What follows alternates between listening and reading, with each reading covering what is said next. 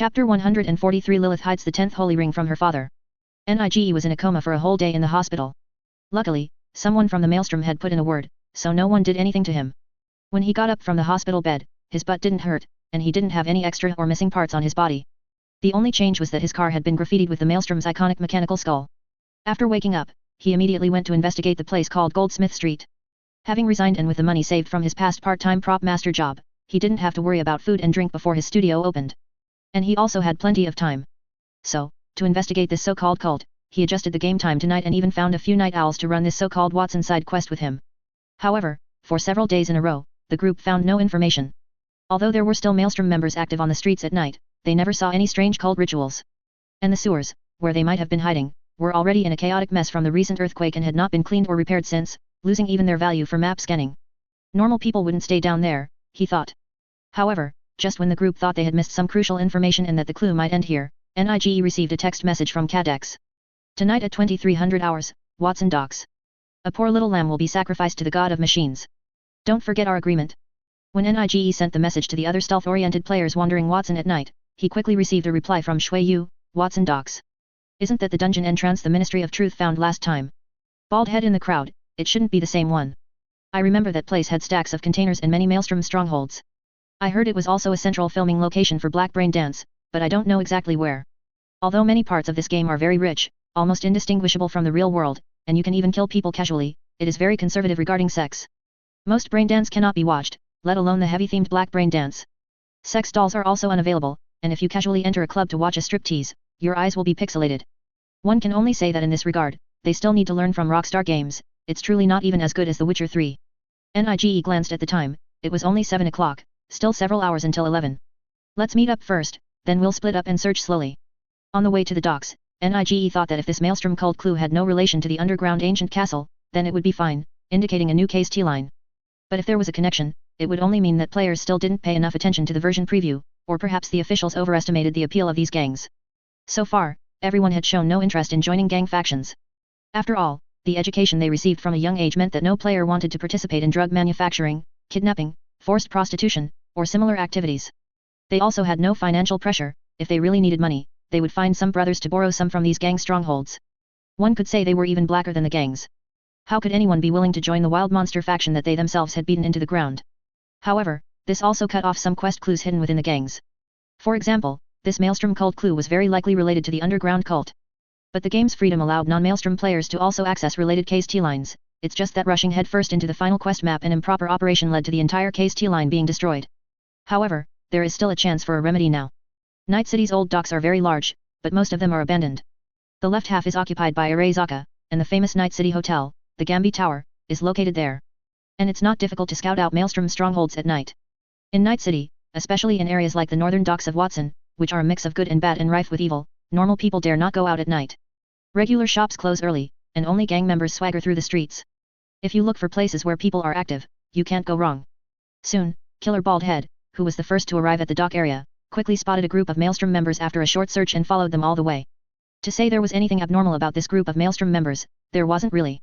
Because they were too normal, abnormally normal for people from the Maelstrom, a hotbed of cyberpsychos. On the way, there was no shouting, no sharp noises, and no discussion about where to have fun tonight or the newly released brain dance at the bar. Instead, they walked silently on their own paths. Even the vehicles accompanying them surprisingly obeyed traffic rules and didn't run red lights. For a group that treats Night City's laws as mere decorations, it was simply outrageous, making it impossible not to attract attention. However, most people didn't dare to provoke the Maelstrom in Watson, they were too busy hiding, let alone daring to follow them. To avoid being discovered, Baldhead only dared to trail far behind them until they entered a container area in the southern part of the dock district, where he stopped tracking. Because ahead was a Maelstrom stronghold, not only fenced off with barbed wire, but also with several underlings standing guard at the entrance. Although he was not yet sure if this group was his target, Baldhead still gathered the other players. Looking at the heavily guarded Maelstrom stronghold, the few people hiding in the shadows exchanged glances. Baldhead, what do you say, should we try to sneak in and take a look? Nige frowned at the stronghold, which was covered in surveillance cameras. None of us are hackers. Sneaking in will be a bit troublesome. Shui Yu, if not, we'll just call people and fight our way in. In terms of numbers, we're not necessarily afraid of these wild monsters. Although only a few of them were looking for clues for this side quest, it didn't mean there were no players online at night. Even at night, dozens of people were roaming Night City. Even if they couldn't compare to the elite group during the day, taking down a Maelstrom stronghold was still not a problem. However, NIGE felt that doing so was not appropriate. After all, the person who sent him the message was also a Maelstrom member. If he made a mistake and also wiped out one of their strongholds, it would be inexcusable. Thinking of this, he felt a headache. If only he had boss's drone that could eavesdrop, high-tech really was useful. Okay. NIGE paused. I'll see if I can find a loophole to slip in. You guys apply for remote hacker assistance from above to see if they can disable their surveillance so we can sneak in. You. Shui Yu was the first to express doubt. How about we don't? I'm afraid you'll be discovered and get your head split open with an axe. Scram. Seeing his professional skills questioned, NIGE immediately glared back, stubbornly defending himself. Those were all accidents before. Didn't it go fine last time? Before was before, now is now. I am no longer the me of yesterday. Oh, right. Shui Yu nodded repeatedly. All accidents. Mr. Assassin with dual-wielding battle axes, I'll be waiting for your good news here. After saying that, he and Baldhead went to contact Lucy. The two-player hackers weren't online at night, and the remaining newbies were inexperienced and unreliable. In the end, they still needed the big shots to step in. NIGE sighed. His luck was indeed a bit bad, unrelated to his skill. Now he could only pray to the heavens to open their eyes and stop messing with him. He circled the entire stronghold and found that its defenses were unusually strict, with mobile patrols and surveillance everywhere. It felt almost more advanced than the Death Dance bar. However, some things could only be attributed to circumstances beyond their control. Night City's shoddy infrastructure left many streetlights in Watson turned off, and stacks of containers inevitably created large shadows for people to hide in. NIGE found a backlit spot, used the tweezers he carried to cut a hole in the wire mesh, and then carefully slipped inside. It was pitch black in there, NIGE couldn't even see his own fingers. Unless the cameras had thermal vision, there was no reason they could see him. He cautiously advanced, sticking to the shadows, only to find that this stronghold was even more bizarre than he had imagined. It was quiet, too quiet. No one was gambling, and no one was shouting from drug use. It didn't feel like a gang's atmosphere at all. Because of this, NIGE had to slow his steps further, to prevent making any sound that might reveal him. Fortunately, after he RESP'd in the Pacifica dungeon, he had equipped himself with stealth-specific claws. The specially designed foot structure made his walking completely silent, otherwise, it would have been quite troublesome. Just as he snuck into a container, a truck bearing the Maelstrom insignia suddenly arrived outside the stronghold. The vehicle stopped at the intersection, and the driver said to the guard, "Tonight, we will offer a sacrifice for the birth of an angel." The guard replied, "The Mother of the Moon is watching over us." The conversation between the two was filled with the eerie strangeness of cultists, making NIGE's imagination run wild, as he caught two key terms. Lilith? Mother of the Moon? Damn, is Night City also known as Neo Tokyo 3? Is the first impact coming? He then shook his head, thinking it probably had nothing to do with Eva, as this was, after all, a character from the Bible, Adam's first wife in the Old Testament. But the Mother of the Moon. NIGE looked up at the moon in the sky. In the setting, the moon had already entered the stage of human development and construction, having completed its mysterious demystification. Why would these Maelstrom members give Lilith the title of Mother of the Moon? However, it was almost certain that this was the cult stronghold Cadex had told him about. They hadn't come to the wrong place. Thinking of this, NIGE felt a bit excited. Regardless of whether this mission was related to the underground ancient castle, the dungeon would at least not be smaller than when they fought the Voodoo Boys in Pacifica earlier. After the driver completed the secret signal, the truck drove into the stronghold, stopping outside the stack of containers and opening its rear door. Hiding on the other side, NIGE didn't dare to peek out to see what the cultists were carrying out, but from the sound, it shouldn't be firearms or cyberware. According to Cadex, it was a lamb, which meant a person. This person was the sacrifice the cultists were preparing to offer to the so-called angel. So, while the cultists' attention was drawn to the cargo, NIGE slowly crept further in. To avoid any mishaps, he was extremely cautious, immediately retreating into the shadows at the slightest rustle. Finally, he found an opening on the top of a container that led inside, which appeared to be a hole left when the top support beams were hoisted into place. Squeezing through the opening, he essentially reached the highest point of the entire stronghold, from where he could look down into a fairly spacious open area. In the middle stood 7 or 8 Maelstrom members, gathered around a bathtub. Beneath the bathtub was a large Maelstrom graffiti, and the tub was filled with ice cubes and ice water, seemingly waiting for something. Soon, 2 Maelstrom members walked in from outside, carrying a large plastic bag. It looked like there was a person inside, and liquid was continuously dripping from the plastic bag. NIGE frowned. Was the sacrifice they found already dead? And that bathtub, wasn't that a cooling device only hackers used? He also saw equipment similar to what Pandora used for deep dives, but there were no hackers around, and the cultists nearby had no intention of getting into the tub. Instead, they opened the plastic bag and roughly threw the female, who looked like a tattered rag doll, into the bathtub, acting as if they didn't care if she died. The woman's body was covered in stitched wounds, many still oozing blood, and exposed cyberware was visible, clearly indicating recent modifications. Players had long heard of the Maelstrom's fondness for extreme modifications, but this was the first time NIGE had seen it in person. Blood oozing from the wounds slowly spread in the water, staining the ice cubes crimson, while the cultists pulled out fiber optic data cables, tore open the scalp at the back of the victim's head, exposed the deep dive port, and forcibly connected to it. Although the Maelstrom had a penchant for heavily modifying ordinary people, not everyone could have such a deep dive port installed. Those who did, without exception, possessed hacker talents. The cultists were still muttering words Nige couldn't understand, seemingly praying for something, making the scene extremely bizarre. Lilith hid the 10th holy ring from the Father's eyes. Adam tempted the Lord's apostles to find the 2nd holy ring. Night is coming, and the angel will pass through the veil. For some reason, this scene, along with the cold expressions of those people and the Maelstrom's characteristic extensive body modifications, reminded Nige of a monster. That overpowered monster in the sewers that easily wiped out their savage squad. And the holy ring. Nige's understanding of the Bible was limited to Jesus having 2 holes opened and the few bits of knowledge involved in Eva. So, he chose to ask for help from other players in-game. Although it wasn't convenient to go to the official forum at the moment, players in-game also had chat channels. Nige, does anyone know what the 10th holy ring means?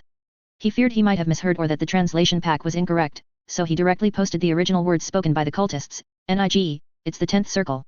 Sword Saint, I know about the Holy Grail, I've used several brands, but I don't know about the holy ring. Why are you asking this? Masked Rider, I've heard of nose rings, nipple rings, ear rings, and even tongue rings, but not holy rings. Is it some kind of belt transformation device?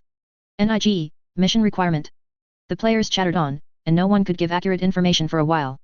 Nige initially thought it was hopeless and was about to ask someone to log off and search on beta when a player named Little Teacher suddenly said, Little Teacher, there's no mention of a holy ring in the Bible, but there's something that might be related to what you're saying. Nige was overjoyed and immediately asked, what is it? Little Teacher, if it's religion related, Dante's Inferno mentions that hell is made up of multiple circles. The deeper the circle, the deeper the sin, but the traitors in the 9th circle represent the deepest sin. However, there is no 10th circle. If there were a 10th circle, it would surely be an unimaginable sin, a realm of evil beyond human comprehension. A realm of evil beyond human comprehension. Nige recalled the content uploaded by the Ministry of Truth to the official website and then asked, then what is the 2nd circle?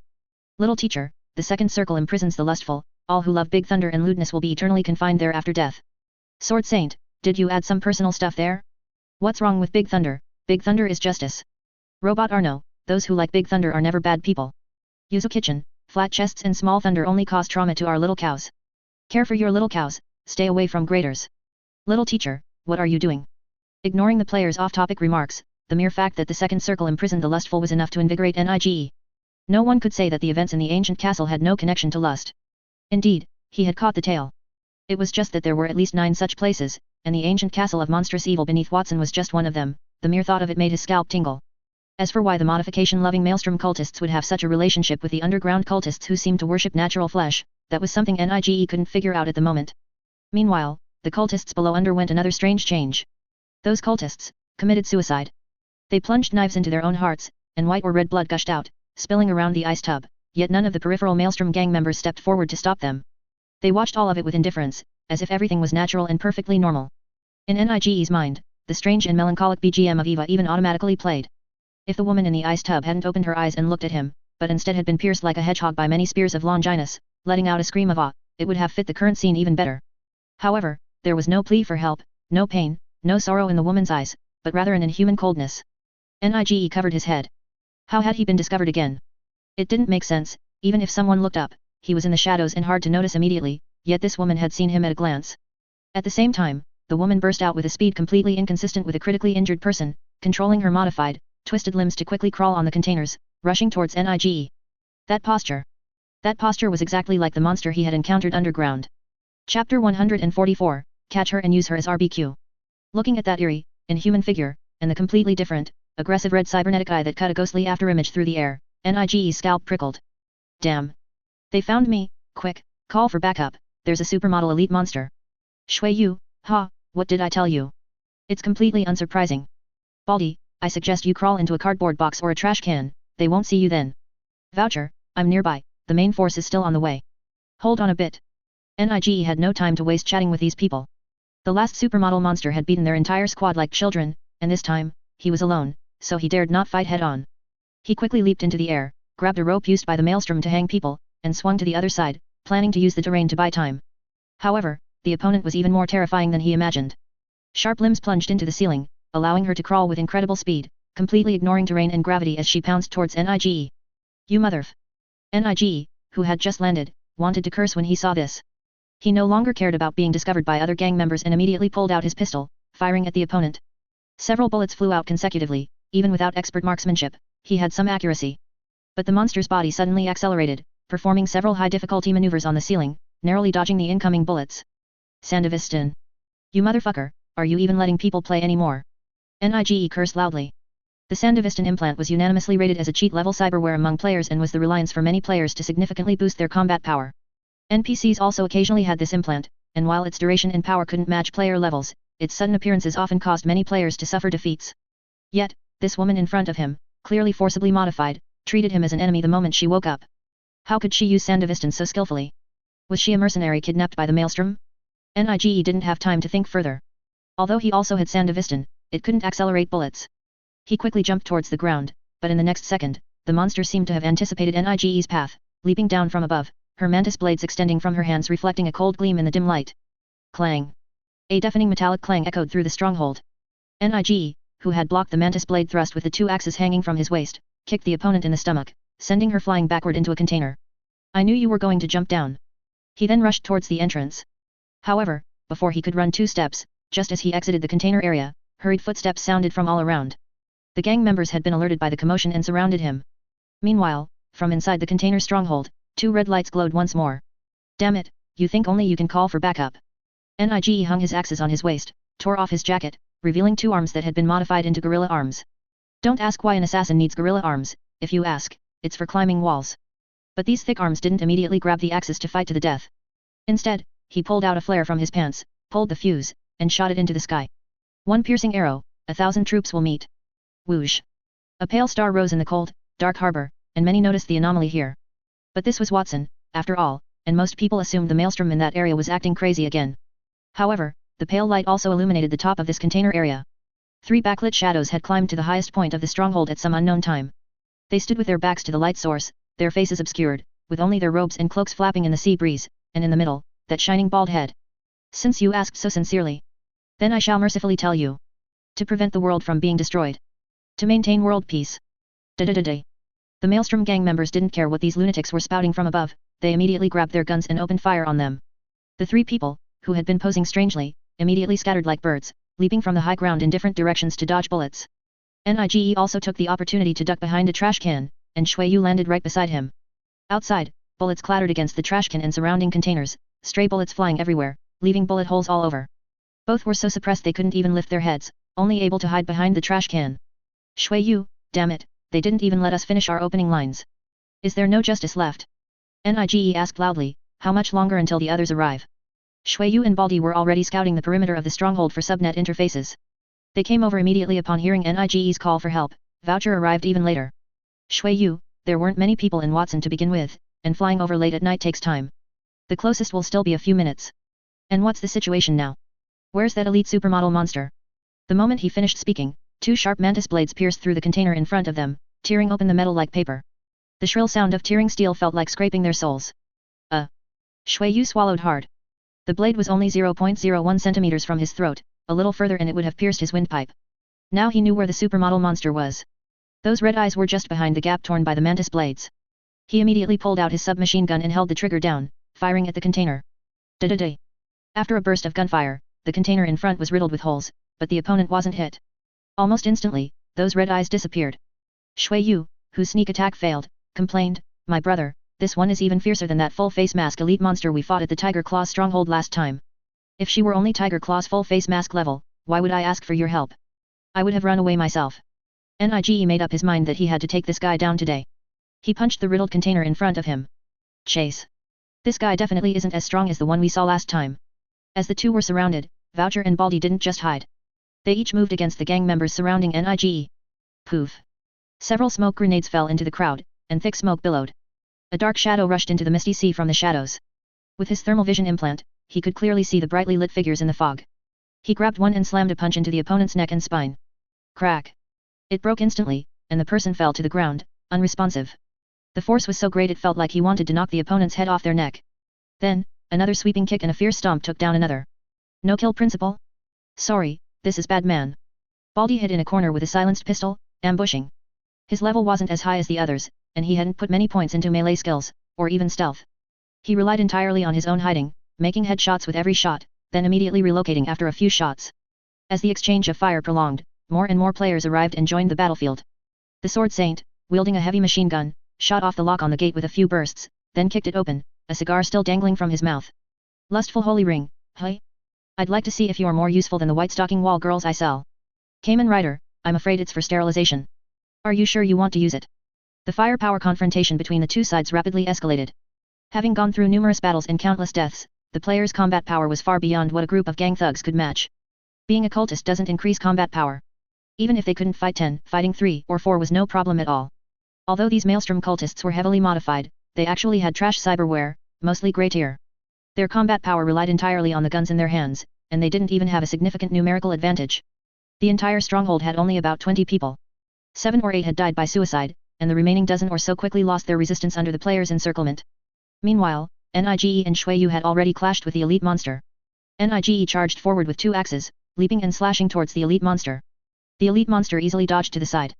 Just as she was about to stab the berserker with the axe, Shui Yu, from the side, immediately opened fire on her, and the shooting direction was exceptionally tricky, forcing her to backflip to dodge. With a teammate, Nige no longer thought about running. After a failed strike, he immediately activated Sandevistan to pursue, his sharp axes cutting ripples in the air, heading straight for the elite monster's face. The elite monster also activated Sandevistan simultaneously, arching her back in a bridge to dodge a horizontal slash, but at that moment, a rope was thrown from the shadows to her side, directly wrapping around her legs.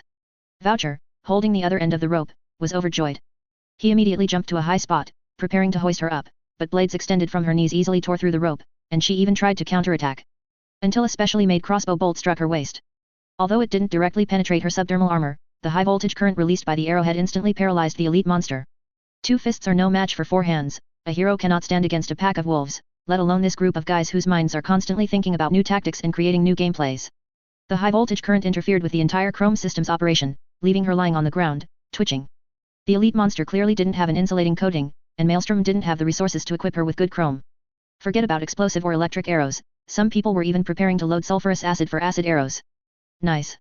Seeing the attack take effect and cause a stun, the bald man who fired the arrow cheered loudly. The others weren't idle either, they immediately picked up the remaining rope from Voucher and tied her up securely. The battle outside subsided faster than inside. The cultist players were no match for the few players who dared to come, and some even regretted arriving too late to get a kill. Hacker. Is there a hacker?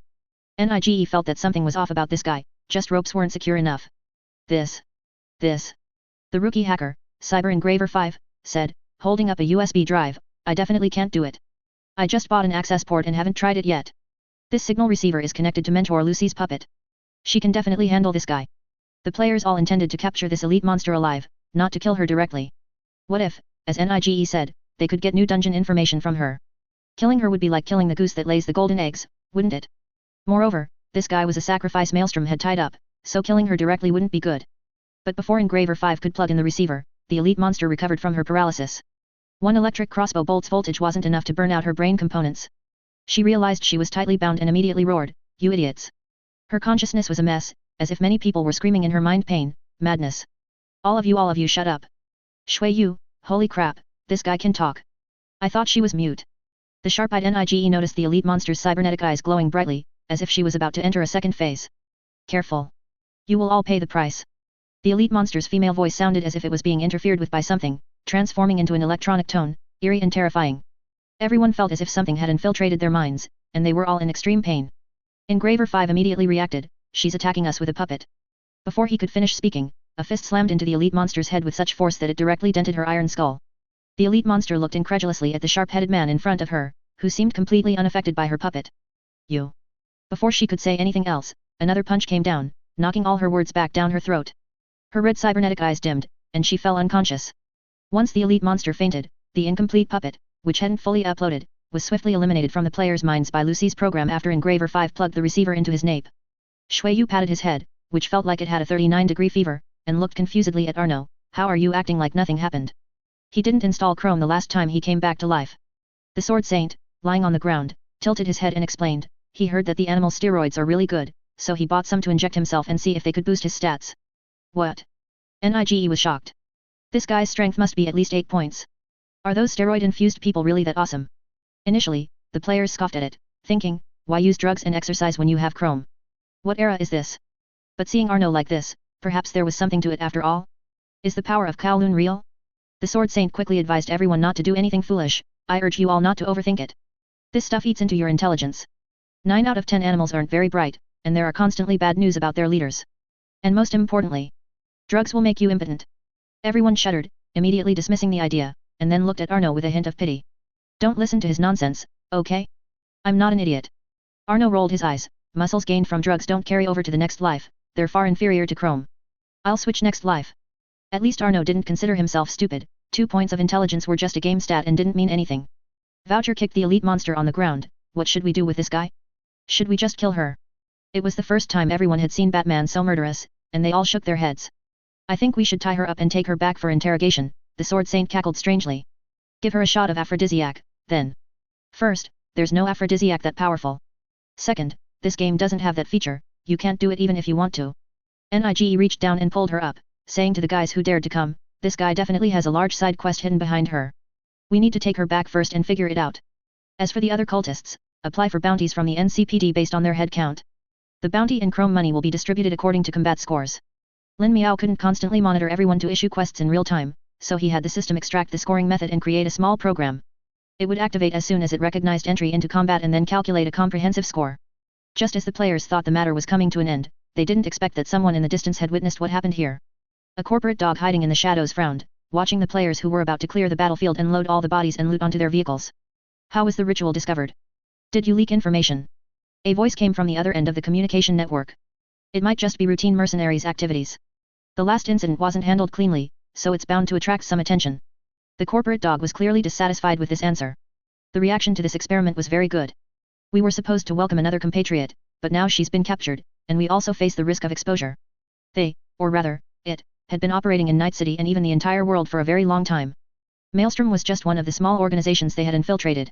After all, it was common knowledge in Night City that Maelstrom liked to abduct people they disliked for forced modifications. Even if it failed or was discovered, it was no big deal. Originally, the success rate of this kind of sacrifice, which forcibly molded a new consciousness from multiple fragmented consciousnesses that had lost their physical bodies, was low. It was hard enough to have one almost succeed, only for it to be intercepted. Now, this group of people seemed to be planning to take the body away. They cannot leave. But armed conflict is too risky, it will attract more attention. Avoid direct contact. Burn that place down. A nascent AI consciousness. If it's gone, it's gone. Okay. The corporate dog seemed to have reached some consensus with the other party and immediately issued instructions to those hiding in the shadows, who began to act. The players were happily loading loot onto the vehicles, bodies, firearms, chrome. Of course, the most valuable items were the devices used by the elite monster, several mainframes and hacker fiber optic cables. However, just as Engraver 5 and a few players were preparing to dismantle and take them away, a sharp whistling sound of something cutting through the air and the roar of a lookout player suddenly reached their ears. RPG. Someone in the shadows ambushed the players. Several rockets instantly engulfed the stronghold, even affecting the oil drum stacked inside. Fierce flames were burning brightly. The other party did not intend to stop there. After the first wave of attacks, the second wave quickly followed. Several small trucks full of ethanol rushed into the stronghold from various directions and self-destructed before the players could react. The intense flames and explosions woke up the sleeping people in half of Watson. They scrambled out of bed, opened their curtains, and saw the distant flames that seemed to be devouring the world. Chapter 145. Sir, please buy a membership of our company. Just as the players, who had thought the battle was over, were tallying their spoils, they were suddenly attacked by an unknown source. Several vehicles loaded with alcohol-based gasoline and RPGs instantly turned the entire stronghold into a sea of fire. Many players were blown to death on the spot, and a large amount of loot was destroyed, including the hacker equipment. Everything went dark, and all Nige could hear was the crackling of flames and the clamor of people. Nige tried to get up, but it felt like a 1,000-pound weight was pressing down on him. His mouth and nose were full of dust and dirt, and he could barely breathe. He wanted to push away the thing pressing on him, but it was too heavy. Fortunately, his movements attracted the attention of other players. Quick, save him. Nige is here. That side is collapsing, pull him out quickly. Arno and Kamen Rider lifted the channel steel that was pressing on Nige and dragged him out from under the debris. Nige's legs were both broken. Their leader, Jiansheng, was still directing the scene. Quick, carry him to the car, the aero ambulance will be here soon. Looking at the sea of fire around him, Nige felt as if the blood in his throat was being dried out by the hot air. He grabbed Jiansheng's sleeve and asked, "Did you see who attacked us?" Shui Yu shook his head. The suicide cars were full of dead people. Voucher went to chase in the direction the RPGs came from, but there's no news yet. Nige then asked, "What about the captive?" "The captive is in the car, still alive." Jiansheng looked at the surrounding sea of fire with lingering fear. The howling sea wind continuously blew fiercely towards the inland, scattering a large amount of ignited trash. "It looks like something bad is going to happen. We can't let those guys get away. They must be afraid that we'd discover something, which is why they were so eager to destroy the clues." Jiansheng frowned. "I'll do my best." He felt there was little chance. The opponents had fired a round and then fled, showing no intention of engaging them. Moreover, this round of attack had caused heavy casualties among the unprepared players. To be honest, even if they caught up, they might not be able to defeat them. The captive being alive was probably the only good news right now. After throwing NIGE into the car, the surviving players rescued a few more people, but the fire was growing larger and spreading everywhere. Watson's streets were piled high with bags of trash, all filled with flammable materials that ignited easily. Then, with a gust of sea wind, the flames spread like a virus through the streets. More and more residential buildings were affected, and most of the people inside were still reeling from the recent explosion. What do we do now? Looking at the massive fire in front of him, Kamen Rider felt his dusty face was almost burning. He had lived in reality for over 20 years and had never seen such a large fire, which made him a little worried. Jian Sheng, call 119 for the fire department. What else? Kamen Rider, is Night City's fire department number 119? Jian Sheng's head was throbbing. Then what is it? Kamen Rider, I don't know. He looked at the others. Does anyone here know Night City's fire department number? Everyone shook their heads. This organization's presence in Night City was even less than that of the NCPD. Arno, how about we try calling the police? Although he felt that ordinary passers-by should have already flooded the fire department's lines by now, he still felt he should do something. Soon, the NCPD police station's emergency hotline received a call from the players. A black female police officer sat in her chair, answering the call with an impatient expression. NCPD, what can I help you with? Fire? Fire is not within our company's scope of business. Perhaps you can try turning on your own faucet or sprinkler and aiming a hose at the fire source. The fire is very large? Then there's nothing we can do. This is not within our company's scope of business. After repeating it again, the operator hung up on Jian Sheng's emergency call. A colleague nearby, noticing her tone, asked, "What's wrong?" Harassed by gang members again. Often, to show off in front of their buddies or out of boredom, gang members would make fake emergency calls to harass the NCPD, to display their daring or vent their frustrations. After all, the NCPD couldn't catch them anyway. They said Watson was on fire. The female officer waved her hand. Crazy. Why would they come to us for something like this instead of the city fire company? Almost all government services in Night City were outsourced to various companies, large and small. Police, fire, medical, waterworks, power, urban infrastructure, road maintenance. The city council's concern was not how to manage the city well, but how to distribute the annual taxes collected to satisfy most people. For example, Horizon Corporation was also part of this chain, with future trash collection taxes, and the outsourcing of Santo Domingo's bounty system. And they would absolutely not participate in any work that was not within their outsourced scope, no matter the reason. They might even be demanded compensation by other companies. But this common knowledge in Night City was difficult for the players to understand. What do you mean it's not within their scope of business? Jian Sheng stared dumbfounded at the phone, which the NCPD had directly hung up. Such a big fire, and no one is managing it. Even American police would come to evacuate civilians at a time like this, right? Undoubtedly, Night City once again lowered the player's perception of its bottom line. There's a fire hydrant here.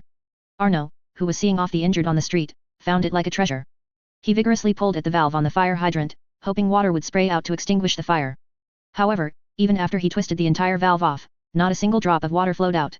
He stared at the valve in his hand, then leaned down to listen to the fire hydrant. There was only the humming sound of air flowing inside. Jian Sheng, it's empty in here. Jian Sheng covered his face, not knowing what to say. Just then, Voucher, who had gone to pursue the attackers, also returned. Looking at the empty-handed Batman, Jian Sheng knowingly asked, "Did you catch them?" Voucher shook his head.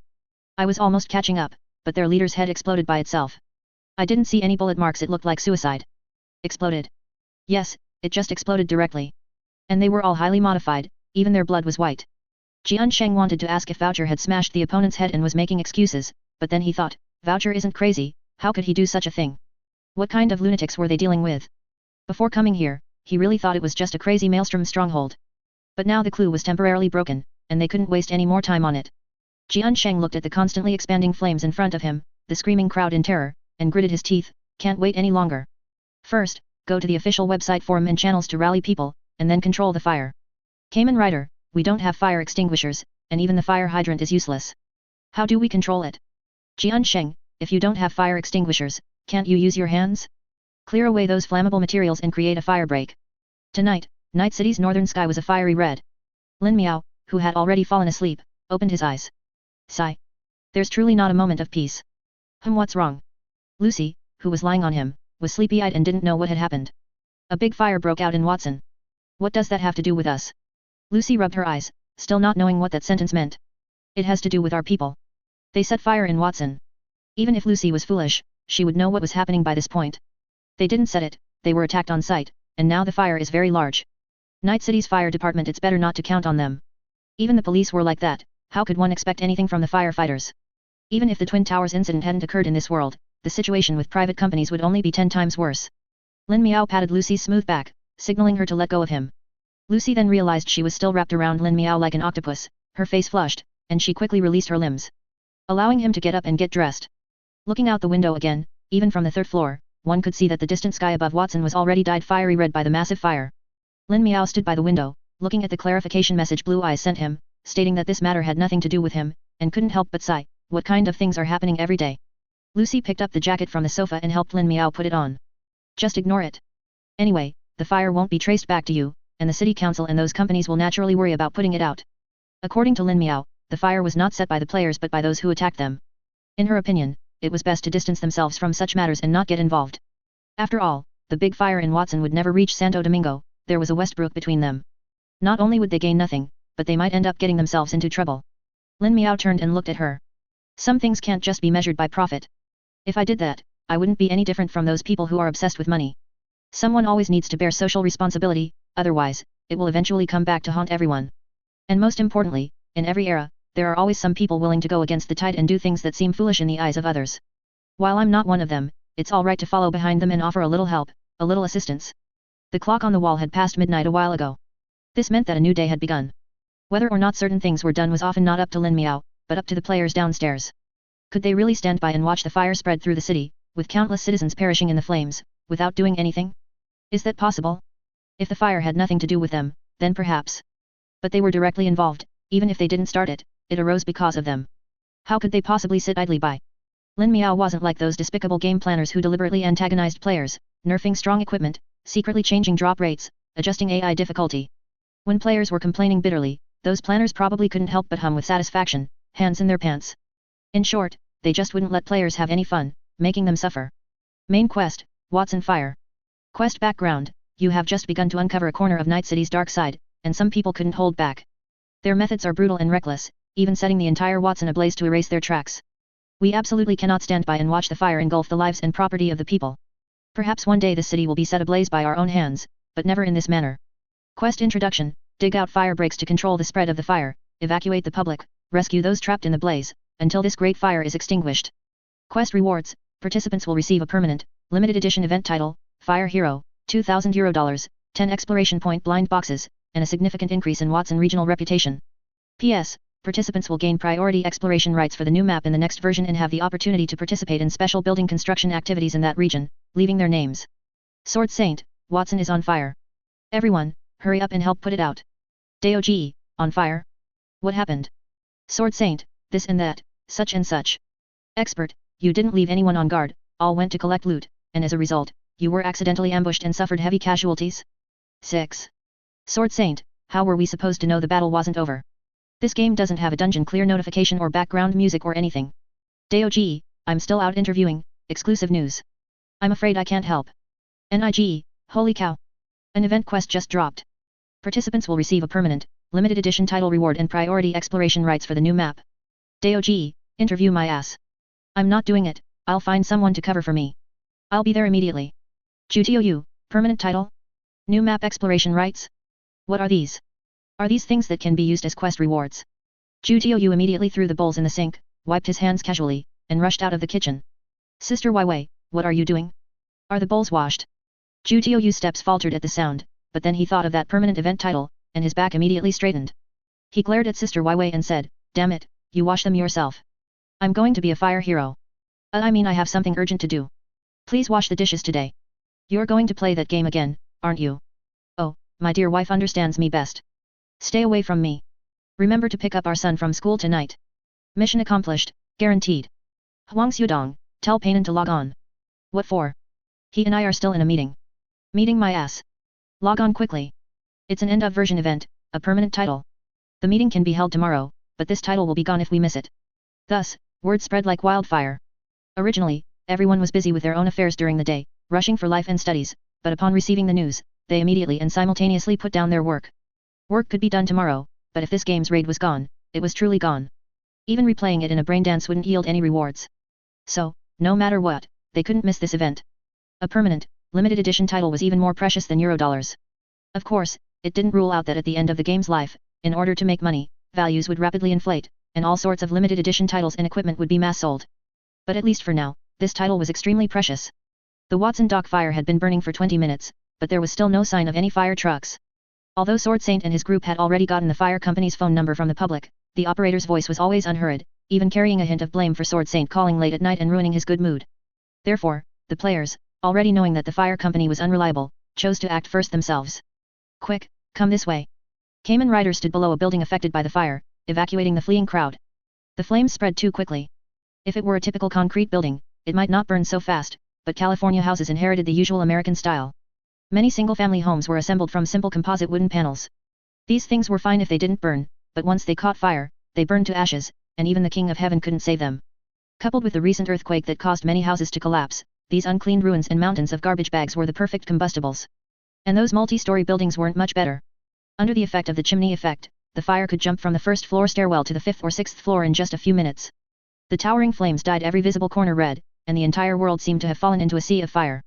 It wasn't until the flames had engulfed most of the dock that the fire department slowly appeared on the street. They unhurriedly parked their truck at the very edge of the fire, then symbolically connected the hose to the compartment, spraying a small stream of water at a residential building that could not possibly extinguish the fire. Sword Saint, who had initially thought help had arrived, gaped, "What are you doing?" The firefighter glanced at the passerby, blackened by smoke, and casually said, "Putting out the fire, citizen. Don't interfere with our work." "You call this putting out a fire?" Sword Saint looked at their small water hose, then pointed to the fire hydrant by the road. "Can't you use the water from the fire hydrant?" The firefighter unhurriedly explained, "Night City's water sources and reservoirs are the private property of All Foods Factory and Continental Food Company. Of course, if you, citizen, are in a hurry to save your home, you can send me the address, and then place an order on the official website of our Night City Municipal Fire Company. They are our company's partners." Immediately after, this firefighter, like a salesperson, began to pitch their company's fire protection packages to Sword Saint. Silver Fire Protection Package, $200, initial fire water 5 tons, $15 per ton of water. After the quota is used up, each ton will accumulate at $25, integrity of the building not guaranteed.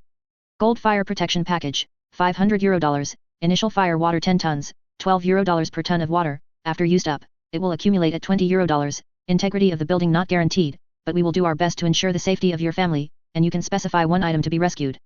Platinum Fire Protection Package, $2,000, unlimited water usage. He rambled on, promoting his company's products, trying to squeeze the last drop of oil from this seemingly anxious disaster victim. In fact, it wasn't just him, the fire company's salespeople had all been dispatched, lobbying every resident near the fire scene, urging them to buy their company's products in case the fire spread. Platinum member, Platinum member. Sword Saint looked at this verbose firefighter salesperson, nodding repeatedly, then immediately pulled out a pistol from his waist and pressed it against the man's head. The other firefighters, seeing this, quickly dropped their hoses. Some pulled out guns and confronted Sword Saint, while others hid. "I'm offering you 2 products now, Gold member, I'll shoot and kill you all right now, then throw your corpses into the fire, leaving you with some ashes to take back to your company boss to mix with his rice. Platinum member, call your people and come with me to put out the fire. Your truck and your people, I'm requisitioning all of them." Chapter 146 Hell is empty. The corporate dogs of Night City have always followed an iron rule. Property belongs to the company, life belongs to oneself. No matter if the final outcome is being disposed of or fired, it's always better than dying now. As long as one is alive, there's room for maneuver. The salesman first stopped his companions from raising their guns, then straightforwardly took out his car keys from his pocket and presented them with both hands. "Sir, please don't get agitated. This car is temporarily yours now." He hadn't recognized which gang this drab-looking fellow in front of him belonged to earlier, but seeing the clothes on the other party and the black-clad mercenaries evacuating civilians around, he immediately knew this guy was one of the mercenaries who had been stirring up trouble in Night City a while ago. These people kill without batting an eye, and devour without mercy. They don't care if you're a corporate dog or a gang member, there's no one they're afraid to offend. He only earns a few thousand a month, so why risk his life? Most importantly, the other party's gun was pointed at his head. Can't afford to provoke, can't afford to provoke. Sword Snow hadn't expected the other party to surrender so completely. He glanced at the car keys, then at the group of people, and then pointed his gun at a fire hydrant by the roadside. "Connect the hose and put out the fire for me." "That's really not possible," the salesman said with a bitter smile. "All the water sources in Night City are corporate property. These fire hydrants have been empty for over 10 years. Without paying, not even a single drop of water will come out." Sword Snow was shocked. He pointed at the endless sea nearby. "So much water, and it can't be used to put out the fire." "No." The salesman shook his head. "The Watson waterfront belongs to Arezaka Corporation. Don't even think about using the water from it, you have to pay them even if you just pass by on the sea. If discovered illegally utilizing water resources, no matter your reason, you will be fined a huge sum. If you can't pay the fine, those corporations have many ways to use your body to repay the debt." The last time they could open the floodgates in Pacifica was entirely thanks to Netwatch's connections. This time, Netwatch had no reason to get involved in these matters. Hearing this, Sword Snow almost fainted. The gun in his hand could kill these corporate dogs in front of him in a fit of rage, but it could never shake the foundations of those corporations even slightly, nor could it get the water needed to put out the fire. Arno, take these guys to evacuate the civilians. Write down all their names. If they dare to run, I'll make them pay. Firefighters. Do such people deserve to be called firefighters? In his fury, he looked at the Ganbai building standing on the waterfront in the distance, and the muzzle of his gun, which he had lowered, was now aimed directly at the luxurious hotel, which was glowing red from the raging fire. Bang! Bang! Bang! Water splashed in the pool. On the rippling blue water, beautiful men and women in swimsuits stretched their limbs freely, unreservedly displaying their beautiful figures to the audience by the poolside. Transparent water droplets slid from their cheeks to their necks, finally lingering on their fair collarbones for a moment. However, the audience's attention was not on them at all. The spectators stood by the balcony, holding champagne and watching with interest the raging fire a few blocks away. They even tied their dog leashes to the side, and the fully naked women at the other end of the leashes could only kneel on the ground, waiting for their master's next summons. With their sex doll chips activated, they felt no shame or sense of trampled dignity. Lucius Rhine, wearing sunglasses, sighed, Night City hasn't been this lively in many years. Despite being the current mayor of Night City, watching large areas of Night City engulfed in flames, there was not a hint of tension or anxiety on his face. Instead, he seemed somewhat pleased. A senior Arezaka executive beside him said, indeed, the last time there was such a commotion was probably when Hansen attacked Night City. It's just, I wonder who's doing this this time. No matter who it is, we might have to thank him. Lucius Rhine poured the champagne from his glass onto the floor beside him, and the beautiful woman kneeling nearby immediately extended her tongue, constantly licking the golden liquid flowing on the tiles. This fire has truly burned away a lot of trouble for us. Watson was already Night City's oldest district, and also an old industrial zone. It was a mixed bag, with all sorts of people, and the relationships within it were intricate, making it impossible to push anything through. For example, many of the old factories were owned by companies from before the Arezaka Tower nuclear explosion. They held onto the land and did nothing, just waiting for Night City to drive up the land prices before selling. But others weren't fools.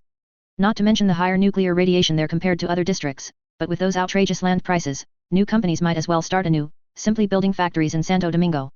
As for the gangs, many had corporations acting as shields behind them. If anyone tried to enter the market, they would cause trouble. For example, Japantown, where the Tiger Claws were entrenched, had chaotic construction, and its population density and crime rate could be said to be the highest in all of Night City. Neither NCPD nor the city council's words held sway there. Now, this fire had burned down the entire Watson, clearing out these troublesome individuals who were like chewing gum stuck to the ground, leaving behind a treasure trove awaiting development. This could completely make up for the losses in Pacifica in previous years. Compared to the investments that could be attracted and the profits to be gained, what was the death of a few people? Moreover, these low-quality populations had always been a burden on Night City's development, fewer of them now was a good thing. Of course, for Lucius Rhine, the most important thing was that it could also erase the final evidence of certain matters. He still couldn't forget the scene of himself fleeing without even wearing pants. However, he still kept an eye out, asking the Arezaka executive beside him with a hint of a joke, by the way, those fires won't spread to our side, will they? Rest assured, Mr. Mayor. The Arezaka marketing manager reassured him, Arezaka's agents are clearing out a containment zone below. Firefighters and drones are standing by, ensuring those fires won't get a step closer to Arezaka waterfront. At this moment, he was also in high spirits. Once it burned to a blank slate, all the local residents would be driven out, and Arezaka would be able to extensively acquire the remaining land in Watson to expand its influence. The performance and profits he could gain from this were simply immense. Perhaps it would even make Michiko look at him in a new light, leading to further advancement. Thinking this, the flames of desire burned brightly in his eyes. He threw his wine glass directly into the pool, letting the golden wine spread out in the water, then said to the agent beside him. Drain all the water from the pool and replace it with clean water for me. The water used in the Ganbai building was, without exception, drinking grade, and its price was much higher than the real water on the market. Even mixed with alcohol and sweat, it was far cleaner than the water those people below usually drank. But this money and this pool of water were insignificant in the manager's eyes. Soon, the entire pool's hundreds of tons of water were all discharged into the dark sea at once, then replaced with clear and clean new water, allowing the mayor and his colleagues to continue their revelry in it. The fire still raged, and thick smoke blotted out the sky. The fire spread faster than anyone imagined. Many people were watching the show from their balconies one moment, and the next, their own building below was ignited by drifting embers. The fire then spread throughout the entire building within minutes. Every stairwell in Watson was packed with people. There were children crying, adults shouting in panic, and merchants roaring in despair as they watched their shops engulfed in flames. Some managed to escape before the fire blocked the passages, but others, for various reasons, couldn't escape in time and were trapped in the blaze. They could only turn on the taps, soak clothes and bed sheets to block their doors, then watch the thick smoke slowly roll into the room, waiting for death in despair. Reporters from News Channel 54 sat in helicopters, taking aerial photos of the fire, their eyes filled with the ecstasy of obtaining shooting rights. The reporters excitedly aimed their cameras at the residents crying for help in the fire, hoping they would shout louder, more tragically, and ideally move the viewers in front of their televisions to shed a few tears, boosting ratings. If that happened, the reporters' monthly salaries would undoubtedly be much higher than usual. Capitalists held their wine glasses, watching their stock analysts analyze the impact this fire would have on Night City's stock market tomorrow, preparing to sell or buy new stocks accordingly. Firefighters formed an unbreakable firewall around Arezaka waterfront, aiming high-pressure water cannons at every disaster victim who dared to approach. People in high-rise buildings in other districts also watched the burning hellfire of Watson with interest, discussing and speculating about who was behind it, but no one thought of offering assistance. Only those living in Watson were screaming in agony. My child. Ling Mei is still inside. A Japanese woman who had just gotten out of her car and sprinted to Pershing Street frantically tried to rush into the apartment building, which was already engulfed in flames, but was stopped by a neighbor who had just escaped from the building. Don't go in, Mickey, you'll die in there. But the woman still disregarded him, struggling desperately to break free from her neighbor's grasp and rush into the blaze. The makeup she had applied for her night job was now streaked with tears. My daughter is still inside, I'm going to save her. The neighbor, of course, knew the situation at Nishikawa Miki's home, but he guessed her daughter was asleep inside. No matter how much he knocked, there was no response, and in the end, he had no choice but to escape himself. With a fire this intense, if you go in, you won't come out. You'll just die in there with her. I don't care. If Ling Mei dies, I won't live either. The woman cried and struggled incessantly.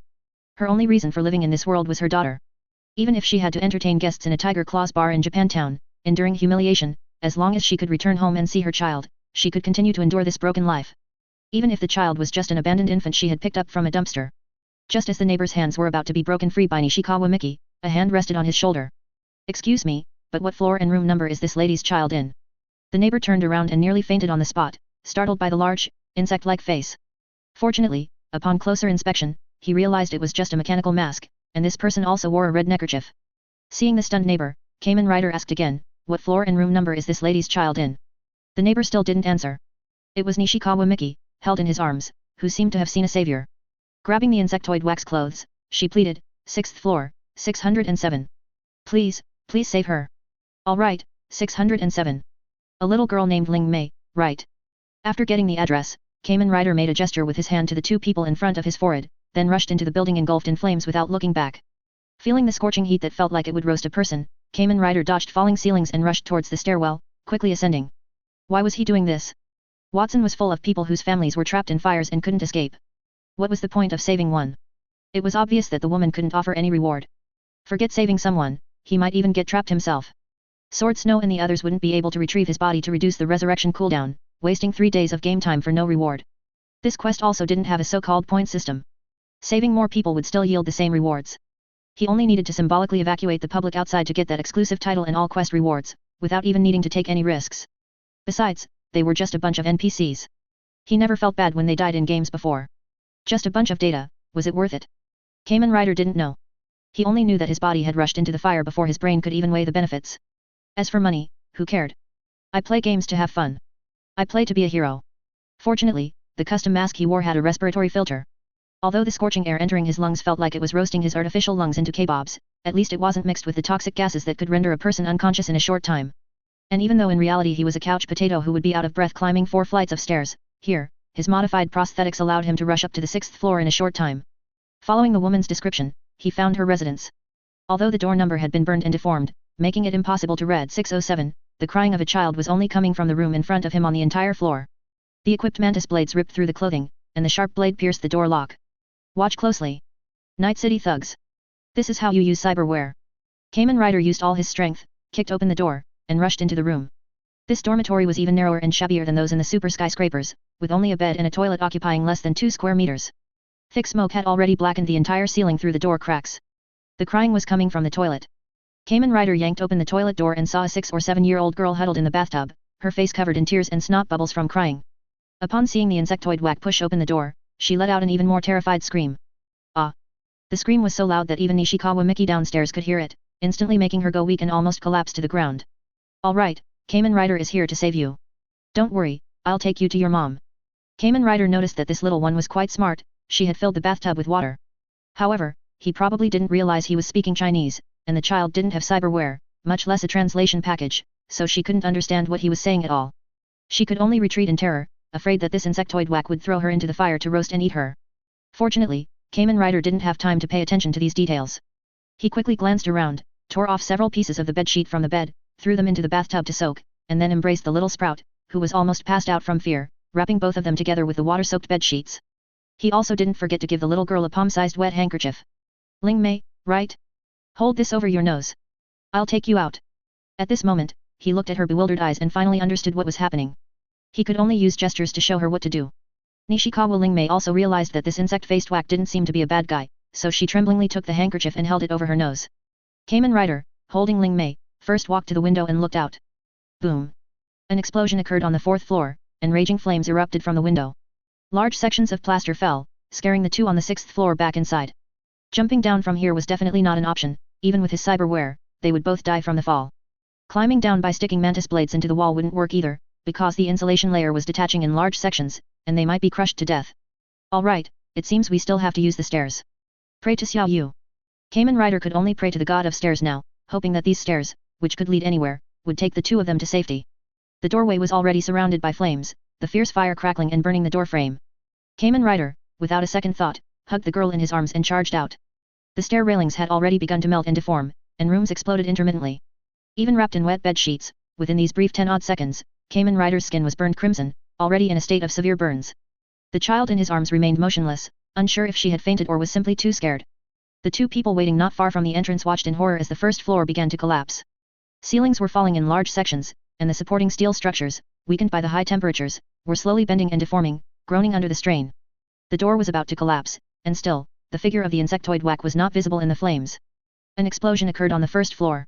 The staircase was no longer visible in the distorted air. Nishikawa Miki felt her world being burned to ashes along with the flames, even ignoring the neighbor who was trying to pull her away from the apartment. Click-clack, click-clack, a sound no one had ever heard before echoed on the street, accompanied by dense footsteps. The environment suddenly became quiet, as if time itself had stood still.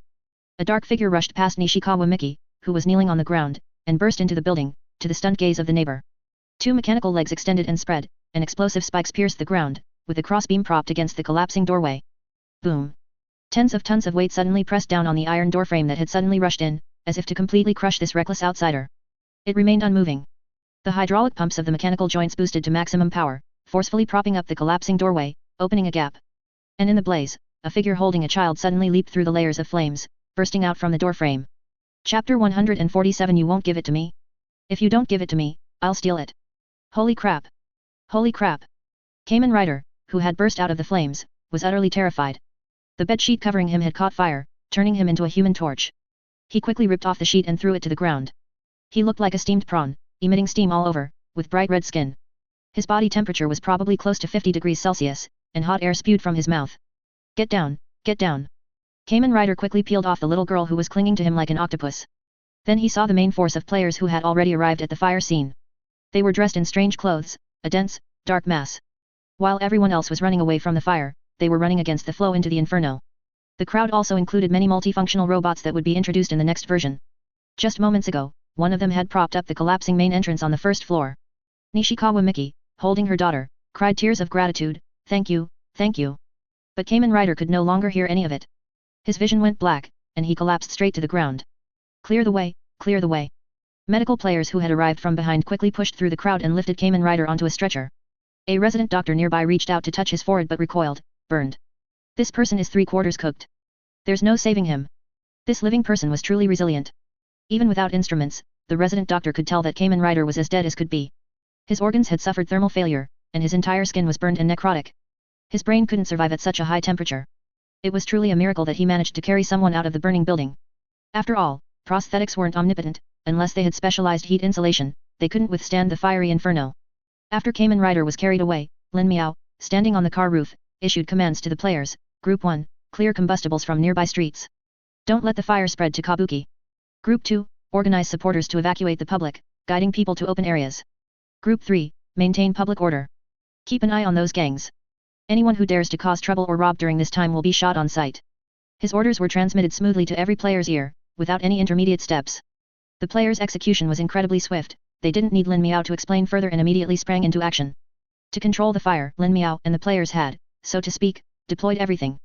They had originally planned to use the robots that would only be released in the next version, but now they had emptied the entire warehouse. Lucy, sitting in the passenger seat, looked at the raging inferno with concern. Can we get the fire under control? Control it. Lin Miao pinched the bridge of his nose, his eyebrows almost furrowed together. What are you thinking? This is a district-wide fire, and there's no water. Even if we threw every life into it, we couldn't save it. 10 times that might be close. Then what do we do? Lucy's face fell upon hearing this, but she quickly recovered, remotely controlling 2 door-frame robots to prop up the collapsing doors, creating space for the robot inside to break free. You wouldn't bring them here to die, would you? Lin Miao always found a way, whether by negotiating with corporations or threatening them. Lucy believed Lin Miao wouldn't do anything without a solid plan. Lin Miao looked at the drone footage. The human wall formed in front of Arezaka waterfront showed no intention of advancing. Perales was lobbying the city council, hoping to dispatch NCPD or melee tech forces to fight the fire, but Lin Miao knew his efforts were futile. Those corporations definitely can't be relied on. If the city council dared to let them release water or send people to fight the fire, they would seize the opportunity to extort a hefty sum. The city council, those puppets, have no power or say in front of them. If we want to fight the fire, we can only think of other ways. Using Night City's usual methods. Chinatown, Constitution Plaza. Although the afterlife bar wouldn't be reached by the fire anytime soon, the mercenaries drowning their sorrows in the bar couldn't help but watch the raging inferno broadcast on TV. Even through the TV screen, the mercenaries could smell the acrid smoke that could char a person. My god, how many people must be dying? Where are those NCPD cops? They're so eager to chase us normally, but when it's critical, no one's around. You're counting on them. A mercenary pointed at the TV showing Arezaka waterfront. NCPD patrol cars were lined up, their red and blue flashing lights creating a long streak, preventing fleeing rioters from attacking Arezaka Corporation's properties amidst the chaos. See that? That's not all NCPD. Are you going to ask them for an autograph? Damn it, a bunch of running dogs. You can never count on them when it really matters. First day in Night City. Some mercenaries were so angry they wanted to pull out their guns and shoot at the TV, but everyone's weapons had been confiscated before entering, and no one dared to cause trouble on Rogue's turf. They could only quietly drink their sorrows away. A mercenary suddenly pointed at the TV and said, "Hey, did you guys see that? It looks like there's a corporation fighting the fire in there. I've never seen those robots before." The footage was from a Channel 54 reporter's helicopter, providing an overhead view. It clearly showed doorframe and box-like robots working with a group of people to dismantle homeless encampments and garbage piles. Others were evacuating fleeing crowds. Although their numbers were minuscule compared to the vast fire, their figures moving against the flow were very conspicuous. Some of the players were still wearing their tactical suits, and some mercenaries who were active in the city immediately recognized them. Alright, it's those crazy people from Santo Domingo again. This fire wouldn't happen to be started by them, would it? I think there's a good chance. Those psychos are capable of anything. I heard the voodoo boys got hit by them a while ago and suffered terribly. Enough. An elderly mercenary scolded, at least they're on-site saving people, not standing here with a drink making sarcastic remarks. The accused mercenary was both ashamed and angry. He smashed his glass on the floor and slammed his hand on the table, standing up. What the hell do you mean? You want to fight? The other person was equally defiant. Fight then, I'm not scared of you. Brawls were common in the bar, but after each fight, both parties would be thrown out like dogs by security. Because of the fire, everyone was already in a bad mood, and this provocation immediately created a tense atmosphere. Just as the tension grew, threatening to erupt into a massive brawl *, bang. Bang. Bang, *. A series of knocks on the door seemed to douse everyone present with a bucket of cold water, calming them all down. Rogue, the queen of afterlife, leaned against the door. She had just come out of her room and saw the patrons arguing in front of her. However, she wasn't there to scold them. Folks, don't vent your anger in my bar. Someone has brought a few jobs for me, and I'm wondering if anyone wants to take them. Everyone was filled with curiosity. What kind of job required Rogue to openly recruit? Usually, such matters involved middlemen privately selecting candidates and discussing it discreetly. Why would it be an open tender in front of everyone? An afterlife regular asked, "Tell us, Rogue, don't keep us in suspense. Are you looking for cannon fodder?" Rogue crossed her arms and looked at the crowd, saying, "I won't reveal the employer's identity, so let's just talk about the job. Someone needs a team of elites to forcibly open the sluice gates of the All Foods factory to release water into Watson. Explosives will be provided. You need to depart now, the faster the better. The price is €100,000, and if you die, your family will be taken care of. Additionally, Watson is hiring people to help evacuate civilians and maintain order, €500 per person." The bar fell silent. A few seconds later, a mercenary whistled and said, "It seems a big spender has arrived. Can he afford to pay so many people? €100,000 plus €500 per person for hiring, this was no small sum. Many small mercenaries died on the streets without ever earning this much money." Upon hearing these figures, everyone in the bar became interested. But the mention of blowing up the sluice gates quickly sobered them up. This meant that the team taking on the mission would likely face a siege from numerous corporate agents. Those corporations would show no mercy when money was involved, let alone for a critical location like a sluice gate. The risk was undoubtedly extremely high, it was essentially blood money. "Rogue, why are you giving such a good job to us? Stop with the nonsense. Are you taking it or not? Give me a straight answer." A mercenary raised a question. How do we know if it's real or fake? From a room behind Rogue, a burly man with a red armband on his sleeve emerged. He carried a case in each hand. He placed them on the bar and opened them in front of everyone. Hiss. Looking at the Eurodollars stuffed inside, many people gasped. They had never seen so much money in their lives. Rogue, we're not sending you all to your deaths. When you get there, people will go with you. They're all elites, at least that's what they say. What a philanthropist. When did Night City get such a good Samaritan? A mercenaries leader chuckled, we'll take this job. Those who could drink at Afterlife Bar were basically the most famous mercenaries in Night City, even Main and his crew were only considered mid to low tier here. Rogue glanced at this team of mercenaries, understanding, and threw the data shard in her hand to them. The mercenaries who caught the shard flashed a brilliant smile, money doesn't matter. We just want to see how precious the corporation's water is, and if we can dehydrate them. Then you'll have to work harder, corporation dogs are all frigid. Rogue watched the small team leave, then looked at the others. What about you? How many of you want to lend a hand in Watson?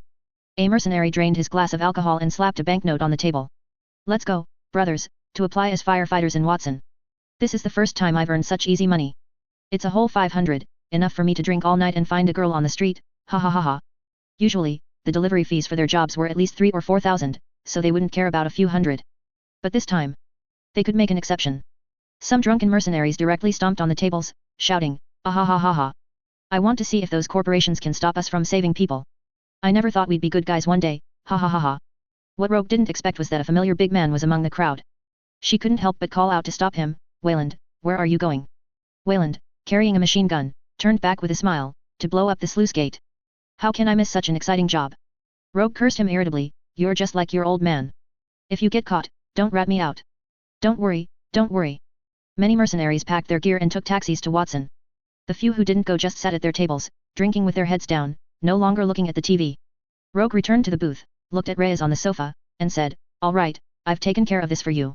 Oh, we still have to rely on our Night City's big sister.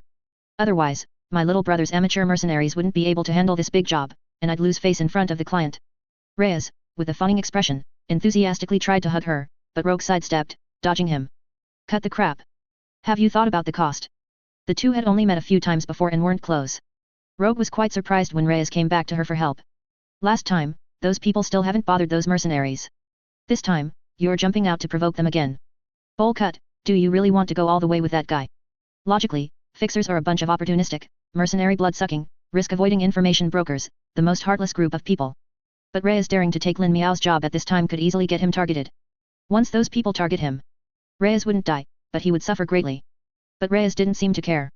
He sat back on the sofa, crossing his legs, and said nonchalantly, old Captain has always believed in earning money with a clear conscience. I don't really want to get involved with those corporations. Logically, what happens in Watson has nothing to do with me, but I can't help it, I'm stuck with a brother like this. He wants to do some good deeds, and I have to support him, don't I? My conscience has to be clear. Reyes truly didn't expect Lin Miao to be so reckless last time, actually charging in and blowing the place up. It was gone. Such a big place, gone. He didn't believe that Lin Miao, being so shrewd, didn't know the cost of offending those people, but that guy still came back alive. When Reyes found out about this, he couldn't sleep all night. He was greatly shocked and couldn't understand why Lin Miao did it. Also, after he helped Netwatch take down the Voodoo Boys in Pacifica, he didn't take the opportunity to exploit the Haitians, instead, he started a lot of work there. Reyes also heard about Lin Miao and the old Caldos. Old Captain is old. This body won't last many more years. It would be a pity not to have some fun in my last days. Reyes leaned back on the sofa, looking carefree. Isn't Night City known as the City of Dreams? I also want to pursue my dreams now, big sister, don't discourage me. Suit yourself. Rogue was all too familiar with that look in their eyes. Back when they stormed Arazaka Tower, every single one of them had that expression. Japantown, the most densely populated community in Night City, also watched the distant scorching flames with trepidation. They couldn't run, nor could they stay, so they could only remain in place, praying that the fire wouldn't spread here. However, not everyone staying in Japantown was a local. After all, this was still within Watson's territory. Anarchy. Please. Inside a tiger claw's den, a subordinate prostrated himself before his boss, Akasaka Ichiro. My family is in the disaster zone.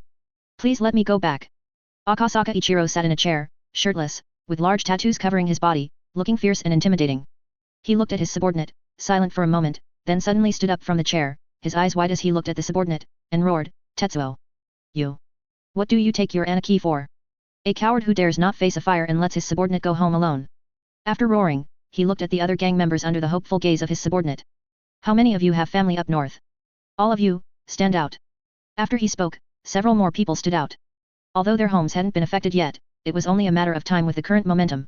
You follow me, go home and save people. As for the rest of you, what do you say we should do? Of course, we go with Anaki. Tiger Claw's katana, magnificent. Akasaka Ichiro reached out, grabbed the shirt draped on the clothes rack, pulled up the subordinate who was still kneeling on the ground, and pushed him towards the door. Yosh. Akuzo. For the Tiger Claws, the world was vast, but business and face were paramount. On the surface, they were also the most loyal group, often with the elders coming out after the younger ones fought, gradually escalating into large-scale gang wars. Of course, in reality, there were often many struggle for interest conflicts, involved. The conflicts between subordinates were just an excuse, because only this way could the gang's cohesion be maintained. This time was no different. The Tiger Claws had operated in Japantown for so many years. If the fire spread, they would suffer huge losses. So, for various reasons, they couldn't stand by and do nothing. Soon, the streets were filled with a mighty procession of Tiger Claws members. Under the command of their respective leaders, they aggressively charged towards the fiery north. Besides the Tiger Claws, the local major gang in Watson, the Maelstrom, naturally couldn't do nothing. After all, they themselves lived there, and even this group of deranged cyberpsychos had families. As for the cause of this fire, even they themselves didn't know at the moment. Soon, tattooed gang members from the Tiger Claws, and cyberpsychos from the Maelstrom, appeared on the burning streets of Watson. There were even a few Haitians. Originally, such a large-scale gang crossing of territory usually meant a brutal slaughter, but this time, they all pretended not to see each other and spontaneously began evacuating civilians. However, without the help of water, their actions were ultimately a drop in the bucket, they could only watch the fire spread step by step. Voucher had just swung over a building's balcony, rescuing 2 people from above, and as he landed, he felt the ground beneath him tremble slightly. Was this an earthquake? Boom. As he was wondering, a massive stream of water blasted off a manhole cover and gushed out from the sewer, white water rushing onto the street. Chapter 148 Natural disasters are ruthless, and so are people. Water. So much water. In the fire-engulfed city, manhole covers on the streets were being pushed open one after another by surging water, creating small geysers over a meter high. Countless streams of water moisturized the ground, which had cracked from the scorching flames, bringing a slight coolness to the rapidly warming world. This sudden change stunned everyone present, but the players were the first to react. Sword Saint kicked a dazed firefighter. Stop gawking, you idiot. Hurry up and connect the hoses to put out the fire. The firefighter was also a bit flustered. Should he connect them or not? Judging by the commotion, someone had clearly turned the water plant's pressure pumps in all nodes to maximum. He didn't think this was something those corporations would do. The losses this time would be at least tens of millions. If he got involved and was liquidated, he'd lose his head. Seeing the firefighter's panicked expression, Sword Saint cursed him as useless, then stepped forward, opened the car door, pulled out a hose, connected it to the fire hydrant, and turned the valve. The next second, the firefighting water they had waited for nearly an hour finally gushed out. The Tiger Claws and Maelstrom members immediately followed the player's lead. Those with hoses and water pipes used them, those without used basins to catch water and buckets to douse the flames. The players also began organizing people to buy more from hardware stores or fire equipment markets in other districts. In this situation, price gouging was inevitable. Many people wanted to make a fortune from this fire. It seemed, however, that they had misunderstood their negotiating partners. Some people, from the day they arrived in this world, would not obediently follow the rules like the locals. Nor would they show even a tiny bit of fear towards the existing social rules and ruling class of this world. And they certainly wouldn't succumb to the threat of death. How much for a fire extinguisher? Savage Squad asked, stepping on a bundle of tied-up fire hoses, looking curiously at the market manager. 150 euros, sir, the market manager stood behind the counter. Although his tone was still formally respectful, his face wore an expression of buy it or don't, as if he had the person in front of him completely figured out. 150. Savage Squad pointed at the tag on the shelf and the price of the goods on the digital screen. It says 15 euros here. That was before. The price has already gone up. I'll arrange for someone to change the tags later. The fire equipment market and Night City's city fire department had deep cooperation. How could they allow the fire to be controlled at such a time? Price increase, hee. Savage Squad was almost laughing with anger. He finally understood why Shanghai merchants dared to pull the tiger's whiskers back then. This was literally asking for money over their lives. Are your fire extinguishers made of gold, or are your hoses made of gold? Do you know how many people in Watson are waiting for these things to save their lives? Noticing the atmosphere gradually turning sour, the manager winked at the clerk behind him. The clerk immediately understood, turned, and walked out of the store. Several automatic machine guns also emerged from the ceiling. What does Watson have to do with me? We didn't start the fire. Don't be upset, the entire market has this price now. Even if you go to another store, it'll be the same. The manager's confidence came from this, all the practitioners in the industry were his backing. Everyone made a living this way, and raising prices during such an opportunity was perfectly normal. Soon, other shop owners from the equipment market and their employees gathered at the entrance, all looking menacingly at the Savage Squad who had come for emergency supplies, most of them holding guns. Not to mention the several automatic machine guns mounted in the store and on the market building ceiling. To survive in Night City, you really couldn't get by without some hardware. The market manager crossed his arms, looking at the three. Are you buying or not? If not, get out. Savage Squad was now both annoyed and amused. He had been in Night City for a month or two, and this was truly the first time he had seen its true colors. Players in some games would also choose to take the evil path to gain profits far exceeding those of the righteous path. For example, acting as a sword-hilt spirit, inviting others to join their path, showing love, poisoning and corrupting, beating and kidnapping all in one go. Victoria engaged in extensive inbreeding for the leader, stopping at nothing to claim territory. Steelwire disregarded the lives of the people, maxing out tax rates. The GTOU of the Star Cluster criminal enterprise, Stone Man Dragon, opened branches everywhere to annoy people. In novels, acting as the Great Western King, killing, killing, killing, killing, killing. All of this was based on the premise that they didn't overly project personal emotions into the game. Their perspective was elevated to where all dead people were just a number, allowing them to feel no psychological burden from civilian deaths, and no player would be overly penalized for entering evil gameplay. But if they truly immersed themselves in a game, truly put themselves into the role in the game world, truly considered themselves one of the people in it, or, as now, they represented themselves. Just because you're a good person doesn't mean you have to suffer losses. Keeping the cost of being a good person within the player's acceptable psychological expectations, and being able to gain sufficient satisfaction and reward from it. Then the vast majority of players who have undergone normal moral education are still very willing to be good people. In fact, they would not hesitate to eliminate anyone who tried to stop them from being good people. Hehehehe. Ahahaha. Savage Squad and the GTOU, looking at the surrounding merchants trying to profiteer and their thugs, simultaneously broke into Uchiha-style maniacal laughter. With the surrounding people watching in confusion, Savage Squad's laughter abruptly stopped, and he gave the signal to act. He said to the manager in front of him, "I don't eat beef." The manager didn't understand what Savage Squad meant by that. Nor did he know what beef had to do with the current situation. But he would soon find out. The exploding forehead of a gun-wielding clerk splattered brains, painting the labels on the shelf behind him a vivid red, making the prices unreadable. The others around them had not expected the three people they had surrounded to act so decisively, and they had also misjudged the newcomer's strength. All three activated their Sandevistan, pulling out pistols with lightning speed. Supported by LV3 mastery-level marksmanship. Within 2 breaths, they had headshot over a dozen people around them. Immediately after, Savage Squad took a huge leap, his gorilla arms charging in mid-air. Iron Fist met Iron Skull, and with one punch, he bent an automatic machine gun's head, sparks flying. Then, grabbing the Type 31 heavy machine gun on it, he opened fire on the other turrets. The speed of his Sandevistan enhanced body was even faster than the reaction time of the other turrets. Thumbthick bullets hitting similar turrets were as easy as dismantling building blocks, effortlessly tearing them into pieces. Blood mixed with brains splattered throughout the entire market, startling the other gang members who had come to purchase supplies. While they were still agonizing over how to explain this to their bosses, someone had already made the decision for them. The stunned manager stood frozen, even forgetting to grab the gun under the counter. The GTOU stepped forward, grabbed his collar, pulled him from behind the counter, threw him to the ground, and slapped him repeatedly across the face, quickly turning it into a bloody mess. Adding money, hey. Profiteering, hey. I've sold fish at the West Lake Fish Market and never seen anyone as arrogant as you. My name is Gao, by the way. The bigger the waves, the more expensive the fish, hey. Still so arrogant, hey. It wasn't until the man was slapped unconscious, his face swollen like a mountain, that Potato, who was busy loading a large quantity of fire equipment into a car, said, instead of spending that time hitting people, come help move a couple more sets of hoses. Just shoot him and be done with it. The GTOU then reluctantly released the man's collar. It was strange, too, logically, their actions should have been deemed a violation by the game's official channels, but now the official channels seemed to tacitly approve of this rebellious behavior. Dropping the man, the GTOU saw the Tiger Claws and Maelstrom members who had come with them still standing foolishly. He pointed at the shop owner on the ground and said, "What are you looking at? Come help move things. Didn't this boss say? Today's bill is all on his head. Everyone, move as much as you want, as much as you can." The usually arrogant gang members all nodded quickly, afraid of displeasing these big shots and getting shot themselves. They were also muttering to themselves that these lunatics felt even more like cyberpsychosis victims than the Maelstrom members. Looking at the equipment market, where business was much better than when they arrived, the GTOU couldn't help but sigh, "I never thought I'd join the $0 shopping army one day. Things are truly unpredictable." As for the NCPD, they were late as usual.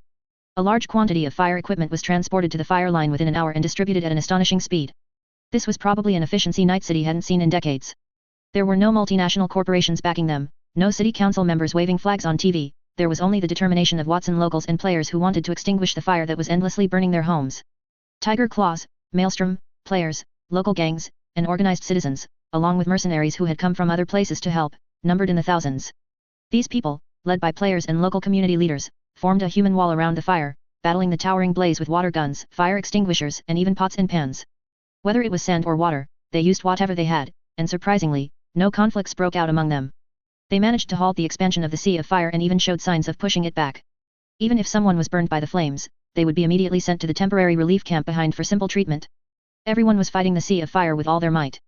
All of this was captured by News 54 reporters in helicopters above and broadcast across all screens in Night City. Station Chief. The broadcast reporter, having witnessed everything, felt a shock no less than if he had personally seen Arezaka Tower destroyed by a nuclear bomb. He swallowed. Should we stop the broadcast? He had originally intended to say something about it being a bad influence or inciting public unrest, as the water and firefighting equipment these people were using must have been illegally obtained, and continuing to film might offend some people. But the words caught in his throat and he couldn't speak them. Stop. The station chief's voice rose several octaves. Do you know what our ratings are right now? 72.33%. That's the highest our station has ever had since its establishment in Night City. Why would we stop the broadcast? He was so excited he almost screamed. These ratings were all money. It was all money. What the hell could All Foods Factory or the city fire department do to News 54? Sue them or fight them? Was a lawsuit more important than his current ratings? Not to mention, Melee Tech was backing News 54. With the GTOU sitting in the background, who was afraid of who? Keep filming. Zoom in, zoom in, zoom in. I want to see every single hair on those people's faces. Oh, right, and change your script.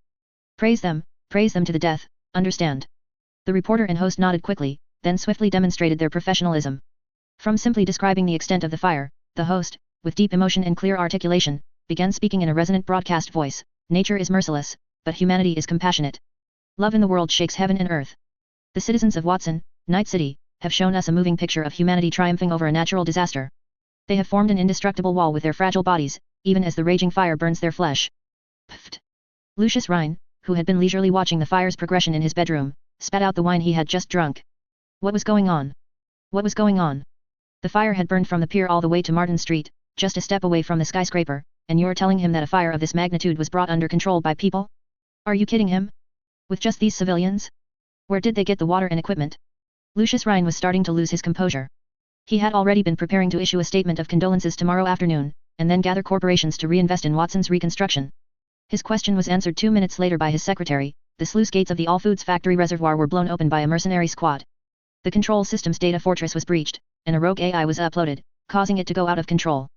Their forces are currently in full pursuit of this mercenary squad, but the reservoir can't be sealed off anytime soon. Additionally, Night City's firefighting equipment market was looted by Maelstrom and Tiger Claws. The city fire department said their marketing department recommended abandoning this batch of products and then having their people join the firefighting efforts to compensate for the economic losses with goodwill. The items were already gone. Once such non-valuable property was lost, the difficulty of recovering it was sky-high, and the returns were pitifully low. Furthermore, these weren't guns or other reusable items. What good was an empty fire extinguisher? It was doubtful how many hoses, fire axes, and fire shovels would remain after this night. The losses were already set, so it was better to find a way to make up for them elsewhere. Damn it. Seeing the money that was almost in his grasp fly away, Lucius Rhine's eyes turned red. In all fairness, if he had the courage, he would immediately arrange for people to accompany him to inspect the fire scene, and then have News 54 broadcast a few shots. Then, he would definitely receive more support in the next election than before. Of course, if he could personally direct the fire department to rescue a cat or something, he might even make tomorrow's headlines and become a hero. But just looking at the raging inferno, Lucius Rhine shivered. If he threw his fat body in there, he would probably spontaneously combust and roast into Wagyu beef. Forget it, he didn't really need this little bit. The important thing was, he was unwilling, just as he knew others were also unwilling. Mayor Rhine, it seems things have developed in an unexpected direction for us. The Arezaka marketing manager, who was connected to Rhine, also looked unwell. They had clearly consolidated almost all of Watson's firefighting forces and signaled the city fire department to passively fight the fire, cutting off water to the All Foods factory. Yet, they didn't expect someone to breach their defenses. Now, they were just one step away from failure. He had even already planned how to claim credit from Arezaka Michiko tomorrow. What now? Should we have your people join the firefighting efforts? Rhine's tone was regretful, subtly probing the other person's attitude. Of course, not. The manager's tone was grim. Corporate reputation? What good was such a thing for a corporation? Did Arezaka lack this bit of infamy? It was laughable. When had they ever cared about the opinions of those below them? They were the ones who could drop biochemical weapons on a city of millions in front of the whole world, and hide nuclear bombs under Arezaka Tower. Their reputation was already rotten to the core. Let alone not fighting the fire, what if they were the ones who started it? Just a rebel, he said slowly. I hope you can, in the name of the mayor's office, arrest those who committed robbery. But catching those few people won't change the current situation, and... Damn it, Lucius Rhine cursed inwardly. This was clearly an attempt to make him a scapegoat. And what the other party said next made Rhine's heart sink to rock bottom. No, and whoever took those things is a robber. Does the mayor's office and NCPD need a reason to arrest robbers? If worst comes to worst, just charge them with illegally participating in firefighting activities and interfering with the city fire department's normal firefighting work. There will always be a way. This might not be good. From Lucius Rhine's perspective, this was already the stupidest possible method. It was like intentionally dumping a bucket of shit on his own head. What if it incites public anger, and they violently resist arrest? This fire will eventually burn everything clean. You should have confidence in the enforcement power of Arezaka's special forces. But News 54. I will have someone negotiate with them to stop related filming. After all, the fire is so big, there will always be places they can't film. No matter what excuse Lucius Rhine found, the other party would dismiss his hope with a firm attitude. Even without using NCPD police force, Arezaka would have their agents dress as ordinary citizens or police to work. Fighting a fire was difficult, but starting one was too easy. It wasn't good to do this normally, but wasn't now the perfect time? Mayor Rhine, the manager on the screen, looked at the mayor, who had not retreated from his position since Arezaka entered Night City, with a peculiar gaze. Please don't forget the ties between you and Arezaka all these years. Seeing himself pushed to a dead end, Lucius Rhine truly wished he could slap himself twice. What kind of madness had possessed him to let these deranged Japanese into Night City in the first place? His obese body felt like it was struggling to breathe. As if having made some kind of decision, he looked at the manager and said, I will arrange for people to do it. Chapter 149. Some people die, but he lives forever. Firefighting efforts were in full swing in Watson. On every street and in every alley, people could be seen bravely extinguishing fires, with countless water jets from hoses forming a curtain of water, slowly suppressing the rising flames. At this moment, past conflicts between people seemed insignificant in the face of this natural disaster that affected everyone. Whether it was Maelstrom, Tiger Claws, or anyone else, when they met, they rarely mocked each other or drew their guns in confrontation. Instead, they exchanged glances and went about their business. It's rare to see these guys meet and not get into a fight. Nig, who had forced a resident doctor to replace his mechanical legs before returning to the fire, was holding a nozzle and extinguishing a fire at a store. He looked at the Tiger Claws members rushing into the fire to save people nearby and remarked, who would have thought that these guys, who are saving people today, were still a bunch of drug dealers collecting protection money door to door yesterday. This is only for now. If a player encountered them in a drug lab, they would definitely make them overdose on metal, leading to lead poisoning and death. Daoji, who was constantly taking photos with a camera, overheard Nige's sigh as he passed by and slowly said, humans are social animals. Many times, their choices are not necessarily from their own will, but rather influenced by their surroundings, leading to different perceptions. We are so resistant to addictive drugs because we suffered greatly from them in the past, and from a young age, people told us that doing so would lead to no good. From top to bottom, everyone taught by example, which is why you resist these things from the bottom of your heart. Daoji looked at the Tiger Claws members, whose ages ranged from 15 or 16 to 30 or 40, their prime years wasted on gangs. What about them? Do they have such a living environment? In Night City, 10 out of 10 people have a history of drug use. All kinds of pills are everywhere in the streets and alleys. If you're not careful, you'll get hooked on these things, there's no escaping it. In such a situation, can you develop a sense of caution against drugs? Even if you don't use them, and you know the dangers of drugs, what do you do when your cyberware hurts? Slow release agents? Can you afford them? One shot of that stuff costs 70 or 80 euro, while a hallucinogenic painkiller pill only costs a few euro. With such high unemployment, where do you get the money for good medicine? In the end, doesn't it just become joining a gang to produce and sell to support your habit? Demand creates a market, and a market creates profit. When the legitimate market cannot meet demand, criminal organizations that take risks for profit are inevitably born. But that doesn't mean they are inherently bad people. Environment shapes people, and people also shape the environment. If you threw them into our environment to grow up, they would be good, upstanding youths. Sigh. Nige shook his head. Living in the East, it was hard for him to imagine what kind of environment these people grew up in. This made him feel that his pity at this moment seemed somewhat hypocritical. Daoji patted his shoulder, it's just a game, why think so much? Just take it as a lesson. No. Nige, whose emotions had been noticed, was a bit embarrassed and could only find an excuse to change the subject, saying, I was just wondering if this event is just about putting out fires. I always feel like something isn't right. What's not right? Daoji blinked. The players saw the fire start with their own eyes, and the instigator fled. What could be wrong? Surely those people wouldn't come back for a surprise attack. What for? If they really wanted to make a move, shouldn't they have done so immediately after the players were blown up? Nige handed the hose to a passerby, then pointed towards Arezaka waterfront in the distance and said, see? No one's helping with the fire, but they're very active in protecting corporate property. Such a big incident in Watson, and yet Night City government hasn't made a single move. Don't you find that strange? The world-building logic of this game is so tight, do you think the developers would leave such a huge plot hole? You mean? Tell the good brothers to get their gear ready. Someone is definitely going to cause trouble. Better safe than sorry. On top of a van, the propaganda department stood, holding a makeshift large flag and waving it constantly, a megaphone in his hand. For Super Earth. 4 Managed democracy. Good brothers, push harder. General Bulletin Lashy is watching over you, and the glory of Super Earth is with you. Although most of the public was confused, not understanding what Super Earth or General Bulletin Lashy meant, the players were delighted and shouted, "Long live Super Earth! This must be the fire set by the evil Biostan. What a truly evil force!" Then, as if injected with adrenaline, they charged to the front lines of the fire. Unlike the players A2 and 2B, who belonged to Super Earth, did not enter the fire to extinguish it. Instead, they were in the rear coordinating supplies and transporting the wounded. 2B, who was moving medicine rescued by players from a burning pharmacy, suddenly froze. She saw a person wearing the black standard tactical suit, valued at €200, that players were very fond of. He was mixed in with the crowd, moving towards the fire, holding a can of foam extinguisher, seemingly to put out the fire. His face also bore the excited expression that ordinary people couldn't understand, looking no different from the players. But the problem was that he had a blue NPC name above his head.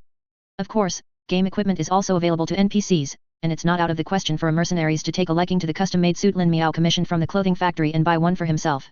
However, the mental states of players and locals are two completely different things. This was like a Siberian wolf with similar fur appearing among a pack of huskies. Even though his acting was superb, his NPC name still gave him away. Like a firefly in the dark, so distinct, so outstanding.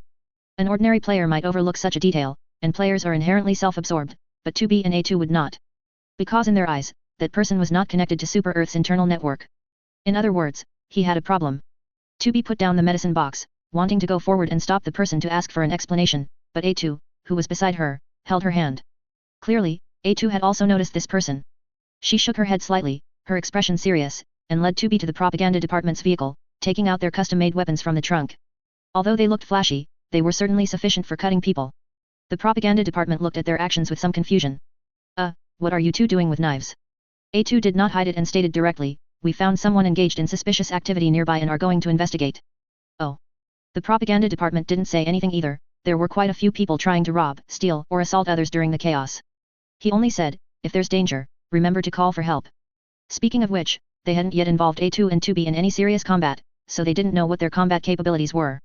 A2 nodded, then disappeared into the crowd with 2B. Shinoshin slipped into an alley, and after confirming no one was following him, he finally let out a sigh of relief and relaxed his stiff face. Heaven knows why those people were in such a state of mind. Unlike the suffering of the disaster victims, the anger of the Tiger Claws and Maelstrom, or the hatred of the mercenaries towards the corporation's inaction, it was a kind of happiness. Like a child seeing a new toy. It was almost too much for him, a professionally trained Arezaka agent, to handle, and he almost couldn't maintain his act. But fortunately, he managed to blend in after all. Disguise is a skill every Arezaka agent must learn. After a while, at the other end of the alley, a series of long and short tapping sounds inexplicably began.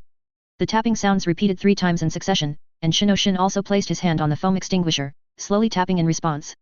This was the Morse code for the Arezaka agent's current operation. Soon, a person dressed as a Tiger Claws member slowly walked out from the end of the alley, also carrying a can of foam extinguisher. They exchanged glances, nodded, and then simultaneously extended their mantis blades from their arms, embedding them into the wall and climbing up the building, their movements skilled, light, and silent like cats. After entering the deserted stairwell, they opened the nozzle of the foam extinguisher, and from the interlayer, what flowed out was not foaming agent or aluminum sulfate at all, but a colorless, pungent, viscous liquid. This was a special liquid fuel that burned at an extremely high temperature, reacted quickly and cleanly, leaving almost no residue. It was the main material for napalm on the Arezaka market. After the liquid flowed down the stairs floor by floor, the two successively took out timed ignition devices and placed them on the ground. Once the time was up, flames would ignite the entire building along the staircase. At that time, fires breaking out in several places would cause a large-scale disturbance sufficient to completely collapse the firefighting defense line formed by these people. However, even with their superb acting skills, there was a fatal flaw they could never fix. A lithe figure leaped onto the platform, the sound of black leather high heels landing on the balcony railing barely audible. White hair gently swayed in the heat waves blowing from afar, and 2 voices, cold as ice, asked, "What are you doing?" Exposed. On different floors, almost simultaneously with hearing the voices, 2 Arezaka agents immediately drew the smart pistols from their waists and pulled the triggers in the direction of the sound, their speed even faster than their heads could turn. Bang bang bang. These programmable bullets, similar to miniature missiles, instantly acquired their targets and charged towards them with fiery trails. Although the kinetic damage of smart weapons is far less than chemical propulsion, the warheads use various explosives or electromagnetic devices beneath their surface, making their lethality only higher, not lower. Programmable bullets can also increase the hit rate to an unprecedented level, rendering cover useless. Clang to the agent's surprise, the bullets did not hit the suddenly appearing enemy. Instead, they exploded a few meters behind her. A2 had actually used the long blade in her hand to forcefully deflect the bullets' flight paths. Then, she coiled her legs, gripped the long blade with both hands, and, like a cannonball, dove from the balcony towards Shania Shin in the stairwell below. Shania Shin remained calm and composed, not panicking because his actions were discovered.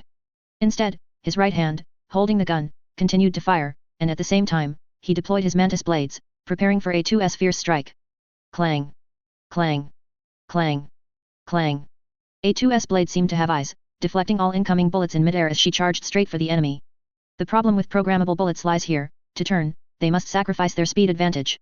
Not to mention supersonic, their speed isn't even subsonic. The two blades clashed. With a powerful strike, A2's blade directly pressed the mantis blade back onto Shania Shin's shoulder blade. The sharp edge of the Type 40 tactical blade was mere millimeters from his neck. Shania Shin, still desperately supporting with his right hand, did not choose to counterattack. His left hand immediately reached into his clothes, pulled out a lighter, and prepared to ignite the fuel. Arezaka agents always prioritize completing their missions, their own lives are unimportant. But what he didn't expect was that A2 was not only quick to react but also had astonishingly long legs. Without releasing her blade, her left foot delivered a side kick that accurately struck Shania Shin's left wrist.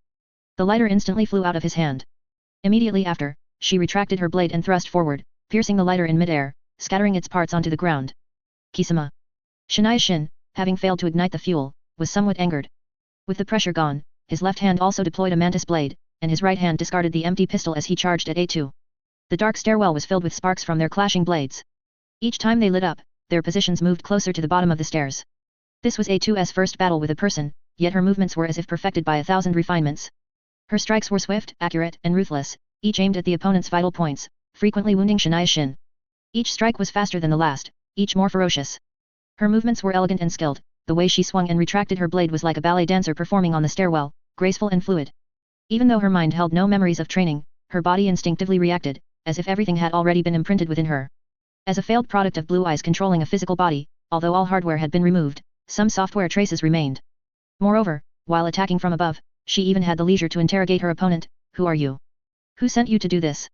Her voice was devoid of inflection, flat like a robot's, sending shivers down one's spine. Shania Shin naturally could not answer such a question. While parrying attacks, his peripheral vision constantly searched for an opportunity to retreat. He tried to break through the center of her blade strikes and push outwards, hoping to stab and tear A2 in half instantly. But A2's movements were unhurried. She bent her knees and arched her back, performing a perfect bridge. A few strands of her falling white hair narrowly missed the blade and drifted away with the wind. Immediately after, A2 propped herself up with her hands, shifting her balance. Her right high-heeled leg lifted, and before Shania Shin could retreat, her high heel struck his jaw and temple. Not talking. Shania Shin, whose chin had been struck, couldn't open his mouth, only letting out a muffled groan, mmm. Then, A2 rose, her blade falling swiftly, instantly severing the opponent's limbs, reducing him to a human stick, rendered harmless. Only then did she release her right leg that had been pinning him down, and then kicked him in the head, knocking him unconscious. B2. The sound of clashing blades from the other side, not far away, also quietly ceased. Target neutralized. However, B2's attack was much more brutal than A2's, she had directly cleaved the Arezaka agent in half from head to toe. A2 was somewhat helpless, knowing she couldn't blame B2. The opponents were clearly a group of well-trained, high-level agents. She simply called the Ministry of Truth on the squad channel, reporting to Super Earth Ministry of Truth. We discovered several disguised infiltrators attempting to commit arson with flammable liquids inside this building. The Ministry of Truth, who had just neutralized 2 gang members trying to rob an ATM in the chaos, was stunned upon hearing this news. Hey! What did she mean, attempting to commit arson? Wasn't this fire started by the people Nige and his group encountered? After a brief moment of calm, the Ministry of Truth signaled Good Brothers to call for body disposal, then asked, who are they? 2 Japanese nationals, wearing our tactical suits, with excellent cyberware, and well-trained. However, they have no obvious identifying marks, they must have intentionally changed them. Japanese nationals? That's a huge scope. Night City has at least 80, if not 100, Japanese residents. Which corporation doesn't have a few Japanese people? Where are they? One is dead, the other has temporarily lost the ability to move. This was Lin Miao's order, any lawbreakers attempting to cause unrest were to be executed on the spot. A2 would naturally comply. However, given their quality, it might be difficult to interrogate them for information. The Ministry of Truth was a bit troubled. He felt this could be a clue to a hidden mission, but after his last lesson, he didn't plan to investigate it himself. Because he didn't have the ability, and if he messed up again, he would lose face big time. Understood. You two bring the bodies back first. Remember to clear the flammable materials from the scene. I will report this matter. Also, you two continue to investigate. I suspect there are more than just the 2 you encountered. Upon receiving the Ministry of Truth's report, Lin Miao, upon learning that someone intended to commit arson, felt not worry, but rather relief. This truly was a pillow delivered when one was sleepy. Can't find identity information? That's fine. Sometimes, not being able to find identity information is even better. Some people live, but they are already dead. Some people die, and they will live forever. Lin Miao leisurely dialed a number. The other party quickly answered. A proud woman's voice came from the other end. Still have time to call me at a fire scene? It seems your situation isn't tense at all, is it? What, are you perhaps asking me to send people to help? Let me tell you first, Militica's prices are very expensive. Are you prepared with what you'll pay? The person speaking was, naturally, Militica's operations director, Meredith Stout. Lin Miao looked at the vigilant fire line on the distant Arezaka waterfront and said with a smile, Arezaka people are committing arson in Watson. Meredith Stout's breathing hitched. After a few seconds, she said coldly, evidence. We caught one alive, but they probably didn't leave any evidence. But I think Militech probably doesn't need evidence to act, right? Lin Miao spoke with a sarcastic tone. Although NUSA was not the old USA, he believed that the style of I suspect you possess a large-scale weapon of mass destruction. JPG should be inherited. If people were caught, who would dare claim them? No one dares to claim the arsonists. Then I can just say they are arsonists from Arezaka. What? You say this is slander? Then ask the vast populace of Night City if they believe me when I say Arezaka started this fire. If you don't refute it, people might not believe it. But if you do refute it, with the reputation and glorious deeds of these corporations, some things are true even if they aren't, and not true even if they are. Others might not dare, but do you think Militech dares? Although Militech currently doesn't want direct conflict with Arezaka, they absolutely have the guts to smear you with dog shit in a propaganda war. And very quickly. Chapter 150 players are requested to dress like a human being during the cutscene. JPG. Actually, this was also a show of loyalty to Militech. No matter what, he was the one who captured the people. Even if it was eventually found that the arsonist was All Foods Factory or someone else, Arezaka Corporation would still come looking for trouble for him. What can one do when under someone else's roof? If you want to cause trouble in Night City every day, you can't do it without a powerful backer. That's somewhat interesting. Meredith Stout's attitude was ambiguous. She remained silent for a while, likely seeking her superior's opinions. A few minutes later, she slowly said, keep this gift for now. I'll send someone to pick it up after the matter is resolved. But I'll give you a heads up, someone is heading your way, and they're probably not coming to drink with you. Lin Miao frowned slightly. At this critical juncture, someone setting fire was already absurd enough. Now someone else was coming to cause trouble? Damn it, do they even want people to live?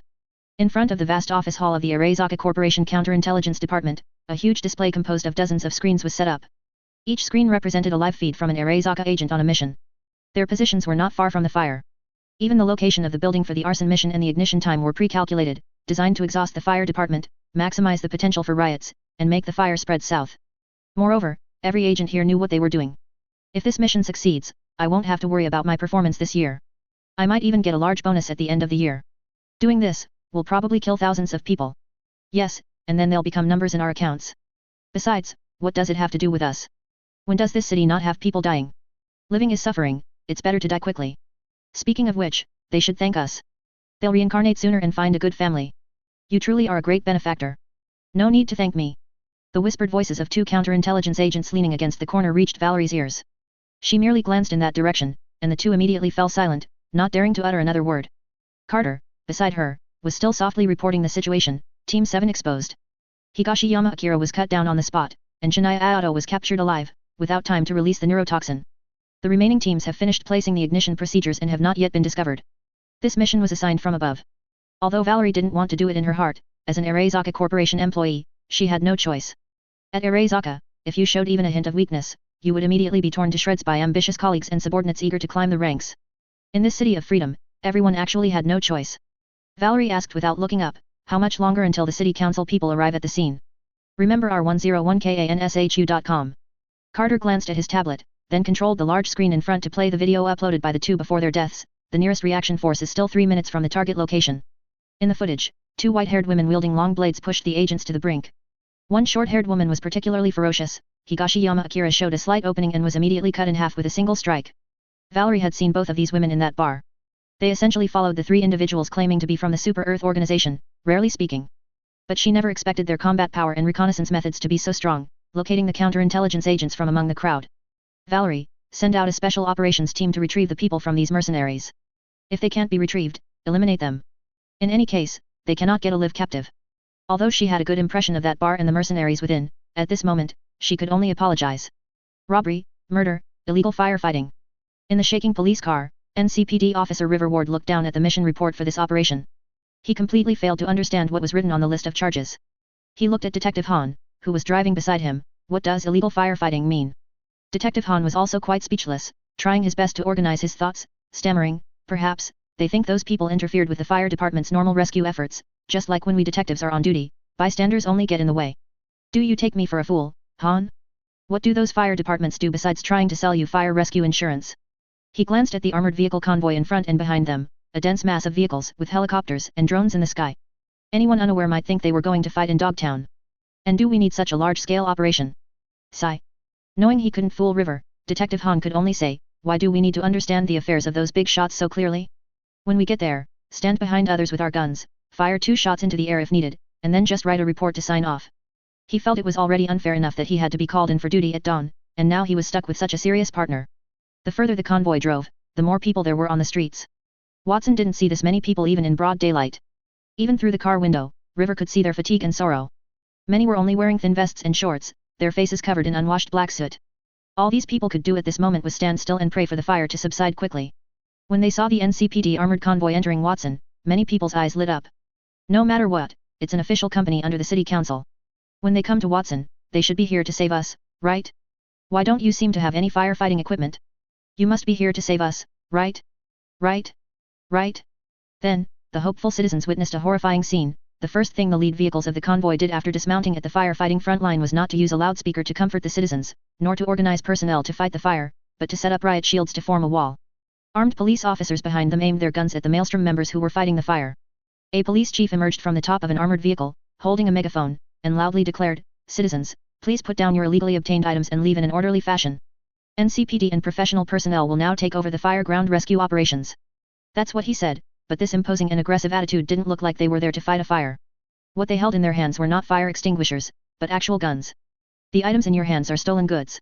The robbers also carried out a massacre at the equipment market. Now we are going to apprehend the criminals. We hope everyone can. Fuck.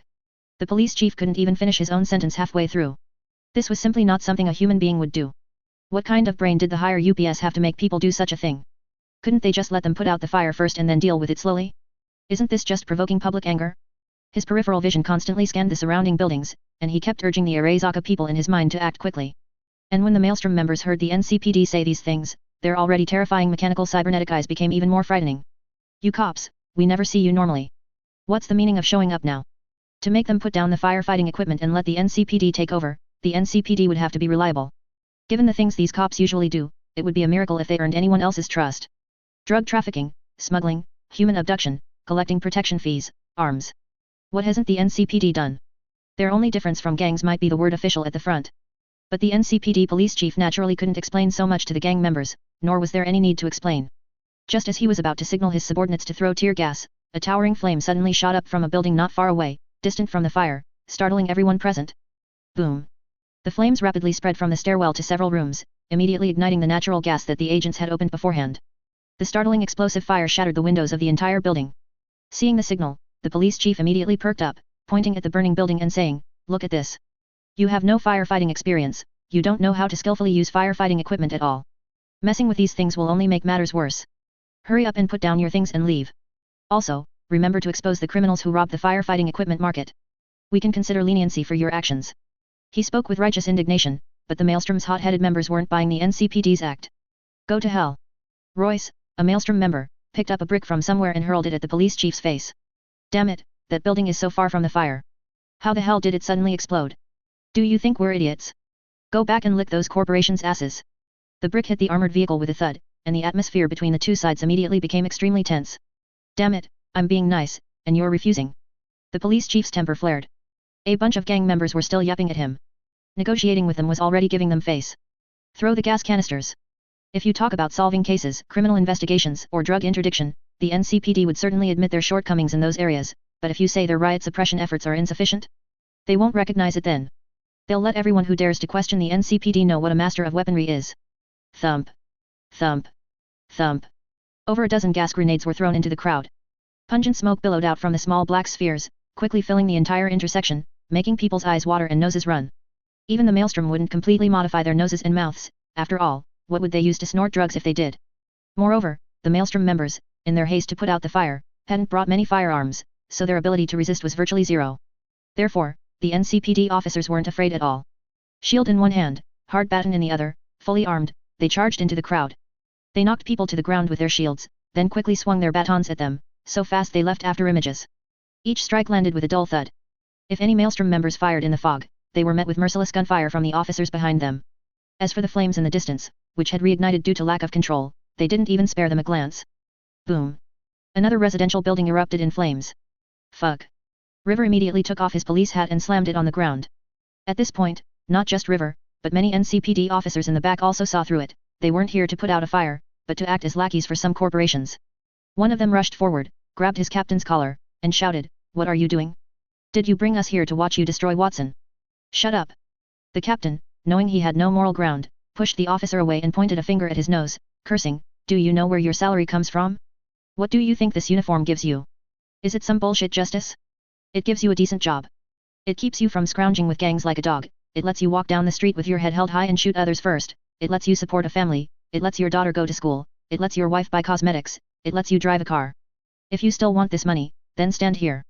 If you don't want to watch, then get back in the car and stay there." The captain, out of breath, turned and walked away, leaving the silent officers standing still. All they could hear were the screams from the chaotic crowd in the distance, and the crackling sound of the raging fire. And also a strange, rhythmic thumping sound. Rumble. Rumble. Rumble. The sound wasn't loud, but it had weight, like metal hitting the ground, and there were many of them, gradually approaching the police force. The captain commanding the front line immediately received an alert from the helicopter above. "Stephen, there's a unit approaching you. Be careful, they're wearing heavy equipment, A&D. A&D. It's very strange." Heavy equipment? Captain Stephen didn't react. How much heavy equipment could there be in this place? And what did that stuttering mean? What did strange mean? Then he immediately saw that strange heavy unit.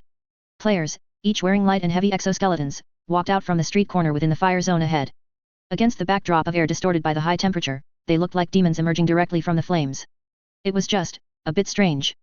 Players are a group with strong personalities, and this was directly reflected in their exoskeleton decorations. For example, Katana Shrimp wearing a swaying eel headpiece. Yuzo Kitchen with Cousin Surrender painted on his shield. The Sword Saint's outer armor plates were welded to look somewhat like a big-headed saber. Some even had dragon patterns and shit panda head emojis on their shields. Even their cars were more painful than the last. Compared to their combat power, their level of abstraction made everyone present drop their eyeballs. Please dress like a human during cutscenes JPG. However, Lin Miao and Lucy, who were surrounded by these players, were not happy at all. Being encircled by this group completely ruined their cool factor. But abstract or not, the gear these people carried was no less than the officers. There were Type 31 machine guns on the car roofs. And small caliber grenade launchers, not a single one missing. Although the number of players was smaller than large gangs, in terms of firepower, they were definitely superior to those thugs. Stealing, robbing, buying, they used every trick in the book. Not to mention the bipedal robots following among the player group. Although their design was ordinary, for some reason, they just felt very powerful.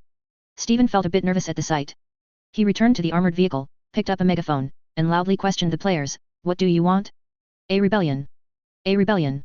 The players didn't speak, because the boss had opened his mouth. "No, no, no, Captain, you might be mistaken." Lin Miao said with a chuckle from the car, "We're just here to assist you in putting out the fire." He motioned for the players to throw the collected firefighting equipment onto the open ground between the two sides. "Come on, Captain, didn't you say you were here to put out the fire? The equipment is all here, and we absolutely won't interfere."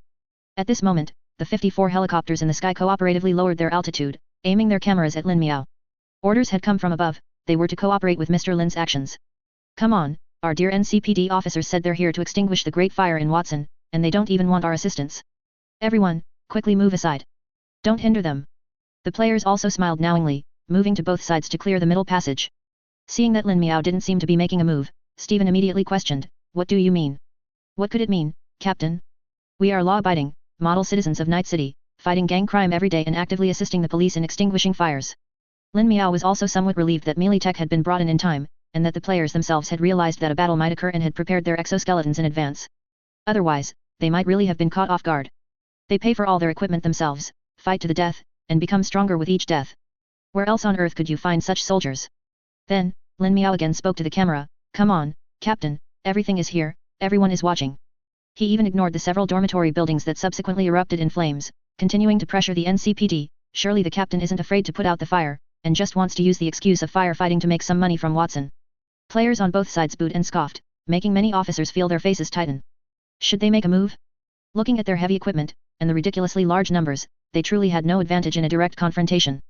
However, something happened that neither Lin Miao nor the captain had expected. A black officer walked out from behind without orders.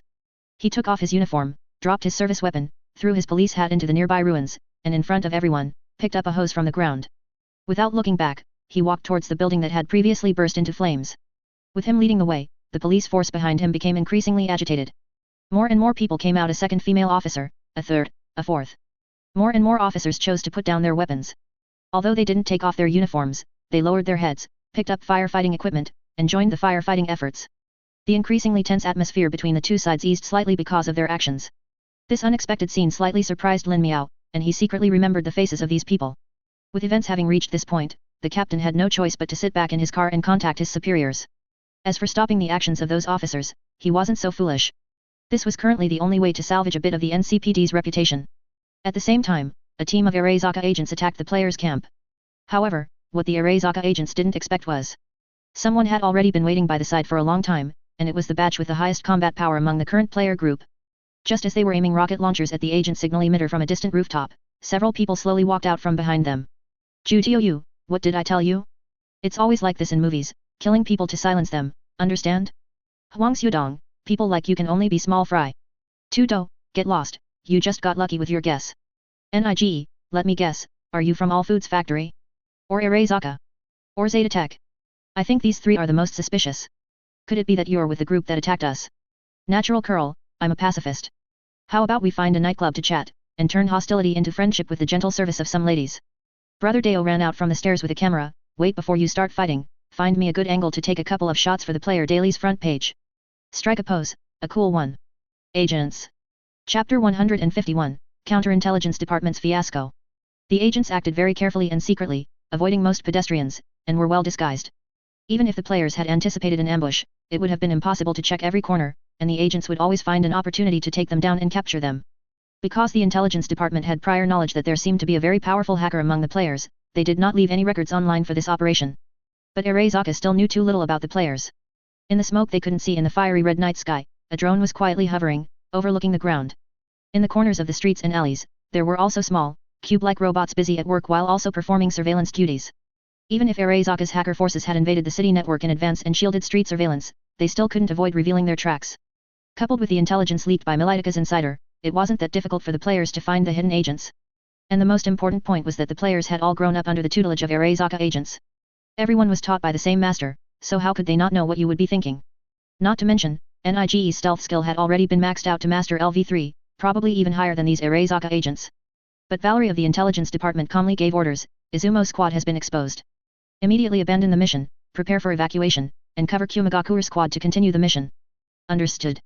On the rooftop, the agent who was originally prone on the firing platform immediately turned the muzzle, aimed the rocket launcher at the savage, and pulled the trigger.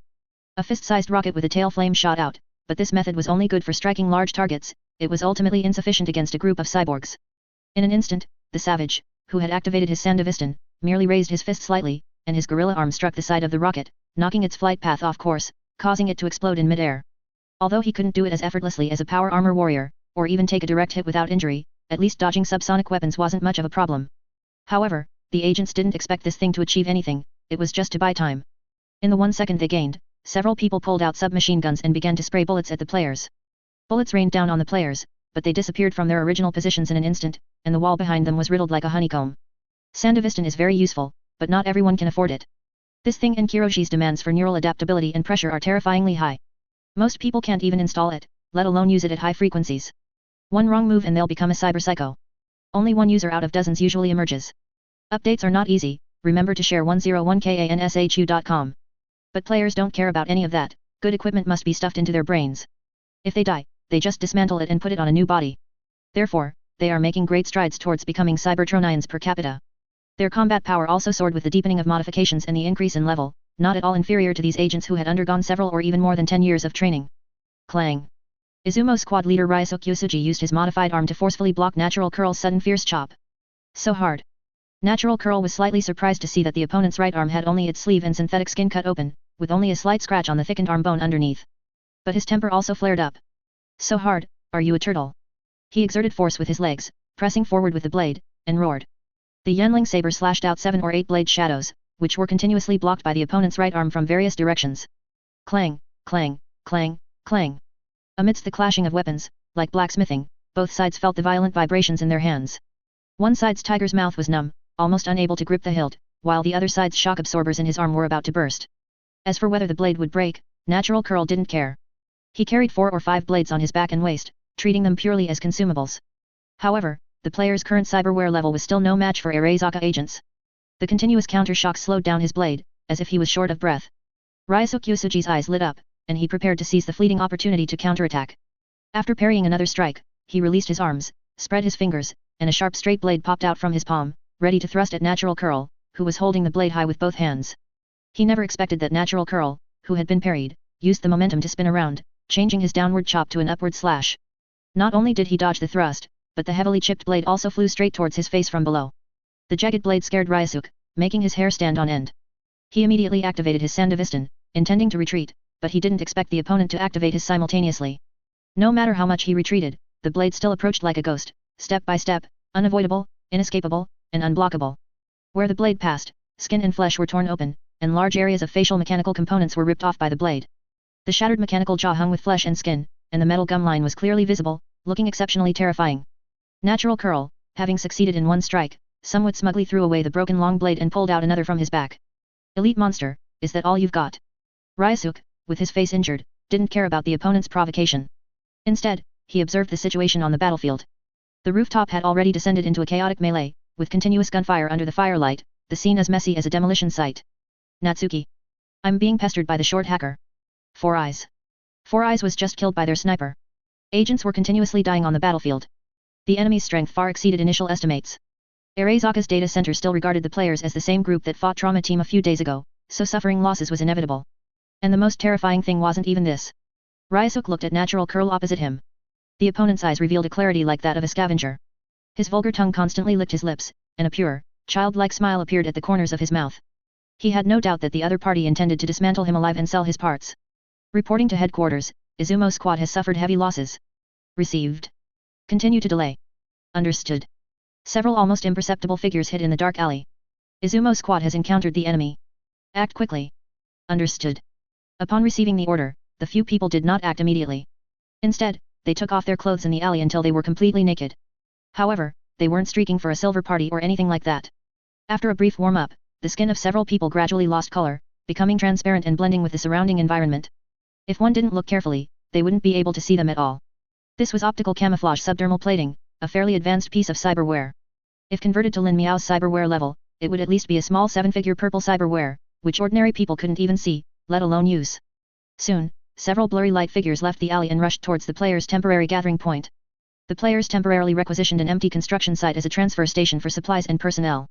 After all, there were hundreds of people, and everyone wanted to compete for this limited edition title, so they all swarmed in. Even if not that many people were needed up front, being a nurse or a patrol team here could still earn them the title. Tutu, who was covered in burns, was still on the bed idly chatting with his neighboring patient. Sword Snow, I'm telling you, this fire is the biggest I've ever seen in my life, bigger than the fire when I set my neighbor's beehive on fire when I was a kid. It probably almost rivals that Tianjin incident a few years ago. Are you crazy? Set the neighbor's beehive on fire? Were your neighbors on bad terms with your family? Those bees stung me, they deserved it. What was the result? I couldn't get out of bed for 3 days, tied to the bed by my dad and whipped with a belt. Everyone in the village could hear my screams. Good beating. If it were me, I'd whip you too, beat you to death. Now I'm only afraid of one thing. What thing? I heard that playing with fire in dreams makes you wet the bed, and I'm still in the dorm. The two people lying on the sickbed, idly chatting, suddenly felt a breeze. Sword Snow, somewhat strangely, touched his face and stopped his neighbor's nonsense. Did someone just pass by? Tutu, crazy. This place is full of people. There are at least 70, if not 100, people passing by every minute. How would I know who you're talking about? Sword Snow rubbed his forehead. Was it his imagination? According to the Arezaka agent's positioning, the captured individual was in a nearby civilian house. 2 players in exoskeletons stood on the first floor like door gods, almost spraying Chinkiang and Yujigong on their shields. Regardless of performance, the imposing presence was certainly there. A2 and 2B, 2 units marked for special attention, stood on the second floor balcony, guarding very strictly. However, Arezaka agents with optical camo didn't pay much attention to these things. Even melee tech might not be able to stop their stealth operations in such a place, let alone a loose group of mercenaries. Moreover, there was a high flow of people here, not far from the fire scene, so thermal imaging equipment wouldn't be very effective, and their skin also had an anti-infrared coating. Only some specialized scanning equipment might be able to find them, but this was on a main street, and in front was a residential building. Where would they find such professional instruments? However, the door of that residential building was quite high-tech, he'd have to get one for himself when he went back. The captain nodded inwardly. The only problem was that the door was open, with people constantly going in and out, seemingly without any precautions. It was too negligent. But they were just a group of mercenaries, after all. Although their combat effectiveness was decent, in terms of discipline, they were far from comparable to regular troops. It was normal for there to be loopholes. The stealth team slowly approached the residential building. Since they couldn't make a sound, they could only communicate through the channel. Yumi, Captain, which route do we take in? Underscore. Yuka, windows are prone to making noise. Let's go through the main door, following behind others to prevent accidents. Yumi, understood, underscore. Orium, be careful of those two marked targets. Do not engage them in a direct confrontation. Yumi, they look so fierce. 08. Even fiercer than you, Orium. Orium. Yumi, found a short one. I'll just follow behind her. 1. Yuka, be careful. We'll cover you from outside. Proceed with caution. Little teacher carried a small medical kit containing gauze and disinfectant, and with her short legs, she hummed as she walked towards the residential building. Since she entered the game, seeing Pandora was like seeing a lost relative. It was not easy for an adult to maintain a height of 1.4 meters, and even harder to be completely flat-chested. One could only say they shared the same plight. However, as she approached the residential building, she felt a strong sense of malice, and it was very close to her. But looking around, there was no one nearby, and even if she suddenly turned her head, her back was empty. Little did she know, less than 2 centimeters behind her head was the enemy's chest. If little teacher had discovered the other party, she would probably have died on the spot from anger. After turning back several times with no success, she could only attribute it to her own illusion and walked into the residential building with her eyes closed. However, just as she passed through the main door, the intelligent module on the door suddenly issued a red alarm, warning, unauthenticated target detected. Please stop immediately and wait for staff verification. Warning, unauthenticated target detected. Please stop immediately and wait for staff verification. Little teacher thought it was talking about her and was so scared that she dropped the medical kit and raised her hands in surrender. She had seen how these things treated robbers on the street, regardless of gender. Those who were electrocuted immediately lost control of their bladder. If she were to be exposed here, her gaming life would probably be over. But what little teacher didn't expect was that when she looked up, she saw that the camera of the intelligent module was not aimed at her, but behind her.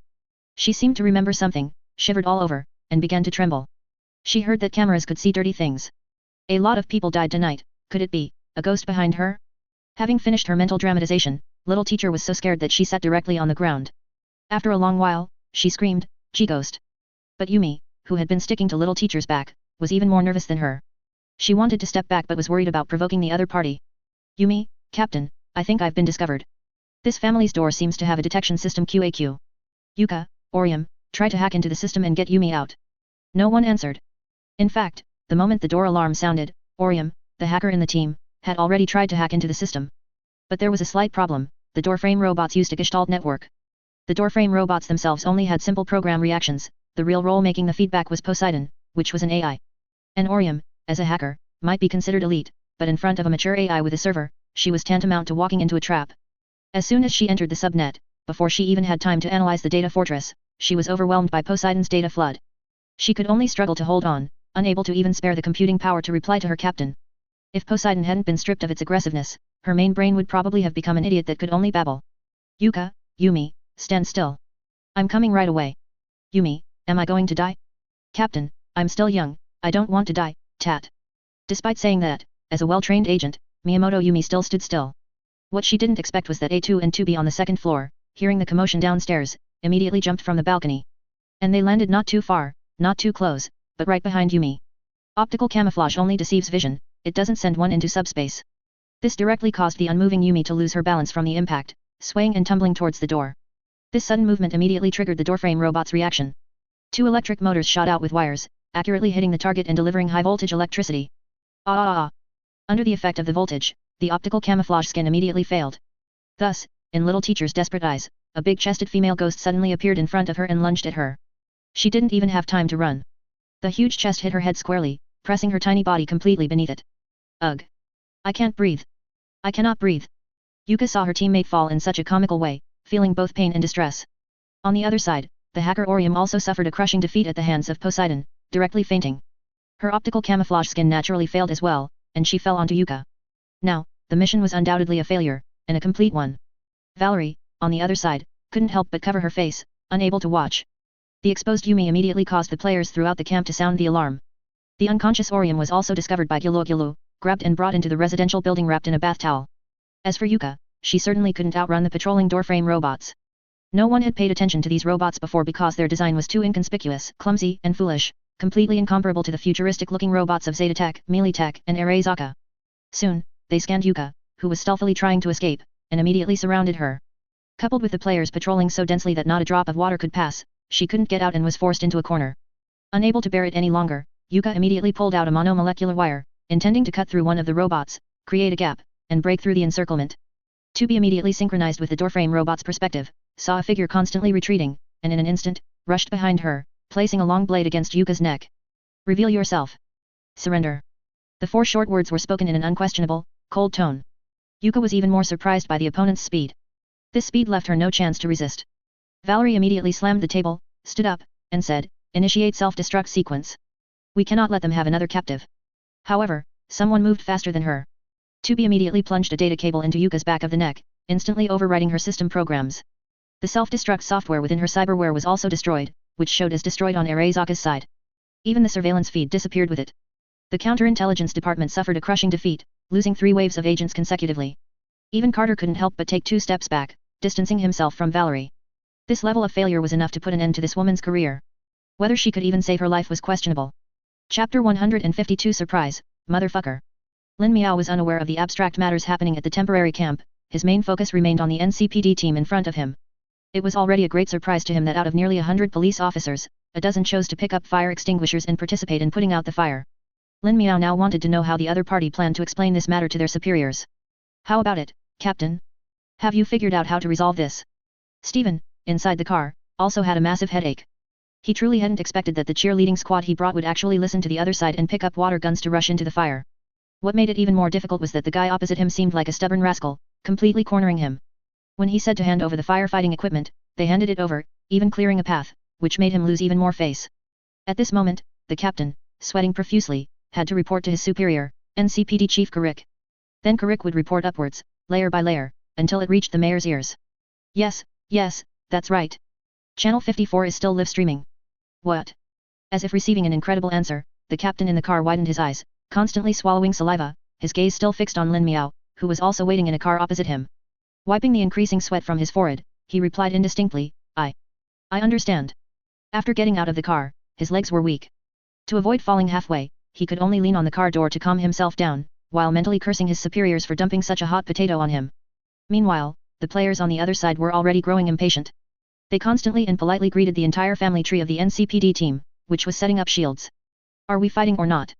Give us a straight answer. I'll FK your mother's horse. You're neither advancing nor retreating. Why are you acting like dogs? I have to work at 8 AM. I'll drag your mom out and hang her up. I logged on at noon to waste time with you here? Why don't you go back to your spawn point if you have this much free time? Or is it because your mom got hit by a car, so you can't go back?" The language grew increasingly vulgar, which made Night City residents, accustomed to Bakayara and FK, shit, extremely uncomfortable. But the players came in their gear not for a fashion show, but for a fight. Now that the NCPD refused to engage, it made them very annoyed. Facing this group of fierce individuals, who were several levels crazier than Maelstrom, the captain could only brace himself and say, "Mr. Lin, someone has reported to the NCPD that mercenaries were present at the origin of the fire, and there is quite reliable evidence proving that those mercenaries clashed with Maelstrom at the time, using prohibited weapons, which led to this fire in Watson. I know you had good intentions in calling mercenaries to Watson to put out this large fire, but now you'd best come back with me to the NCPD to assist with the investigation. As for the fire, someone will handle it." The other party's softened attitude surprised Lin Miao, but surely this guy didn't think the NCPD, without max tac support, could directly take on the players? And why did these words sound like he was trying to separate himself from the player group? As for the truth, did Lin Miao need this captain to blather on about it here? However, Lin Miao quickly understood the reason, because in the distance, a branch of the team that maintained Arezaka waterfront split off and rushed towards the fire extinguishing line. The commotion was so great that even at a distance of 1 or 2 kilometers, the approaching drone swarm could be clearly seen. "Oh, really? The next mission will be fully taken over by the Special Operations Department." In the projection, the short-haired woman in black looked down condescendingly at Valerie and all employees of the Counterintelligence Department. "As for you, you'd better start tidying up your things. The company's decision regarding you will come down very soon." Abernathy wanted to laugh. She had been wondering how to deal with the Counterintelligence Department and Jenkins, but then they actually messed up big time, with repeated failures causing the entire department to lose face. She hadn't even made a move, and the other party had already fallen. Such a surprise came so unexpectedly. Speaking of which, Abernathy felt she still had to thank the agent in front of her, whom Jenkins regarded as his confidant. If not for her incompetence, things wouldn't have gone so smoothly. Valerie took a deep breath to calm herself down. Even when facing her superior's superior, she didn't want to back down. Understood, but I advise you not to use direct confrontation to attack those mercenaries. Although the errors of the counterintelligence department agents were very frustrating, theoretically, their plan should have been fine. Valerie still didn't understand why the well-disguised agents were so easily discovered, nor did she expect the other party to so accurately pinpoint the agent team preparing to attack the camp.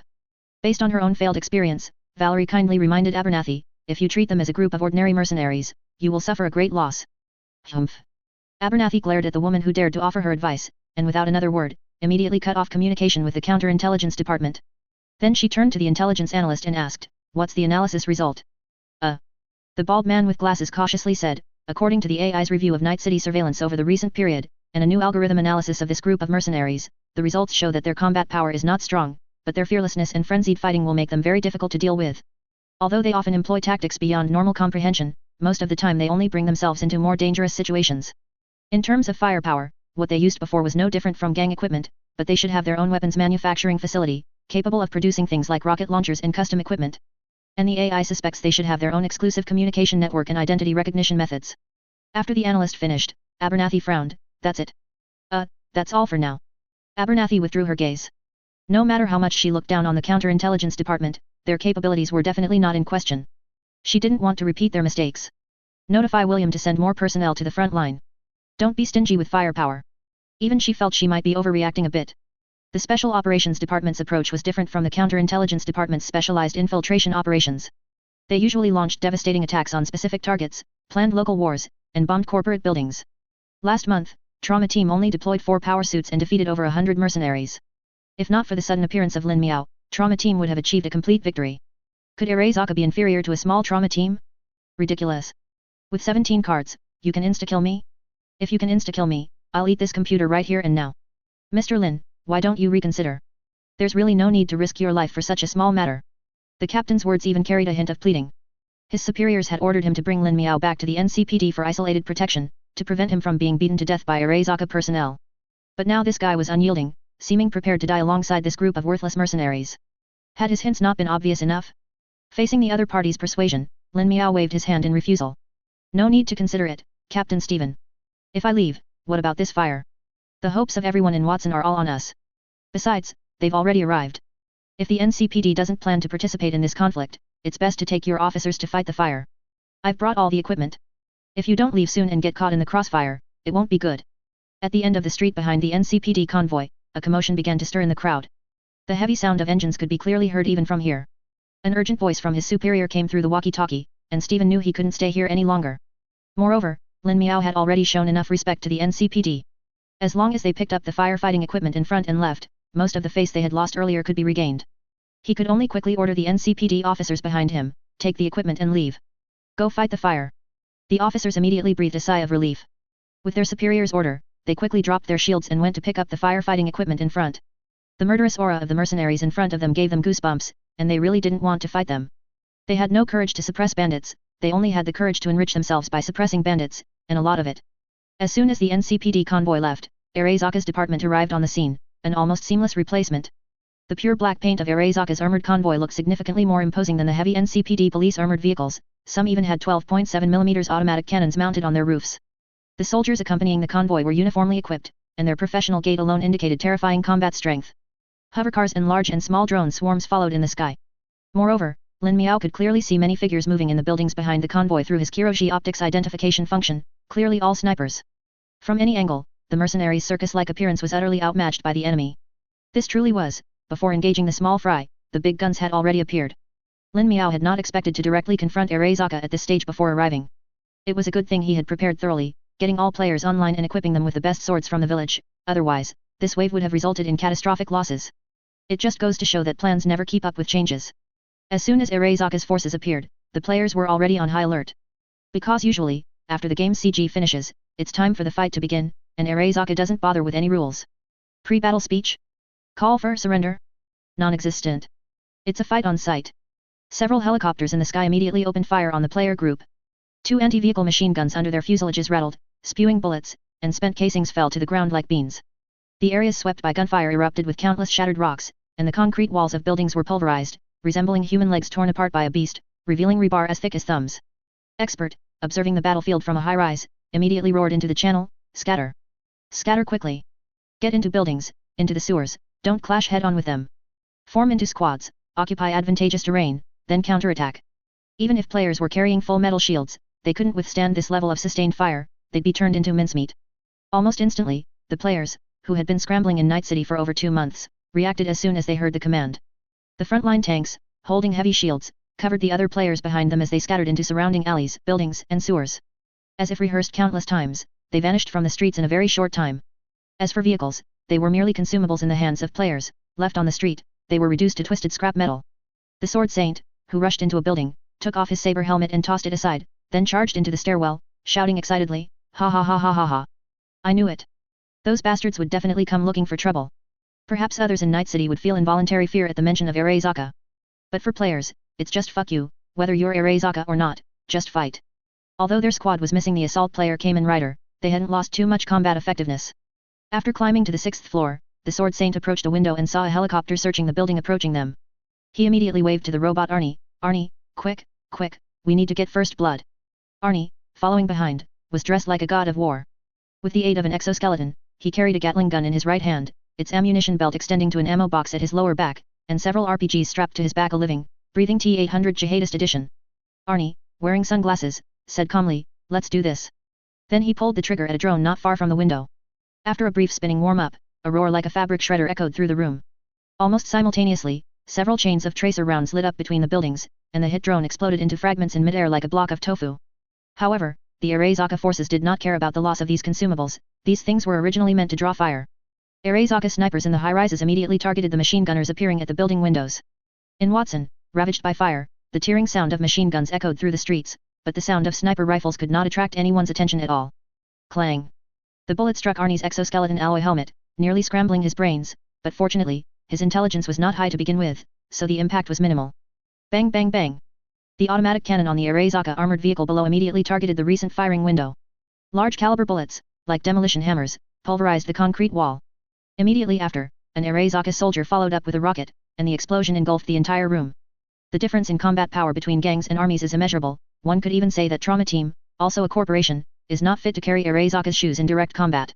Fortunately, the Sword Saint reacted in time, activating Sandevistan before the rocket exploded, dragging the unconscious Arnie away from the center of the explosion, and using his shield to block most of the shockwave. However, the air blast still left him quite shaken. Voucher. Get them to figure out a way to take out that heavy firepower. Otherwise, we can't fight. Received. Someone on the forum had already discussed how to fight against large military organizations in Night City, but at that time, players considered Dogtown as the target, not Arezaka. Hoping to use RPGs to take out regular army armored units in a city is a pipe dream. The moment you show your head, you might be riddled with bullets by snipers, grenade launchers, and patrolling soldiers, without even having time to aim. Back then, Somali warlords fired rockets like they were free, and they were fighting against Delta Force and Rangers with chaotic command systems, yet they only achieved a casualty ratio of 1900 to a dozen. To call it a massacre would not be an exaggeration. The anti-vehicle weapons players used against gangs were not very effective against the army. Therefore, they needed a new anti-vehicle weapon, preferably simple to make, portable, easy to conceal, with a wide strike range, and usable from behind cover. The answer was mortars. Only a sighting device, a barrel, a triangular bipod, and a base plate were needed for assembly. The players were imitating the Type 82 mortar. 6 mortars, 24 players standing ready. Players, of course, couldn't calculate firing data by simply holding up a thumb like in movies. Therefore, under experts' guidance, they prepared laser rangefinders and GPS positioning equipment, and this task was naturally assigned to the stealth-oriented players. The rear artillery position quickly received the firing data from Voucher nearby, distance, 472 meters, bearing, 37 degrees east of north, high explosive rounds, 6-round salvo. The mortar squad leader players quickly calculated the firing data using trigonometry, based on the angles and distances between the observer, target, and mortar. Immediately after, the gunner players adjusted the angle between the aiming scope and the mortar. As for who taught them, let's just say there were too many bored people waiting for new game slots on the forum. The assistant gunner, Ryusien Ryuzo, took a shell loaded with propellant from the ammo handler player as if it were gold, slowly aligning the tail fins with the barrel. He could even smell the fresh paint on it, which was even more exhilarating than smelling marijuana. He just didn't quite understand how the Brits managed to cram such a big thing into their backsides. Voucher saw Arezaka's armored forces about to disperse and quickly shouted to them, "Fire!" The mortar squad leader immediately gave the firing command. Ryusien Ryuzo and 6 other players simultaneously released their grip, and the bottom of the shell struck the firing pins. With a dull thud, the shells shot out of the barrel due to the expanding gases from the propellant. Immediately after, the ammo handler deftly passed the next shell to the assistant gunner, who loaded and fired, launching 6 rounds in quick succession. The Arezaka convoy, on the other hand, had absolutely no idea that the players had prepared such a surprise for them in the city, because previous gangs would never dare to use such fringe weapons. After all, the core objective of those people was to make money, not to fight wars. Players, however, were the exact opposite, they made money to fight wars. The shells arced through the air, their friction with the atmosphere emitting a death messenger like wail. This sound immediately made the Arezaka frontline commander look up at the sky, but the shells moved much faster than his head could turn. The next second, 36 mortar shells rained down on the street, engulfing the entire Arezaka convoy in explosions. 2 armored vehicles were hit directly and immediately exploded into a pile of scrap metal. Chapter 153 You stepped on my. The sudden explosion directly stunned Abernathy of the Special Operations Department, even from over a dozen kilometers away. What happened to the individual mercenaries he was promised? Your mercenaries are so organized that they even prepared to use mortars in advance? This is clearly a large-scale mercenary organization. Not just Abernathy, but the entire Night City, watching the Channel 54 live broadcast, including the host herself, had their mouths agape. They're crazy, truly crazy. In these past few decades, the only one who dared to openly oppose Arezaka Corporation in the city was Melee Tech. Are mortars rare? The corporation has dozens of pages of equipment stronger than this, and even mercenaries can acquire some heavy firepower outside Night City. But who would dare to use such a thing against Arezaka Corporation's forces inside the city? Normally, they wouldn't care about minor skirmishes. Did they really think Arezaka Corporation was a pushover? On the front line, the Arezaka commander was still yelling into the comms, all units, report casualties. Drone units, based on the trajectory of the recent shells, search for the artillery position. You have 3 minutes to take it out. Team 1, 3 dead, armored vehicle engine damaged. Team 2, armored vehicle took a direct hit, driver and 4 team members all dead. Team 3, 2 injured, combat effectiveness unaffected. This round of massive bombardment did not cause significant casualties to the Arezaka forces. The high level of cybernetic modification greatly increased the human body's tolerance for damage. However, what was truly damaged was Arezaka Corporation's prestige in Night City. Abernathy slammed her hand on the table.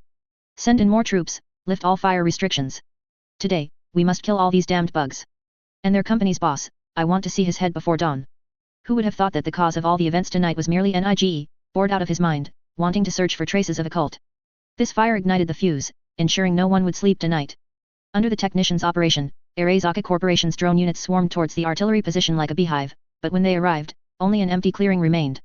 After firing their shells, the players dismantled the mortars without a second thought, hoisted them, and slipped away into the sewers. A load of 1 to 200 kilograms was so easy for a cyborg. However, the drone's scanning devices could still determine the player's direction by their footprints. They went into the sewers. Just like rats. The Arezaka captain, having received a death order from Abernathy, furiously said, send in a special operations team to pursue them. Even if we have to turn Watson upside down today, we will find and eliminate this group. The orders were passed down layer by layer, becoming more detailed. Arezaka Corporation's grassroots units, like worker ants receiving commands, immediately began to act in separate groups. Crouching by the window, peeking at the street through a gap, Jian Sheng was thrilled. Haha, die, you little neon lights. Then he pulled out an RPG and aimed it downstairs. If only he had a little boy with him, he would show Arezaka Corporation what bloodline suppression truly meant. He pulled the trigger, fireworks erupted from the tail of the launcher, and the rocket shot out with a whoosh. However, the Arezaka forces, having just been bombed by mortars, had raised their vigilance to the maximum, making them not so easy to deal with. A figure flashed into the air, followed by a cold glint, and the rocket was cut in half mid-air, falling powerlessly to the ground. Jian Sheng's smug expression instantly froze on his face. 6. They weren't even pretending anymore. The one who cut the rocket was Arezaka Corporation's renowned Model D power armor. Players had seen this type of exoskeleton power armor from a distance in places like the Arezaka Industrial Park and Zabai building. It could be said that this unit was a nightmare in Night City's mercenary circles. Some mercenary teams who tried to target Arezaka Corporation convoys, if unlucky, would encounter a Model D, then perform a live team wipe. The battle situation could be described as horrific. Even though it was considered light among many power armors, weighing less than 800 kilograms, in Night City, it was practically synonymous with a mini-boss. After cutting the rocket and landing, the Model D immediately looked up towards Jian Sheng's hiding place. Damn it! Knowing he had been discovered, Jian Sheng immediately dragged the still unconscious Arno and ran towards the stairwell, shouting into the channel, "This is Jian Sheng, damn it, a power armor is targeting me." Expert, crouching in a residential building with all its lights out, quietly asked, "Report your position." "One street corner from you, about 200 meters, I'm on the 12th floor." Jian Sheng directly cursed in anger, "Damn it, don't you look at the mini-map when you play games?" The entire Night City's 3D topographic map had long been uploaded into the system. While it wasn't possible to scan every single house, the building exteriors, streets, and alleys were certainly accurate. It's possible the data on this minimap was even more precise than the city council's. Moreover, players could see each other's names and ghostly figures through walls. Pfft. Expert replied sarcastically, hold your aggro, MT. I can't see the boss right now. Lure him into the sniper team's line of sight. Ever since they took a hit from a trauma team power armor last time, Expert and the other players had been figuring out how to take down these high mobility, high defense tin cans. RPGs and mortars definitely wouldn't work, they weren't idiots who would just stand there and let you blast them. So, I'll just have to use a large caliber anti-materiel rifle. Orange. MTS have rights too. You'd better find me a healer. Jian Sheng was going crazy. This game was just too realistic, there were no professions that could heal people on the spot. Bang. In less than a dozen seconds, the Model D had used a meter 8 power sword to climb the 12 floors by stabbing into the concrete wall. Immediately after, a biological radar scan revealed Jian Sheng fleeing alone in the stairwell. There were no ambushing teammates, no landmines, or anything, he was truly running for his life. After confirming there was no threat, the Model D charged forward like a tank, directly smashing through any slightly fragile composite panel partitions. The rumbling behind him was incessant. Jian Sheng wished he had 2 more legs to run for his life, but the heavy exoskeleton's mobility. As for Arno, he had already been thrown into a corner and hidden. At this moment, the players' channel was also in an uproar. Are the artillery guys ready to move yet? Damn it, the Arezaka armored vehicles are chasing us like dogs. What's the rush? We're still setting up the cannons. Holy crap. The bullets these guys are firing can curve. What's the cheat code? I saw a group of Arezaka soldiers go into the sewers. Looks like they're near you, Red Bucket. Hey? Near us? We're upstairs. Why would they go into the sewers? The chaotic chatter was mostly nonsense, with an incredibly low amount of effective information. This made Expert unbearable, so he directly pulled Jian Sheng into a private chat. Damn it, I absolutely have to set up a separate command center in the future. Jian Sheng, can you see me now? Expert, you two are still in the building, can't see a thing. Try to lure him to the balcony edge. Plus Jian Sheng suddenly let out a strange cry. It turned out the Model D had already rushed behind him, scaring him so much that he quickly picked up his machine gun and sprayed the guy, who was several sizes bigger than him. The light machine gun, which had been so effective in past gang encirclements, had lost its edge. The bullets that could easily tear a person into shredded meat only managed to scratch off a layer of paint on the opponent's bulletproof armor. The Model D looked down at Jian Sheng's custom-made exoskeleton, which looked like European plate armor, and said disdainfully, cheap goods, and so flashy. Seeing that he had no way out, Jian Sheng could only pat his chest and retort, what are you talking about? Do you know what this is? This is my wife. What about Arezaka? Arezaka, you've never even seen Saber. What a mess. The Model D soldier didn't understand what this guy was saying and was too lazy to talk. He raised his sword to kill the opponent, then went to find the next victim. However, a sound from behind made him immediately turn around, swatting away an RPG fired at him. Unlike the exoskeletons worn by players, the Model D could use Sandevistan. The deflected RPG hit the wall, exploding with a boom that filled the entire stairwell with smoke. And on the other side of the stairwell, a figure slowly emerged from the dust and fog. It was Arno, who had been unconscious for a while. Wearing his sunglasses, with blood still flowing down his face, he gave Jian Sheng a thumbs up. I'll be back. Then, he quickly took another rocket from behind and loaded it into the launcher, but Model D wouldn't give him time, preparing to rush forward and hack him to death. However, the Sword Saint, who was just a few feet away, immediately pounced on him, wrapping his arms around the opponent's arms and locking them together, clinging to the large brute like a koala. He didn't forget to quip, you're quite sturdy, darling. Let me see if you are developing normally. Let me see, loudly. Damn it. What kind of lunatic is this? Model D never expected this guy to be so reckless, seemingly not caring at all that the rocket launcher would blow him up too. The power armor's thick 5 fingers gripped the Sword Saint's right gauntlet. With a slight squeeze, the steel plate welded on by the Sword Saint's workshop was twisted and deformed, and even the Sword Saint's finger bones were crushed, but he still wouldn't let go. Even a paint editor couldn't achieve such a powerful effect, could it? Being held by the Sword Saint like this, even Sandevistan was difficult to use. Get off me. Sword Saint, I won't. Whoosh boom. This rocket accurately hit the Sword Saint, who Model D had turned to use as a human shield. The Sword Saint died instantly, leaving no bones, but the enormous impact directly blasted Model D away. The large iron bowl-like figure crashed through several walls in the corridor like a bowling ball, directly breaking out of the building and plummeting towards the ground. However, the damage sustained by Model D's body was still not fatal. The soldier, having broken free from the Sword Saint's restraint, immediately plunged his power sword into the wall, attempting to stop his descent, but he had, in fact, already entered the sniper player's firing range. Bang! Bang! Bang! Sounds like autocannons continuously rang out from the rooms of the surrounding buildings. Several large-caliber armor-piercing rounds shattered the concrete walls like tofu, and one even directly hit Model D's sword-wielding right arm, completely piercing the mechanical arm. Someone in the sniper squad immediately cheered. Vehicle killer Li Sanguang, nice. That shot was definitely mine. Mongolian top laner, bullshit, it was clearly mine. Because there were no kill confirmations, no one knew who hit the target before getting the kill. An expert, who knew he had hit the target, didn't have time to argue with the others. Keep firing. After taking him down, relocate. With the boss's command, the others quickly resumed their assault. Anti-material armor-piercing rounds were fired at Model D's falling body as if money were no object. Those who could serve in the sniper squad were basically players proficient in firearms. In a military unit, they could also be considered qualified snipers. Of course, this was only in terms of marksmanship, other aspects were irrelevant.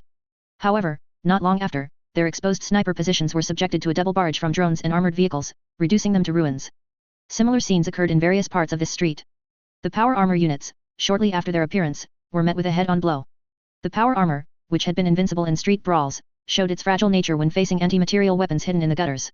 Accompanied by the roar of flames and explosions, the players performed a symphony of fate with guns and cyberware in the district, turning the entire street into a meat grinder exclusive to Arezaka. Most importantly, in this city where Arezaka had been present for nearly a decade, it was the players who held the geographical advantage. A manhole cover was pushed open, and Ruzo poked his head out like a rat, looking around. After confirming there were no Arezaka forces nearby, he quickly climbed out, carrying a mortar barrel on his back. He was followed by a good 20 to 30 players. This unit had shifted positions 3 times through the sewers in just 20 minutes. Each time they surfaced, they set up their artillery, fired a few rounds, and then left, never delaying. The drones swarm in the sky scurried around like headless flies, but they could never keep up with the players' pace. Quick, quick, quick. In just a few minutes, the artillery team had set up their positions in the abandoned factory. Then, based on reports from nearby stealth players, they immediately adjusted their angles. Boom. Boom. Boom. Another 3 rounds of 18 mortar shells were fired. Boom. Boom. Boom. The explosive sound and light directly engulfed the Arezaka squad slowly advancing on the street. Although the soldiers were already close to the buildings, the armored vehicles still couldn't avoid being blown into scrap metal. Thump. The captain couldn't remember how many times he had slammed the table. Disgusting, truly disgusting. Ugh. These people were like rats, impossible to catch. Even now, their agents sent underground were still lost, yet the enemy had already appeared on the other side of the street, set up mortars, and opened fire. Unable to bear it any longer, he directly contacted the underground agent squad. Where are you? Why haven't you found the location of that artillery unit yet? Is your brain computer interface waterlogged? The agent squad, fumbling in the dark, damp sewers, also felt wronged. This damned place had no lights at night and was like a winding labyrinth. Arezaka hadn't even mapped the sewers, so how could they know the way? Even the Kiroshi optics trace scanning function was ineffective, obscured by the muddy ground, making it impossible to find anyone. You're telling me you can't find your way? Hearing his subordinate's reply, the captain almost fainted from anger. Are you going to tell me that those mercenaries who just arrived in Night City know the Watson sewers like the back of their hand? Don't make excuses for your incompetence. The squad leader endured the pungent stench of the sewers, trying his best to explain, Sir, I suspect this is a long premeditated conspiracy against Arezaka. They must have scouted the nearby terrain long ago, otherwise, they couldn't have moved so quickly. What good is saying that now? Hurry up and find those people for me. After the captain's roar, the communication ceased, leaving the agents feeling extremely wronged. At Arezaka, the superiors were always right. If you thought they were wrong, you were dead. They could only slowly grope their way forward in the sewers. Little did they know, someone had already been watching them in the darkness. Whoosh, a faint whooshing sound attracted the agent's attention. One of them immediately activated Sandevistan, using his night vision cyberware to deflect a thrown knife. But here, the players, who had already experienced the battle of the Poopsie maggots, were the ones with the geographical advantage. Nyoloyi! Nyoloyi! Arrogant voices came from the shadows, followed by a far greater number of throwing knives than before, mixed with bullets fired from silenced pistols.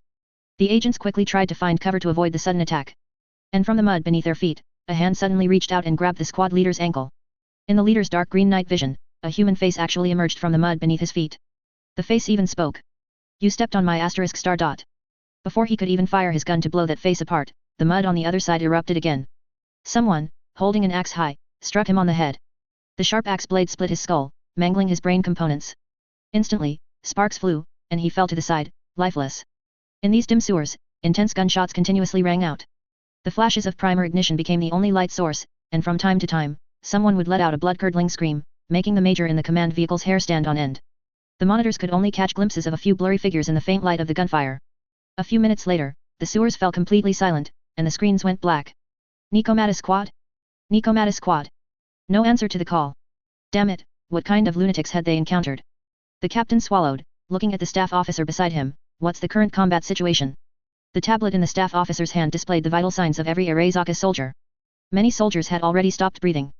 As of now, we have lost 3 power armors, 2 temporarily incapacitated, 6 armored vehicles, 37 soldiers killed in action, and several drones. We have killed 46 enemies. A casualty ratio of nearly 1 to 1. This didn't even include the armored units, purely in terms of data, it was extremely dismal. The staff officer continued, our agents report that these people seem to be very good at urban warfare, and their transfer speed is very fast. Without using heavy weapons, I'm afraid the casualty rate will increase further. Chapter 154, A Man of Distinction. Dense explosions continuously rang out around Pershing Street.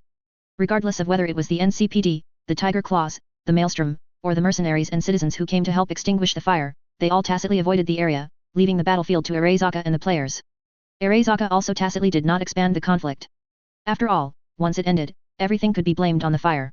But if the fighting spread outside, it would incur greater marketing costs. Perhaps everyone hated corporations and clearly knew what the outcome would be if Arezaka won, but no one was willing to directly confront Arezaka's wrath. In the past, they dared to rob corporate trucks and murder mid-level corporate employees, mostly with the idea of making a quick buck, and then for the so-called fame of resistance.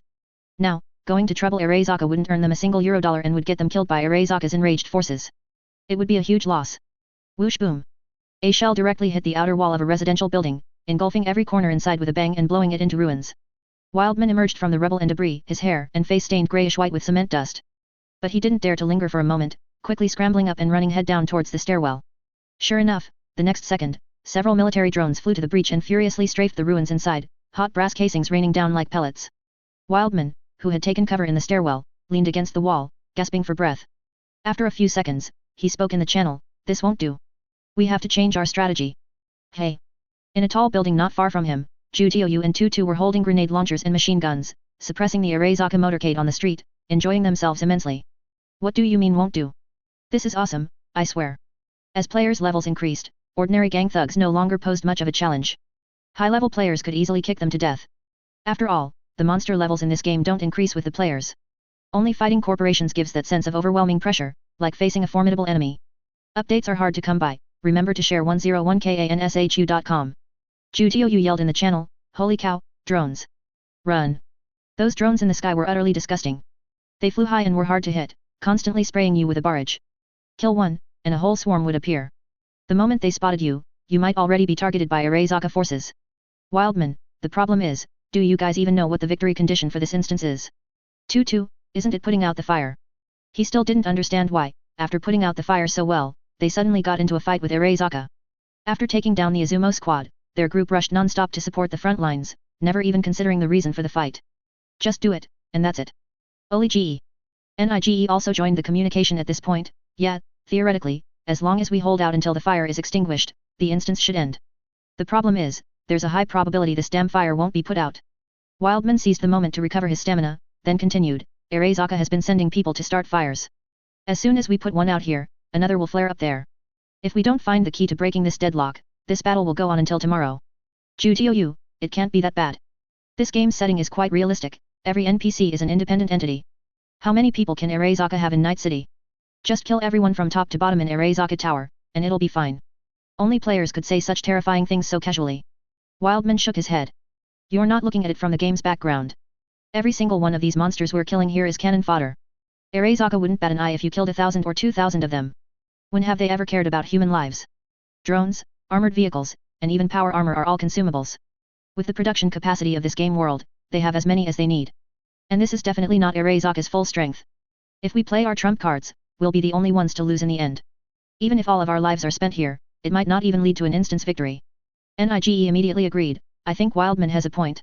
If we're going to fight, we have to hit these corporations where it hurts, strike at the snake's 7-inch vital spot. I think we should open a channel, invite some players in, and everyone discuss where the instance's breaking point is. Everyone felt that Nige's idea made sense. Brainstorming, right? The players' subjective initiative was probably among the strongest, aside from those guys who spent all day trying to exploit legal loopholes for profit. And everyone quickly reached a consensus. To make capitalists back down, the only way is to make them lose money, or make them determine that the plan will result in a loss. As long as it hinders capital appreciation or even causes losses, they will run faster than anyone. In Night City, government and public opinion are ineffective. Players cannot implement the method of peer pressure, so there is only one last option. Make them lose so much that they have no choice but to give up. Sword Snow, how about we go blow up Arezaka Tower? Everyone, 6. Nige, it's not impossible, but it's a bit difficult to actually do. Where are we going to find a nuclear bomb? Sword Snow, can you hand-forge uranium-235? After Arezaka Tower was previously hit by a nuclear bomb, it was definitely reinforced during this reconstruction.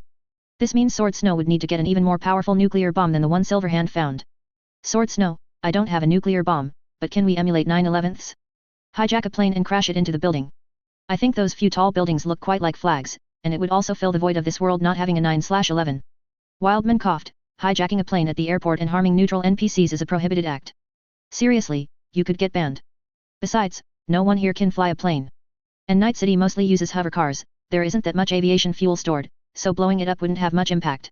Jutiu, then why don't we go capture Michiko Arezaka alive, take some nude photos of her, and threaten her to call off the troops? How about that? Everyone, you're even more 6. Expert, don't even think about it. Michiko Arezaka is always secretly protected by a 100-person team when she enters or exits, all at least level 20 mini-bosses. Even if all of us went, we'd just be serving ourselves up. Tutu, I think he's only coming up with such a nasty trick because he lost a woman again. You still can't forget her, Feng Feng. Jutiu, get lost, you. I already forgot Empress, alright. Tutu, I haven't even said who it was, and you've already forgotten, hey? You remember it even clearer than I do. The two joked around, easing the atmosphere, until Super Balloon Ministry of Truth, who had just joined the chat channel, proposed an idea. Since the fire can't be put out, then we won't put it out, right? Why go through all that effort? We should just let it burn fiercely, burn until Arezaka itself can't stand it, then they'll give up. Good brothers, boss, you want to burn down all of Night City. Propaganda Department, harming neutral NPCs will get you banned.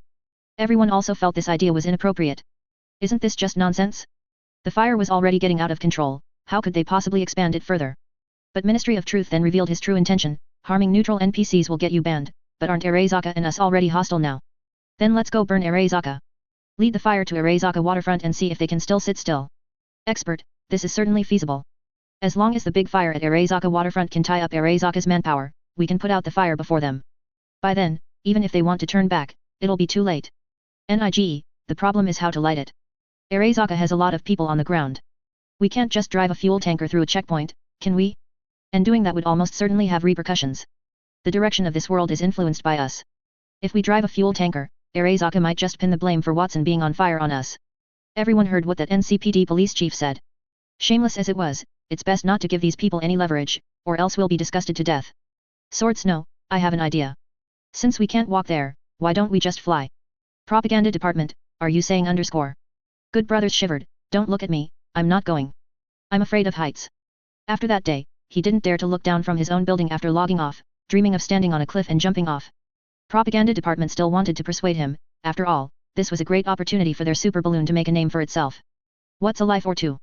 How could a hell diver from super balloon be afraid of an aerial drop? Ministry of Truth put on an expression of concern for his subordinate, forget it, it's not necessary. The mission is never more important than my subordinate's life. Propaganda Department, then what if the mission fails? Will the sacrifices of so many people be in vain? Ministry of Truth's tone was full of inner struggle and hesitation, finally as if he had made up his mind, if it really comes down to it, then I'll go. I'll fly the plane and die for my subordinate. Boss. Good Brothers was so touched that his boss thought of him so much that he almost cried, how about I still go? Good, then it's settled. Ministry of Truth changed his expression faster than turning a page, without any intention of stopping him, and immediately pulled Wildman and Sword Snow to form a new channel. My subordinate has sacrificed so much, shouldn't we show some appreciation? Hey. Is that all? Add a little more. If that's not enough, we can always strap another 2 pounds of explosives to him. He's not coming back anyway. Take his legs off to make space and lighten the load, then we can fit 20 more pounds of explosives. Hey. Hey. Can you add another 500?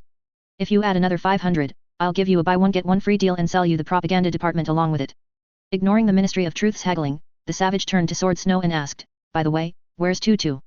I haven't seen him in the channel, even though he's not dead yet. Sword Snow, Tutu? He said he was captured alive by Arezaka's people and is currently being tortured.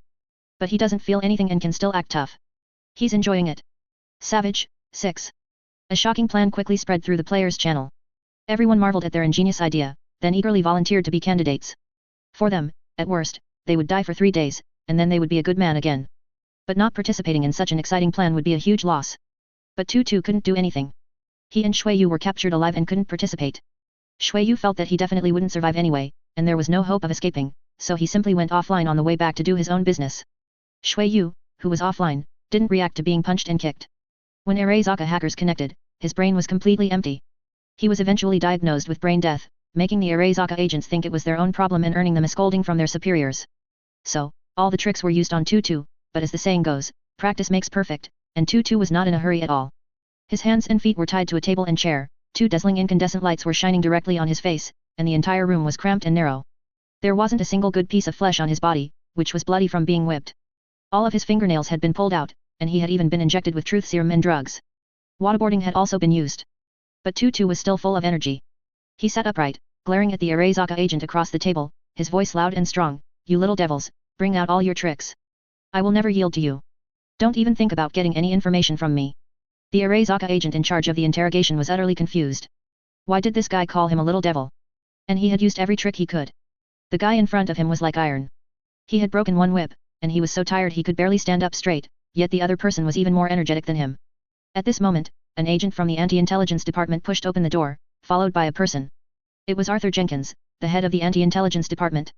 The agent sitting in the chair quickly stood up to offer his seat. Arthur gestured for him to sit down, then asked indifferently, "What did he say?" Valerie had messed up, and the anti-intelligence department was also going to take a fall.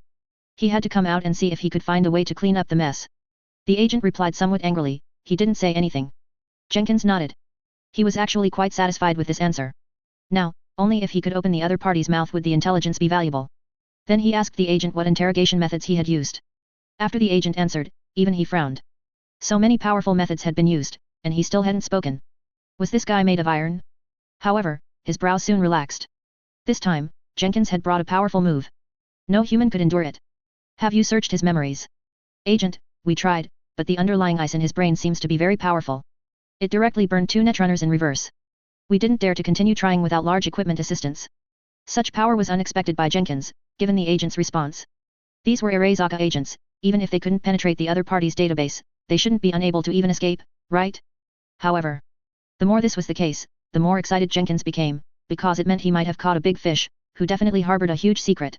If he could dig it out, he might be able to avoid this punishment, and even advance further. Thinking of this, Jenkins said to Tutu in a gentle tone, "Sir, what is the value of your endurance?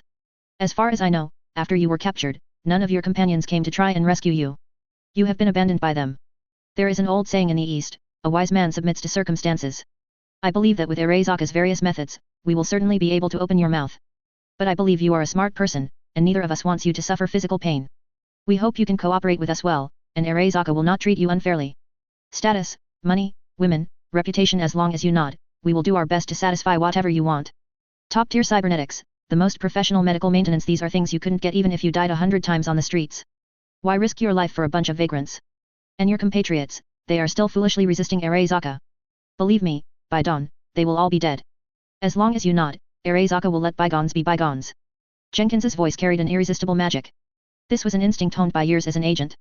He believed that after enduring so much torture, even if the other person's will was tenacious, they should have softened by now. Humph. Tutu accurately spat a mouthful of phlegm into Jenkins's ceaselessly chattering mouth. Jenkins subconsciously swallowed. By the time he realized what he had swallowed, it was too late. He hunched over the table, gagging, ugh. He even used his finger to try and induce vomiting, attempting to bring up the swallowed saliva. Tutu saw him like this and couldn't stop laughing. "Ha, speak up, why aren't you talking anymore? I'm telling you. You dog of Saburo Arezaka, no matter what torture you use, you'll never get a word out of me. True martyrs dare to face the dripping blood directly. Justice cannot be killed." His tone was so righteous it was almost perverse, making the 2 agents beside him feel somewhat ashamed. Then his tone shifted, "However, I don't eat anything but honey traps. If you can get Michiko Arezaka and Hanako Arezaka to play a threesome with me. Forget it, that green-crested head makes me sick. Change it. Do they have a grandchild or something? I'm not entirely against it." Jenkins, who had been trying to induce vomiting for a long time without success, had to face a desperate truth. He might have actually swallowed it. Feeling his dignity insulted, he could no longer tolerate it. His previously calm mask shattered, and he roared in anger, "Show him the death brain dance. 100 times. Until he begs for mercy." Death brain dance, as the name suggests, is a form of torture where a person is made to constantly experience various forms of death through emotional editing. This is not something you can resist with strong will. The brain dance controls your brain's neural centers to secrete corresponding emotional substances, making you involuntarily immerse yourself in it and feel the most authentic emotions of the person experiencing it. This is a cruel punishment used in Night City for death row inmates. Even in prisons, only a very small number of criminals are subjected to this method, but often, just a few minutes can make those prisoners suffer to the point of going mad and begging for mercy. Tutu was fitted with the brain dance device. He didn't even bother to resist, still chattering, "What are you going to show me? It's not going to be those brain-dead flashy videos like on YouTube, is it? I'm telling you, when I go to foreign websites, I only watch adult films. Only brain-dead people would believe that stuff. The agents acted as if they didn't hear him. After connecting the device, they immediately started the brain dance. With a flash, Tutu found that the world before his eyes had changed. He was tied to an iron bed, with a scavenger holding a chainsaw standing nearby. Because it wasn't a lewd brain dance, the system didn't prevent players from watching. Tutu wanted to speak but couldn't open his mouth. He could only watch the other person walk towards him, his tightly bound body still writhing, as if trying to escape. Until he watched his body being slowly cut from leg to hand by the chainsaw. However, Tutu didn't feel anything at all, and even felt a little like laughing. The technique was incredibly crude. Scavengers wouldn't cut a body like that. Even for filming a black brain dance, they wouldn't use something like a chainsaw. Sawing would destroy the integrity of the cybernetics, making them unsellable. As for death? Please, maybe the first time it had some effect, but now, which player hasn't died 7 or 8 times? In brain dance, he had died no less than 100 times. The brain dance scenes changed one after another, and Tutu kept changing his methods of death. Burned alive, dismembered, raped. This one wasn't visible, thrown into a microwave, hit by a car.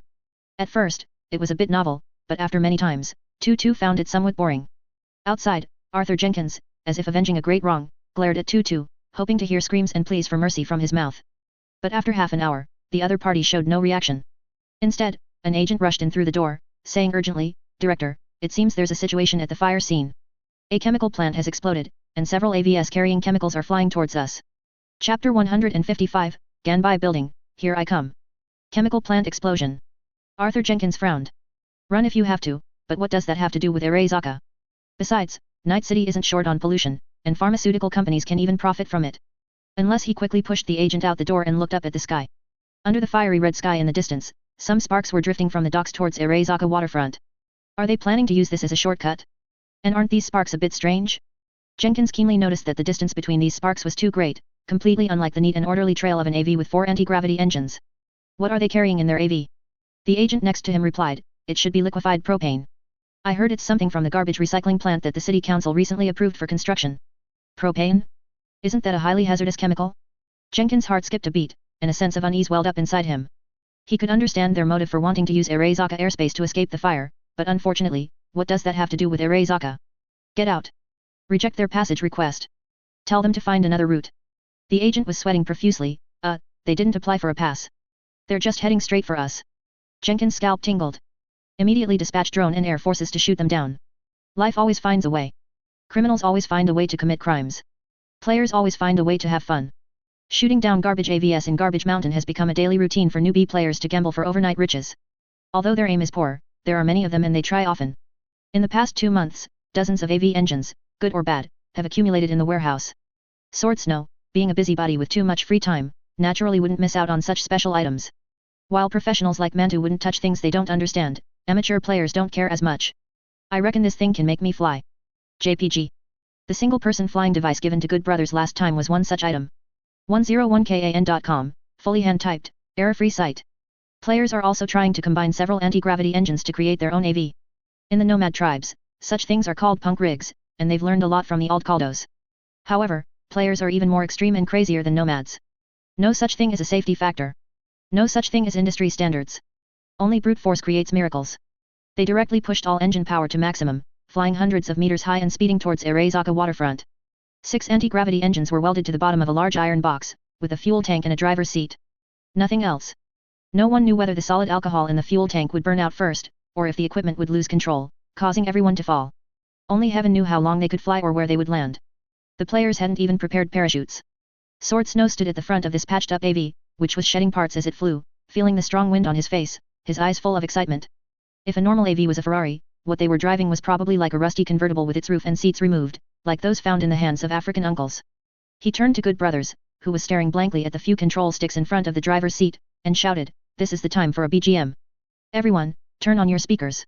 Good Brothers glanced at the one-page instruction manual Sword Snow had prepared for him, then pressed a green button. Immediately, a tune full of Showa era vibes blared from the speakers, so loud that even Arezaka waterfront staff on the ground could clearly hear it. However, most of them didn't understand what the song represented, nor did they comprehend why these lunatics in the sky, fleeing for their lives, still had the presence of mind to play music. But if Saburo Arezaka, who had flown a Zero, were present, he would definitely, absolutely be more than familiar with it. Sword Snow watched the swarming drones below coming towards him without a hint of panic, even having the presence of mind to shout at them, "Death is as light as a feather, duty is as heavy as a mountain, Haki-IU, 7 lives for the nation. The enemy is approaching. Everyone full speed ahead. Xiao Chuan Tenno, Bonsai. The momentum was so real that even Saburo Arezaka would be overshadowed by 3 points. If they couldn't get through on the ground, they'd go by air. If they were afraid of Arezaka discovering their identities, then they'd just blow themselves to smithereens. The players bought all the existing engines in the warehouse, transported them non-stop to Watson, moved them through the sewers, and then temporarily welded and wired them, assembling a total of 5 AVS. The AVS were loaded with kin after kin of propane. This chemical has a very common name in daily life. Liquefied petroleum gas. It is one of the byproducts of petroleum cracking, and also one of the alkanes produced after plastic photolysis. It produces little pollution after combustion. It also has a considerable market in Night City. Many restaurants still use it for cooking, so it is very common and will be a major product of future garbage recycling plants. However, now it was being used by players for mischief, loaded onto their vehicles. The players on the other AVS also understood the atmosphere, roaring with laughter and shouting, Bonsai. Gyakuzai. 6 anti-gravity engines blasted at full power, soaring like birds over Arezaka's ground fire line. Each welded AV groaned under the strain. The car bodies, stripped from cars, were barely holding up under the power of the anti-gravity engines. Not to mention, each engine could potentially tear the entire AV apart in midair due to improper control. Tadada the drones flying up from below opened fire on these dilapidated AVS without even a warning. Bullets tore a series of holes in the vehicle bodies, and parts rained down like confetti. The players on board, braving the high-altitude winds, engaged in an intense shootout with the drones, machine guns in hand. A unique aerial battle was unfolding high above Watson. On the battlefield, a savage excitedly watched the two sides, already intertwined, through binoculars, and couldn't help but say in the channel, haha, I'm calling this Operation A Bolt from the Blue. Players in other parts of the street, regardless of whether they were fighting Arezaka's forces, were excitedly shouting. NIGE, I think LeMay's barbecue is better. There will definitely be a lot of familiar faces later. Red Bucket, Bomb Tokyo. Bomb Tokyo. Ministry of Truth, damn it, if I knew it was this fun, I would have gone myself. Those who boarded the AVS knew they were doomed. They were not like those divine troops who trick pilots onto planes, then drain half the fuel and weld the cockpit shut. Sword Snow's marksmanship was poor, so fighting wasn't his job. Instead, he used binoculars to look at the ground, searching for suitable bombing targets. Below them, a little further ahead, was the Arezaka waterfront resort area. After the Pacific resort plan was abandoned, Arezaka picked up a small part of it. The dignitaries below were still enjoying themselves with their pets in the pools, villas, and sports fields, laughing at the distant fire and the AVS entangled with drone forces in the sky. But Sword Snow wasn't angry, because he knew that in this world, smiles only transfer from one person's face to another's. He immediately shouted into the channel, we're here, we're here. Drop the bombs. Throw the stuff down. Facing a swarm of drones, the welded AVS, with their few occupants, simply couldn't withstand the firepower, and their sheet metal couldn't block the sweeping bullets. If it weren't for the high-pressure tank bodies being made of sufficiently thick steel, which small-caliber bullets couldn't penetrate, the AV would probably have exploded by now. While it wouldn't explode from a bullet penetration like in movies, the temperature of the engine's exhaust plume was definitely high enough. And in the distance, Arezaka's heavy AVS were also approaching the player's direction. However, the strength of the AV's main body was limited. Before they even had a chance to start dropping bombs, the main structure of one AV began to tear apart under the engine's output. Large sections of steel plates detached, and gas tanks scattered like aerial bombs, as the entire AV disintegrated piece by piece. Holy crap! Holy crap! The players on board screamed, losing their balance and falling to the ground along with the gas tanks. But it didn't matter, not a single player felt sad about their crash. It doesn't matter, it's all the same. Feeling the accelerating descent, Giafabulet and Shigui put on his goggles, watching the ground buildings and the gas tanks around him grow larger in his vision. A slight smile appeared at the corner of his mouth. It seems my identity as a 5-lane slow tractor can no longer be hidden. Then he reached for his in my arms, and other players basically made the same movement. Through the collar blown open by the strong wind, it was clear that every one of these BS had a bomb vest strapped to them. And the item Giafabulet and Shigui pulled out was the detonator. 2 seconds before landing, the players pressed their detonators one after another. Giafabulet and Shigui, let me become light. Tiga. Boom. Boom. Propane-filled gas tanks were engulfed by flames. Steel plates capable of stopping small-caliber bullets were easily torn open by high explosives. Highly compressed liquid propane instantly vaporized, and then, in the high temperature, triggered a series of explosions, instantly engulfing the buildings in that area. Even if some gas tanks weren't blown up, falling from such a height would surely smash the tanks to pieces, releasing propane that would ignite and explode. All Arezaka agents were stunned. Where in the world did these lunatics come from? And who should take the blame for this? Although everyone knew what these people were here for, theoretically, it seemed Arezaka's drone unit fired first. In the distance, Arezaka's heavy hovercraft had already locked onto the dilapidated hovercrafts, which were still dropping gas tanks one after another, with their small rocket pods. The scene looked like seagulls being airdropped. The pilot, sweating on his forehead, was still asking the security chief, target locked, should I fire? The security chief, in the Zabai building, looked at the surveillance footage where the terrified dignitaries were practically wetting themselves, fire. Fire! Shoot them down! Don't let those things hit the ground. Shooting down these gas tanks in the air was the only way to minimize losses now. If they were program-controlled or normal hovercrafts, they could try to hack into the program and seize control. But these sons of bitches were using purely mechanical controls, there was no way to seize them. Born. And the players still on the hovercrafts were excitedly like monkeys, hoisting gas tanks, opening valves, and throwing them down. That scene, even if a local Tokyoite from 130 years ago came, he would have to say it was truly authentic. Original flavor. However, the players didn't get to be excited for long before the rocket pods of those heavy hovercrafts on the other side opened fire. They hovered horizontally, and a large caliber machine gun was mounted inside the fuselage, which Arezaka soldiers were using to furiously fire at several hovercrafts. And the counter weapons the players had prepared were useless, machine guns couldn't hit, and even if they did, they couldn't penetrate the opponent's defense. Rocket launchers were even less likely to hit a hovercraft with a professional pilot, a slight dodge would send the rocket flying past. Sword Snow immediately grew anxious. Quick, dodge. Dodge. If not, open the bomb bay, throw all the gas tanks down. Jump out. With a bang. The foremost hovercraft was directly hit by an Arezaka rocket, exploding into a fireworks display in the air. The players on it didn't even have time to jump out. Other pilot players were still struggling to control their hovercrafts, trying to evade the incoming attacks in their own ways. Good Brothers was the most diligent among them, desperately pulling 2 joysticks, trying to dive down and perform a dive bomb he had seen in Battlefield. But his ride couldn't withstand such abuse, the already flimsy, low-quality product suddenly made a click sound. It broke. He held the broken joysticks and said to Sword Snow, who was still looking out, Sword Snow, do these things have spares? Sword Snow was somewhat perplexed by this, and when he looked back, his eyes widened. Why didn't you go easy on it? Good Brothers gave a simple, honest smile, accidentally. What do we do now? What do we do? Sword Snow sneered, nothing. He was a chemist, not a mechanic, so how could he know what to do? At this moment, the hovercraft, having lost Good Brothers' control, also began to move erratically. The 6 engines roared terrifyingly, the exhaust flames suddenly lengthened and changed color, and the fuel gauge's descent speed also accelerated. The entire hovercraft suddenly burst out at an even faster speed than before, flying wildly in the sky. Sword Snow and Good Brothers inside were tossed around, their brains almost scrambled. Under the chaotic movement, several rockets flew past one after another. The only one that hit merely blew off the left rear engine, making the hovercraft's movement even more chaotic, flying around like a top. The swaying Sword Snow desperately clung to a pole and shouted to Good Brothers above him, open the bomb bay. Open the bomb bay, we'll jump down and explode with Arezaka. Can't open it. It seems stuck. What about the door? The door is stuck too. It can only be said that counterfeit products ultimately taught the 2 of them a lesson. If those gas tanks hadn't been secured in place with ropes, they might have been crushed to death by those Tito children. However, at this moment, there were people even more desperate than the 2 of them. Because the Arezaka agents on the ground discovered with horror that the hovercraft, flipping and tumbling, performing Brownian motion, had already rushed past Arezaka's hovercrafts and was continuously approaching the Zabai building. The security chief paced frantically in the control room, shoot it down. Quickly shoot it down. And the hovercraft pilot, looking at the Konpeki Plaza behind the out-of-control hovercraft, said with some difficulty, Sir, if we attack, there's a chance it will hit the building. Are you sure you want to fire the rockets? The security chief now felt like he could die. If these hovercrafts were attacking the city center, Arezaka Tower's built-in anti-aircraft matrix could easily destroy them. But this was the Zabai building. As a 5-star hotel with no strategic significance, it focused more on internal defense. How could it possibly have anti-aircraft missiles installed? Even activating the air defense system now would probably be too late. They couldn't even predict where this hovercraft would hit the Zabai building. Quickly evacuate everyone in the building. Tell them to go into the safe passage or the basement to hide.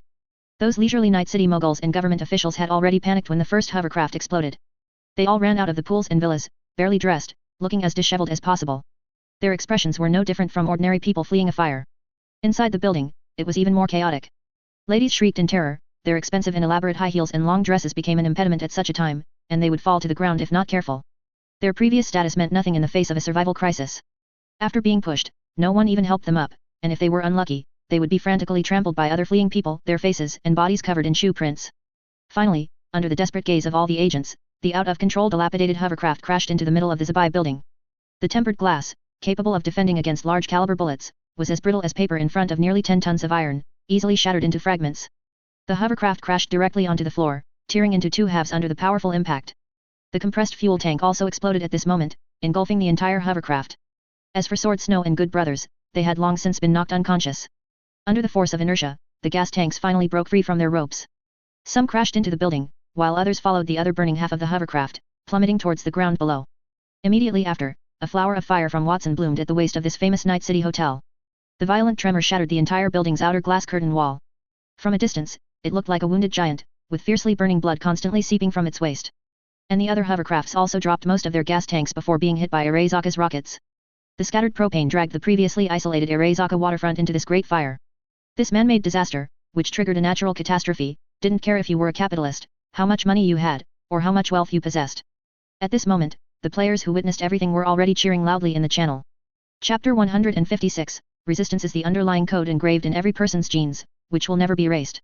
Everything that happened at Arasaka waterfront was captured by News 54 reporters and photographers in 5 AVS, while the reporter vividly narrated the events to the audience watching on TV. Everyone, look! Arasaka Corporation's anti-air units seem to have mistakenly hit a convoy of AVS fleeing from Watson. Oh my goodness, I can't imagine the suffering of the civilians who narrowly escaped death in that vehicle. Arasaka's drones are still firing at them. What? This station's reporter just received the latest news. Those AVS still have ununloaded liquefied propane. If these propane storage tanks are punctured, they will leak a large amount of flammable gas. It's hard to imagine what kind of terrible disaster these gases will cause if they encounter an open flame. Arasaka must know about this, right? Oh. Look, a propane storage tank fell in the resort area and caused a huge explosion. Even from this far, we can hear that terrifying sound, like a demon screaming from hell. But I don't think anyone else is to blame for this. One vehicle was destroyed, and the fleeing civilians inside fell out. Oh my god, this scene is too horrible, I can't bear to watch it. To make his lines believable, the reporter even covered his eyes with his hand, then whispered forcefully to the photographer, keep shooting, don't stop. His script was a complete distortion of the truth. What was clearly a player raid on Arasaka waterfront became, through deliberate embellishment, an Arasaka drone attack on fleeing civilians. One can only say this is the charm of journalism. Since Biotechnica and Mealytech are News 54's shareholders, it's natural for them to discredit Arasaka as much as possible. However, this action effectively stirred up public anger against Arasaka. It might even have far exceeded Mealytech and News 54's expectations, and the subsequent developments also spiraled beyond everyone's control. Especially the tragic scene of that out-of-control AV crashing into Zabai building, the public felt both exhilarated and heartbroken.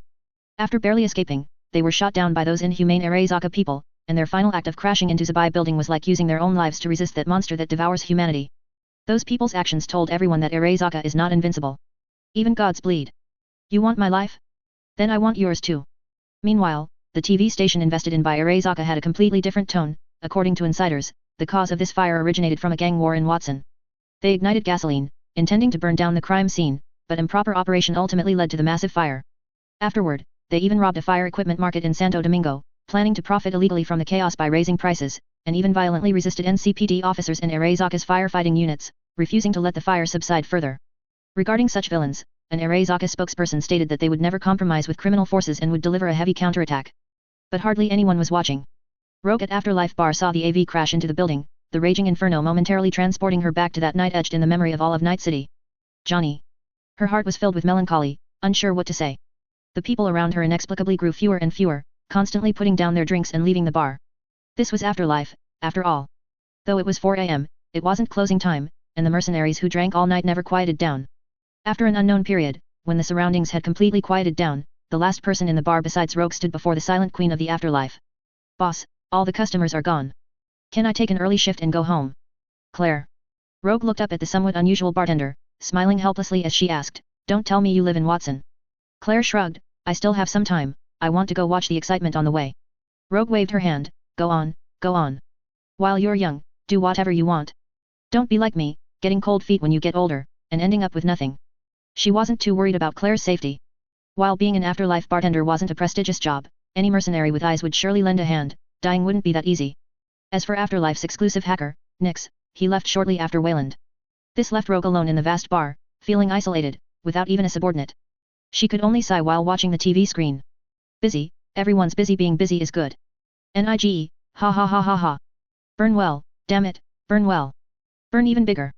Watching the raging fire at Arasaka waterfront and the chaotic Arasaka lines in the distance, the players seemed to have been injected with an adrenaline shot, pulling their triggers more frequently.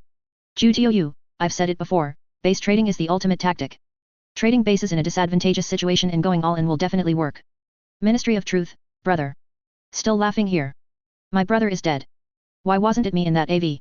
Damn it, if he had known he could crash into Zabai building, he would have volunteered for such a once-in-a-lifetime opportunity, even if he had to pay for it. NIGE, now you know he's your brother? I didn't see you go easy on him when you were screwing him over. Ministry of Truth, you don't understand. Brothers are meant to be betrayed. If you don't stab your big brother in the back, how can you call him a brother? Jutou, well said, we're practically thinking the same thing. However, not every player was so optimistic. Expert, perched high up, hid under a water tower, observing the movements of Arezaka forces on the street with binoculars. After Sword Snow's AV crashed into Zabai building, Arezaka was clearly enraged.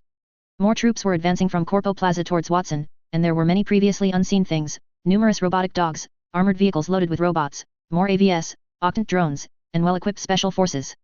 The imposing figure leading them, even standing in front of an armored vehicle, appeared incredibly brawny, with an terrifying amount of cybernetic enhancements. Expert recognized that guy. He was known as the legendary wholesaler in Night City, and currently the strongest solo mercenary in Night City. Atom Smasher. What happened today made every single player a legend of Night City, so it wasn't surprising for this legendary wholesaler to be here, but Afterlife Bar's liquor cabinet probably couldn't fit so many people. Guys, sorry to interrupt your fun at this time, but those guys seem to be getting serious. Mongolian top laner pushed open the manhole cover, stealthily looked around, and then climbed out. Let them come, who's afraid of their nonsense? It would be even better if Saburo Arezaka came, I'd send him to rendezvous with his Emperor Hirohito down below with one shot. However, he was covered in dust, indicating that even with the sewers for cover, the artillery unit had not been spared from Arezaka drone attacks. Fortunately, the sewer routes allowed newbie players who couldn't fight to continuously deliver ammunition to the veteran players, so there was no worry about running out of shells, and they even added 2 more cannons. Give me the coordinates, let's give them a few shells as a greeting first. Expert glanced at Mongolian top laner's position on the minimap. Although he didn't have a laser rangefinder, he held up his thumb, calculated mentally, east-southeast 36, about 640 meters. Note there's a 90-meter tall building in the middle. Upon receiving the information, Mongolian top laner immediately called out to the players behind him, quick, quick, buy 1 get 2, extra ingredients at no extra cost, give those devils something harsh. Don't be stingy like Uncle and Mussolini. After several hours of live-fire training, this group of players, who had already transitioned to soldier class, even gained a artillery shot skill, and their experience was rapidly increasing. Even the speed of loading and firing increased significantly, and they became more and more energetic, not feeling tired at all. Boom. Boom. Boom. The sound of 8 mortars firing was even louder than the earlier airdropped gas canisters at the waterfront. The shells arced gracefully through the air, heading straight for the Arezaka reinforcements rushing towards the Pershing Street battlefield. Only this time, the Arezaka forces showed no panic when they noticed the mortar shells in the sky. At the same time that the mortar shells reached the apex of their trajectory, the top armor plates of 2 uniquely shaped armored vehicles sprang open, revealing dense, honeycomb-like holes. Whoosh. Whoosh. Whoosh. Dozens of metal projectiles shot out from the holes, one after another, aimed precisely at the descending path of the mortar shells. Bang. Bang. Bang. Without exception, all the shells were intercepted and exploded in midair. Expert's mouth fell open at this sight. Holy crap, an ADS defense system? Isn't that a bit extravagant to use against mortars? Such active protection systems, which calculate the trajectory of shells and preemptively launch small explosives to detonate them in midair, causing a sympathetic detonation, are usually incredibly expensive. Not to mention the ADS system in the game, which clearly looks far more advanced than anything in reality. Forget about using it against mortars, even deploying such equipment against newbie players seemed like an extreme waste to Expert. This also meant that Arezaka Corporation was now escalating and getting serious. Mongolian top laner, who saw his shells shot down in midair, was stunned. He had never heard of an ADS system. Hey? What's an ADS system? Why does it look like some kind of cheating system? Expert didn't have time to explain everything to him then, so he quickly said, just know that whatever you have is useless now. Get ready for a close quarters fight with these guys. Mongolian top laner really wanted to say he didn't believe it and wanted to try a few more rounds, to see if his shells or their ADS system had more. But Expert's next words plunged his and many other newbie players' hearts into despair. Expert watched as 2 bulky tank trucks among the Arezaka Corporation forces on the street stopped over a manhole cover and began to vibrate under the protection of the troops. Although he didn't understand what they were doing, seeing the Arezaka Corporation employees around them wearing gas masks and hazmat suits, Expert could vaguely guess what was happening. He urgently shouted into the channel, everyone in the sewers, get out quickly. Arezaka Corporation seems to be dumping something underground, either poison gas or deadly bacteria. Get everyone hiding in there out. Faced with newbie players using the extensive sewer system for guerrilla warfare, Arezaka Corporation decided to flip the table. The entire channel fell silent for a moment. The madness of these corporations had far exceeded the moral bottom line that newbie players could comprehend. Then it immediately erupted in commotion. They're effing crazy, aren't they? This isn't enemy territory. I can only say that they're desperate, like a cornered dog.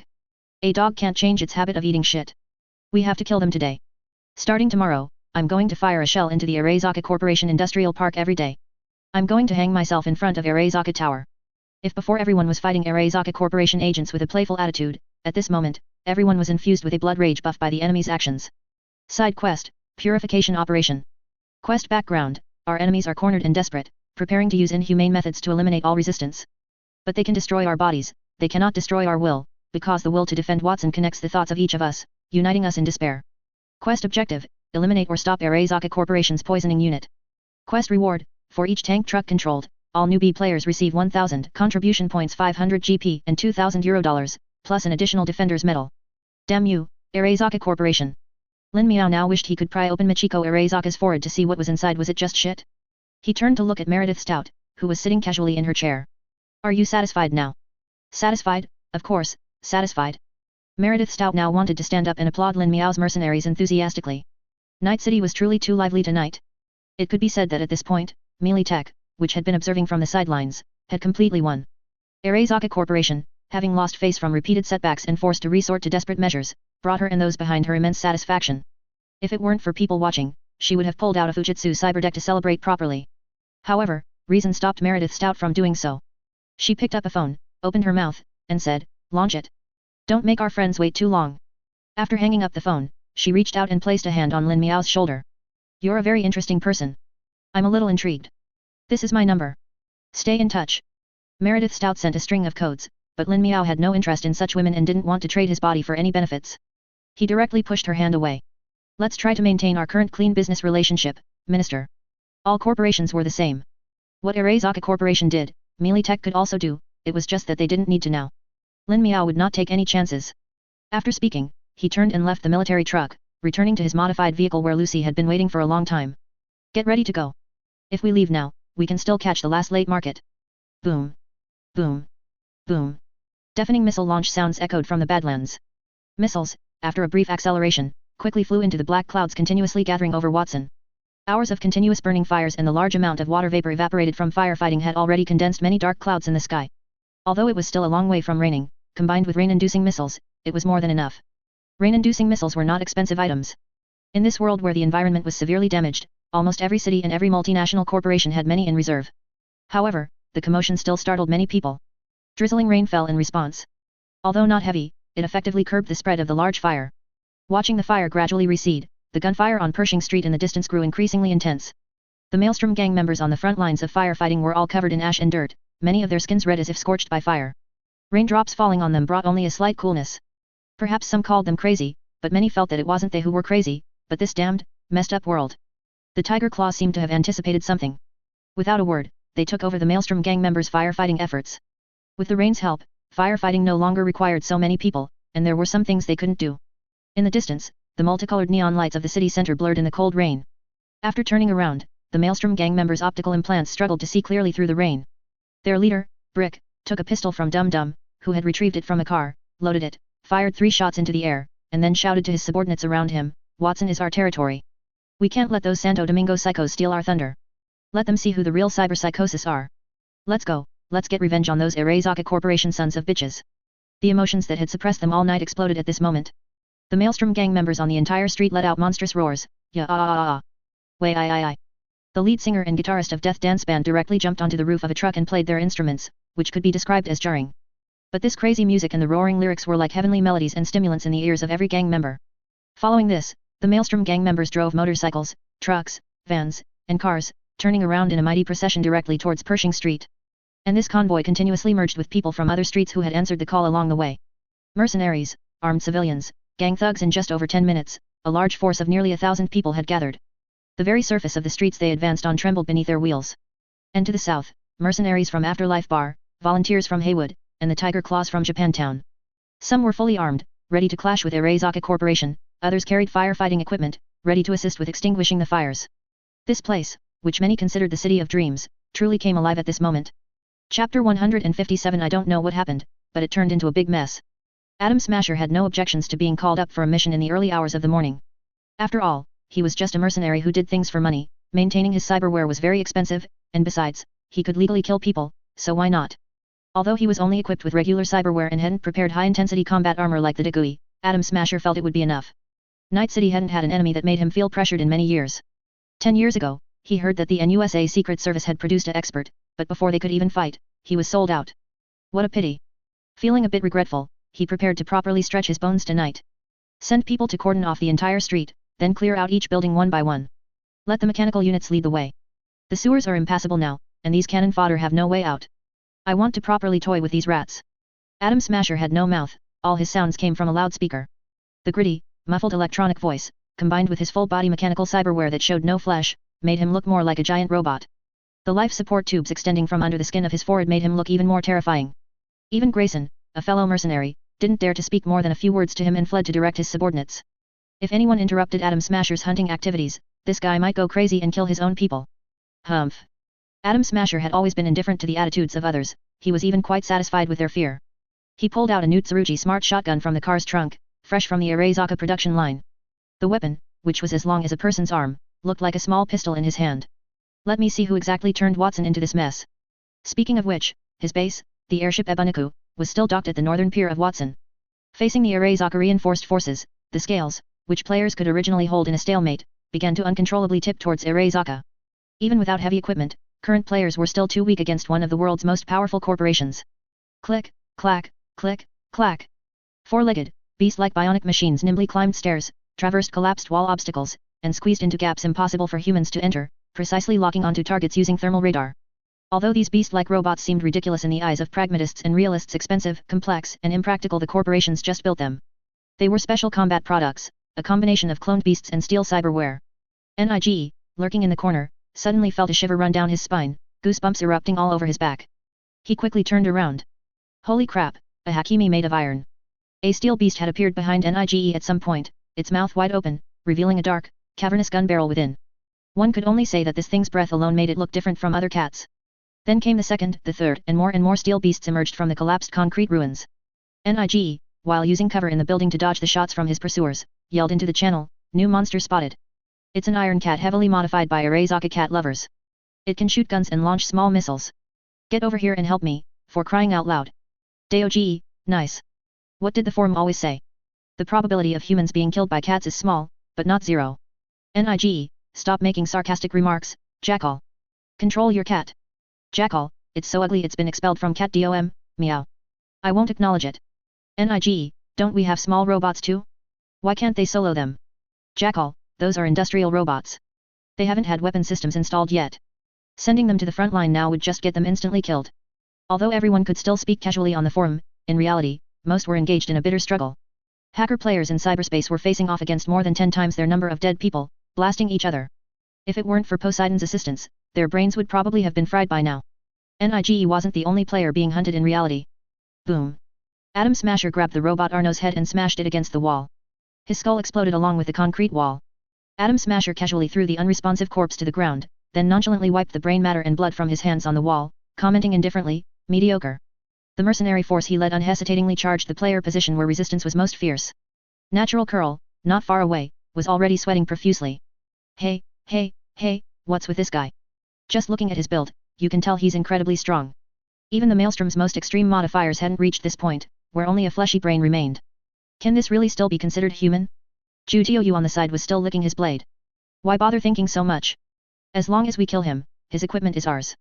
Atom Smasher or not Atom Smasher, even if it were Eve's light chop, it would be priced by the pound in a player's hands. Facing the reckless provocation from the front, Atom Smasher, in full view of everyone, charged the player position alone, braving the storm of bullets fired indiscriminately by both sides in the corridor, leaving his subordinates behind to engage in a fierce gunfight with the players. The 5.8 full power rounds from the player's hands barely slowed his charge when hitting Atom Smasher's external armor, let alone penetrated it. And in the distance, the sniper team, who had been watching Atom Smasher, was also helpless against this guy. Atom Smasher seemed to have an all-seeing eye, never exposing himself in a firing window. Even if experts seized a fleeting opportunity to shoot, Atom Smasher would evade it with Sandevistan. 60 to 70 years of combat experience had not only turned Atom Smasher into a cybernetic killer but also a top-tier warrior king. His Tsurugi shotgun fired 2 small missiles, blasting the load-bearing pillar next to the Savage's heavy machine gun position. The collapsing concrete instantly buried the Savage and everything around him. After taking out the only potential threat, a large-caliber weapon, Atom Smasher unleashed his firepower on the player position with impunity, one man single-handedly suppressing over a dozen players. When Natural Curl seized an opportunity, activating Sandevistan to accelerate and rush behind Atom Smasher, preparing to stab his long blade into what appeared to be the weak point the brain, he never expected Atom Smasher's speed to be even greater. Atom Smasher reached out, fingers pointing upwards, grabbed the blade, and with a crack, crushed the entire alloy longsword. Then, even faster, he circled behind Natural Curl, grabbed his neck, and delivered a brutal knee strike to his abdomen. Pfft! A large amount of blood mixed with internal organs sprayed from Natural Curl's mouth, and his limbs hung limply.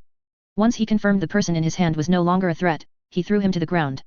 And in that brief moment Natural Curl bought, Ju Tiu and Tudo, wearing heavy exoskeletons, lunged at Atom Smasher from both sides simultaneously. They were laden with various sizes of explosive charges, enough to collapse the entire floor, clearly intending to die with this boss-level character. But this tactic, which had been unfailingly effective in previous versions, failed for the first time against Atom Smasher. Without a second thought, he activated Sandevistan to escape the two-person encirclement, then picked up 200 of kilograms children, one in each hand, and threw them out of the building. With two booming sounds, they became fireworks in the sky. It was an almost effortless crush. Is that all? What a bunch of useless trash. Atom Smasher flexed his wrist, looking at the remaining players who were still stubbornly resisting, and said in a muffled voice, "It seems Arezaka's training is getting worse by the day." Atom Smasher, it's too early to draw conclusions. The sudden voice startled Atom Smasher. He looked up and saw a large bat-like figure in strange combat gear standing on the blasted-through ceiling, seemingly out of nowhere. His biological radar hadn't even picked up its signal. "You are their leader." Atom Smasher wanted to jump upstairs to interesting. "Let me see the difference between you and them. Let me see if your bones are as hard as the rumors say." Lin Miao pointed behind Atom Smasher. "You'd better figure out how to deal with them, Mr. Smasher. You can't just run away after piquing their interest." Atom Smasher was confused. When he turned around, he surprisingly found that Natural Curl, who should have lost his combat ability, was wobbling and supporting himself with a broken blade, climbing up from the ground. His face was covered in blood, but his eyes were abnormally excited. After standing up, he pointed his broken blade at Atom Smasher. "Hey, boss over there, you're so annoyingly loud, are you in heat?" Suddenly, a hand shot out from the concrete rubble, pushing aside hundreds of kilograms of cement slabs, and the savage poked his head out. "That was a close call, I almost died." Then came the sound of grappling hooks sliding, and NIGE, Voucher, an Egyptian queen, who had escaped death from the robot pursuit, all flew into the building through the blown-out windows. "It's time to fight the boss." Meanwhile, Captain Arezaka on Pershing Street received an incredible message. The captain looked at the end of the street in shock, and his subordinates, not understanding, followed his gaze. "Everyone, immediately find cover and form a defensive line on the spot. Quick, quick, quick. Drag the scrapped vehicles over to block the street, and get to the rooftops to occupy the high ground." Before the captain could finish his orders, the street ground began to shake, and all Arezaka agents faintly heard a fierce guitar roar in their ears. Immediately after, a formidable convoy burst into the end of the street. The leading melee-tech behemoth truck had been so heavily modified by Maelstrom that its original form was unrecognizable. The bumper was welded with an oversized iron shovel, the front of the truck was welded with protective steel plates, and the body was covered in eerie skull-scale paint and iron spikes. A band, considered insane by all music companies, was standing on the truck bed, playing wildly, and hundreds of Maelstrom members were roaring along with them. "Open fire! Quick, open fire and stop them!" Whoosh, whoosh, whoosh. The drone swarm in the sky rapidly swooped down, small-caliber submachine guns aimed at the convoy and unleashed a dense barrage of fire. Maelstrom members were not to be outdone and immediately pulled out pistols and submachine guns to return fire. In terms of firepower, the gang was more than a match for the corporate troops, but they possessed a ferocity and madness that the corporate dogs had long since lost. Wild dogs don't need tombstones, they just run until they rot. Ha ha ha ha ha. Arezaka's chihuahuas, taste your daddy's big cannon. The driver of the leading truck laughed wildly, stomping on the accelerator, and charged directly towards the Arezaka armored forces ahead. This type of behemoth truck came from the factory with 38mm steel plates welded on. The only difference between it and an armored vehicle was its larger size. It could even be used to transport tanks, not to mention Maelstrom had further thickened its armor, making it appear even more distorted and massive. God knows where these crazy Maelstrom guys stole it from. Drone bullets were only good for tickling it, even the large caliber autocannons of AVS couldn't penetrate it instantly. Arezaka's armored vehicles were like stray dogs on the side of the road in front of it, easily crushed. The Arezaka agents scattered in a panic, no one daring to stop the truck, and the defensive line was immediately breached by the truck. The Maelstrom convoy followed closely behind, rushing into the street. Even the drivers held the steering wheel with one hand and a submachine gun with the other, pulling the trigger at the agents on the street and in the buildings, regardless of whether they hit anything. Their numbers, far exceeding the Arezaka special forces, compensated for their lack of firepower, pushing the Arezaka agents in the street shops to the point where they could barely lift their heads. When the drones in the sky switched to rockets, preparing to carpet bomb the street, a distant bullet precisely hit its gyroscope and pierced through the entire airframe. Pan Am Palmer, standing on a rooftop balcony, pulled the bolt, and a large shell casing ejected, her ponytail fluttering in the night wind. "No matter who's fighting corporate dogs, I'm going to help them out." She came in her personal capacity. Saul couldn't control this madwoman and could only let Pan Am Palmer go. The street below her was already packed with mercenaries' vehicles. Charge! It's time to show these Arezaka lackeys what's what. I'm going to twist their heads off and use them as pisspots. Normally, if you asked mercenaries to charge Arezaka forces like this, they certainly wouldn't have the guts. But with the first leader and such a large number, even a disorganized rabble could greatly inspire courage. Mercenaries, gangs, nomads, Arezaka agents, a total of 2,000 or 3,000 people from several factions engaged in a bloody battle on this street. They fought for every building, every alley, every room, and even every wall. Facing enemies from all directions, the Arezaka agents even had the illusion that they were fighting against the entire world. They would often just repel a maelstrom attack from the stairs, only for two mercenaries wielding mantis blades to jump down from the ceiling. In front, behind, above, below it seemed like enemies were hidden everywhere, and Maelstrom even knew every brick of this area better than the players. The once dense swarm of drones in the sky fell like rain under the combined firepower of mercenaries and gangs, dozens of rifles creating the momentum of a CIWS. Tonight, Watson fired more ammunition in 1 hour than Night City had in the past week combined. Shell casings and bullet heads covered the streets, and the roar of rocket launchers was incessant. Even in cyberspace, a large number of netrunners came to watch the fun, joining Lucy in besieging Arezaka hackers. Their participation gave the players ample breathing room and allowed more people to be drawn to besiege the boss. Atom Smasher in the building was being surrounded by dozens, almost 100, players. The ammunition for his Tikkun shotgun was exhausted, but the players gave him no chance to reload. Most importantly, there was still a unit of unknown strength on the ceiling that hadn't made a move. The small missiles mounted on his body rained down in all directions, but the players in heavy exoskeletons, instead of retreating, advanced, holding heavy shields and charging forward, enduring Atom Smasher's bombardment. One round of bombardment, apart from creating a few more holes in the already dilapidated floor, resulted in a pitifully small number of casualties.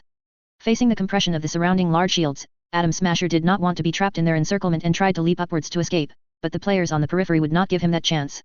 Rocket launchers, explosive crossbows, anti-material rifles, and throwing knives came thick and fast, covering the entire area like rain. Even with Atom Smasher protecting his head with both hands and using Sandevistan to adjust his movements with gas propulsion, he still couldn't avoid being blown away by a few airburst explosive crossbows. Just as he managed to stabilize himself in midair, a grappling hook shot out from the shadows, wrapping around his feet.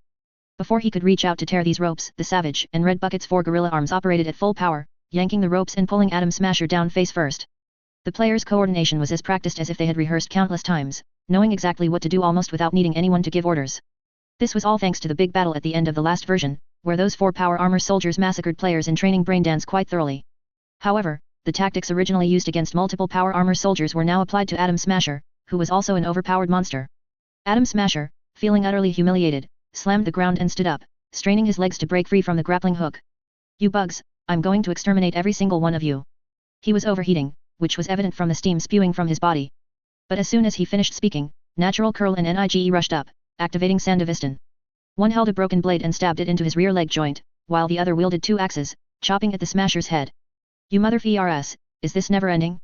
Although Atom Smasher also had Sandevistan, and its power was far superior to the players, do you use it so recklessly? In these few minutes, he watched these guys activate and deactivate it more than a dozen times, more frequently than he used it. His right arm blocked Nige's powerful cleave, and his left hand pulled out the broken blade stuck in his rear leg joint. Just as he was about to swat the two away, his forehead was immediately met with a close encounter with a shield wielded by Brother Blade, who had rushed up. His butt was also numbed by a few electric arrows shot from a dark corner. During that 1 second of stun, his head was severely struck by the shield a few more times. Atom Smasher regretted it so much. If he had known these people were so difficult to deal with, he would have brought all his gear before leaving. If he had been fighting alongside his mercenary squad, the situation would definitely not have turned out like this. Brother Blade kept asking while fighting, "You're Atom Smasher, right? The second on the solo wolf list, right? You're just a dog raised by a little neon. I think you really haven't seen organized crime. Do you know what the Black Hand is?" Chapter 158 Biotechnology, prepare to say goodbye to your puxy. What an utter humiliation. This was simply an utter humiliation.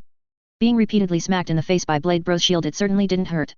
Atom Smasher had been so heavily modified that his pain receptors, a self-preservation mechanism, were long gone. But his pride suffered a truly devastating blow.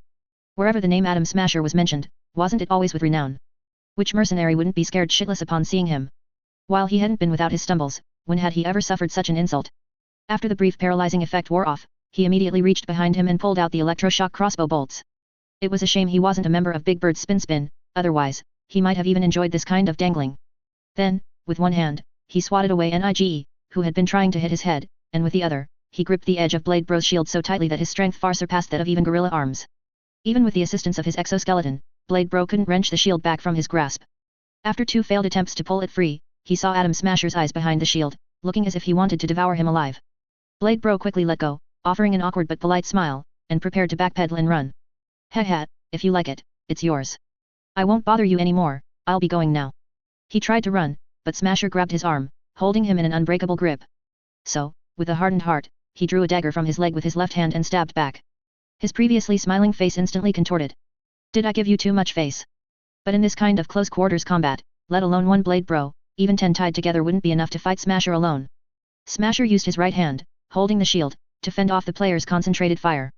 His other hand, after releasing Blade Bro's arm, immediately grabbed Blade Bro's left hand, pulling and twisting it back, snapping his arm along with the exoskeleton. He then pressed Blade Bro to the ground and slammed his fist onto his head.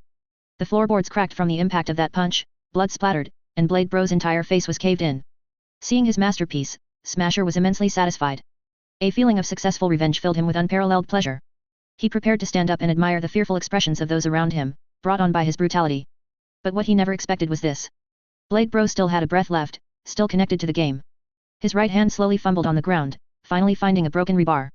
Then, with the trembling right hand, he raised the rebar and lightly tapped Smasher's head. He was trying to get some damage in, every bit counted. It affected the dungeon's final score. Clatter. Forget damage, this wouldn't even hurt if it hit an ordinary person's head. But the blow it dealt to Smasher was greater than a direct punch. You. Even through the mechanical voice, Smasher's furious and humiliated emotions could be heard. He's a mercenary. Originally, the permanent force of several hundred soldiers and agents could handle most situations, but at this moment, Arezaka, due to a decision-making error, had incurred public wrath. Step by step, they added fuel to the fire, leading them into a vast ocean of ordinary people without support and with enemies everywhere. And it wasn't just Watson. Arezaka's factories in Santo Domingo and even Arezaka Tower were attacked with Molotov cocktails by unknown individuals. Arezaka waterfront also needed people to extinguish fires and defend it, not to mention a host of other corporations in Night City watching covetously from the sidelines. Having failed to reach a consensus on the issue in Watson, the NCPD, which should have been assisting, was slacking off and could turn on them at any moment. Multiple factors meant Arezaka simply couldn't concentrate its superior forces to quickly suppress the problem before it fully formed. In the past, they would have sent strategic bombers to send these troublesome citizens of Watson to the heavens. But unfortunately, this is Night City, and if he wanted to send bombers, he'd have to ask if other corporations agreed. It was already dawning. Michiko Arezaka, the person in charge, was currently sitting in the Special Operations Department office in Arezaka Tower. Beside her was a trembling Abernathy, and the marketing department head who had previously planned the famous future Watson economic development project with Mayor Ryan at Arezaka waterfront. As for the special operations agents, there was no place for them here, they had long since fled to the front lines. Looking at the chaotic Watson on the monitor, Michiko showed no signs of panic as she calmly brewed coffee on her desk. Unlike Saburo and Hanako, who enjoyed brewing and drinking tea, she, having grown up in America, didn't like those bitter teas. Her unheard movements made the two people tremble. The mess that had been stirred up wasn't particularly huge. To put it mildly, it meant the death of 100 or 200 frontline soldiers and agents. To put it more seriously, it made Arezaka lose face in Night City, and its stock price would be affected. However, as a major player in the physical industry, as long as the industry itself wasn't affected, a slight fluctuation in stock price was no big deal. As for losing face, it wouldn't be a greater loss of face than Melee Tech being forced to retreat by an Arezaka aircraft carrier. But just as a certain blocky character said, a speck of dust from the air falling on a person's head is a mountain. Although the person might be a bit trashy, what he said was still quite valid. Michiko took a sip of her brewed coffee, closed her eyes to savor it for a moment, then looked at the marketing department head and said lightly, "I'll give you two choices." An agent nearby walked up to the head, carrying a wooden tray covered with a white cloth, revealing two knives, one long and one short. "Confess and commit suicide, or..." Michiko Arezaka didn't finish her sentence, but the head knew what the rest of it meant. Either commit suicide now and take all the blame, or have his entire family, old and young, cemented into barrels and sunk into Night City Harbor. The marketing department head tremblingly raised his head, looking at the two knives presented before him, his lips already bitten until they bled. As a Japanese corporation, although he wasn't Japanese, he clearly understood what this meant. He reached out and picked up the short knife, his whole body trembling with fear, tears continuously flowing through his tightly closed eyelids. But thinking of his wife and children at home, he still gritted his teeth and brought the blade closer and closer to his abdomen. The cold tip of the knife touched his skin, and the fear of death completely shattered his will. His distorted, tear-streaked expression no longer showed the high spirits he had just hours before. He cried out, dropping the knife, wanting to run away, but his last shred of sanity told him that would be a path to death. He didn't even dare to stand up, crawling on his knees towards Michiko Arezaka. "Miss Michiko! Miss Michiko!" The Keishakunin beside him, seeing this, was about to raise his long sword to prepare for decapitation, but the head shouted, "Miss Michiko, I cannot die, I have information. Very important information." Hearing the word information, Michiko slightly raised her eyelids and extended her hand to stop the blade that was already swinging towards the head's neck. She coldly looked down at the kneeling subordinate. "Speak." The head, as if grasping his last chance, spoke quickly and accurately, fearing that a single wrong word would cost him his head. "It's Biotechnica, it's Biotechnica. They built a high-end club underground in Watson. The earthquake in Watson some time ago was related to that place. All the members inside are high-level executives from major corporations. I approached Lucius Rhine precisely to infiltrate this network. How could Michiko not know about such things? It wasn't as if no one had privately invited her. She simply wasn't interested in those places." Noticing Michiko's increasingly impatient expression, the head finally played his trump card. "I got definite intelligence from them. Biotechnica wants to monopolize the biological reproduction market. Michiko finally put down her coffee cup. Continue. The head, Biotechnica is developing a heritable virus. This virus will specifically attack the female uterus, causing their fertility to completely atrophy within 2 to 5 years, rendering them unable to produce oocytes normally, conceive, or gestate fetuses. At that time, Biotechnica will announce artificial uterus technology. Test tube baby and cultivation technology in the cyber world is already very mature. Theoretically, even if the embryo is not reimplanted into the mother's body, it can grow in an incubator. But if the mother can't even produce eggs, then no matter how mature the technology, it's useless. Michiko didn't even need the head to prompt her, she could imagine what kind of exorbitant profits this would bring. Anyone who wanted to have children would have to rent or buy a uterus from Biotechnica, and the price would undoubtedly be extremely expensive. If they couldn't afford it, they'd take out a loan. If they couldn't repay it, they'd sign a contract, and the child they gave birth to would be corporate property until the loan was paid off. When the child grew up, they would also have to continue repaying the loan, and until the loan was paid off, all their organs could be harvested at any time. Not only would their descendants be endless, but the cost of raising a fetus to adulthood could also be transferred to their parents, and the cost of organ cultivation could be transferred to the individual themselves. This was simply a terrifying wealth-gathering technology that could monopolize the entire world. Michiko looked deeply at the head before her. Clearly, this fellow's involvement with that cult was deeper than she had imagined, otherwise he wouldn't know such highly classified information. As for their own health, people at their level had long since removed their uteruses and placed them in safe locations. Otherwise, wouldn't they be bothered by monthly menstrual cycles and hemorrhaging? If they truly wanted children, they could just take an egg and cultivate it. As for sexual intercourse, that little pleasure wasn't as stimulating as taking drugs or watching brain dance directly. Seeing Michiko Arezaka's expression soften, the head finally breathed a sigh of relief. As long as he could survive, anything was fine. Then he heard Michiko instruct her subordinates, take him to the lab. Tell Herman I want all the memories from his head, accurately. The head froze. He hadn't expected his exposure to end up like this. If suicide was facing the fear of death directly, then having precise memories extracted was something more terrifying than death. Moreover, this also meant that Michiko didn't fully trust him and was preparing to open his brain to see for herself. This was even worse than dying directly. Once on the operating table, would he really be released? No. No. No. You can't do this. The utterly desperate head was restrained by the agents. He struggled continuously, shouting as he was dragged out of the office, I've bled for Arezaka, I've accomplished deeds for Arezaka. I want to see Master Saburo. I want to see Master Saburo. After the head was dragged away, Abernathy was shaking like a sieve. She now only resented why Valerie hadn't handled things properly from the start, leaving her to clean up this mess. The problem wasn't fixed but only grew worse, and her colleague's fate made her almost wet herself. However, Michiko Arezaka didn't seem to intend to take Abernathy's life. After all, unlike the overt profession of the marketing department, Abernathy knew many more secrets, and she was also Michiko's person. Today's matters end here.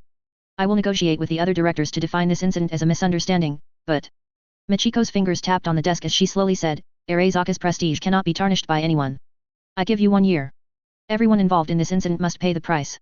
Do you understand? Abernathy nodded profusely. Understood. Chapter 159 I Came Out of Hell. Daido Nishijima lay by the window, clutching a light machine gun, continuously laying down suppressive fire on the approaching enemies in the street. He was covered in dust and grime as if he had been whitewashed with wall plaster, a stark contrast to his usual imposing demeanor when carrying out missions for Arezaka. His ears were filled with the dense gunfire from the street. With enemies everywhere and no way to retreat, Arezaka's forces could only huddle in buildings, fighting a defensive battle against the gang members and mercenary players. Below their building was one of the 2 chemical tankers, still continuously releasing poison gas into the sewers. Inside the room behind him, several severely wounded agents lay, with the medical team providing emergency treatment. The observer on the rooftop suddenly shouted, another group of mercenaries is approaching from the street 600 meters ahead, numbers unknown. This was the 3rd time in 10 minutes he had reported enemy reinforcements, undoubtedly adding insult to injury for a defense line already on the verge of collapse. Damn it! A wounded man with a missing hand, his eyes bloodshot, clenched his fist and pounded the ground. If only we could get heavy weapons into the city, these guys wouldn't be so arrogant. Riots of this magnitude were rare in Night City's history. Arezaka's intelligence department had not anticipated the situation escalating to this point. People were even daring to bomb Arezaka waterfront with AVS and ram the Zabai building, something utterly unheard of. Even if they were using vehicle technology, they wouldn't do such things in Night City. It was utterly lawless. These were no longer ordinary terrorists. It's all right, Daido Nishijima comforted, once the contents of the vehicle are fully released, even if these guys survive today, their lives won't be easy in the future. This is the price of offending Arezaka. I truly don't understand why they refuse to accept the teachings of Saburo Arezaka. They could live good lives if only they obeyed. The wounded man continued to complain. This place is truly rotten, incomparable to our neon. The system, economy, and even the people are incomparable. They won't even accept Saburo Arezaka's benevolence. No wonder it's become such a mess. Unlike the civilian staff recruited locally in Night City, the armed forces personnel were selected as teachable individuals from around the world by Arezaka's ideological department. They were the product of intensive ideological education and cultural education. Even their cybernetics were internal products of Arezaka Corporation, ensuring that from thought to body, they would not betray the company or the rule of the Arezaka family members, serving entirely the interests of the conglomerate, even if it meant sacrificing their lives. Lucy's father was once one of them. He offered his daughter to mine with a mining cart without a moment's hesitation.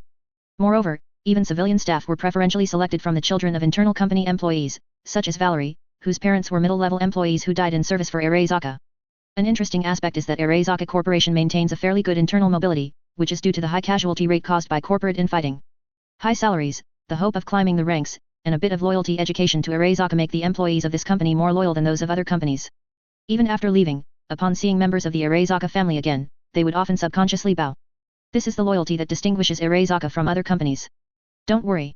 Daido Nishijima said as he pulled the trigger, they are just a disorganized mob relying on numbers. We just need to hold on until the follow-up forces arrive. Despite his words, he had not heard any news of reinforcements on the command channel so far. However, unlike the conventional mercenaries the observers expected, this incoming group was a little different. The Ministry of Truth urged the propaganda department and other junior players who had disembarked, hurry, hurry, or that damn helicopter will be back soon.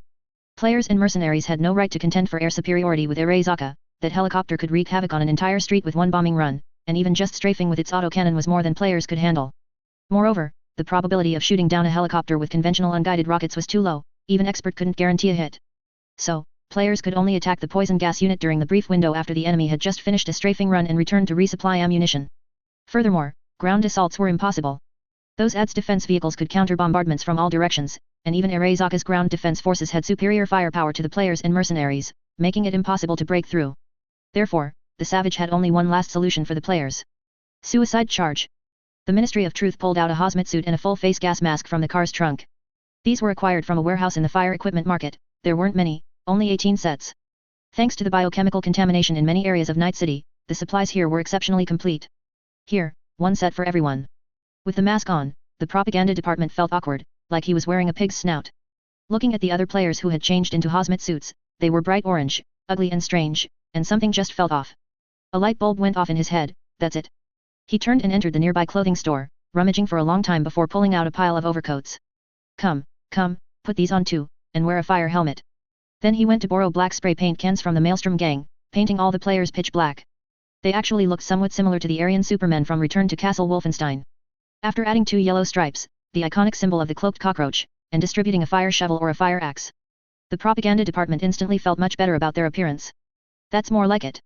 These are the democratic warriors of our super Earth. The Ministry of Truth looked at the paint job on his own body with a hint of exasperation. He could only say that this guy's occupational disease had flared up. Seeing the silhouette of an octagonal drone appear in the distance again, he urged repeatedly, "All right, stop wasting time here, prepare to depart." The Maelstrom gang members under the eaves nearby watched these mercenaries making themselves look bizarre, utterly bewildered, and couldn't help but ask, "What in the world are you doing?" The Ministry of Truth didn't explain much, just gave a thumbs up to the other party, then turned and jumped onto the car roof, shouting loudly to the other 17 players, "Comrades, the time has come when Super Earth needs you. Today, we will show those Arezaka bastards what managed democracy's brave and fearless hell divers are." The players all raised their guns and roared like madmen, "Awoo! Long life Super Earth! General Buletin Lashy is the sun that never sets in our hearts.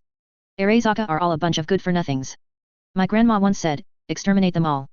Comrades, charge with me." The Ministry of Truth roared, and then, along with the propaganda department, took the lead in prying open the manhole cover that was emitting a faint yellowish-green gas. They bravely jumped down first.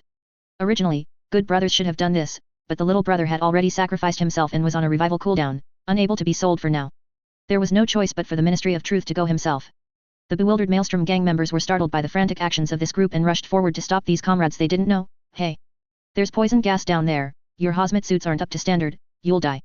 But the player he grabbed was also immersed in the role, loudly telling the Maelstrom member, "We are the hell divers of Super Earth.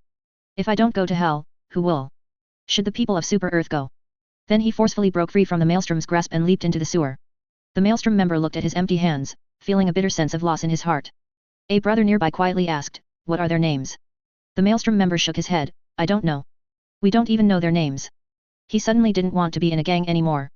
Yellowish-green gas permeated the sewers, and with the pressurized release from the tanks, it continuously flowed from here into the extensive network of pipes. A normal person descending would not be able to see anything in the fog, let alone find their way in such a place. Fortunately, the players had a minimap to guide them, even the fog of war couldn't completely obscure their vision. A junior player holding a submachine gun followed closely behind the Ministry of Truth and asked, "What is this stuff they're releasing?" I smelled a bit of it earlier, like mustard. A mercenary accidentally got some on his skin and it blistered. That's not a blister, it's a pus pocket. The Ministry of Truth walked step by step through the fog, estimating their position relative to the Arezaka forces in his mind, while answering the questions of the players beside him. Judging by the symptoms and color, it should be mustard gas. Skin contact will cause necrotic tissue to appear within hours, and it will synthesize hydrochloric acid to destroy your respiratory tract and lungs, entering your eyes to cause temporary or permanent blindness. Even if you survive, you will be tormented for life, and it's highly carcinogenic.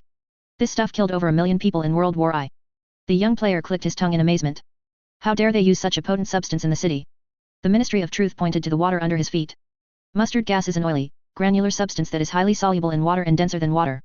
Afterwards, all they need to do is open the sluice gates, let the water flush the agent into the sea, and even with water circulation, it won't return to the surface. In this world, no one would accuse you of polluting the sea or anything, everyone likes to defecate into the ocean. Even if a little residue remains, it's harmless. Night City doesn't lack for this bit of toxic substance. It just goes to show that the neon people can't change their ways, the propaganda department on the side said with a laugh. This kind of trash can only be taught a lesson with little fat man and little boy. In his hand was a small amount of prepared explosives, used to blow through the road surface and allow them to break out onto the surface. No worries, a player behind him chuckled. The world view of this game is so vast, there will definitely be opportunities in the future. Even when enveloped in a deadly gas where they couldn't see their own hands, the players still joked around as if it were nothing. Even without their hazmat suits, they would have dared to charge down directly, but there was simply no need for it now. The only thing in this world that could instill psychological fear in them was probably Lin Miao, who held the power to ban accounts. You couldn't say Arezaka's decision was wrong. If you replaced the enemies with any group other than players, their situation wouldn't be as difficult as it was now. If it were just Maelstrom or some mercenary group, they would have been slaughtered by Arezaka's agents long ago, they wouldn't even have detected the initial infiltration and ignition work. Meanwhile, the Arezaka biochemical forces on the ground had no idea that a group of reckless madmen were rapidly approaching them from the sewers. A hazmat soldier holding a control terminal was reporting to headquarters, gas reserves have dropped to 53%. The tank will be empty in another hour. Arezaka captain also let out a long sigh of relief. After sealing the sewers with poison gas, their situation had greatly improved, at least they didn't have to worry about the manhole covers beneath their feet speaking up anymore. How are the defenses? Is there any risk of a breakthrough? Daido Nishijima upstairs immediately replied, we just repelled another one of their attacks. They shouldn't be able to organize more personnel for a charge in a short time. Yosh, when this is over, I will apply to the higher UPS for half a day's leave for each of you. The captain was very satisfied with the current stalemate. Those mercenaries and thugs had no backup to fight a prolonged war with the powerful Arezaka. At this moment, the hazmat soldier's sensitive cochlear implant seemed to pick up a faint sound. Drib. Drib. But looking around, the street intersections were heavily guarded by soldiers on both sides, with no enemies approaching, and the control panel also showed everything was normal, with no false alarms.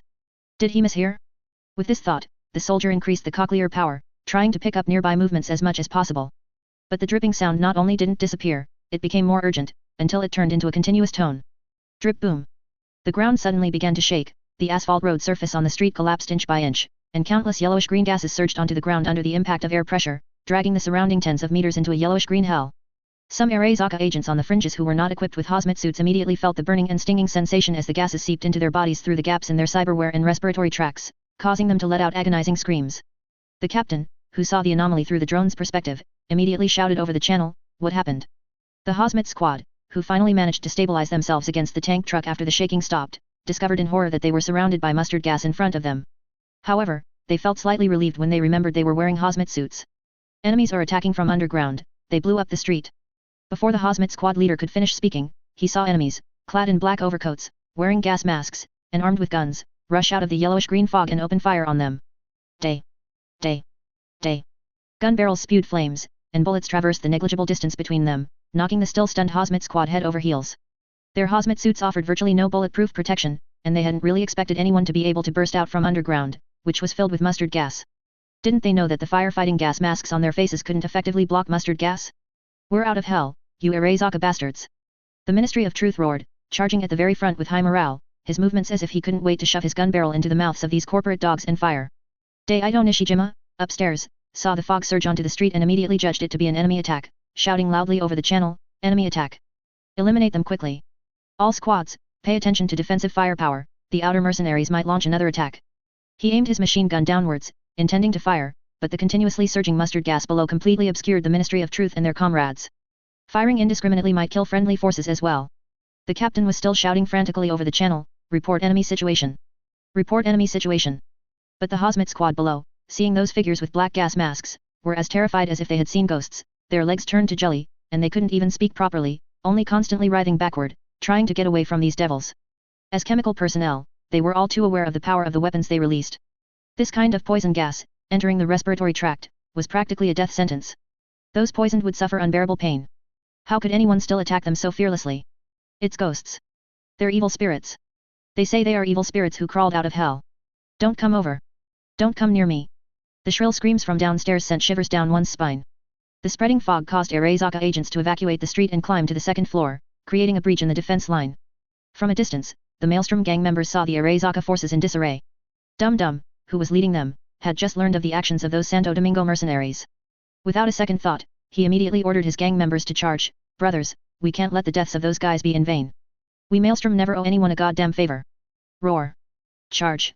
Even though there was still a significant amount of poison gas on the street, these heavily modified individuals didn't care. They directly drove their vehicles forward, leading the charge, followed by a large group of initially hesitant mercenaries. On the battlefield, the exemplary leadership role is significant. Many people were stirred with excitement, directly casting fear out of their minds. For a time, bullets flew everywhere on the street, and within dozens of seconds, the players in the center of the battlefield completely annihilated the Hazmat soldiers, then split up and attacked the stairwells on both sides. The Ministry of Truth, remaining on the street, dragged a half-dead Hazmat soldier to the tank truck, slammed the opponent's head onto the control panel, and coldly said, "Turn it off." The Hazmat soldier, who had soiled his pants, hadn't completely forgotten his loyalty to Arezaka, and trembled, saying, You, just kill me. Saburo Arezaka will not let you get away with this. Humph. The Ministry of Truth sneered, grabbed the opponent's head, and smashed it violently against the tank. The protective helmet on his face immediately began to crack, and the cracks continuously widened. He didn't forget to whisper in the soldier's ear. Want to smell what this stuff is like? It should be similar to the wasabi sushi you Japanese usually eat, right? Should I help you savor it? The soldier's breathing hitched. The more experiments he conducted, the more deeply impressed he was by the gruesome state of the corpses that died in biochemical experiments. This was more effective than simply threatening him with death. Watching the cracks grow larger and larger, the yellowish-green gas spreading around was like the tentacles of death, hovering just outside the mask. Fear completely shattered his psychological defenses, and he cried out, I'll turn it off, I'll turn it off. Please, don't smash it anymore. With his operation, the continuously decreasing tank content and the engine sound finally stopped. Arezaka Command immediately detected the anomaly on the front line from their terminal. The captain, still unwilling to give up, ordered the surrounding soldiers to defeat these surprise attack units and restart the engine, but at this moment, several agents opened the car door and stood before the captain. Ms. Michiko has ordered all units to withdraw from Watson and return to Arezaka waterfront to assist with firefighting. Chapter 160 A Victory Worth Remembering. Retreat. The captain heard the order and his mouth gaped open, as if he had heard something incomprehensible. Retreat? Wouldn't that mean admitting Arezaka's failure? The agent who had arrived saw the captain's hesitation and looked down at him, saying, This is not a suggestion, it's an order from Ms. Michiko. Then, in a voice everyone present could hear, he grumbled, Humph, if it weren't for you incompetent guys, who couldn't even deal with a bunch of mercenaries and gangs, would Ms. Michiko need to personally step in and clean up your mess? These words made the Arezaka command staff and officers extremely embarrassed, secretly cursing the guy for being tactless. Did he think they wanted things to turn out like this? Who the hell knew that a bunch of lunatics had come to Night City? Even if you gave the Maelstrom cyberpsychosis and the Afterlife's best mercenaries 10 times their courage, they wouldn't dare drive an AV into the Arezaka tower. Didn't you see Atom Smasher being chased all over the streets right now? If you're so capable, you go. What's all this bluster for? But they only dared to grumble inwardly and would never voice it. The captain gave a look to a staff officer beside him, who immediately relayed the order to the squad leaders through the command channel. All squads, attention. Retreat from Pershing Street in an orderly fashion along the predetermined route. Provide mutual cover. The company will send personnel to the edge of the combat zone for extraction. Retreat at this time. Although shocked that command would issue such an almost impossible order, Daido Nishijima still bit the bullet and said over the channel, Saitama's squad is under enemy attack. The bio-tanker has been forcibly shut down, and the enemy has occupied the first floor with a fierce offensive. We cannot effectively retreat. Requesting support. After shutting down the tanker, the Ministry of Truth charged towards the buildings on both sides, forcing the Arezaka forces stationed there to pile up tables, cabinets, and shelves in the stairwells to set up machine guns. No sooner had he finished speaking than the black-coated lunatics downstairs launched another assault on the stairwell. Daido Nishijima had to cut off the channel and quickly pulled the trigger downwards. Bullets instantly tore apart the enemy at the very front, and a grenade that hadn't been thrown fell to the ground, blasting the remains into fragments. The soldier guarding the window also shouted, Enemies are climbing the outer wall. It wasn't just his side, many people on the opposite building were also using their cyberware to climb the walls. Conventional defensive fortifications were useless against cyberware. Just as he was about to fire at the players on the opposite wall, the maelstrom on the street and at the second floor windows immediately suppressed these window-bound enemies, constantly creating opportunities for the players to advance. Even those two expensive ADS defense vehicles were smashed by them, and the unsuppressed rocket launchers were making it hard for the Arezaka forces to breathe. They are everywhere. In the soldiers' eyes, those constantly climbing guys attacked in wave after wave, without regard for cost, like zombies in a movie, as if they didn't need rest. If that were all, it would be one thing, but some of these lunatics were climbing walls using Sandevistan, soaring up several floors in a flash. It was just absurd. Then fire everywhere. Crack. With the crisp sound of shattering glass, the Ministry of Truth was the first to climb to the floor where Arezaka forces were stationed. He quickly took down the machine gun from his back and pulled the trigger at the soldiers inside who hadn't had time to turn around and defend. His expression was twisted as if he had a sudden illness, and he was laughing maniacally, ah. Kill them all. Especially since the voice, after passing through the gas mask, became somewhat muffled and very demonic. The internal communication of the Saitama squad immediately fell into chaos. Defensive line breached. Repeat. Defensive line breached.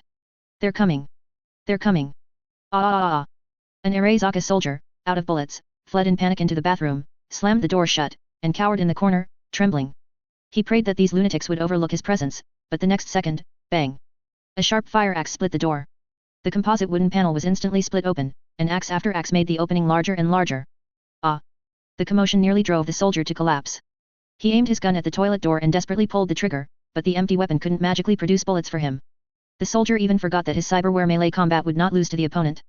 Ah! Hearing the screams from inside, the propaganda department, who had removed his mask, revealed his face, scarred by mustard gas. He leaned into the opening, squeezing half of his burned face into the gap, and gave the Arezaka soldier in the corner a terrifying smile. Here's Johnny. Ah. The soldier screamed, then rolled his eyes and stretched out his legs, fainting on the spot from fright. Atom Smasher, having exited the building, was being chased all over the street by dozens of players, who fought wherever they went. Both sides' firepower was exceptionally fierce. Wherever they passed, not to mention Arezaka agents, even the Maelstrom and other mercenaries had to avoid their sharp edge, fearing friendly fire. It wasn't until Smasher and his subordinates, including Grayson, regrouped and received ammunition resupply in a moving vehicle that they got some breathing room. Smasher, who had never felt so humiliated, now wished he could go back and drag that guy up to smash him again. Damn it, I'll tear off these bastards' heads one day and kick them around like balls, using their blood and guts as decorations in my bedroom. Smasher wasn't afraid of death or how intense the combat was. On the contrary, Smasher loved the thrill of killing between life and death and was very willing to accept high-risk missions. But, this time was different. Smasher couldn't feel happy at all when killing those mercenaries. There was no fear on the mercenaries' faces at the death of their comrades, as if what he had crushed was just an irrelevant ant. Even when he grabbed and tore their bodies apart, the victims showed no excessive reaction. No screams, no wails, like robots. It ends like this. No way, you're not that much of a scrub, are you? What man could accept such a scene? Grayson also saw Smasher's disgusted expression for the first time. He glanced at the rearview mirror and, with a splitting headache, shouted into the channel, "They're catching up again, prepare for engagement." Smasher, carrying a heavy machine gun with one hand, pulled open the car door and jumped onto the vehicle. Closely following the convoy was a group of oddly dressed individuals, and even their cars were bizarrely modified. Players constantly poked their heads out of car windows, shouting, "Sons of the beach! Don't run if you've got guts! Atom Smasher! Are you a disciple of Sun Yuan Liang or my Bao Bao? Maybe Baldy, ha. Fuck. If he could, Atom Smasher really wanted to stay here and blow up these guys. He aimed his machine gun at the pursuing convoy and unleashed a barrage. The players were not to be outdone and immediately returned fire. Flesh system players with gorilla arms treated light machine guns like laser guns, with no recoil to speak of. The bullets exchanged by both sides almost formed straight lines, and every now and then, a vehicle, along with its occupants, would be blown to smithereens. It was only the constant movement and bumpy ride of the vehicles that greatly reduced the accuracy of both sides. If there could be drone aerial fire support at this time, Smasher's convoy would be under much less pressure, but the sniper squad was taking down aircraft with anti-materiel weapons, and drones were falling like rain from the sky. Even an octant couldn't withstand several consecutive hits. Logically, highly mobile drones shouldn't have such a high loss rate, but players aiming with Sandevistan were unstoppable, taking down one after another without a sound, more accurate than close-in weapon systems. They even called it Death's Eye, as if everyone was Arthur, the reincarnation of the Wild West's biggest loser. Perhaps only this group of people would use such game-changing special equipment as a regular minor skill. Watching his brothers constantly being lost, Grayson was both heartbroken and wanted to curse. He pulled out his Malorian 3516 and fired a few shots behind him to vent his anger, but he was Atom Smasher's financial manager, not a professional mercenary, and his marksmanship was terrible. He was purely for atmosphere, hitting nothing. However, fortunately, not long after, he received a retreat order from Arezaka High Command and relayed it to Atom Smasher. Retreat? Who gave the order? He'd better give me a perfect explanation. Atom Smasher was still thinking of going back to the docks to get on a ship, grab the best guns and cyberware from the village, and come back to beat these crazy bastards to death. If any Arezaka officer, not knowing his place, dared to order him around, he wouldn't even acknowledge them, he'd just pick up his gear and go on a killing spree, even going back to teach a lesson to the idiot who told him to retreat. Grayson knew Adam Smasher was furious, and saying the wrong thing might get him torn apart by the madman, but he still braced himself and uttered the name. The order came from Miss Michiko Arezaka. Heh, well, in that case, never mind. The chase ultimately ended with Smasher's unit merging with the Arezaka reinforcement troops, and the players, unable to stop in time, suffered heavy losses under Arezaka's heavy bombardment.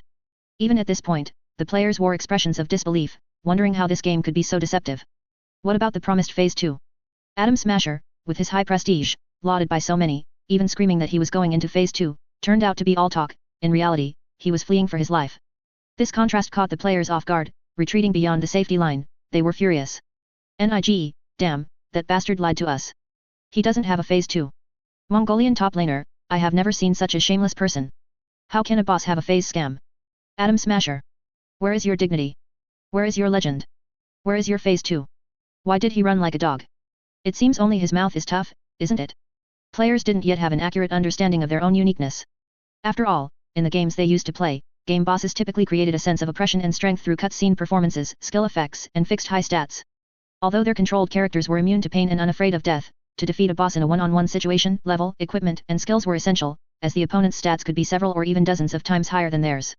But here, the number of players had already reached 3 digits. Imagine a single-player game where, with unchanged stats, 3-digit protagonists suddenly appear. What kind of desperate scenario would the game boss face? As long as you dare to show your health bar, you'd be reduced to ashes in minutes. Not to mention, Adam Smasher's stats weren't ridiculously high. Reality requires logic, perhaps in a one-on-one, or even 1-on-3, 4, or 10, he could still provide the oppression and despair of a normal game, even easily killing players at the current stage. But now he faced at least 40 fully armed players, each with at least one combat skill at mastery level. Escaping was already a testament to his rich experience accumulated over many years of combat. Even more terrifying, these players had not yet reached their level cap, and their strength was still in a phase of rapid growth. By their next encounter, Adam Smasher might just reminisce about the little players who chased him today. In the early morning, as the sun's glow spread over the city that had been awake all night, with the last armored vehicle full of wounded retreating, cheers erupted from Pershing Street, spreading to every district of Night City.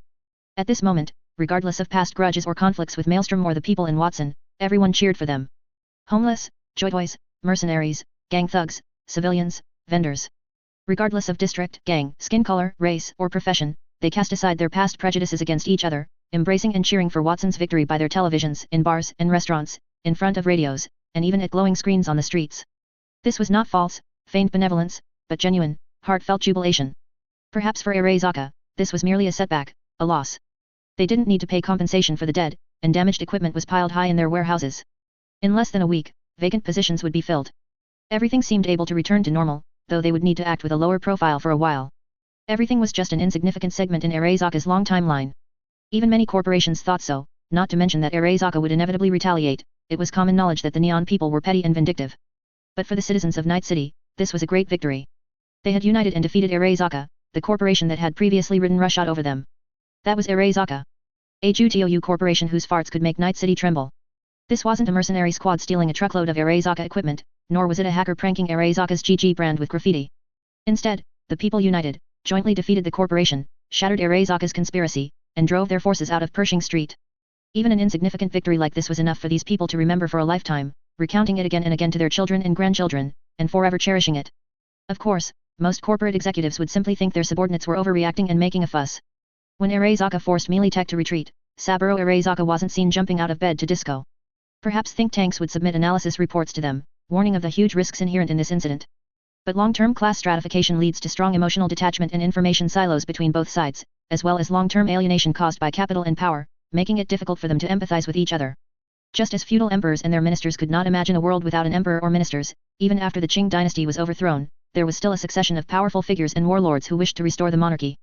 Just like the foolish question posed by the queen residing in the palace, upon hearing that the nation's people were suffering from famine and couldn't afford bread, she asked, then why don't they eat cake? The red giant that once terrified everyone had fallen 80 years ago, and from its corpse grew a massive monster identical to them. Even the night of fire ignited by its remnants in Western Europe was easily suppressed. The remaining one, confined indoors, even severely wounded itself in a civil war, and after multiple probes yielded no response, it never recovered. They had achieved the final victory. The corporations were the ultimate victors of that war. They controlled nations, stripped governments of their power, managed social operations, and even customized people's bodies and thoughts. The world would continue in its current pattern until a final proprietor emerged. But life always finds a way, just as resistance never stops. Even with slight downturns, history always moves forward, and the people are the creators of history. Gloria, who had just reattached a cybernetic limb for a maelstrom casualty, stood up. Having worked tirelessly with the doctors all night, a hint of fatigue showed in her eyes. More injured still needed treatment. Even with volunteers arriving from all over Night City, there was still a shortage of staff and medicine. To this day, neither medical staff nor patients had discussed medical fees. The arrow stock was almost depleted, sustained only by medicine rescued by gang members from pharmacies and warehouses. When she heard the cheers of the crowd, she finally understood what had happened. The worry she had felt about the company's operational status for the foreseeable future also slightly eased. As Gloria prepared to attend to another patient, someone tugged at her clothes. Gloria looked down and saw it was the little girl rescued from the fire by Kamen Rider, still covered in burn cream, her mother sleeping beside her. Nishikawa Lingmei seemed quite puzzled by the surrounding cheers, cautiously asking the kind doctor, "Auntie, why is everyone so happy? Isn't our home burned down? We won't have anywhere to live anymore." "Gloria, a house that was already broken, if it burns down, we can build a new home." Lingmei, a little self-conscious, said timidly, "But our family doesn't have money. Mom, she has to work very late every day to come home." Gloria crouched down, looking at the girl lying on a makeshift bed of planks and cabinets. She gently tidied her slightly yellow hair, offering a gentle smile. "Don't worry, there will always be a way." Chapter 161, a basement that cannot be found by any detection equipment. After all, it wasn't the rainy season, and the temporarily formed clouds and rain-inducing bombs weren't omnipotent.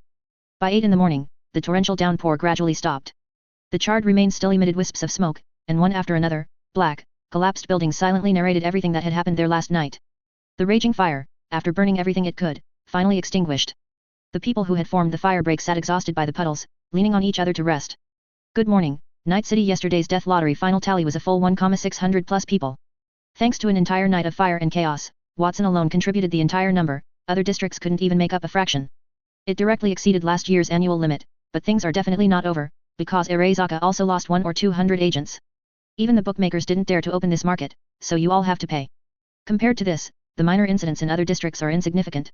I'm your favorite host, Stanley. Join me in welcoming a brand new day in this dream-building city. Every morning at 8, the street projectors would tirelessly play that familiar loud voice and opening remarks. However, most people today had been awake all night, their physical and mental strength gradually nearing their limits. Each one was utterly exhausted and not in the mood to listen to his nonsense. Our cash flow is in critical condition. As soon as he returned to the temporarily requisitioned residence and sat down, Gloria reported very bad news to Lin Miao. All the cash in the company's account has been used up. If this continues, we won't even be able to pay our employees' salaries this month. Gloria bit her lip. Although she wasn't criticizing Lin Miao's almost charitable actions last night, money was money. Medicine couldn't appear out of thin air. She could offer comforting words to the patients outside, but she couldn't deceive herself. Her Eurodollars earning employees wouldn't work for free just for a few compliments, and the poor people she saved couldn't afford the medicine. If she asked them for payment, they might directly turn hostile and disavow her. Lucy, who had been fighting Arezaka hackers all night and was resting on the sofa, sat up abruptly when she heard this. Didn't we just receive tens of millions last month? She thought she had misheard. That was tens of millions, a sum she could never earn in her lifetime. If that money were given to Lucy, she wouldn't know how to spend it all. Now you're telling me this money was spent in a month, and it's still not enough? Lucy even recounted on her fingers again, Mealytech 2,500, Nightcorp 500, Exoskeleton Sales 600. She hadn't misremembered. How could this money be so quickly spent? Lin Miao's planned projects hadn't even started yet, and the money invested was already gone. Regarding this, Lin Miao was also helpless. Money, once spent, had no limit, it was like water, never enough. Not to mention the hundreds of players. A single collective mission for hundreds of players guaranteed at least 10,000 in rewards. This time, if converted to contribution points, it would directly exceed 40,000. Although most of it could be recovered through loot auctions, the bullets fired, the cyberware they purchased externally, and the money spent on chemical raw materials were all real expenses. However, Lin Miao wasn't worried about Gloria's concerns. He reassured both of them, "Don't worry, after today, people lining up to give me money will stretch all the way from Watson to Stone Ridge Mountain." "Really?" Lucy looked unconvinced. "You just offended Arezaka. Those guys are trying to avoid you. How could they possibly invest money in you?" "Of course, it's because of money. Compared to Arezaka's threats, nothing is more important than money." Lin Miao pulled out a €100 bill from his pocket and waved it in front of them. "So-called economics is the study of winning. As long as you can win, the market will invest as much money as you need. Even if you can't win, you must appear to have won to the outside world. So no matter what, you must project an image of winning. In short, it's one word: win. Win and you have money. Win, and the stock market will rise. Even if it's just winning verbally, you must win. Everything unfavorable to our company, whether true or false, is false. Including now, although our company has no money in its accounts, our operations are good, and there are no financial problems. Winning is market confidence. As long as the market has confidence in Lin Miao, he will never run out of money. The players had openly confronted Arezaka agents in front of all of Night City, even chasing Atom Smasher through the streets. They could be said to have won big. Although it was due to numerical superiority, although it was a messy urban battle, and although Arezaka hadn't used any exceptional weapons, the battle results were real. The players and mercenaries had pushed Arezaka back. If it had been NCPD police, both sides would probably have broken all three of their legs.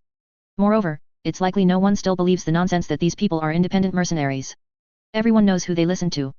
They are just curious about what methods Lin Miao used to train this group to be so obedient, willing to risk their lives for him without pay, without equipment, and without even a trauma team membership. Such good employees are truly impossible to find, even with a lantern. But who else would clash with Arezaka the moment they appear, even daring to go head-to-head with them?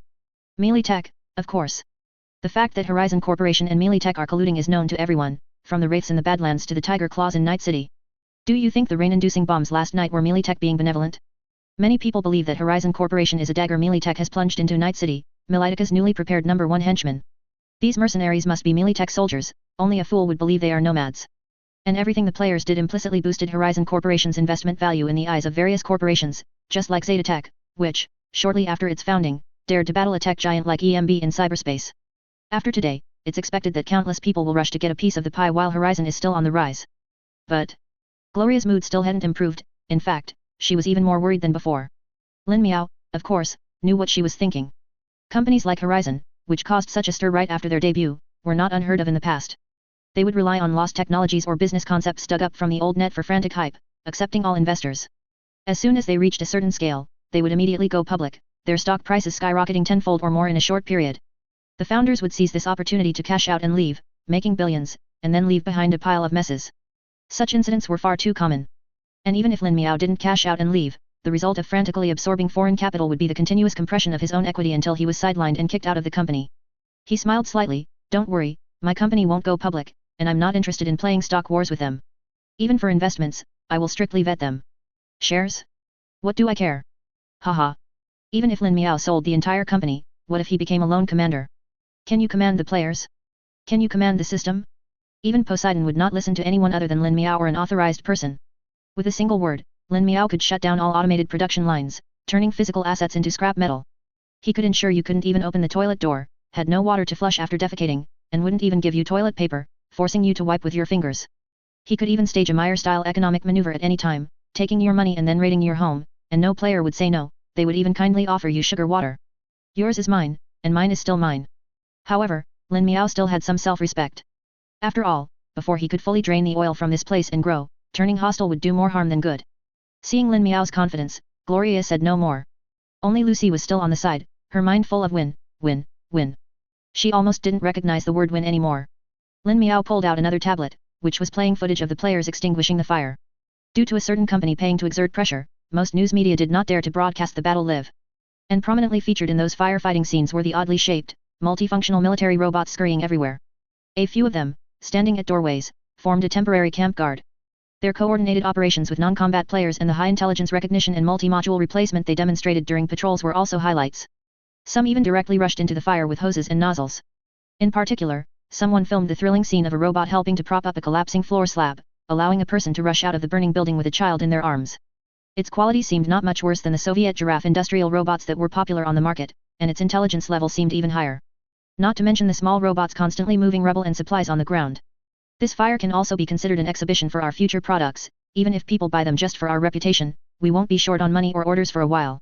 Then Gloria suddenly looked at the rising smoke outside the tent and the bewildered crowd after the initial joy. The affected area covered almost half of Watson.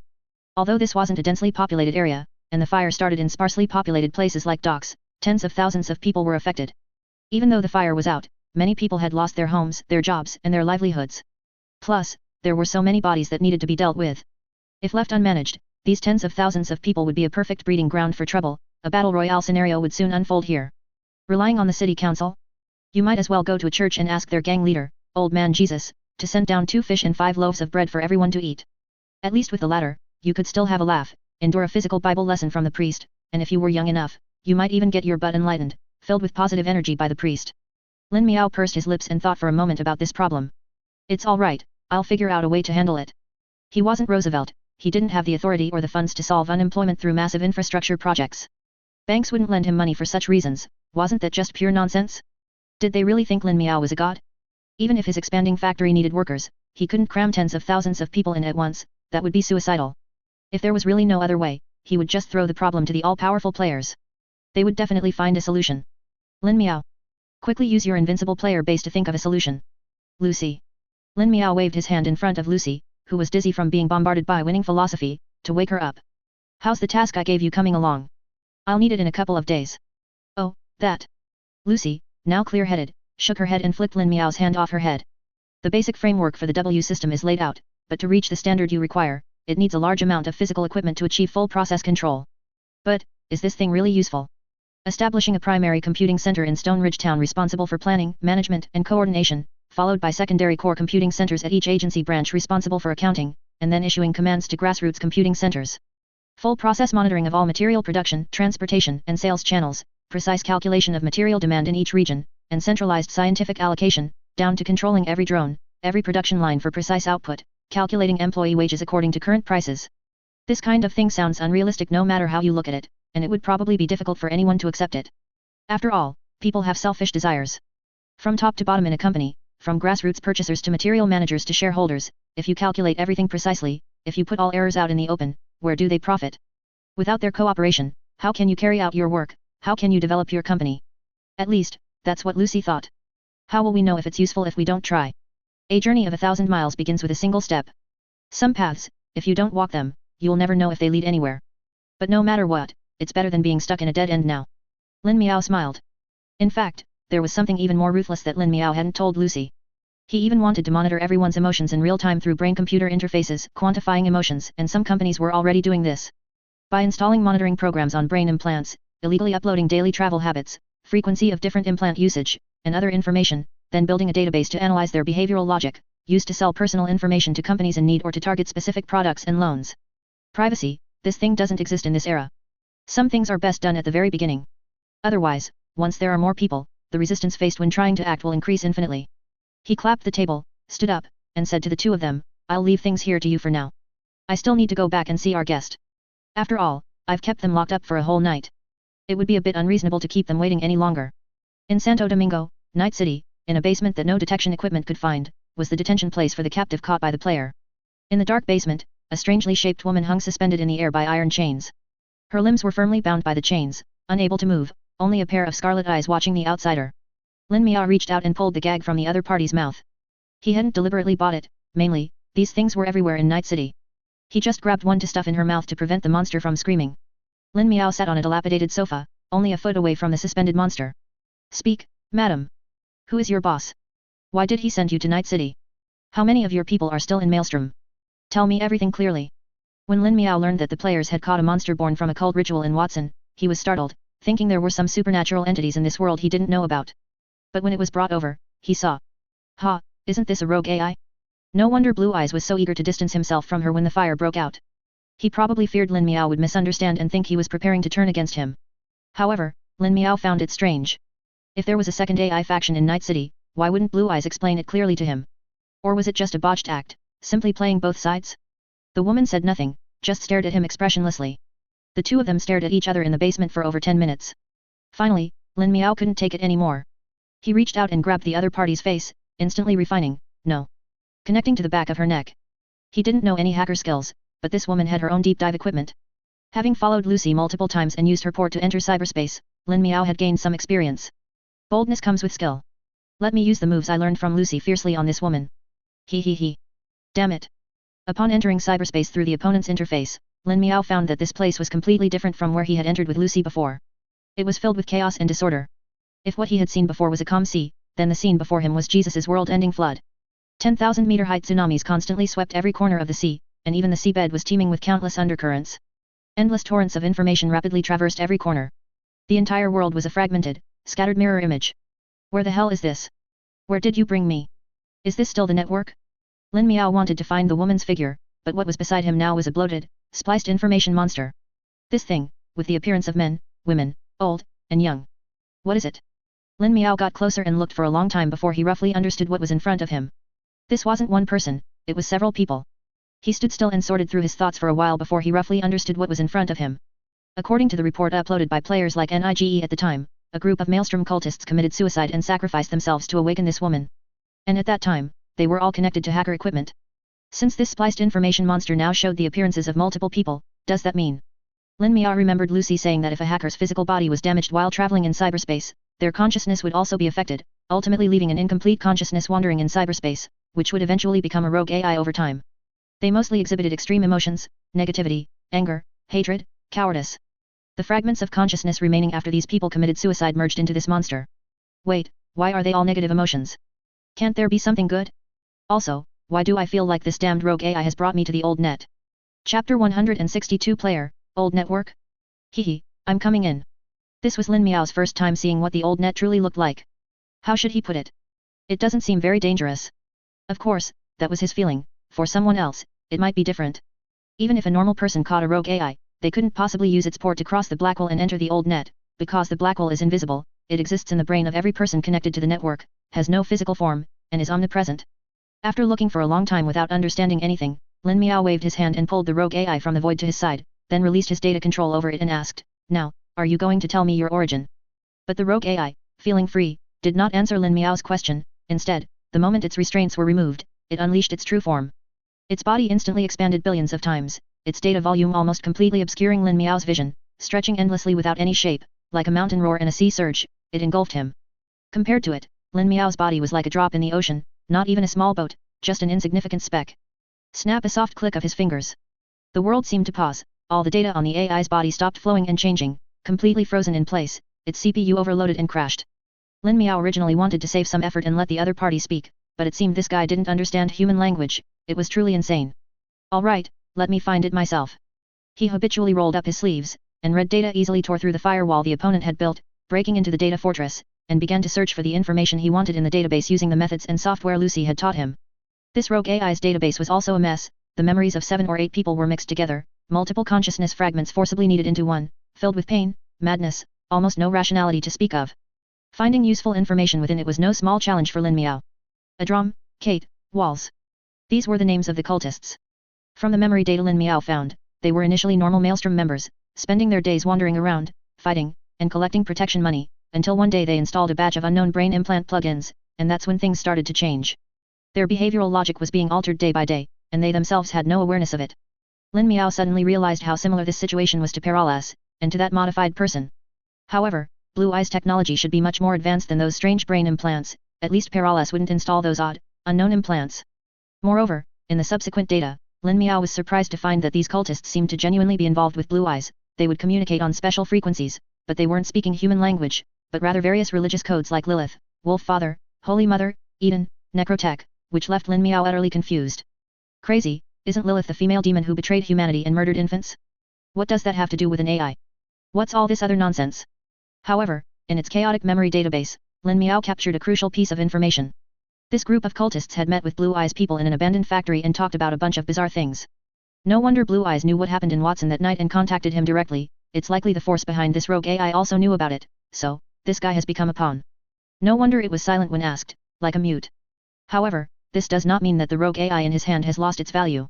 On the contrary, this is something many corporations dream of, it's full of lost technology from the old era. Arezaka and Mealy Tech dream of digging up the things they lost. To avoid encountering anything unclean in this ghostly place, Lin Miao didn't stay long. After exiting the old net, he toyed with the restrained woman's head as if it were a rare treasure.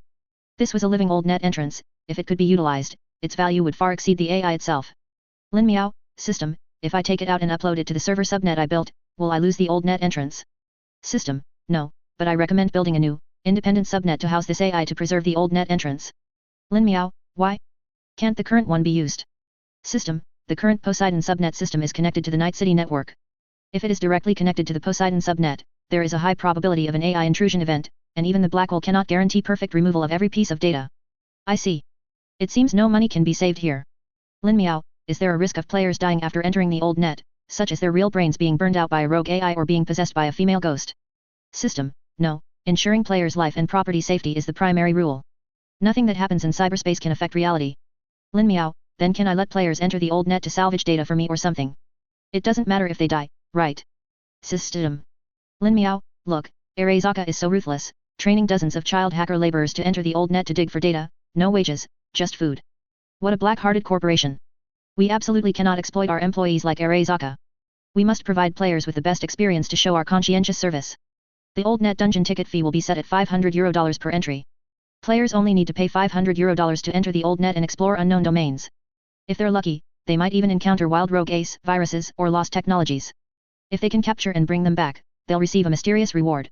If they die accidentally in the old net, the resurrection time will be shortened to 6 hours. After all, only one brain is burned out, and it doesn't take long to repair. See, isn't that very reasonable? System, your meaning is, you let players go to the old net to die, and then you make them pay you for tickets, and the things they dig out still belong to you. Lin Miao, your description is incorrect. This shouldn't be called going to die, it should be called journeying to human lost cyber relics, unearthing long-buried technical data, reforming those lost souls, utilizing them to restore human civilization. What a noble ideal, what a great undertaking. Talking about money would be too vulgar, and a little danger is normal, isn't it? You can also get run over by a dump truck on the Night City main road. A little danger. It should be known that even for highly talented hackers who venture into the old net, the death rate is extremely high. According to Lucy, at least 20% of personnel are lost each time they go to the old net, and most of the time they gain nothing, let alone ordinary players whose intelligence doesn't even exceed 6. For them, it would truly be a pure human wave tactic to overwhelm the opponent. It's a good thing the system doesn't have a physical body, otherwise it would have slapped Lin Miao a couple of times. Compared to his contract, Arezaka seemed conscientious, at least they didn't make employees work to death and still pay the company ticket fees. This system advises you to be a human being. System, a large number of players entering the old net has a probability of causing the real-world agency to become paralyzed. This system advises the host to proceed with caution. Lin Miao, that makes sense. 6 hours for resurrection is still too long. And judging from the players' battle with Poseidon last time, if they encounter a strong rogue AI, low-intelligence players are very likely to die in droves. I can't always be the one to step in. Players' lives are Lin Miao's currency, the time it takes to shape a physical body is 1 week of capital turnover, and biomass is reserve funds. With their death rate in the old net, he would probably run out of reserve funds in just 2 cycles, leading to a cash flow collapse and meltdown. That would essentially mean the server exploded, players couldn't log in, and there would be significant risks. Although a €500 ticket fee is a good threshold, Lin Miao cannot guarantee that players' earnings in the old net can cover their losses. This matter needs to be deliberated and planned carefully. Lin Miao nodded to himself, giving a thumbs up to his newly discovered method of exploitation. Oh no, creating new gameplay services for the game. Then he removed the chains binding the rogue AI, preparing to take it back to strip its consciousness. As for the body, it naturally couldn't be wasted. Although it couldn't be repaired and reused like A2 and the others, the implants could be disassembled and sold. As for the other live agents caught by the players, Lin Miao didn't think much of them. At most, he would use them to exchange for a ransom with Melee Tech or Arezaka. There was no real point in forcing them to stay. After all, they were professionally trained agents, they dared to say things that Lin Miao might not even believe. It was just that the way the 3 of them failed later was somewhat abstract, and Lin Miao suspected it might have something to do with Michiko Arezaka being an old otaku. It's hard to guarantee that they weren't specifically trained by the subordinates to be her playthings. Perhaps Michiko was even a lesbian. After all, this woman could even fall in love with Atom Smasher, what else was she incapable of? While Lin Miao was preparing a grand gift for the players in the next version, the players, who had been fighting all night, were also celebrating their victory in the forums. Kamen Rider, today is also a day to become Kamen Rider. Image. The image showed Kamen Rider carrying Nishikawa Lingmei out of the burning building, captured by a robot. Lin Miao thoughtfully had the robots take pictures of the players as souvenirs. Sword Snow, damn it, you actually snatched the chance to save the little girl. Such a beautiful thing should have been mine, not for me to perish with a damn metal shell. Expert, attention, we got the kill. Strictly speaking, you only created the opportunity. Doge, exactly, why don't you look for your own problems? Shui Yu, expert is the MVP, Sword Snow is a carried dog. Sword Snow, damn it, you bunch of dogs. Doge, why don't you look for your own problems when Atom Smasher smashes you to death? Shui Yu, you were captured alive by Arezaka, why don't you look for your own problems? Can the settlement be calculated like this? Damn it, how was I supposed to know I'd be targeted by a stat monster? Doge, you are Great Britain Sword Saint, not Shurima's Sword Demon. Don't log into the wrong account, witty. As for the players who were still alive, some were helping refugees with post-disaster issues in the game, while others, having spent an entire afternoon, had real-life matters to attend to, or at least needed to use the restroom. They simply found a car or room, crawled in, and fell asleep, while also being able to browse the forums on their phones. Seeing many people showing off their heroic deeds in the fire on the forums, the players couldn't help but smile, as it allowed them to genuinely be heroes in the game for once. In reality, such an achievement would warrant a week's newspaper coverage and a separate page in the family tree. Most people would not refuse an opportunity to do good at a low cost, even if it was only in a game, and even if the person they saved was just a string of data to them. The psychological sense of accomplishment from saving a life is completely different from that of taking one. NIGE, but this end-of-version event was truly exhilarating, even more so than fighting the Voodoo Boys. As if dissatisfied with his adjectives, he blurted out, "This was a damn climax battle, phew, my thing even stood up. Natural curl, exhilarating +1. It's a shame that Adam Smasher, that boss, got away in the end. KUSO, I haven't gotten my revenge yet. That kick almost knocked me offline directly, and I still died in the end. Doge, what? You let Smasher escape? I was waiting to see his cyberware in the post-battle auction. NIG, no choice, that guy is tough and has a large group of subordinates. He didn't entangle with us at all, fighting and running, we couldn't even catch him. Doge, you guys are so useless. I absorbed a huge amount of aggro and damage, and you actually let him escape. It infuriates me." He vividly remembered being smashed into Doge-chan by Adam Smasher. That bastard was truly ruthless. Doge watched himself being smashed to smithereens. He swore that when his level was higher, he would definitely pay that bastard a visit. He would use sex toys to smash Adam Smasher's mouth to pulp. He would make Adam Smasher dance the samba in a naughty lingerie on the street. If it weren't for the game's prohibition on lewdness, he would even prepare to give the other party a chrysanthemum bloom. However, Adam Smasher probably didn't have that organ, after all, he didn't even eat, so how could he defecate? Mongolian top laner, everyone, after this battle, I have a major discovery about Adam Smasher. Countless players thought he had discovered some earth-shattering secret and immediately urged him to speak, but unexpectedly, this guy was purely here to mess around. Mongolian top laner, it's well known that there are many beautiful girls in the two-dimensional world, and Adam Smasher happens to be in the two-dimensional world. Two-dimensional beautiful girls don't defecate, and Adam Smasher doesn't seem to defecate either.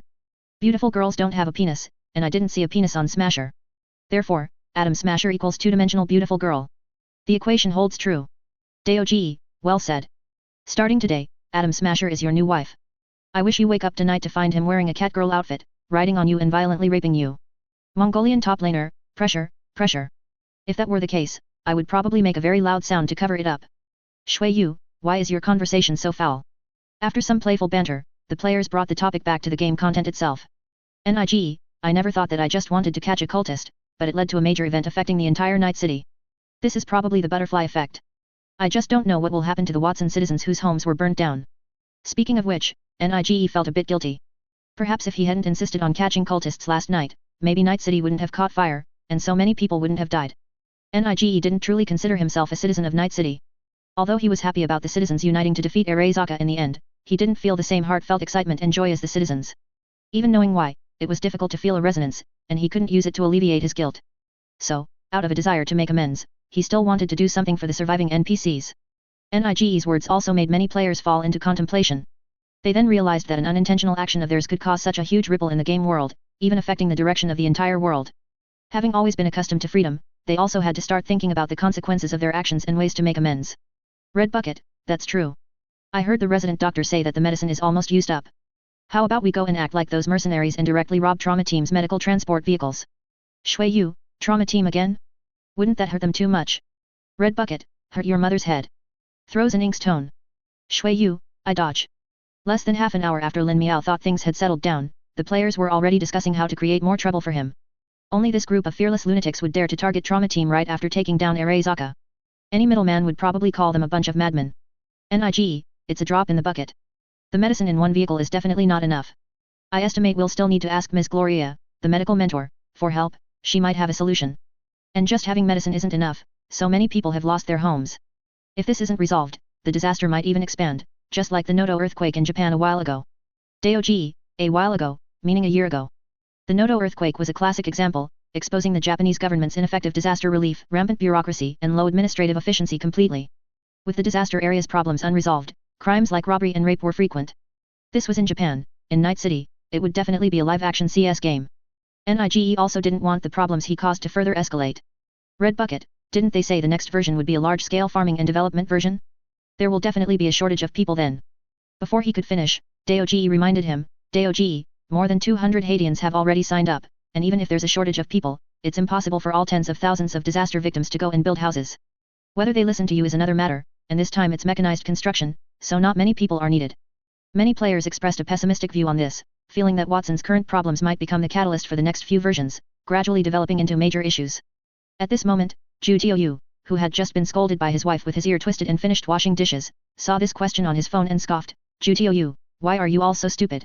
You said the next version is a farming version, so besides the agency farming, can't you farm yourselves? Does Chajin Warrior's Kowloon Ice Room need to recruit people? Does Sword Snow's chemical plant need to recruit people? Does Mantu's production line need to recruit people?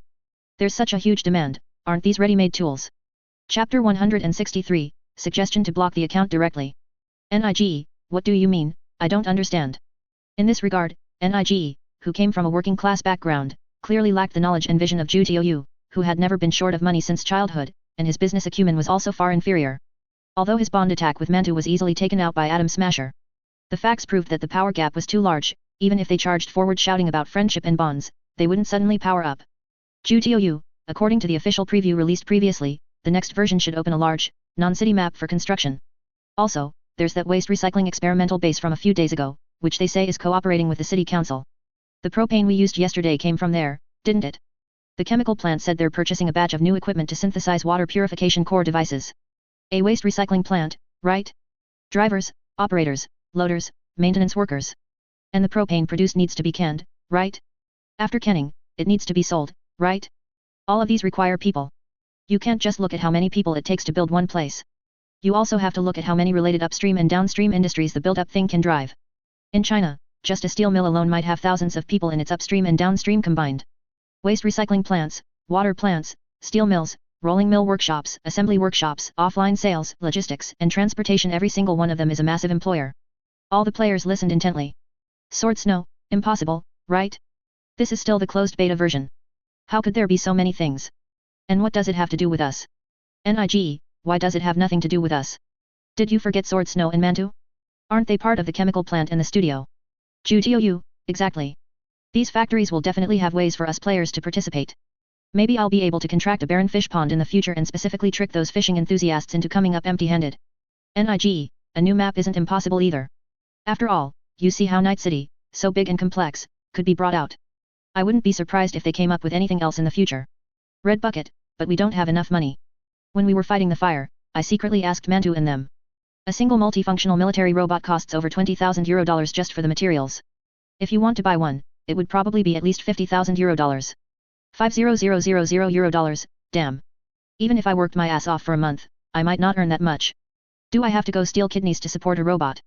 As for other industries, the land price issue in Night City alone couldn't be solved. Players' incomes were fine for their own spending. Want to open a shop?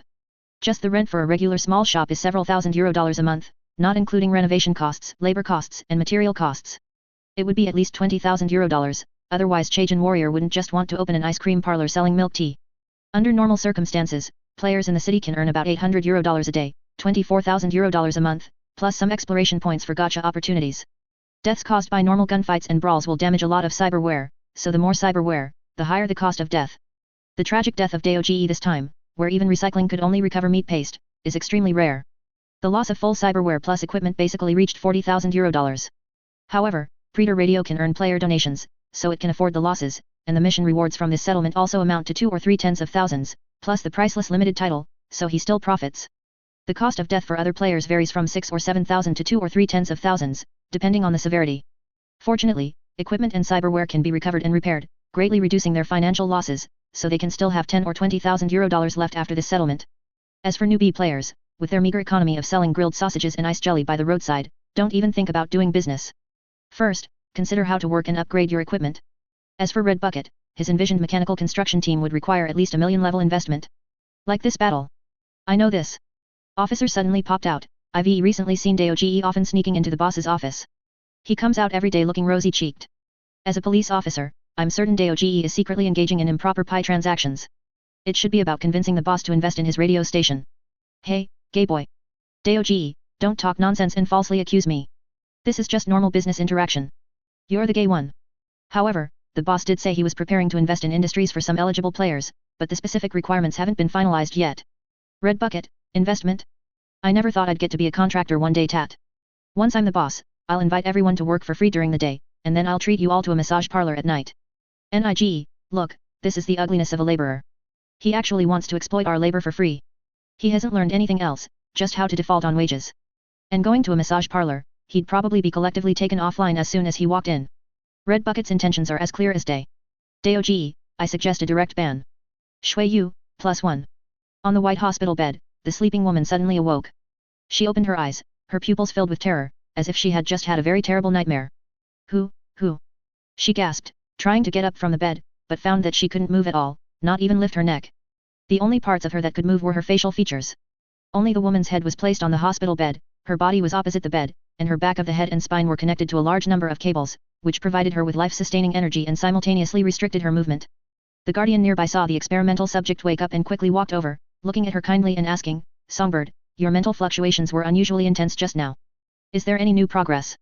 No one cared about her safety, no one cared if she was uncomfortable with just a head here. Everyone only cared if the experiment could succeed.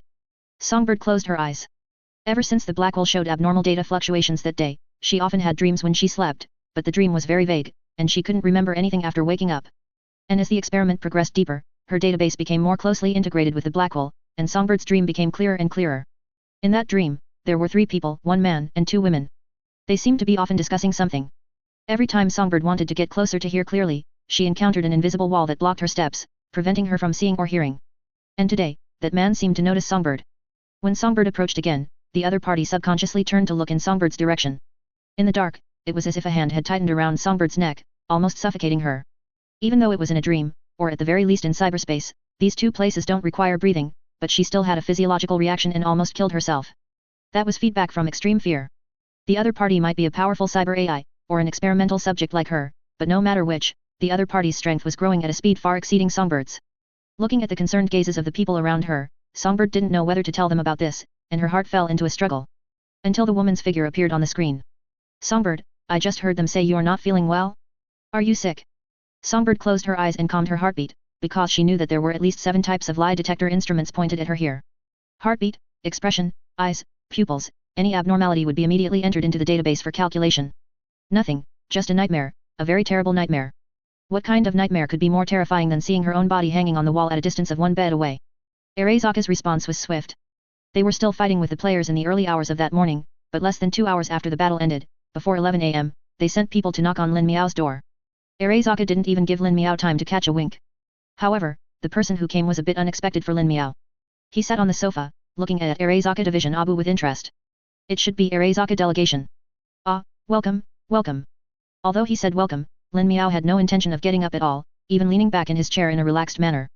This greatly displeased the Arezaka agent next to him. "Kisama." But the delegation's representative stretched out a hand to interrupt the agent's outburst, making him swallow all his words. The representative sat in the chair across the table, facing Lin Miao, and said, "Mr. Lin, we meet again. Hey. Aren't you that person who often comes to our bar with Jackie to drink?"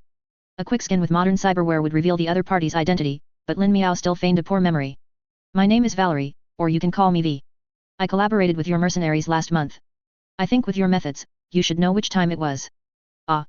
After Valerie introduced herself, Lin Miao suddenly understood, extending his right hand, "So it's Miss Valerie. My apologies. If you had told me earlier that you were an honored guest of Arezaka, I would have had my staff issue you a VIP card for 20% off drinks, saving you the expense of paying full price every day." Valerie also politely extended her right hand and shook his. "No need. Maintaining our current relationship is perfectly fine." This bar was one of the few places that didn't treat Arezaka Corporation employees badly. Although it was boisterous, it wasn't vulgar, and it was safe. Any troublemakers would be beaten to their knees by the mercenaries, and its reputation gradually spread among the Arezaka Corporation employees' circles. Heh. Lin Miao chuckled, "I can't guarantee that. After all, I heard last night that Arezaka and the people below had a bit of an unfriendly skirmish, so it's hard to say they won't change their minds." As he spoke, his left hand's 5 fingers constantly rubbed against his palm. November in California was already winter, but the weather here was still much warmer than in the Great Northeast, generally staying around 10 degrees Celsius. Not to mention there was air conditioning inside, so it wasn't cold at all. Valerie waved her hand behind her, and the 2 accompanying agents immediately placed their briefcases on the table. They opened the clasps, revealing stacks of cash inside. Lin Miao estimated that these 2 cases combined held about $1 million. If thrown into a night city bar, it would probably attract dozens of desperate mercenary teams to self-detonate inside Lin Miao's bar. Even now, it was a considerable sum of money for Lin Miao. Don't let those bosses and entrepreneurs, who claim to be worth billions, fool you. If you ask them to immediately produce 5 million in cash, they probably couldn't. Lin Miao feigned ignorance and asked, what does this mean? Yesterday, Arezaka lost 4 agents. I heard that Mr. Lin, you might have some information, so I thought I'd come and inquire. Valerie was also helpless. Last night, the Special Operations Department took over the mess from the Counterintelligence Department. Abernathy didn't listen to her and insisted on escalating the situation, going head-to-head with these mercenaries. As a result, the entire night city saw Arezaka get punched in the face, and it was a miracle they weren't dead. As soon as dawn broke, the ball was kicked back, saying that Valerie, who knew the company best, should be responsible for retrieving the agents, or at the very least, eliminating them all.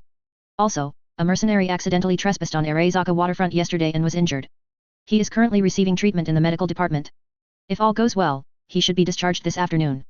Lin Miao knew the person she was talking about was Duerduo Tudu, who was currently live-streaming the renovation of Arezaka's interrogation room and the types of torture on the official website.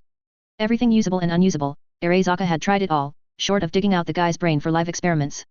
But Tutu himself showed no reaction. Touch, hearing, smell, sight, electrocution, waterboarding, fire torture, physical torture, he endured them all. Truth serum, drugs, hallucinogens all used in super large doses. Several agents were exhausted, but Tutu still maintained that defiant tone of a dead pig not afraid of boiling water. But Lin Miao said in a surprised tone, "What? Someone dared to break into Arezaka waterfront during the fire and riot? Then why don't you quickly execute him? How can you let such a criminal receive treatment?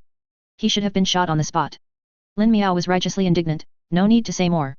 "Even if you release him, I will personally kill that bastard. What I despise most in my life are these scoundrels who cause trouble during a fire. They deserve a bloody lesson. If you ask me, it was a good beating. They should have been hit even harder, to let them know that some things cannot be done."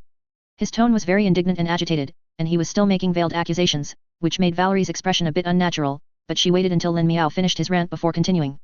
"Mr. Lin, some things are not for me to decide, nor for you to decide. The only thing we subordinates can do is follow orders. Sometimes, our own thoughts are not important." She waved her hand again, but this time, what she pulled out was not money, but an order. "Our superiors are very interested in the robots from your company that appeared in Watson last night. This is an order for 100 plus 150 units. You should be very interested in this, right?" Lin Miao looked down and snorted. This guy didn't even have a selling price yet, and the order had already arrived. He looked up with a half-smile. This wouldn't be blood money, would it? He had just offended Arezaka, and they immediately sent an order. Did they really think Lin Miao was a fool? Money is money, nothing else. This order is only for your company's smart devices. As long as you agree, a suitable price can close the deal. It's a deal. What Lin Miao lacked now was money. He didn't care if it was Arezaka or Mealy Tech, he would eat it first and worry about the poison later. Arezaka had already said so much, so whether he signed or not, the bullets they shot at him wouldn't be any fewer. Why pretend to be an innocent young woman? Prying bullets from the bodies of players could still sell for 2 taels of brass. The large ones are €55,000 each, and the small ones are €25,000, for a total of €9.25 million. After both parties finalized the price, drafted the contract, and signed and stamped it, Lin Miao brought up the surveillance footage and placed it in front of Valerie. "Those 4 are currently guests in the bar's basement. You can take them away at any time." Seeing that the matter was settled, Valerie wanted to go downstairs immediately and retrieve those 4 disgraceful individuals, but she didn't expect Lin Miao to call out to her just as she was about to leave the office. "Oh, by the way, Miss Valerie." Valerie turned around. "Is there anything else, Mr. Lin?" "Nothing, just wanted to let you know that our company is now recruiting externally. If you ever lose your job, you can try coming in for an interview." The other party didn't respond and left immediately. Of course, Lin Miao wasn't genuinely trying to poach Arezaka employees. If he had such intentions, how could he say it in front of so many people? He was just subtly provoking the other party. He had already fallen out with Arezaka. This time, Valerie came to retrieve people, next time, it would definitely be to kill people. If the mission failed, Valerie's best possible outcome would be unemployment. Anything slightly worse would mean being dumped in Tokyo Bay. Almost all the newbie players downstairs were busy in Watson, but the bar was still incredibly lively because the bar's mercenaries had done something last night that was enough to shock the Night City underworld. They had screwed Arezaka. They drove a car and crashed into Zabai building in front of the entire city. There were many citizens and mercenaries who came here to pay homage to the glory. This made Nina and Mantu, who originally wanted to get off work, have to perk up and serve the overly excited guests with dark circles under their eyes. However, the lively atmosphere completely quieted down after 3 Arezaka Corporation employees emerged from the elevator. Everyone saw the prominent Arezaka logo on their suits, and the lively air instantly turned incredibly cold. If before yesterday everyone only disliked Arezaka Corporation employees, then today it had turned into hatred. Perhaps they didn't dare to go to Watson to confront Arezaka's forces head-on, but here, they certainly had the guts to bully Arezaka Corporation employees. The crowd immediately surrounded them, forming a wall that blocked the passage completely. Pairs of eyes were filled with mockery, provocation, anger, and disgust, as if they could erupt at any moment and kill the 3 Arezaka agents. The conflict between the two sides was constantly escalating. "Hey! Hey! Hey! This is my friend." Just before they were about to act, a big guy squeezed through the crowd and stood in front of Valerie. "I can assure you, what happened last night has nothing to do with her. Arezaka might have many bastards, but Valerie can't be one of them. She's just working there, earning a living, and hasn't done anything heinous." Valerie, who hadn't cared much before, suddenly felt a lump in her throat seeing her good brothers, Jackie, defending her like this. Had she done something wrong? It had always been this way. She, Valerie, was a thorough Arezaka Corporation employee. Whatever the superiors wanted, she did. Whether it was killing people or stealing intelligence, it didn't matter to her whether the other party was a civilian or an executive. Even with so many deaths yesterday, she only regretted that the company had failed, but never felt that Arezaka had done anything wrong. Hadn't this world always been like this? Jackie. She wanted to say something, but couldn't open her mouth. She didn't dare to tell Jackie what she had done last night. Valerie felt she had betrayed her best friend because she was one of the instigators of the Watson incident. That, you can't be violent in the bar. If you fight casually, I'll kick you out. The constantly trembling female voice coming from a 3-meter-tall mech was a very incongruous feeling, completely lacking in power. It wasn't until Nina extended the meter-long blade from her right mechanical arm that the crowd immediately parted, forming a passage. The reason Arezaka wanted to redeem the people was very simple: those 4 people weren't very valuable to Arezaka, and with things as they were, there was no need to hide anything. If they died, they died. But Lin Miao couldn't be allowed to sell them to melee tech, and even their deaths weren't acceptable. That was the bottom line. However, after Valerie loaded the 4 into the car, she suddenly grabbed Yumi from the crowd, then reached out and touched the back of her neck, and a chip popped out. Valerie caught the chip and coldly looked at Yumi. Agent 1173, you'd better give me an explanation. Why were you still wearing this behavioral chip while on a mission? As for the other 2 in the squad, Valerie didn't look at their expressions. To this day, she couldn't understand how Arezaka agents could make such a low-level mistake while on a mission. Even if they couldn't get into the private residence, they could have prepared powerful explosives beforehand and thrown them remotely to blow up everyone inside the residence. And their chat during the mission was also unusually strange. How could every sentence end with a baffling emoji? Full of doubts, Valerie had someone investigate and discovered that the other party's behavioral logic and language were extremely similar to the training content for the beautiful girl detectives at Michiko Arezaka's Cat Ear Detective Agency decades ago. Yumi swallowed, drenched in sweat, not knowing how to explain herself. It was Orium, the hacker in the squad, who explained for her, we were serving Michiko when we received the mission. Because time was tight, she probably didn't have time to take it off. Valerie. If she believed that, she'd be truly foolish, Abernathy. You bitch, no wonder you came so quickly late at night. Here's the data you requested. Your efficiency is quite high. In this era, efficiency is paramount. Those who are slow are already dead. Lin Miao took the data chip from the melee tech personnel, feeling pleased. He shook his head and patted the other person's shoulder. It's truly a blessing accumulated over several lifetimes for a company to have employees like you who work 22 hours a day, unlike my mercenaries, who are idle all day and only work 11 or 12 hours a day, with no ambition at all. If there's an opportunity in the future, I want them to go to a globally renowned company like your melee tech to study and learn what it means for the company to be our home and for development to rely on everyone. His tone carried a regret of hating iron for not becoming steel, making the listener's fists clench. However, the melee tech data room employee could understand. Don't be fooled by this guy's seemingly benevolent self-description. He was actually a ruthless person who treated his subordinates' lives as kindling. Melee tech had dedicated personnel to track this. The total number of mercenary deaths at this bar over the past 2 months had approached 1,500, almost exceeding the total number of combat deaths in Night City over the past 6 months. Even all of Militica's global bases combined could only aspire to reach that level. And what Lin Miao asked melee tech for wasn't a very complex item. In fact, it could be said to be worthless. It was just a pile of architectural design plans, construction plans, building models. Large enterprises like melee tech have their own design departments. If they want to build a certain type of building, they just ask someone for it. An AI with a database can quickly generate a set of architectural plans based on local hydrology, geology, light conditions, and the company's needs. But Lin Miao didn't have an architectural design AI. Even the server room he was building was just a shell. As for asking the Night City government's design bureau, it wasn't safe. The things he wanted to do had to be kept secret. He didn't even dare to ask players for help, as that would expose his needs and tendencies. As for asking mercenaries to steal the database, it was meaningless. Copying a large amount of data would take at least several hours, and even a group of pigs would have caught them by then. Unless they could directly carry the company's server room and run away. Lin Miao looked at the chip in his hand and sighed, so much data, it would take at least a week to just look through it. But that employee shook his head, took out a briefcase from behind him, full of data hard drives. What you have in your hand is just the catalog, the real data is here. Each hard drive inside likely had a storage capacity measured in hundreds of terabytes. Was melee tech just packaging this stuff like trash and throwing it at him? Lin Miao opened the box, casually picked up a hard drive, and weighed it in his hand. It must have been 2 or 3 pounds. So much, my people wouldn't be able to go through it all even in 10 years, would they? This is Militica's database used to train architectural ace, collected over nearly 10 years and trained for a full 13 years. When saying this, the melee tech employee had a sense of pride. He seemed to truly consider himself a member of the company, even feeling as if he was bestowing something upon Lin Miao. Of course, this is data from the previous generation, otherwise, the headquarters wouldn't have agreed to this request. Lin Miao didn't hide the matter of the Poseidon subnet from anyone, because it was impossible to hide anyway. It was better to put it on the table as a shield. Lin Miao, bro, how long will it take you to go through all this data? System, about an hour, but training Poseidon will take a bit longer, about 20 years. However, I can lend it some computing power and shorten the time to 1 night. Lin Miao, bro, You're making me look bad. I'm a superhuman with 10 intelligence now, but why do I feel like I've never gotten smarter?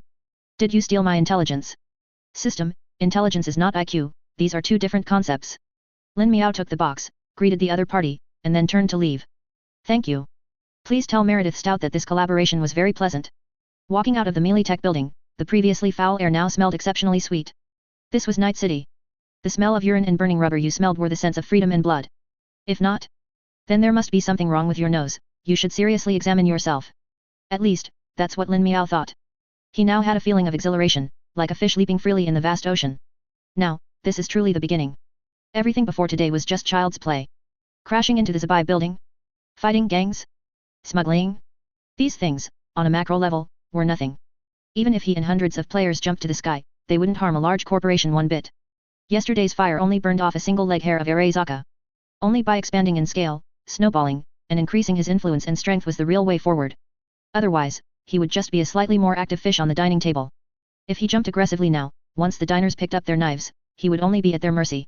Upon returning to the agency with the data, Lin Miao wasted no time in connecting it all to the data server room. While waiting for Poseidon to learn at high speed, he was also planning for the next version. Current total players, 500, online players, 327. Version 0.5 was released in 3 batches, opening up 400 slots. This number was already approaching the upper limit of daily activities that Night City could actually accommodate. If the number continued to increase, it would become very troublesome. They had only been here for 2 months, first punching Trauma Team, causing a ruckus in the Pacifica sewers, burning Arezaka waterfront, and fighting every gang in the city. If Lin Miao's vision for version 0.6, expanding to 2,000 players, came to fruition, they would dare to overthrow the city council tomorrow, seize Lucius Rhine's position, and cause utter chaos. It would be as chaotic as having dozens of Hakimi at home. This was why Lin Miao was so eager to develop Big Sur and transform Stone Ridge Mountain. He needed a true base of operations for the players. And to find something for these hyperactive patients to do for an entire version. The answer was construction. Lin Miao planned to hollow out the entire Stone Ridge Mountain, transforming the entire mountain into his secret base. He would bury the 50 biomodification pods obtained from missions and draws, while preparing hundreds of thousands of hibernation pods to mass-produce player bodies, along with a massive data server room as an external disguise. At the same time, to divert attention, ground construction would also proceed simultaneously, and on a scale large enough to avoid suspicion. Large-scale garbage recycling, plastics, agriculture, steel, military industry, and chemical plants would be built extensively around Stone Ridge Mountain. Of course, this area would nominally still belong to Night City. After all, Stone Ridge Town itself was a failed expansion attempt by Night City. To achieve the scale Lin Miao envisioned, the investment required would be at least several billion $. The money he had just received from Arezaka was merely a drop in the bucket. But the good news was, the money was coming. After unanimous deliberation by the city council, and with the promotion and momentum created by Melee Tech and a series of other companies, a company quickly approached Lin Miao. However, the identity of the person who came surprised Lin Miao quite a bit. Lin Miao had once thought that the one to approach him might be Melee Tech to increase investment, or Night Corp, which managed Night City's infrastructure, or Zeta, which focused on high-tech, or even Arezaka. But, it was Kong Tao. This major Eastern enterprise had never had any direct contact with Lin Miao. A middle-aged man with a slicked-back hairstyle sat across from Lin Miao, looking weary, his hair streaked with grey. "Hello, Mr. Lin, I've heard much about you." After shaking hands, Lin Miao asked curiously, "What should I call you?" The man replied, "You can call me Dong Hui, the person in charge of Kong Tao's investment this time." Dong Hui. Lin Miao nodded, "A good name. Is it?" Dong Hui chuckled, "But Mr. Lin's name isn't so good." It sounded somewhat offensive, but Lin Miao smiled without speaking, instead looking at the other party, waiting for him to continue. Dong Hui looked at Lin Miao, his eyes filled with an inexplicable expression, "A forest in the water, vast and boundless. With so much water flooding in, how can a small forest block the towering waves? It will eventually be submerged. Why not take root in a drier place, and slowly plan to flourish?" Lin Miao's knuckles tapped on the table, looking at the seemingly familiar countryman, and couldn't help but sigh. People, after all, cannot choose their origins. Since the roots are already planted, trying to change places would be a painful ordeal. When soldiers come, we block them, when water comes, we cover it with earth. And a drier place isn't necessarily better, a large forest is hard to form on a high mountain. The other party was actually not wrong. He probably drank himself to death in his previous life, indeed drowning in water. And his lack of response wasn't due to homesickness, it was purely a lack of trust. Lin Miao didn't believe any of the current records about Dongda in Night City. Perhaps the historical events recorded were true, maybe a civil war really did break out there, and it truly weakened to the point where it couldn't even control the South China Sea or Korea. But all changes began in the late 1970s. If you pushed the timeline back to the 1930s or 1940s, there might have been a tiny chance to change the fundamental nature of that land. By the late 1970s, it was already too late for that region, everything was set in stone, and not even the King of Heaven could change it. Of course, their disappearance for over 50 years was largely due to Bart Moss blowing up the old net. According to the news at the time, Dongda was fully invested in artificial intelligence when the global network collapsed, leading to heavy losses. It only recovered recently. Therefore, Kong Tao suddenly showing up at this time was very interesting to Lin Miao. Dong Hui nodded slightly, no longer dwelling on the topic, and cut to the chase. Your company has shown rapid growth in Night City recently, and your manufactured products have unique advantages. Our investment manager believes Horizon Corporation has considerable development prospects in the future. Lin Miao took the investment agreement and project agreement from him. 60 million, 15 points? And you want to participate in the Stone Ridge Mountain Development Project? Jointly build new cyberware and weapon factories. This agreement was so hot that Lin Miao wanted to throw it away and then grab the other party by the collar to ask. Am I your long-lost son? Or the illegitimate child of some company executive? Lin Miao could understand the increase in equity price, as Horizon Corporation had made a name for itself in Night City a few days ago. But to offer such a high price right away, nearly 8 times what Melee Tech offered, even a listed company wouldn't see such a jump. Moreover, Lin Miao didn't even have cyberware manufacturing technology in his hands right now. Joint construction would mean Kong Tao providing both technology and money. Did they really think such a large company was doing charity? It was like eating and taking at the same time, even in dreams, things don't go this well. And if he agreed, Lin Miao would always have a slight sense of impropriety, like finding a rich mistress behind Militika's back. Lin Miao looked suspiciously at Dong Hui. The other party's expression hadn't changed since the beginning, there was almost no fluctuation on his face. What do you want? Don't tell me you just want to invest. He threw the agreement onto the table. If that's the case, you can turn around and leave now. Lin Miao dared to bite into Arazaka's poisonous bait, but he wouldn't dare taste even a bite of Kong Tao's grand feast laid out before him. Relax, Mr. Linear. Dong Hui placed his hands on the table, laying down a photo. If you've followed international affairs, you should know that there's a lot of unfair competition in the current international market. Arazaka and Petrochem have been restricting our normal business dealings with various unfair methods in recent years, and for our smart weapons to open up more markets, we have to overcome these difficulties. But this place is remote after all, and we're not like Arazaka or Melee Tech, those overbearing companies that like to use force or economic blockades against rival companies. We simply want to engage in normal economic exchanges with local residents and complement each other with our partners to jointly face those unfriendly and overbearing neighbors. Evidently, the video from Watson the night before had already reached the strategic planning departments of various companies. The impressive combat power of Lin Miao's players had piqued the interest of many, but at the same time, the weapons in the players' hands clearly lagged behind. You want me to fight Arazaka for you? To be a promotional stunt? If that was the reason, it was somewhat plausible. Furthermore, besides Arazaka, Petrochem clearly had a very strong animosity towards Kong Tao. The borders between them had seen frequent friction in recent years, and overseas trade often led to skirmishes. In Night City alone, there were over a dozen recorded clashes. Dong Hui immediately cut off Lin Miao's words. We never interfere in foreign politics, we just want a peaceful and stable trade environment. After some internal struggle, Lin Miao reluctantly shoved the agreement under the table. Thank you for your company's kindness, but I need some time to consider. He still needed to maintain some reserve, as appearing principled would help in price negotiations. Dong Hui nodded, not pressing the matter further. Even he felt that the money offered was a bit much, but he couldn't question the instructions from above, just executing them was enough. Sometimes, the more one thought, the faster one died. The domestic situation wasn't stable either. After that incident, there had been several purges, with heads rolling. He didn't want to follow in the footsteps of his predecessors. Following Kong Tao, more and more people came, and in surprisingly large numbers. The prices they offered also varied. Petrochem, Asuka and Finch, Kara's Microtech, Raven Microcontrollers, and even Melee Tech expressed willingness to invest more money to expand their equity stake. The differences in their offers indicated the varying value of Horizon Corporation in their eyes, but undoubtedly, no company offered more generous terms or plans than Kong Tao. After seeing everyone off one by one, Lin Miao fell into contemplation, looking at the mountain of cash in front of him. It was a good thing he had promised the Aldcaldos shares in the water plant back then, otherwise, he would have lost a lot. However, Lin Miao already had a rough plan regarding these investment agreements, and he wasn't in a hurry to reply to these companies now. After all, how could these companies be as important as his players? Many people were already clamoring on the forums for new version game slots. The number of reservations had broken 6 digits, reaching the million mark. Information about this game was spreading like a virus online, no longer confined to the original QQ groups and small forum circles. However, most people remained skeptical, as AI-generated videos online were making it hard to distinguish reality from fiction. Even the people you talked to online could be fake, let alone this so-called realistic game that only showed photos. Looking at the game forum, which had gone viral, Lin Miao excitedly rubbed his hands and typed on the forum, version 0.6 preview, Industrial Age. Shui Hen Duo, another month has passed, and the planner finally brings the highly anticipated new version preview. We believe that throughout the 0.5 closed beta, all players should have a deep impression of Night City, and your activities have brought about many changes to the city's operation that even the planner did not expect.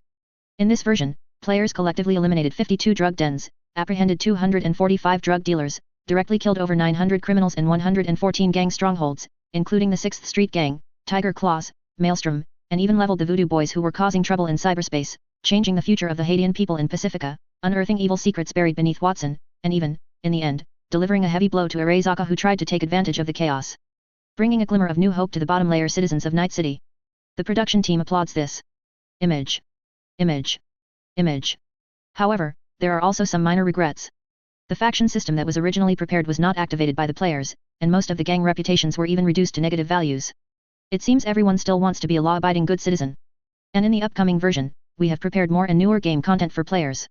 First, the game slots that many people have been eagerly waiting for a month will be opened in 3 batches, with over 1,500 player slots, league slots. At the same time, we noticed that more and more players do not like endless combat. Adhering to the idea of comprehensive development and embracing all, we will open management gameplay in version 0.6. Any player with an idea can write a business proposal and submit it to our agency NPC. If approved, you can get investment and run your own industry. New map, Big Sur. To the north of Night City lies a tourist destination that was once filled with green mountains and clear waters, but due to years of war and environmental pollution, its former beauty is long gone, leaving only a vast badlands and foul-smelling water. Image *N. With mentor Lucy's efforts, she seems to have found some kind of water purification technology in the old net, but this requires the construction of a huge water plant to operate. If we can build a water plant in Big Sur, perhaps we can begin to repair this dilapidated world, at least take the first step. New version event, Industrial Age. I believe many friends have already discovered that we are preparing to break ground on Stone Ridge Mountain to build more factories and more production lines, in order to lay a solid foundation for our future. This event will last for at least an entire version. We need workers. We need more workers. Any player who joins this event and achieves the corresponding performance will receive the title of laborer and a free set of laborer's outfit. In addition, there are generous rewards waiting for you. New cyberware, new weapons, new vehicles, and even, new food. New version event, Unknown Old World. I believe players have already entered cyberspace in Pacifica and learned about the history of the Internet era's development in the game, but I must say, what you've seen is just the tip of the iceberg. The true unknown world is far more terrifying than you can imagine. Risk also means opportunity. In the network collapse of 2020, countless company technologies were forever lost in the old net, but it is also filled with countless rogue ace, malicious software, and viruses. Countless people covet the hidden profits but despair at the challenge. But one of you players actually deciphered the hidden line the planner buried in the city and captured the physical body of the rogue AI attempting to invade reality. Truly remarkable. And I must say, nothing can stop a player's curiosity. Your mentor Lucy is currently cracking that rogue AI. Once successful, we will open the door to the old net. Do you want the treasure buried by the planner? If you want it, it can all be yours. Go find it. The planner has put all the treasure there. Open, Age of Discovery. Chapter 165. Can you make my employees addicted to work? Lin Miao's new version preview post was pinned and reached hundreds of replies in minutes, with forum players cheering collectively in front of their screens like minions with every line they read. Their expressions easily made one hallucinate Bob, Kevin, and Stuart, though what they were doing and the extent of their madness were indeed similar to the minions. Some were shocked that such a huge commotion was generated during the closed beta phase. The game already had a city map spanning tens of square kilometers, not to mention millions of randomly generated highly intelligent NPCs within it. This might be more than all the NPCs in all current well-known games combined, and they also possess thought processes very close to real people. Now you're telling me you're adding a Big Sur map to the game? Isn't that absolutely ridiculous? Blade Bro, is this game planning to include the entire California? Water Moon, maybe one day I'll be able to play GTA 5 in this game, going to Los Angeles to deliver takeout. NIGE, I think you guys might be focusing on the wrong thing. R** is an American company, they did on-site inspections in Los Angeles to build their city models. Big Sur, that's a California scenic spot. If someone actually built it, that would be a terrifying thing, brother.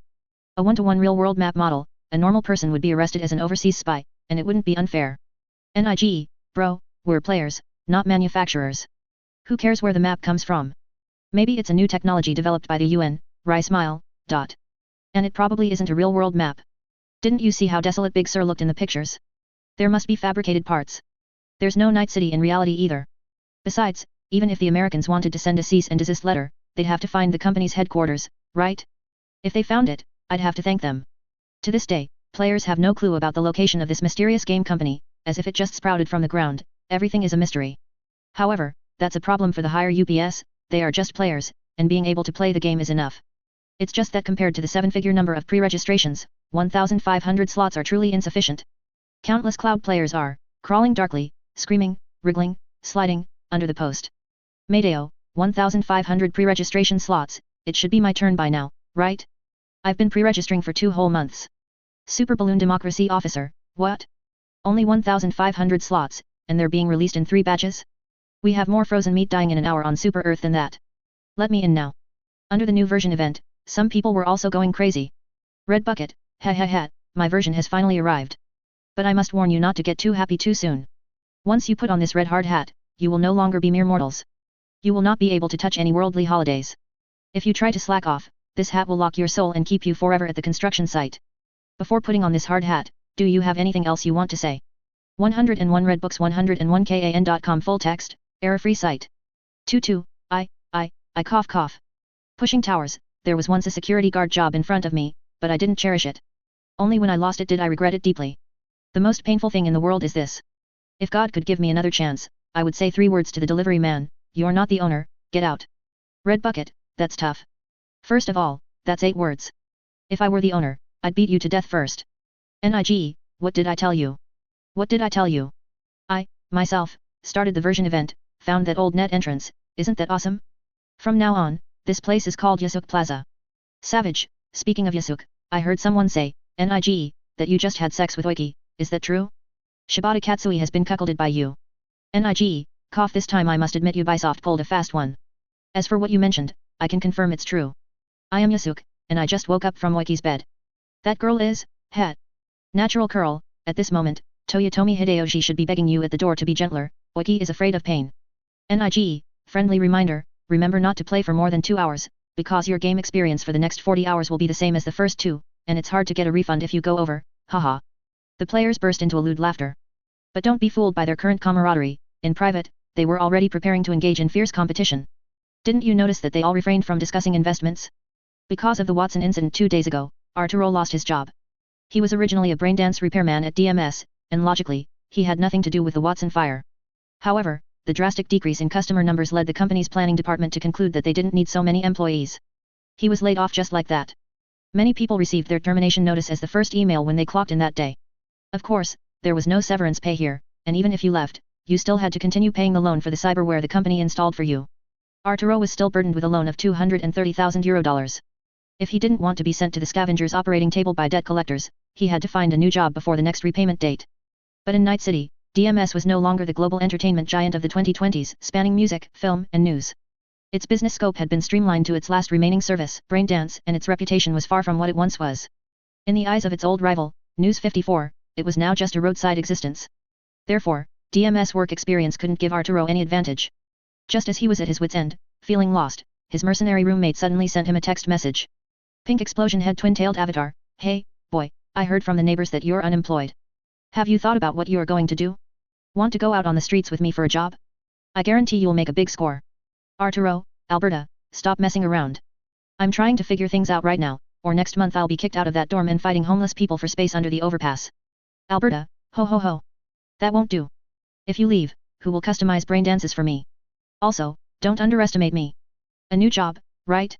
I happen to have a lead. Horizon Corporation is hiring recently. You can try your luck. Horizon Corporation. That name had been appearing daily in various media and newspapers recently, so Arturo couldn't help but know it. He heard that company had a fierce clash with Arezaka in Watson that night and even won. But I heard they're an arms dealer? What could a braindance repairman like me do there? They definitely wouldn't want me. That's not necessarily true. I heard a friend of a friend's subordinate's uncle applied there. He said that company doesn't care what you did before, as long as you meet the requirements. Give it a try, it's not like they'll take your kidney. Because of the events a few days prior, Horizon Corporation had established a decent reputation among mercenaries and lower-class citizens. Most people had no ill feelings towards this company. Therefore, Alberta was quite happy to let her friend try his luck. Alright then. Perhaps out of desperation, Arturo could only accept this kindness from his friend. He remembered that the company's bar was not far away. However, Arturo, who always believed in slacking off at work, even forgot that he was wearing a loose tracksuit and hadn't even prepared a resume. I'm equipped with Biotechnica's latest brainwave chip. I only need 2 hours of sleep a day to immediately enter work mode. My highest continuous work record is 74 hours. My modified reinforced stomach only needs to consume nutritional paste, and daily excretion time is once a day, never exceeding 15 seconds. Listening to the well-dressed man in glasses across from him promote himself like a product, talking at length about how he could handle high-pressure work environments, Lin Miao felt nothing but speechless. This made him feel like he had returned 200 years ago, watching a slave owner on stage with a whip, promoting his black slaves. Demonstrating how much exploitation they could endure. He was looking for employees, not slaves. Alright.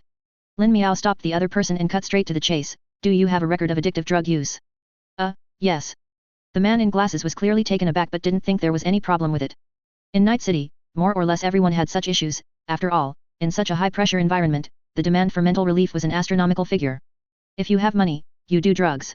If you can't afford drugs, you buy painkillers. If you can't even afford painkillers, then you go to the junkyard and sniff glue. If you can afford it, you do it. If not, you watch brain dance. If I require you to undergo mandatory drug rehabilitation after joining the company, and to stop using brain dance not provided by the company, do you have any objections? This. The bespectacled man clearly didn't know how to answer the question. The other party hadn't asked about his workability, but instead turned to ask about drug use, a minor issue that was irrelevant in other companies. To him, it was very strange. When he hesitated for 3 seconds without answering, Lin Miao directly said, Mr. Cologne, please go back and wait for my call. If there's a result, I'll notify you immediately. For Lin Miao, he could tolerate most of your problems.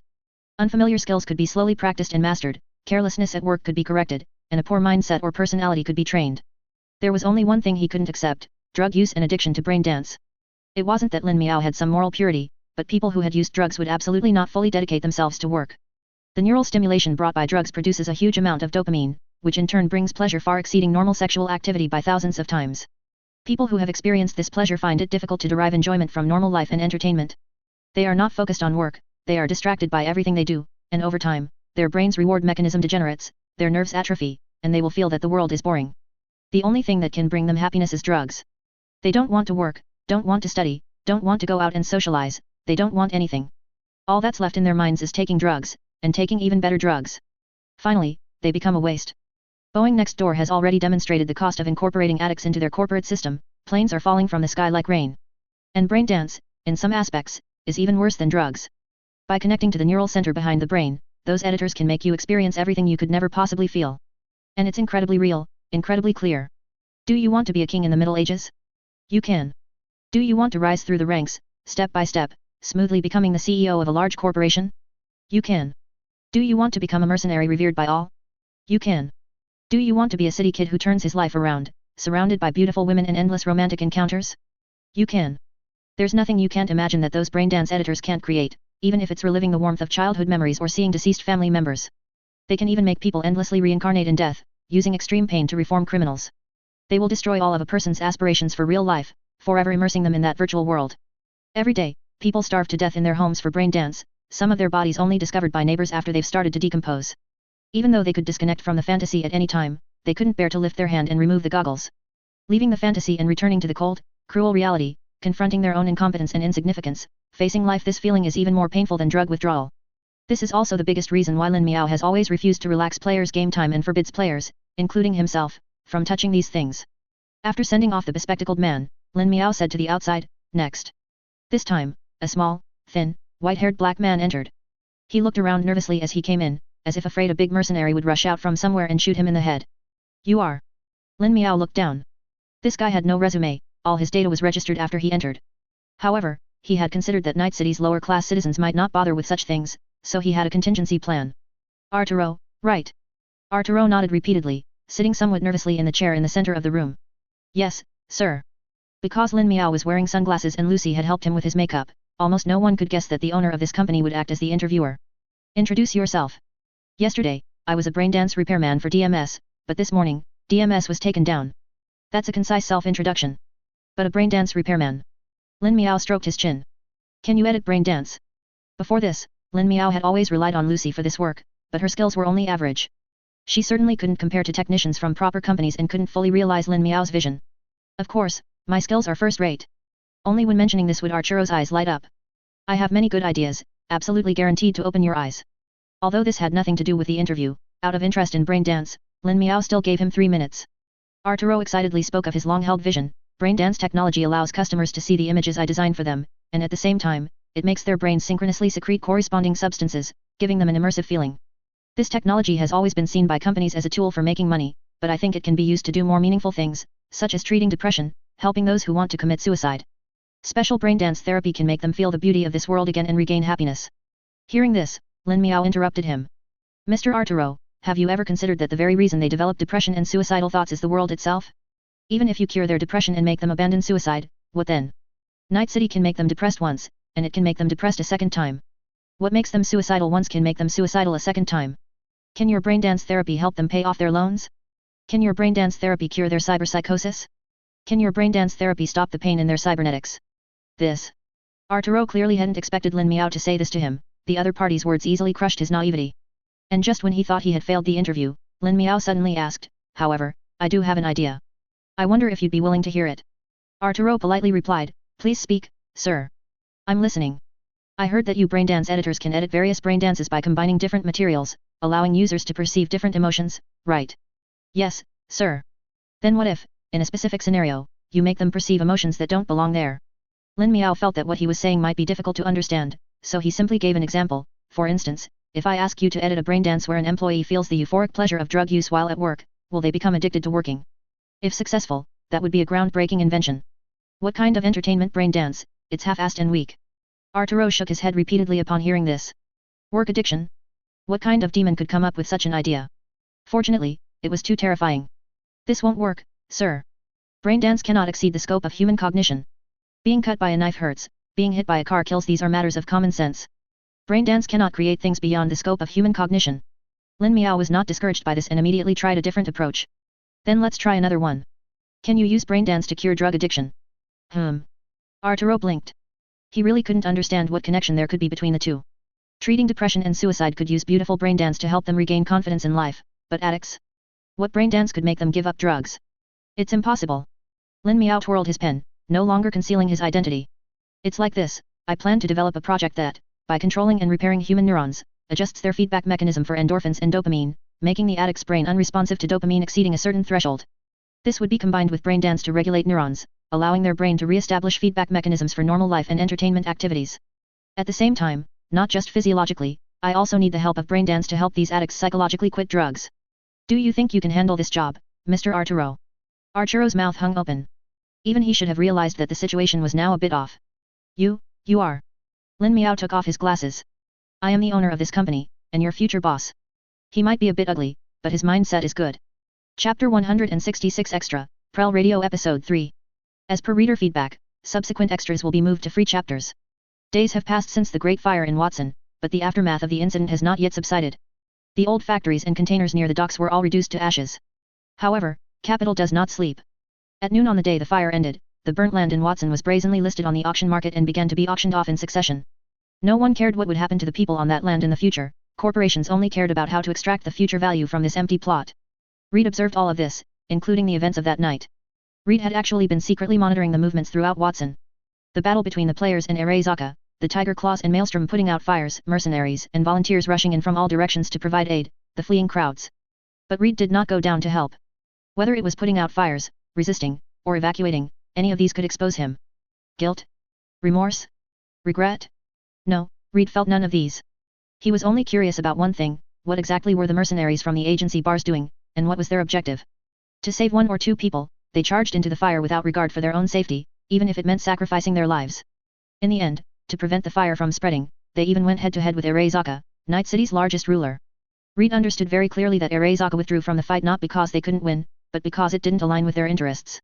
Continuing the fight would have resulted in losses, making it not worth the effort. But for those mercenaries, what interests would compel them to risk their lives in a war with less than a 10% chance of victory? Reed already had an answer in his heart, but he still refused to believe it. The actions of these people had been constantly challenging his worldview during this period. Because Melee Tech couldn't do these things, and neither could NUSA.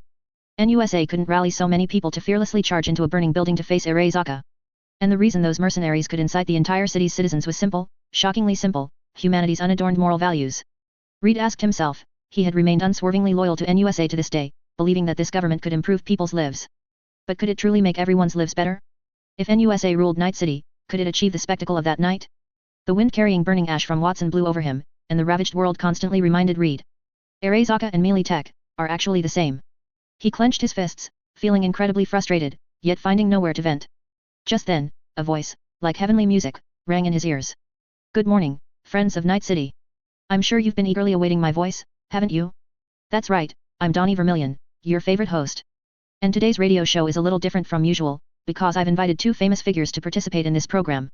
Let's give a warm round of applause to Xiao Chuan Tenno and President Kennedy. Let's have some fun together.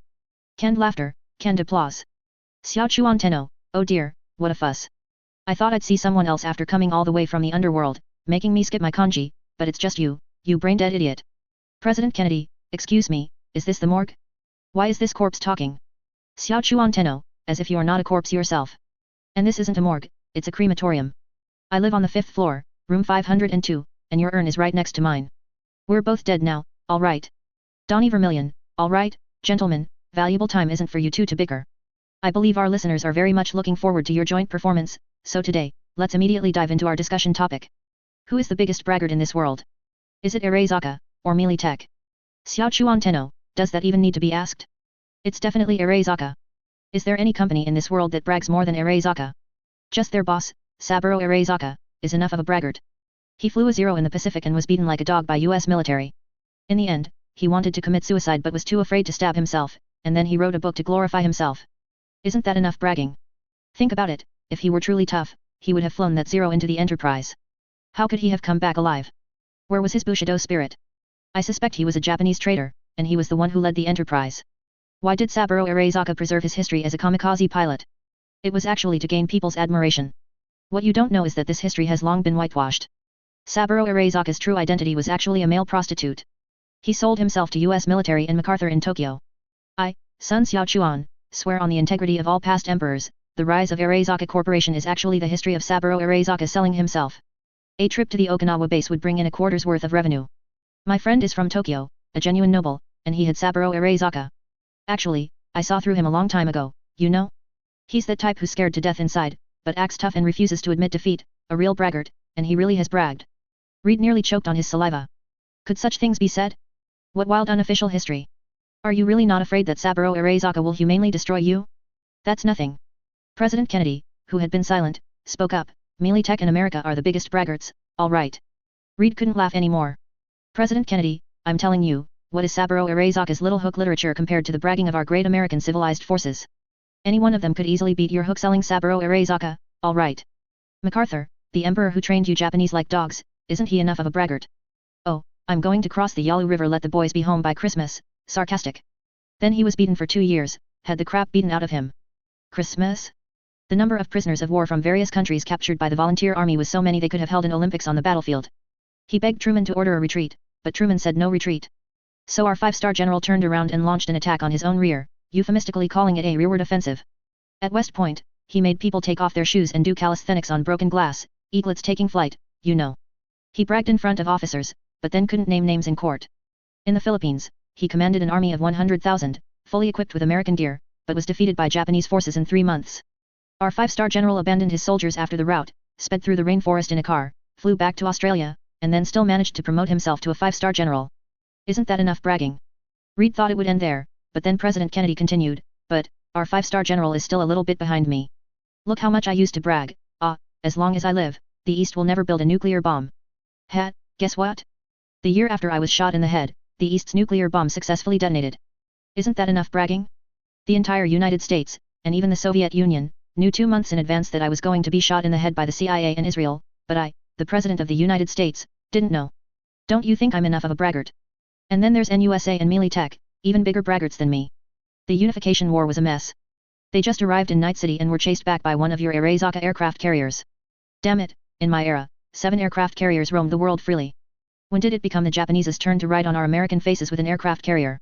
Isn't that enough bragging? Just as Xiao Chuan Tenno was about to bring up other Japanese braggarts, Donnie Vermillion quickly spoke up, signaling the two to calm down. Enough, both of you are braggarts. This quieted the discussion that was about to become heated. But if you ask me, the biggest braggart in this world is neither America and Militech, nor Japan and Arezaka. Is their expert? *N. Cough. Donnie Vermillion cleared his throat. The biggest braggart in this world is, of course, Earth. Because you see, the creatures on this planet constantly fantasize about how high their strategic position is in the universe. Cybertronians, Trisolarians, all flock here like flies to feces. But if you look closely, the creatures on this planet only constantly engage in internal strife and compete to be the worst. Forget flying out of the solar system, they even struggle to reach their own closest satellite, and they've blown up their own home until it stinks like shit. And when you see a braggart, you'll find that he most likely comes from this planet. As the saying goes, flies don't bother a flawless egg. Why aren't there so many critical voices about bragging on other planets? I think this planet should reflect on itself. President Kennedy nodded slightly. That's right, all the braggarts in the universe are concentrated on Earth, just like Myers and Militech, and Zetatech, the European community. These braggarts are all on Earth, and there aren't so many braggarts on the Moon, so Earth is the biggest braggart in this universe. Xiao Chuan Tenno immediately said sarcastically, "Oh, moon lovers, that's enough. Every day we choose to go to the moon, and now you're whitewashing the moon, aren't you? Your moon is pure and spotless. Have you forgotten that the European community used your moon as a sex toy and fired a shot at Colorado? President Kennedy, oh, Earth dwellers are triggered. Donnie Vermillion, this bragging planet can't even compare to a single hair on Jupiter. Xiao Chuan Tenno, Jupiter closet, that's enough.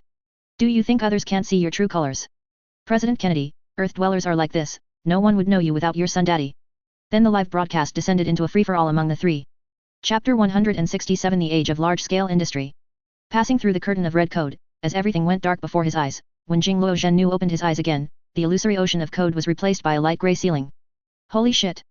He got up in a panic, only to realize he had just been lying on a bed, and his surroundings were not his home. The cramped environment looked like a factory dormitory, with a set of cheap clothes placed by the bed. Besides him, there were three other people, familiar netizens, Fine Roman Ecstasy, Fine Roman Tears, and Priest. All four of them looked bewildered. Jingluo Zhennu touched his face and said in disbelief, "It's real, that game is real. Holy shit! Holy shit!" The four of them kept exclaiming holy shit. When they pushed open the door and walked out of the dormitory, they saw the sky full of yellow sand outside. Large machinery starting up at the foot of the hill emitted roars like thunder. Countless NPCs, players, and automated equipment were continuously working around the entire mountain, transporting slag, excavating foundations, and hoisting building materials. Seeing this, the four of them immediately knelt on the ground. Holy shit! The passing officer, seeing the four newbie players kneeling before him in such a disgraceful manner, scoffed, completely forgetting that he had behaved even more clumsily than the four of them when he first entered the game.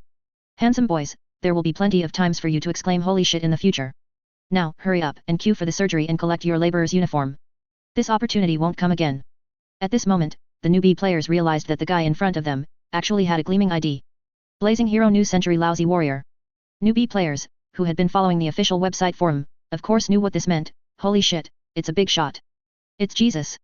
Jesus has descended. Ah. Who is showing off? It's so dazzling, I can barely open my eyes. Their actions clearly satisfied the officer's desire to show off, and he said, suppressing a smile, "Hurry up and follow along." The four Romanophile immediately scurried after him. Jingluo Zhennu asked, "Big shot, you're so awesome, what level are you? How much is your full body modification?" Unlike before, basic cybernetic eyes and connectors, these common items, no longer required newbie players to pay. Lin Miao also didn't want problems to be noticed. After all, one or two people were fine, but hundreds of native people running around would make anyone realize something was amiss. The officer patted his arm, "Just so, only level 18, and the modification rate is a mediocre 55%. Fine Roman Ecstasy asked, "Big shot, didn't I hear that a new map opened? Why haven't you gone to explore the new map?" The officer replied, "Didn't you hear the planner's introduction to the new map? It's all construction tasks over there, with a very low possibility of dungeon combat, and the event rewards are the same as here. Going early or late makes no difference." Most importantly, they were still thinking of finding a boss to attract investment and open a shop in Night City. If they went there, what kind of shop would they open? The game didn't have a teleportation mechanism, and a round trip would take at least 3 days. The Romanophile quartet suddenly understood. As they followed the officer forward, a small robot, speeding on 4 wheels, stopped beside them, carrying a pile of small boxes on its back. Jingluo Zhennu looked at the robot's lively expression screen, his surprise evident. "This is a multifunctional all-terrain transport platform." The officer smugly took 4 boxes from the small robot's back and threw them to the newbie players. "Open them, then plug them into the neural interface at the back of your neck." The 4 players opened them and saw something similar to Bluetooth earphones. Then they touched the back of their necks and found a hard USB port. They hadn't felt anything unusual in their bodies before, and the officer also had one in his ear. They imitated him and connected the earphones. A blue light screen flashed before their eyes, and the world instantly transformed. "Welcome to the Poseidon Industrial Assistant."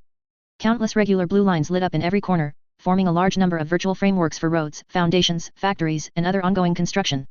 When a player focused their attention on a particular area, an introduction interface would pop up, containing the construction sequence, the affiliated construction team, the types and total amount of required materials, the specific function of the block, and most importantly, the labor points players could earn upon completion of the block.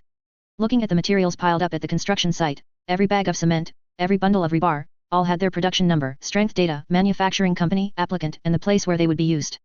They could also hear a large number of players and NPCs shouting through their earphones. "Clear out this slag as soon as possible, and try to pour the cushion layer before the afternoon. Where's the excavator? Construction Team 2 in D3 area is requesting an excavator, there's a big rock here. You damn idiot, hurry up and put on your reflective vest. Wear your hard hat, who told you to just put it on your head, you moron? Your hard hat strap isn't fastened. Do you believe I'll report you and deduct your salary? Construction Team 3 in C1 area is requesting 2 more transport platforms to assist. The noisy sounds made the 4 feel like they had entered a construction site. The scene, a mixture of sci-fi and reality, directly stunned them. My goodness! In just 10 short minutes, this game had given them more shock than the past 10 years combined. This was also a commonality among corporations in the cyber world, using technological means to lower industry entry barriers, eliminate the irreplaceable nature of professions, and quickly find someone to replace an old employee after firing them. Thus achieving seamless transitions, truly treating people as replaceable mechanical parts. However, other corporations chose to develop specific behavior chips and ultra-intensive brain dance training, while Lin Miao broke down all construction processes into their most atomic stages, so that even an idiot could understand who to follow and what to do. This was the inspiration Lin Miao got from the system's previous construction of the agency blueprints, and then asked Lucy for help in developing a part of the OGAS system. Fine Roman Ecstasy exclaimed, when will we have such technology in reality? Reality. The officer patted his shoulder, this is a game, you can babble all you want, but reality requires science, young man. You should use your imagination more and stop daydreaming. Hurry up and register your skills in the Poseidon industrial software, such as operating an excavator, tower crane, or driving, so we can assign you work. The officer quickly led the 4 of them to the construction site entrance. Red Bucket was sitting majestically at the doorway, like a door god, glaring at every newbie player who came online to collect their laborer's uniform. Anyone who didn't wear their reflective vest and hard hat properly would be subjected to a torrent of verbal abuse. Even female players who had countless simps and white knights in other games were just ordinary concrete workers in front of him, and he would curse them without mercy, completely different from his usual honest demeanor. One newbie female player was directly scolded until she cried. But Red Bucket had no intention of comforting her. Instead, he loudly said, crying? Crying also counts as time, you know. I'm telling you, this event is point-based. For every stage of a construction task completed in a block, you earn labor points. Labor points can be exchanged for cyberware, equipment, ammunition.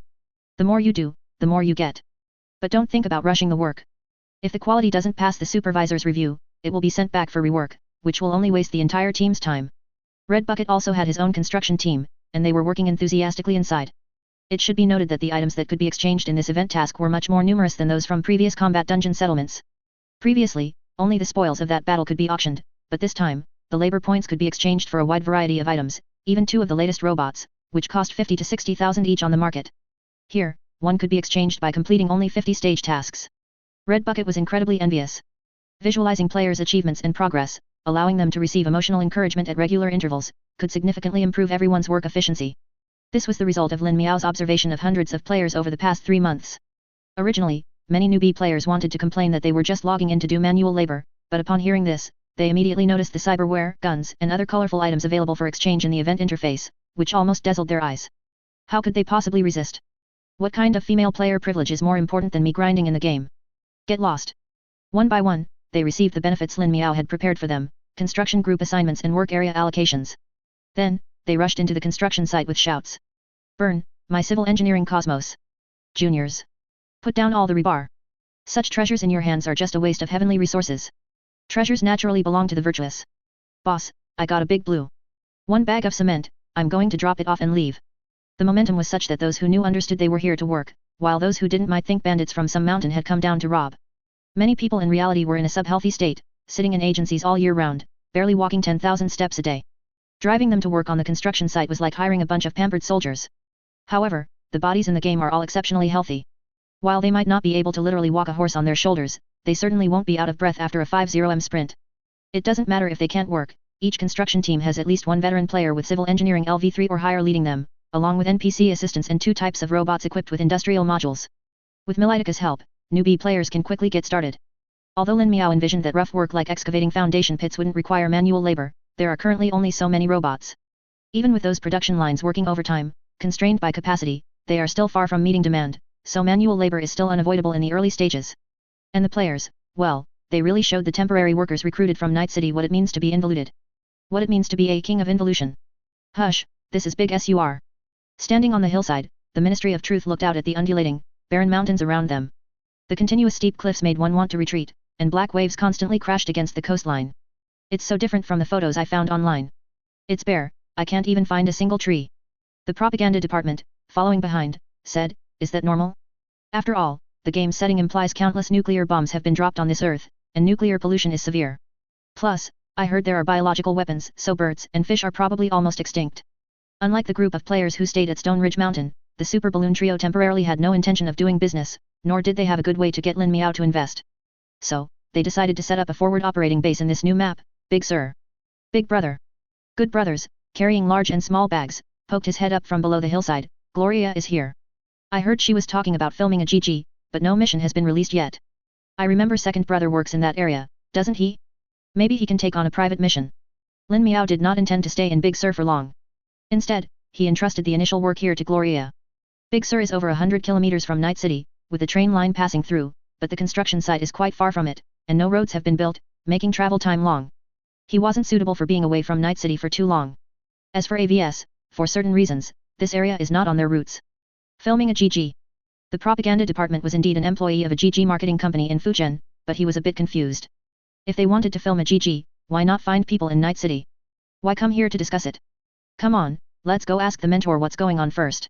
The Ministry of Truth didn't care about all that. If they could get a private mission, it would definitely be a huge profit. Unlike the slow house building at Stone Ridge Mountain, Lin Miao planned to build a water treatment plant in Big Sur to purify the water resources for commercial or industrial production. Lin Miao already had existing blueprints for the water purification plant, as well as the Shiva superbacteria that could be used in it. Not only would construction be fast, but the quality would undoubtedly be superior to the buildings at Stone Ridge Mountain. This was also one of the reasons why Lin Miao could confidently entrust the matter to Gloria. However, this time, it wasn't Main and his crew who came along, but Saul and his group from the Aldcaldos. The shirtless man crossed his arms, his gaze occasionally drifting towards the northern sky. Have you already determined the construction site? Gloria nodded. Yes, we've found a suitable location for the water treatment plant. We can start construction as soon as the equipment arrives. With the geological and hydrological data brought back by the Aldcaldos and Militech last time, after big data learning, Militech quickly located the site. Unlike conventional water treatment plants, this one is a combination of a sewage treatment plant and a civil water plant. To players, it might sound terrifying, as how can something from a sewage plant guarantee hygiene? Even if it's colorless and odorless, they wouldn't dare drink it even if it were given to them for free.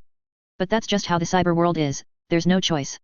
Lin Miao also wanted to find clean water sources, but global water resources have long been completely polluted. However, there are no technical issues, and the structure of the water treatment plant also fully meets technical requirements. The first round involves 3 passes of grid filtration. After all, even rivers in Big Sur, far from the city, still inevitably contain plastic waste, solid metal particles, paper, and even feces. Pollution is everywhere. The sewage, after filtering out large solid waste, enters an aeration grit chamber, where a large amount of oxygen is introduced into the sewage. Through the sheer force of the water flow, organic matter on the suspended organic grit is removed, and the remaining grit appears as wet coal ash. Next is the primary settling tank, where the sewage enters a static pool, allowing larger particles to settle further, becoming sludge, and scraping off surface oil and other liquids. All solids generated in these 3 steps, such as garbage and sludge, which have extremely high water content, are not discarded. Instead, they are pumped by high-pressure pumps to a thickening tank for mixing and settling. The wastewater is sent back to the settling tank, and the remaining concentrated sludge is sent to the next stage for 40 degrees fermentation. Somewhat similar to septic tanks fermenting to produce methane, microorganisms decompose organic matter in the sludge into gases like methane. These gases can be discharged for power generation or cooking. After fermentation, the product undergoes centrifugal dewatering to become completely granular dry matter. This dry matter is then transported to a sludge incinerator for drying and incineration. The remaining product has a high phosphorus content and can be processed into fertilizer or chemical raw materials. The heat from incineration can be used to generate electricity.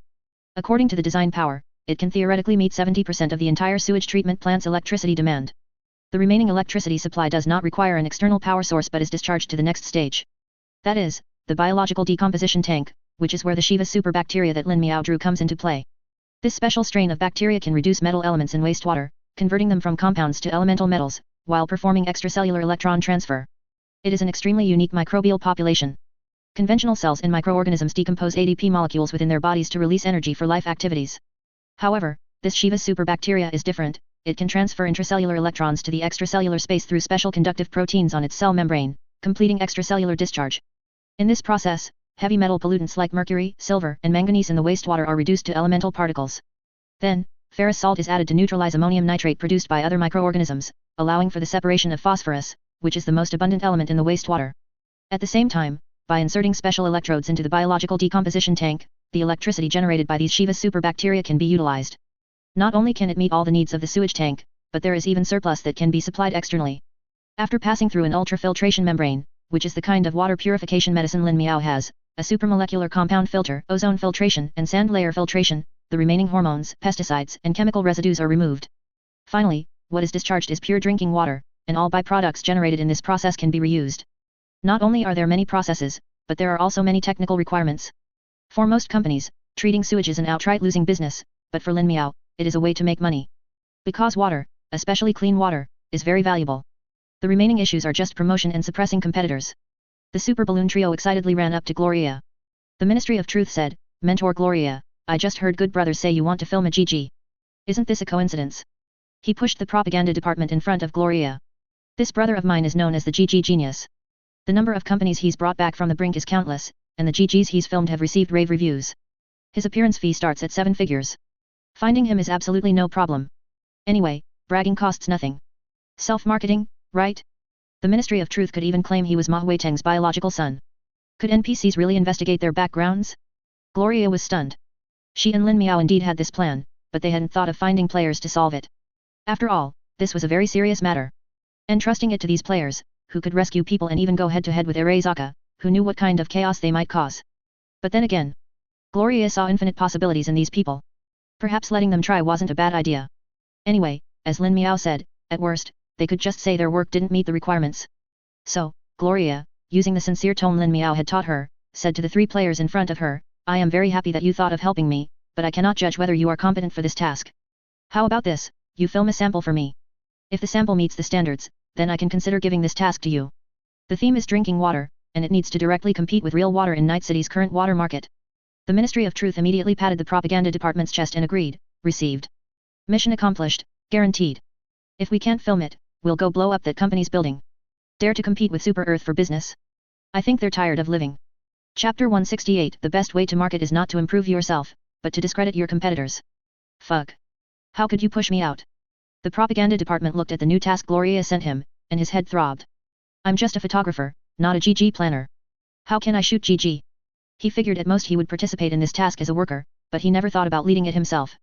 But the Ministry of Truth, still enjoying the show, put an arm around his neck and said, oh, well, since you've accepted it, what can you do, right? We're good brothers, we'll find a way if we put our heads together. Brothers are meant to be sold out. Besides, we have so many predecessors to learn from. What's there to be afraid of? They're just a bunch of NPCs. Could they possibly have more sophisticated hype tactics than real-world capitalists? At worst, we'll fight. Who has our super balloon ever been afraid of? Seeing his boss's confident expression, the propaganda department wanted to kick this guy down the mountain. Usually, it was good brothers who got sold out, but today it was his turn, a true turn of the tide. However, what the Ministry of Truth said did make some sense. You're right. Anyway, they can't sue us for infringement. The propaganda department nodded secretly. We can just directly appropriate their marketing methods. He stroked his chin, beginning to recall the plans the GG department discussed in the agency, wondering if there was anything he could use. For example. Aha! I've got it. Instead of improving yourself, slander others. A light bulb went off in the propaganda department's head. I remember Brother Sun used to say that Night City's drinking water was incredibly dirty, didn't he? He said something about excessive mercury and lead content, and that drinking too much of it would affect the brain, lower intelligence, or even turn people into imbeciles, right? The Ministry of Truth recalled for a moment. It seems there was such a thing. What's up? Real water doesn't use Night City's drinking water. Night City residents were quite familiar with this issue. After all, the small town to the south was submerged by lake water containing large amounts of neurotoxins more than 10 years ago, and Santo Domingo had an average per capita heavy metal poisoning. Who cares? The propaganda department shrugged. I didn't say their water was contaminated. We just need to remove the label and use a bottled water with similar specifications and packaging to their product, then have someone who looks like a low IQ individual due to water contamination carry this bottle of water and walk around. Everything will be understood without words. The Ministry of Truth thought the propaganda department's idea was completely unreliable. Where in the world are there such people?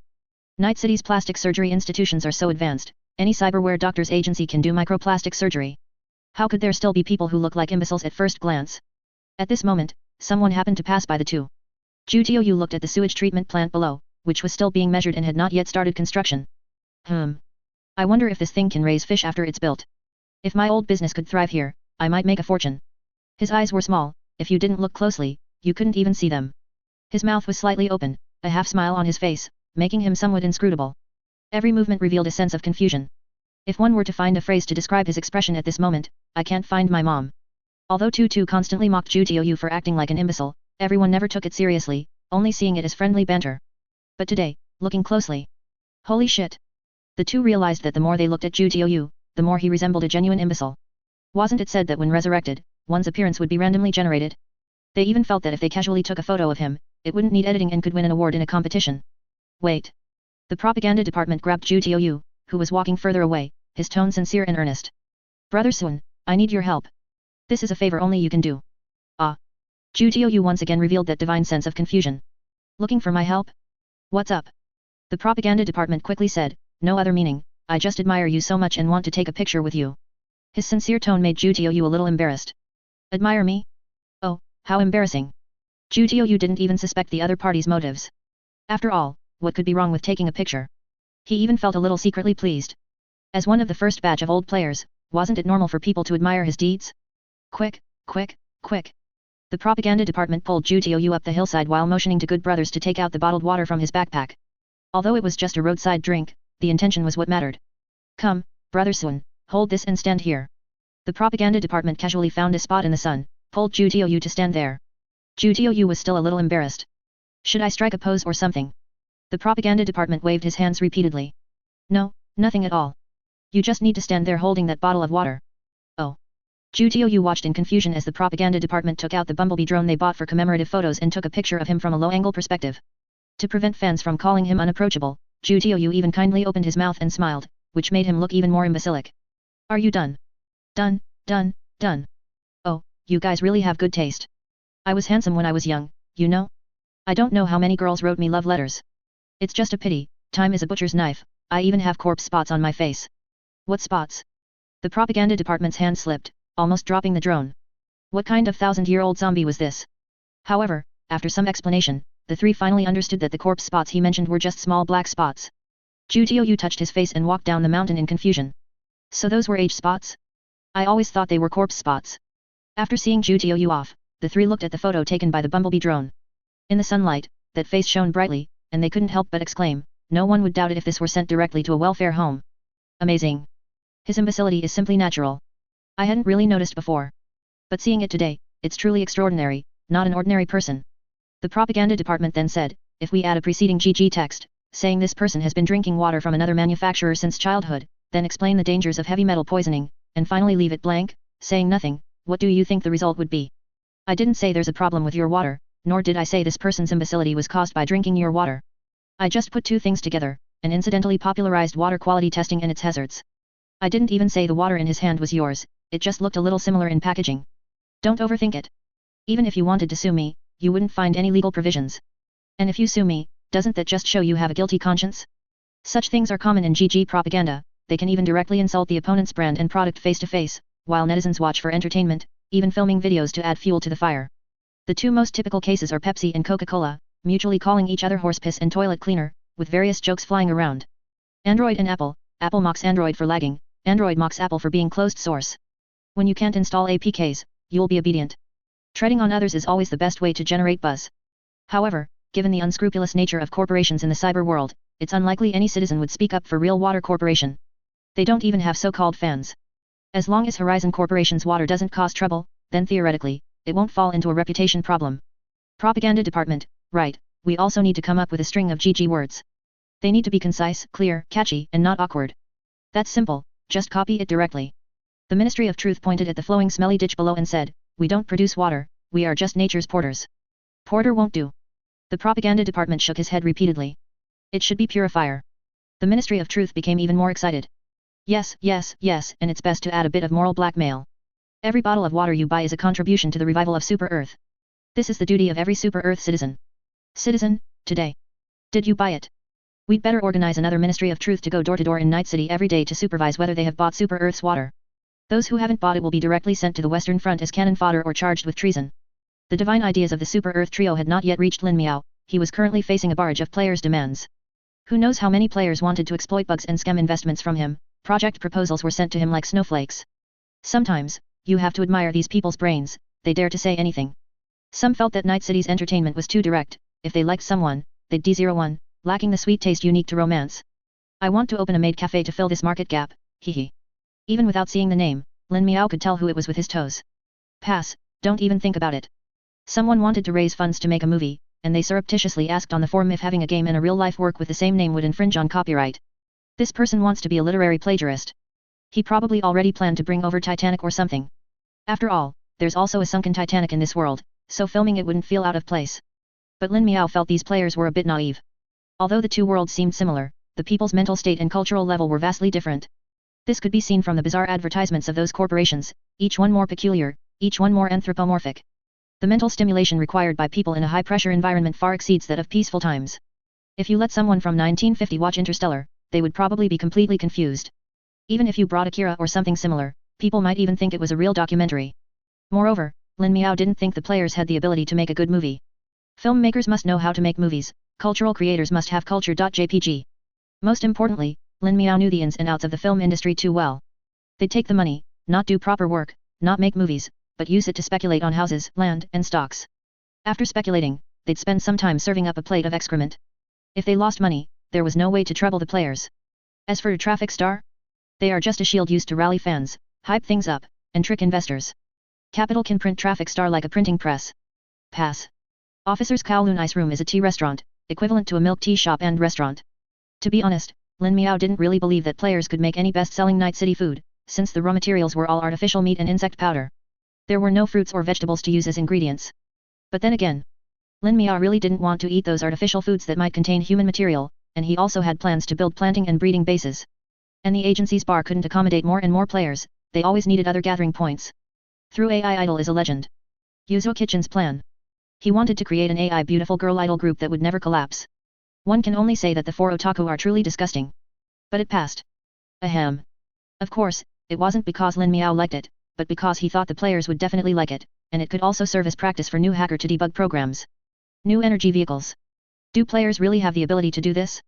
Behind a car is an industry chain worth tens of billions. Night City simply doesn't have related industries in this area. If they want to do it, many things can only start from scratch. And they also have to face market squeeze from high-energy fuel alcohol too. It can only be said to be difficult. At most, they can try a prototype in the lab now, launching it to the market is definitely unrealistic. Let's consider it for later. Mantu's custom studio expansion, passed. Gilo fashion design studio, pass. 2 toy drones. Seems a bit interesting. Let's see when he brings the sample. One proposal after another gave Lin Miao a massive headache. The better ones would talk about serious matters, while the crazier ones were already asking him to invest in Zen factories to build Gundams or research spiral power, preparing to throw the galaxy like a top. But this was also something he had to do. Because it's very important to let players have their own industries. This not only means that players will have more connections with this world, but also means that players can exert a more important quality besides combat creativity. Lin Miao wants to contend with those behemoths, and relying solely on himself is far from enough. He is not an inventor, and the system is not an omnipotent Doraemon. Compared to the system, players are his trump card. They represent a group with infinite possibilities. If they were limited to just warriors, that would be a great pity. NW can perfectly assist them in this process. When opening a company and hiring employees normally, problems like corruption and cliques are always unavoidable. How could players have the leisure to deal with these things? All they want is to operate the in-game elements normally. Hire employees, pay wages, then go to work, produce profits or losses, that's all. They absolutely do not include those annoying intrigues. NW can serve as a good intermediary between the two. In the eyes of players, so-called management is just a game of looking at panels. Daily profits, losses, costs, and employee status are all clear. They formulate business strategies and development directions, and for the rest of the time, they act as hands-off managers, which couldn't be easier. But then again, looking at the mountain of proposals in front of him, Lin Miao felt he had underestimated the players' enthusiasm. It's better to add some thresholds. Hotfix patch, for stores occupying less than 50 square meters, with an investment amount under 50,000, the project requires 15,000 GP points. The number of employees hired must not exceed 2. For areas between 50 to 200 square meters, with an investment amount under 200,000, it requires 50,000 GP points. The number of employees hired must not exceed 10. For projects occupying over 200 square meters, a contract must be drawn up separately with the agency NPC, Lin Miao. This place looks so strange, Miao. I feel like my fur is going to stand on end. Jackal kept rubbing her arms, trying to calm herself down, even though she was a data body now and wouldn't feel cold. And her fur wouldn't stand on end at all. Following behind her were more than a dozen hacker players, big and small, including Pandora. Although the latter group of hacker players were still so green, Lucy wouldn't even admit they were hacker. Old net. Pandora looked at the surging information fragments around her, curiously wanting to reach out and intercept them to see what content they contained. But as soon as she got close, a creepy feeling made her stop immediately. Not bad, yo. Lucy, who was walking ahead, turned to look at Pandora, who had stopped. That thing should be the remnants of a company's firewall. If you touch it carelessly, it might activate an antivirus program. Although we might not lose, it would be very troublesome. Pandora looked at Lucy. The other party's tone and expression had a forced casualness, but anxiety was hidden in her eyes, which constantly darted around, as if she was worried about something. Pandora was all too familiar with that expression. Her mother often spoke to her like that when she was in the hospital. Mentor Lucy, you seem very scared here. Lucy's face was a bit awkward after being called out by her student. Was she that obvious? Really, yet. Hearing Pandora say that, Jackal also noticed that Mentor's reaction was a bit off, but she didn't think Lucy was afraid of the AI here. She leaned forward and grabbed Lucy's arm, like a curious child asking for gossip. Could it be that Mentor Lucy has some secret past here, meow? For example, Mentor Lucy actually has a younger sister, who you brought into the old net when you were young, but encountered a powerful AI attack and accidentally got separated from your sister, leaving her lost in the old net forever. From then on, you embarked on the path of a hacker alone, vowing to find your sister in this place, but along the way, you met that man. Jackal's brain almost instantly concocted a whole story chain, and her body swayed like waves. I have a story for this fanfic, meow. It'll definitely be a hit if I post it on the forum. Maybe it'll even be bought for adaptation rights. Meow, I'll be a famous writer. Thump. Lucy punched the head of this little daydreamer and said indifferently, don't imagine things that don't exist here. I don't have a lost sister. It's just Psy. Lucy never expected that she would enter the old net again one day. This place was once her nightmare for a long time. Countless companions died here at the hands of viruses, malicious software, and firewalls. You guys. Lucy looked at these new hacker, who might not even be at her 10-year-old level, and her head ached. She suddenly felt that she was no different from Arezaka, who would drag people to their deaths. The difference was that these people in front of her were eager for death. Stay vigilant. This is not the local network you usually stay in. You could be attacked at any time. Chapter 169. Everyone has shares. From ancient times to the present, there is a saying that has been continuously proven correct by the lives of living people. People cannot be taught by people, they can only be taught by experience. From a certain perspective, the player community is exactly like those brain-dead teammates in a third-rate horror movie who make you want to have a stroke. If you tell them not to do something, they will definitely go and do it. They aren't even afraid if they know doing so will lead to death. Look, there's a cliff here with no invisible wall. All the NPCs say you'll die if you jump, so I'm going to try it to see if it's true. JPG. Try it and die. Even though Mentor Lucy had repeatedly warned the players not to be reckless, Zeus is my son ignored the NPC's warnings. He directly constructed a data corridor, attempting to capture a segment of discrete data information to see what was left inside. However, his actions were crude and completely unconcealed. The direct operation immediately stimulated some lurking data software, which instantly attacked Zeus as my son through the network. His vision filled with red, and his firewall was instantly breached as soon as it activated. Before he could finish his sentence, the data body that constituted his entire being disintegrated. Oh snap! Monsters! Kill them for Eurodollars. The surrounding players immediately dispersed. Far from being scared upon seeing their companion die, they became excited, each eager to fight these monsters lurking in the old net. The players' activities were like pebbles dropping onto thin ice, the cracks rapidly expanded, and the cyber life forms that had been in a dormant state awakened as if from hibernation. The players' visions were instantly filled with countless error pop-ups. Behind the massive data attacks was a group of indescribable collective monsters. They might be firewalls sealed by a company during the old net era, or scam software developed by a fraud syndicate, or prototypes of network worm viruses. They might not yet possess self-learning AI characteristics, but that doesn't mean their lethality would be weak. Sigh. Mentor Lucy immediately felt a huge headache. These guys truly didn't understand human language. This was the old net, where many people entered with trepidation, fearing they might provoke some malicious software or rogue AI and die. Do you think this is your backyard, where you can come and go as you please? Although Lin Miao had originally intended for Mentor Lucy to lead the players into the old net with the idea of letting them die anyway. Everyone, pull back. With a wave of her single hand, crimson black hole data surged out like a floodgate opening, quickly building a temporary firewall for the players. The data attacks that could easily overwhelm newbie hackers' defenses couldn't even cause a ripple on this firewall, and it also scanned for and eliminated viruses for the players. Watching their helpless virus pop-ups quickly cleared by Mentor Lucy, the players, who had originally thought they were going to respawn, quickly turned into cheerleaders, shouting, "Oh! Mentor Lucy, you're practically a superhero. Today, seeing a battle of the strongest, even if we die, it's worth the ticket price. Mentor Lucy. We must press the advantage and kick their asses. What if I check if they have any hidden videos? I bet films from the 20s would really suit my taste." Her ears were filled with all sorts of bizarre cheers. It should have been an exciting scene, but Mentor Lucy wished she could burrow into a hole. It was too damn embarrassing. However, Mentor Lucy's heart gradually calmed down due to the players' relaxed attitude. Their disregard for social rules and fearlessness of death were truly infectious in certain specific environments. Originally, Mentor Lucy had a deep aversion to the network due to her childhood experiences and the death of her companions, but now she was slowly letting go. Of course, just being fearless isn't enough, the most important thing is power. With black hole data access, Mentor Lucy might not be able to instantly destroy everything, but at least she wasn't someone any rogue AI could easily manipulate. These malicious software entities in front of her were even weaker than Neptune. While defending against attacks, Mentor Lucy even remembered to instruct her students, listen carefully, although the data in the old net doesn't necessarily possess logical thinking capabilities, the software or programs that survive the data collapse all have strong offensive capabilities without exception. If you don't want to die before completing the mission, you must remain vigilant and treat any information flowing past you with the utmost caution, because it could be part of a dangerous piece of software. After speaking, she launched a counterattack in the direction of the IPS from which the players were attacked. The black hole data instantly obliterated the indescribable malicious software. That. Pandora raised her small hand, trying to draw Mentor Lucy's gaze downwards. Mentor Lucy was already used to finding her in a crowd. What's wrong? I don't understand. Pandora calmly stated what she had always wondered. Logically, software operation requires hardware support. Every company and city has its own data center servers as support, and people need to maintain them daily. So why hasn't the old net, which hasn't been maintained for so many years, collapsed? Even reinforced concrete degrades after 50 years of wear and tear, let alone high-precision technology like internet servers.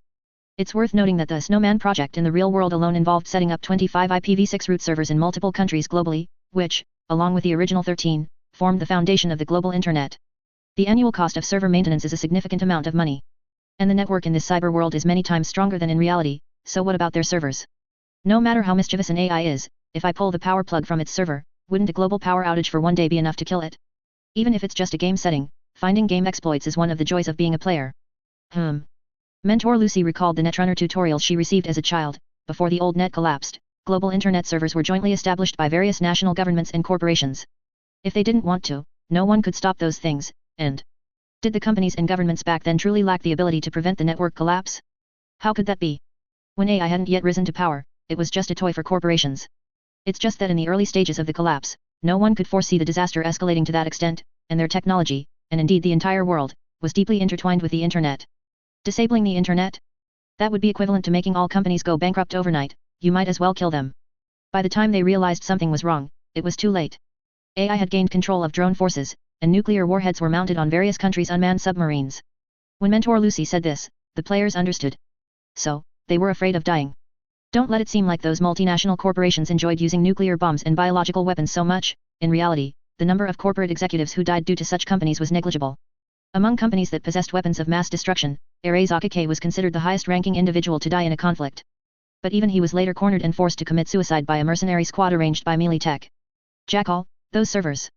Exactly. The corporations maintain them themselves, because if they were to completely shut down the network, their losses would only be greater than the cost of maintenance, and Mentor Lucy told the players somewhat helplessly, according to the intelligence we've gathered so far, it's highly possible that those A's have been continuously expanding their own server arrays, power stations, and even possibly satellites over the past 50 years. Even if corporations were to shut down their servers now, it would probably be useless. Jackal, this is truly a Skynet invasion, we're going to be terminated, meow. I'm so worried. What's there to be afraid of? Aragaki UI is my wife said, what's Skynet? Even if the Matrix came, I could become Neo and fight back. Saying this, he even transformed himself with Neo's signature sunglasses and trench coat. I'm not afraid of a strong boss, as long as it shows its health bar, you'll see me take it on. But Jackal said, this is cyberspace, not reality. Those Ace won't drop anything, meow, they don't even have cyberware. Mentor Lucy, who had originally intended to encourage the players, instantly broke out in a sweat. So, you're not afraid of Ace, you're afraid of not getting any rewards for killing them, hey? Cough. After coughing to clear the awkwardness, Mentor Lucy pulled up an operation screen and, with her back to the players, said, I'm uploading a firewall code for you. After that, you'll have 2 hours of free exploration. But after that, I won't provide you with protection. If you're worried about dying, you can directly exit the old net from the port. Yay! Upon receiving permission, the players instantly scattered, immediately forgetting the dangers Mentor Lucy had just warned them about. But Lucy didn't say anything, because Lin Miao asking her to bring players into the old net was essentially sending these players to their deaths. He wanted to find a way for ordinary players to explore the old net without suffering brain death from AI attacks. Perhaps this was impossible for ordinary people, but players wouldn't truly die, only their bodies in this world would be destroyed. But even though she already knew that Lin Miao's compatriots wouldn't truly die, Lucy still felt a sense of guilt. She couldn't help but ask herself, what I'm doing now, how is it different from Arezaki? Coercion and deception. Arezaki had used all these methods on Lucy and her comrades. Was there any difference between that and her current behavior of deceiving the players? Thinking of this, Lucy couldn't help but call out to Jackal, who hadn't gone far, wait. Jackal turned back curiously to look at Lucy. Lucy took a deep breath, trying to calm herself in this non-existent way. If you don't want to go, it's okay. The old net is very dangerous. If you're not careful, you might really die. Hehe. Jackal flew to Mentor Lucy's side. In cyberspace, she had added many decorations that she didn't have in reality, making her look more like a cat. She puffed out her chest, which was not much bigger than Pandora's, and said, don't be afraid, Mentor Lucy, I'm a brave warrior, meow. Cats have 9 lives, and if I encounter something uncomfortable, I'll run away on my own. That's not what I meant. Lucy always found talking to players a headache. But Jackal made an expression that said, I understand, I understand. She also inwardly complained that the settings for these NPCs were indeed too sentimental. Then, she put on a serious face and said, you don't need to worry about us, Mentor Lucy. Of course, we know the old net is very dangerous, but everyone here has long been prepared for sacrifice. The valuable data hidden in the old net is crucial to us. Even if we really die, we'll be contributing to the liberation of all humanity. Just like the workers and soldiers who died from nuclear radiation in Chernobyl, we are all fighting for a great cause, meow. So cool. At least Jackal felt very cool when she said those words. But Lucy, hearing her words, fell silent. Fighting for a great cause. Yes. She was different from Arezaka. Arezaka only existed for the benefit of a small group of people, and mining old net data with human lives was only to gain more profit for the board of directors. But the data they came here to mine would ultimately be used where it truly belonged, becoming a part of the collective society, serving every individual. Moreover, one was driven by violent threats, and the other by ideals, their fundamental natures could not be compared. Thinking of this, Lucy's tightly furrowed brows completely relaxed. She loosened up, looked at Jackal, and said with a smile, then you go. All right, meow. No sooner had Jackal left than a player in the distance happened to encounter a virus and was directly blown to pieces. But Lucy no longer felt any qualms about sending players to the old net as cannon fodder. She didn't even have the thought of intervening to save them. She looked at the data that had been sent back to her by that code, deep in thought. If virtual machine technology could be used. The hacker miners sent into the old net by Arezaka probably numbered in the thousands worldwide. Many died on each round trip, and these hackers varied in skill and talent. But only Lucy managed to survive round after round of traversing the black hole, not only avoiding death at the hands of malicious software and rogue ace, but even finding an opportunity to escape from the sunless Arezaka tower amidst fear and despair. And the year she escaped, she wasn't even 12 years old. Her talent was actually much better than she imagined. California in late November was already a bit chilly, and due to the continuous environmental deterioration, the temperature was even lower than in the other world. But the construction site was still bustling with activity. Even during breaks, players and workers sat together. Some enthusiastic players even stood on piles of lumber, shouting loudly, I'm telling you, it's better to believe in Jesus than anything else, and it's better to join our Christianity than any gang. Back in the day, our big brother Jesus, with 12 disciples, made a name for himself in Rome, expanding the community to thousands of people. In Galilee, he fed all his disciples with just 5 loaves and 2 fish. In medieval Europe, we were the top bosses, even the kings were our followers. Unlike the gangs you're in now, they always make you break the law, fight to the death, and you don't even get much money, can't even eat your fill. Maybe you'll lose your life in the blink of an eye. But Jesus will not die. Even if he's cut dozens of times, he'll rise from the dead after 3 days. So, everyone, lay down your butcher's knives and believe in Jesus immediately. Watching Priest's eloquent speech from atop the pile of lumber, Red Bucket wiped the sweat from his forehead and couldn't help but ask the 3 Jingluo sitting next to him, what does your brother do? He's in the game to preach to NPCs, and what he's saying sounds off. It's like a medieval version of the birth of a gangster. Fine Roman Ecstasy held a Mexican taco, eating it with relish as he spoke. The Christian church is next to his house, the Taoist association is in front, and the Buddhist association is to the left front. Every now and then, his family takes him to rotate between the 3 to get eggs and a row and a fish. If it weren't for eating pork, he'd even want to visit the mosque on another street. Red Bucket, then isn't he afraid his boss will send his top enforcer Gabriel to mess him up for being a triple-faced turncoat? Fine Roman Ecstasy waved his hand. He doesn't believe in anything, he just thinks it's fun. He's a Christian on Mondays, Wednesdays, and Fridays, a Buddhist on Tuesdays, Thursdays, and Saturdays, and on weekends he goes to the Taoist Association to play King of Glory with the Taoist children. He even streamed and sent rockets to a Taoist priest. Red Bucket, nice. Oh, by the way, big shot. Jingluo Zhennu, on the side, also leaned over. I heard someone on the forum say you can open a company in the game. Do you know how that works? Ah, that. Red Bucket proudly lifted his head towards the newbie players. You found the right person. My 2-legged multi-purpose ox and horse construction co. Limited just opened, but the employee slots are already full. If you want to join, you'll have to wait until we gather enough GP points for expansion. There's nothing to be proud of in that company name. Resisting the urge to complain, Jingluo Zhennu humbly asked, no, we just want to know how to earn GP points. We also want to open a shop or something, and how do you calculate company shares and dividends? Ah, that. Red Bucket had no intention of hiding anything from the newbie players. As long as they played enough, these things would be easy to figure out. For newbie players, you usually earn GP points by completing tasks in the mission interface. Anything works, deliveries, security, house repairs, picking people up, etc. It's easy, but the money isn't much. Red Bucket took the strong orange juice handed to him by Fine Roman Tears and took 2 big gulps. Specialized professions earn more than ordinary players, such as mechanics, hackers, and medics, but they require high professional skills. However, I suggest you follow veteran players to raid gang stash houses or drug dealer dens. The profits from these places are higher than from daily tasks, and if you are lucky, you might even get good cyberware that the big shots don't need. Of course, the risks are also higher. As for company shares, Horizon Corporation holds 80%, and we 5 players hold 20%. Every contributing player gets a share, distributed according to the GP points and Eurodollars contributed. Jingluo Zhennu frowned, 20%? Isn't that a bit too little? Doesn't that mean working for free? All the money is being recycled by the developers. Red Bucket shook his head repeatedly, pointing at 2 transport platform carts still vibrating the foundation concrete nearby. 20 points isn't small. See? The boss directly sponsored me 5 gantry cranes and 10 transport platforms. If we had to buy them, we'd go bankrupt. Unlike now, we only have to pay for maintenance and batteries. Theoretically, in the future, as long as you join our company and expand it with GP points and money, everyone will have shares, and everyone will be a shareholder. Working for yourself and earning money, that's awesome. Chapter 170. Do you believe I can blow your head off? Red Bucket could clearly see the flow of funds in the company's account and its current fixed assets on the new Ma Construction Company management interface. Although their fixed assets only consisted of a dozen or so robots and some previously prepared civil engineering equipment. In addition, besides the players who were shareholders, there were also more than 20 NPC workers recruited locally, with a daily wage of about 70 Eurodollars. The wages for hired NPCs needed to be paid by Red Bucket and his team by exchanging labor points from the company account for Eurodollars. Although 80% of the labor points would be allocated to the company account, only usable for employee wages, purchasing company assets, or being called upon by Lin Miao, after completing the same number of phase construction tasks, with a large amount of external assistance, Red Bucket's construction team's project speed was more than 10 times that of an ordinary player team, and their income was quite substantial. Besides Red Bucket's new Ma construction team, other players were also preparing their own businesses. The big fire in Watson had been extinguished for several days, but the charred buildings and collapsed residences still lay in place, untouched. After the joy of defeating Arezaka, they still had to face the messy reality. Looking at the displaced Watson residents, who resembled refugees on the streets, Officer said nothing, merely walking silently onward. He wanted to rent a shop to open his Kowloon ice room, in Night City, a place where every inch of land is precious. Buying a plot of land to open a shop was too luxurious. The city center was too expensive, with a minimum 1-year lease, and the investment Lin Miao provided was barely enough for the rent, renovation, raw materials, and labor all required money.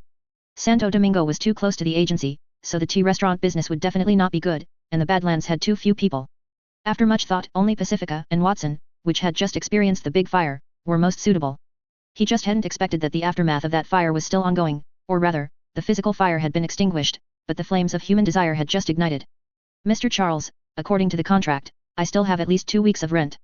Even if you want to sell this land, you should at least refund the remaining rent to me. Nishikawa Miki and Ling Mei, who had just escaped the disaster of the fire, now faced a human disaster even more terrifying than the fire.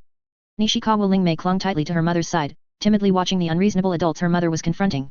The man named Charles, who was being stared at by the stubborn Nishikawa Miki, wore a well-tailored suit with a perfectly tied tie, accompanied by a group of bodyguards and subordinates who firmly blocked the surrounding former residents. 2 weeks of rent. Charles found the woman's words laughable. My building burned down, and I haven't even asked you for compensation. How dare you ask me for rent? I now suspect that the garbage you accumulated in the hallway caused the fire to spread and destroyed my property.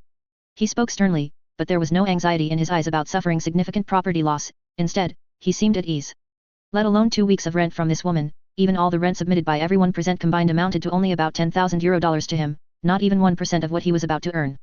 Although his building had burnt down, this land was inherently close to Arezaka waterfront, and there would undoubtedly be an influx of development funds, making it the best time to speculate on land. Originally, Watson's long history led to numerous illegal constructions and old buildings, severely depressing land prices. Now, a fire had burned away these problems, which was like a rain of money bestowed by heaven. And these tenant refugees were the first troublesome people to be driven out, as none of the land here belonged to them, they didn't even have the qualifications to sit at the table.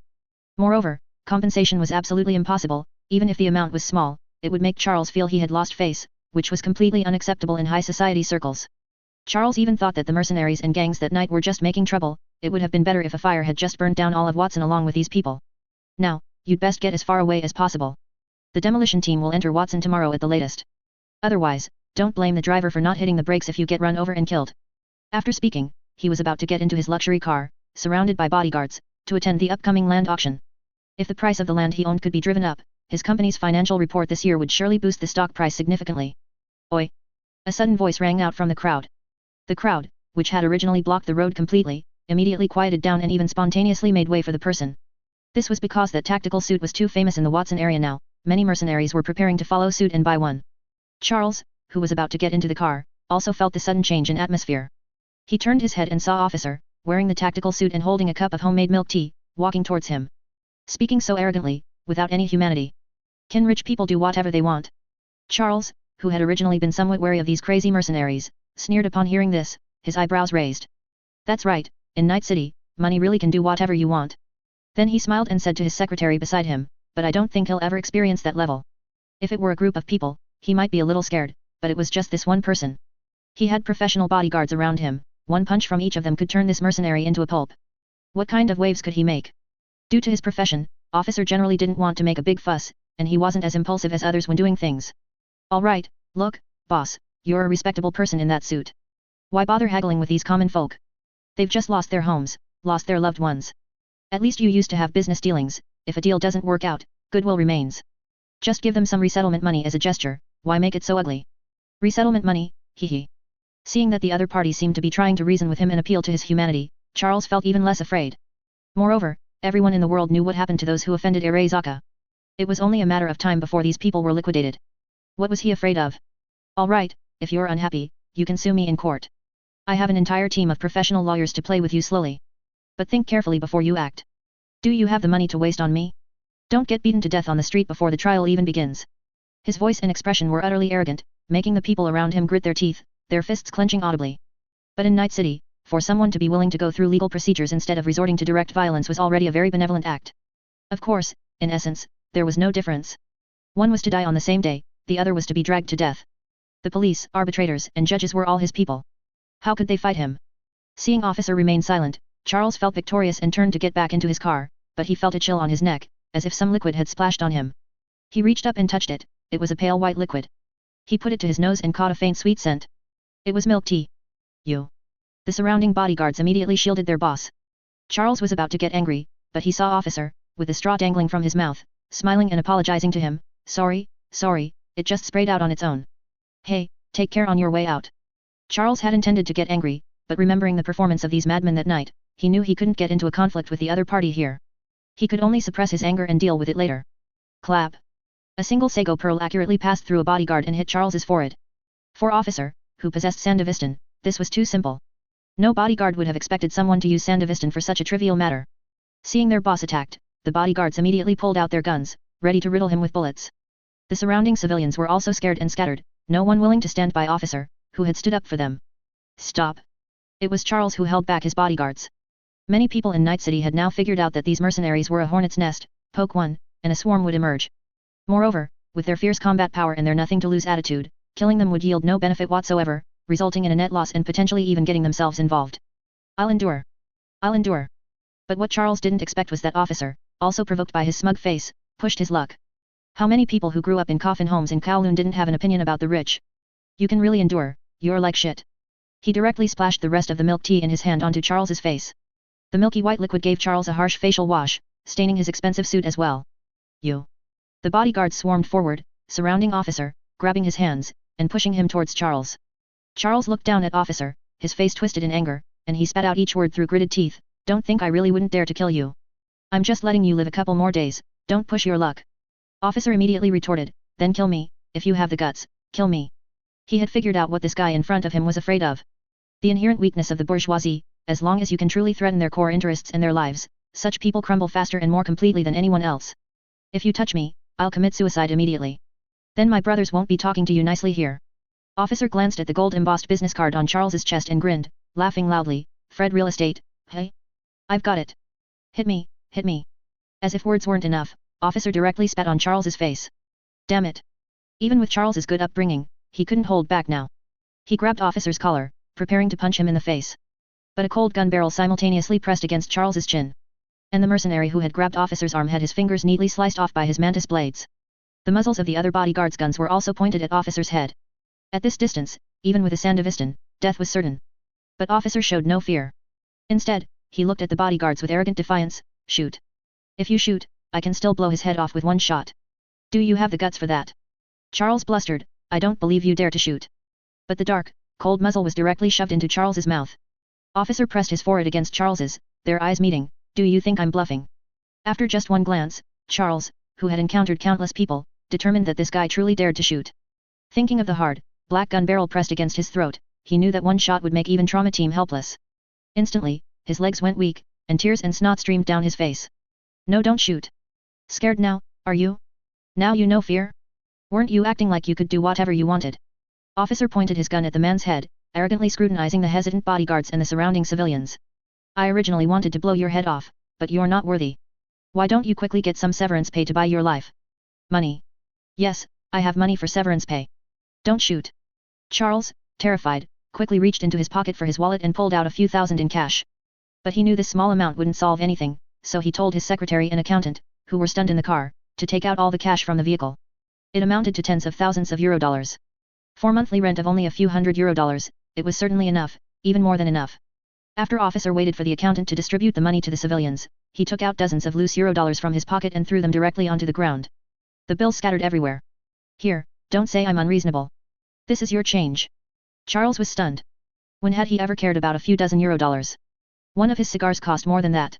The other party's actions were the ultimate insult. No. You must pick it up.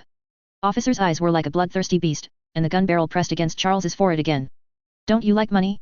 If you don't pick it up now, you won't have the chance later. I'll blow your head off. Pick it up. Pick it up. Compared to life, what is dignity? Charles immediately prostrated himself on the ground, picking up the money one bill at a time. Say, thank you, Brother Wu Ying. Brother Wu Ying? Is that this guy's nickname? Charles didn't have time to think that much. He squatted on the ground, picking up the dozens of euro dollars bills, a smile more hideous than a cry on his face. Thank you, Brother Wu Ying. Heh heh. Officer sneered. It seemed these Night City capitalists weren't any more special than normal people, without an extra head or life. If Li Jiaqin were in front of him now, Officer wouldn't even give him a chance to pick up money, he would just shoot him in the head. A coward who bullies the weak and fears the strong. Wearing a suit and tie, driving a luxury car to show off, is it useful?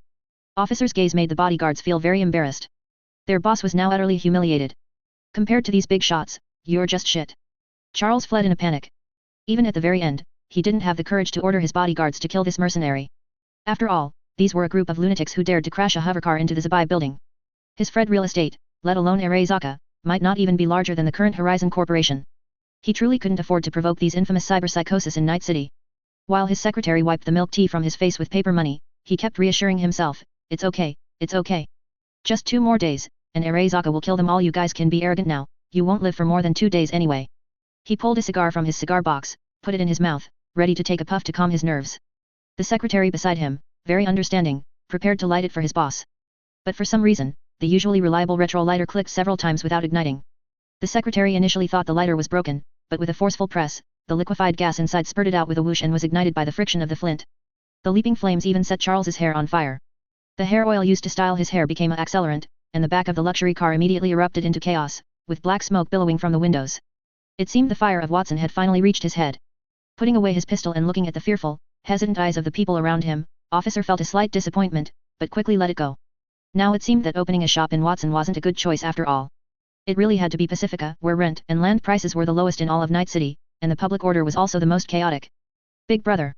Officer looked down and saw a somewhat familiar little girl calling him from not far away. Officer tried his best to put on a kind smile, walked over to her, and squatted down. Little sister, is something wrong? I want to ask you about someone. Nishikawa Lingmei broke free from her mother's grip and pulled out an A4 paper from behind her. On it was a crayon drawing of a person with an insect head, a burning building behind him, and a child in his arms. He looked like anything but a good person. If one didn't know the context, they might even think this guy set the fire and stole a child. He was completely evil. This big brother is wearing the same clothes as you. Do you know him? Oh. It's you. The picture of Kamen Rider carrying a person out of the burning building had received many good reviews on the forums, which was why he had found her familiar earlier. Officer patted her little head. Yes, I know that guy. What's up? How is he now? Mom said he was badly hurt, sniff, and was carried away by doctors, sniff. As she spoke, Nishikawa Lingmei's eyes began to well up with tears. Children are always prone to crying. She wiped her tears with her sleeve, still holding the drawing. Him? That guy is working outside the city, moving bricks. Just a fatal injury, he's already recovered. Nishikawa Lingmei looked at Officer with tearful eyes, a snot bubble emerging as she sniffled. Really? Of course, it's true. Then can you help me give this to him? I don't have money. Only this. The little girl handed the drawing to Officer. The clumsy crayon drawing looked childishly ridiculous. Let alone learning to draw, she probably hadn't even received the most basic education, and the paper itself might have been picked up from the ruins.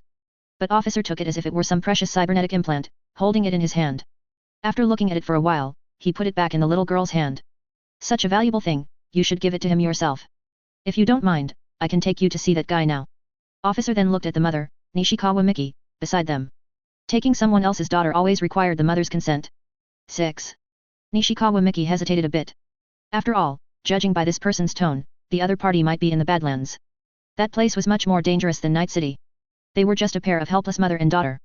But looking at her daughter's eyes, and the apartment building that had been burned to ashes. Sir, I beg you. Chapter 171, Jealousy Drives Me Crazy. There's a shuttle service arranged by Lin Miao from Stone Ridge Town to Night City, so even newbie players without their own cars can easily visit Night City. Veteran players also aren't keen on driving in and out of the city, carrying anything means being harassed by NCPD police at checkpoints, who demand bribes. Since the police are a Night City institution, most players don't want trouble or a bounty on their heads, so they simply choose to take the shuttle or freight trucks in and out of the city. When officer brought the Sichuan mother and daughter to the construction site by shuttle, all the players were utterly astonished. Sword Saint roared and lunged at Officer, "Officer, you bastard!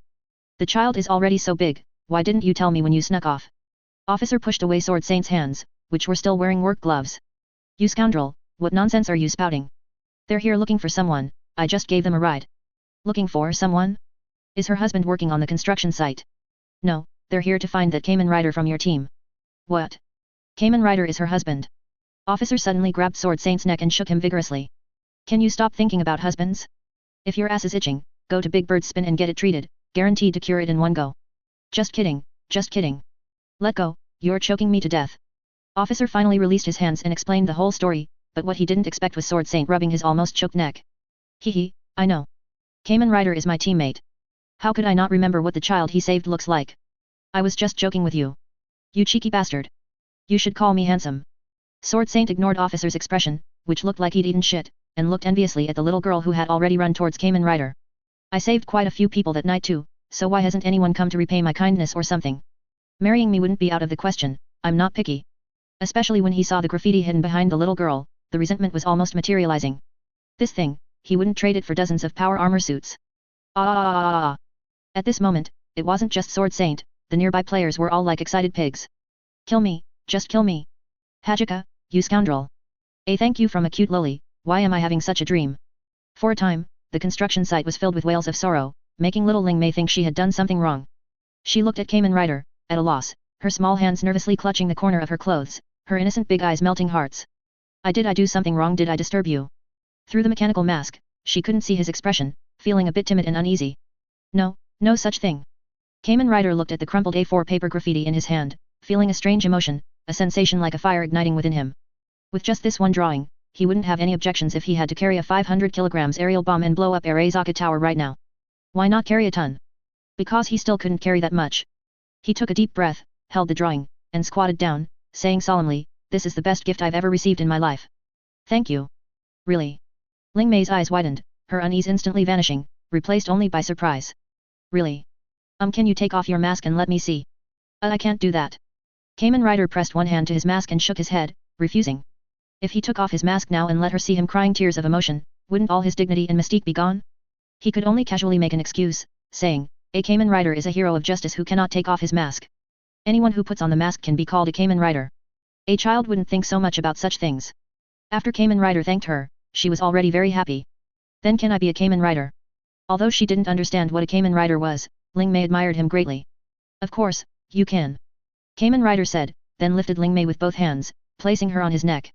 He then casually took a welding mask from a player's head by the roadside and hung it on Ling Mei's face, completely disregarding the welding player's disgusted look and the blinding welding light. "Ah! My eyes!" The instigator, however, was already running away with the child on his back. "Now you're a little Kamen Rider. I'm a Kamen Rider too." Watching the big and small figures being chased all over the construction site by a safety officer wielding a holy sword of physics, Officer picked up Sword Saint, who was still writhing on the ground. "Have you all discussed how to deal with the situation in Watson? I went to see it today, and the situation is not optimistic. The landowners are auctioning off the properties after the fire, and it looks like land prices will rise sharply. The people there probably won't have an easy time for a long while."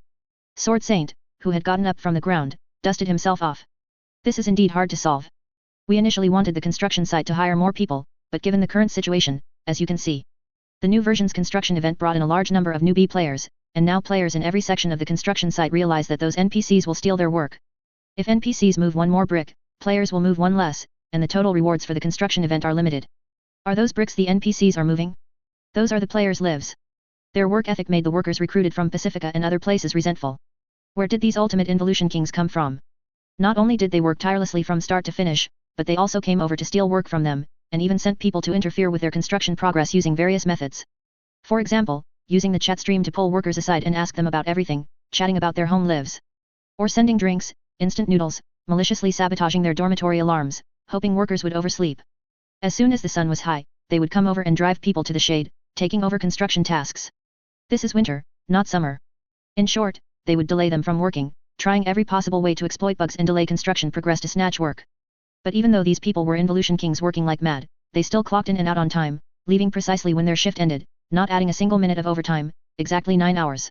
This work schedule, in any other company, would get them fired on the first day. In short, it was an abstract form of involution. Given this situation, would you expect players to agree to continue hiring NPCs at the construction site? The prerequisite for doing good deeds is that they must not affect their mission rewards, otherwise, many players would surely have objections. Officer frowned. Then we're left with just hiring our own workers, but those people from Pacifica probably won't agree. Sword Saint, relax, we're not Avalokiteshvara saving all sentient beings. Don't take everything upon yourself, aren't you tired? Just helping out a bit is enough. Those who want to come can come, we won't force those who don't. Maybe they have their own connections. In fact, not just Officer, but most players who wanted to start businesses had their sights set on Pacifica. It's a lawless zone where all rules ultimately defer to the gun. But players fear guns the least. One of the local gangs, the Voodoo Boys, has already been dealt with by players. Although some of the remaining Haitians are dissatisfied, it doesn't change the fact that the entire community's relationship with Horizon Corporation is warming up. Currently, more than half of the workers on the construction site are Haitians, and the troublemakers have been sent to Big Sur for labor reform, so there's no fear of them causing trouble. If they can take advantage of this to expand the players' influence in Pacifica, then entering Dogtown in the future isn't out of the question. Yes, many players are eyeing Dogtown. On the forums, Dogtown, controlled by Colonel Hansen, has been diagnosed as a high-level dungeon. Such a dark force, a cancerous tumor of Night City, is right before their eyes. As good citizens of the city, one of California's top 10 outstanding gangs. How can players stand by and do nothing about such a warlord who harms one side? As for the intricate web of interests behind it, how many corporations and interest groups are involved, how much impact destroying Dogtown would have, and how many people would come after them as a result, none of these things concern the players. They are here to have fun, whoever dares to stop them from having fun, they will target.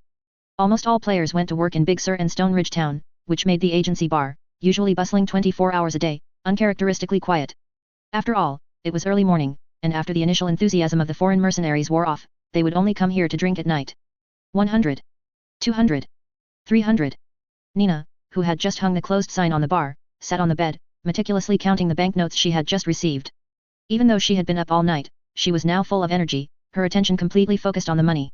Whoa! After counting the money, Nina cheered loudly, then pounced on her sister, Nia, who had just entered the room, tackling her onto the bed. Nia, my salary this month is €2,675. I finally have money QAQ. She had been walking around the bar every day in that large mech suit. Her first month, she wasn't used to it and broke a lot of things, almost having her entire month's salary deducted.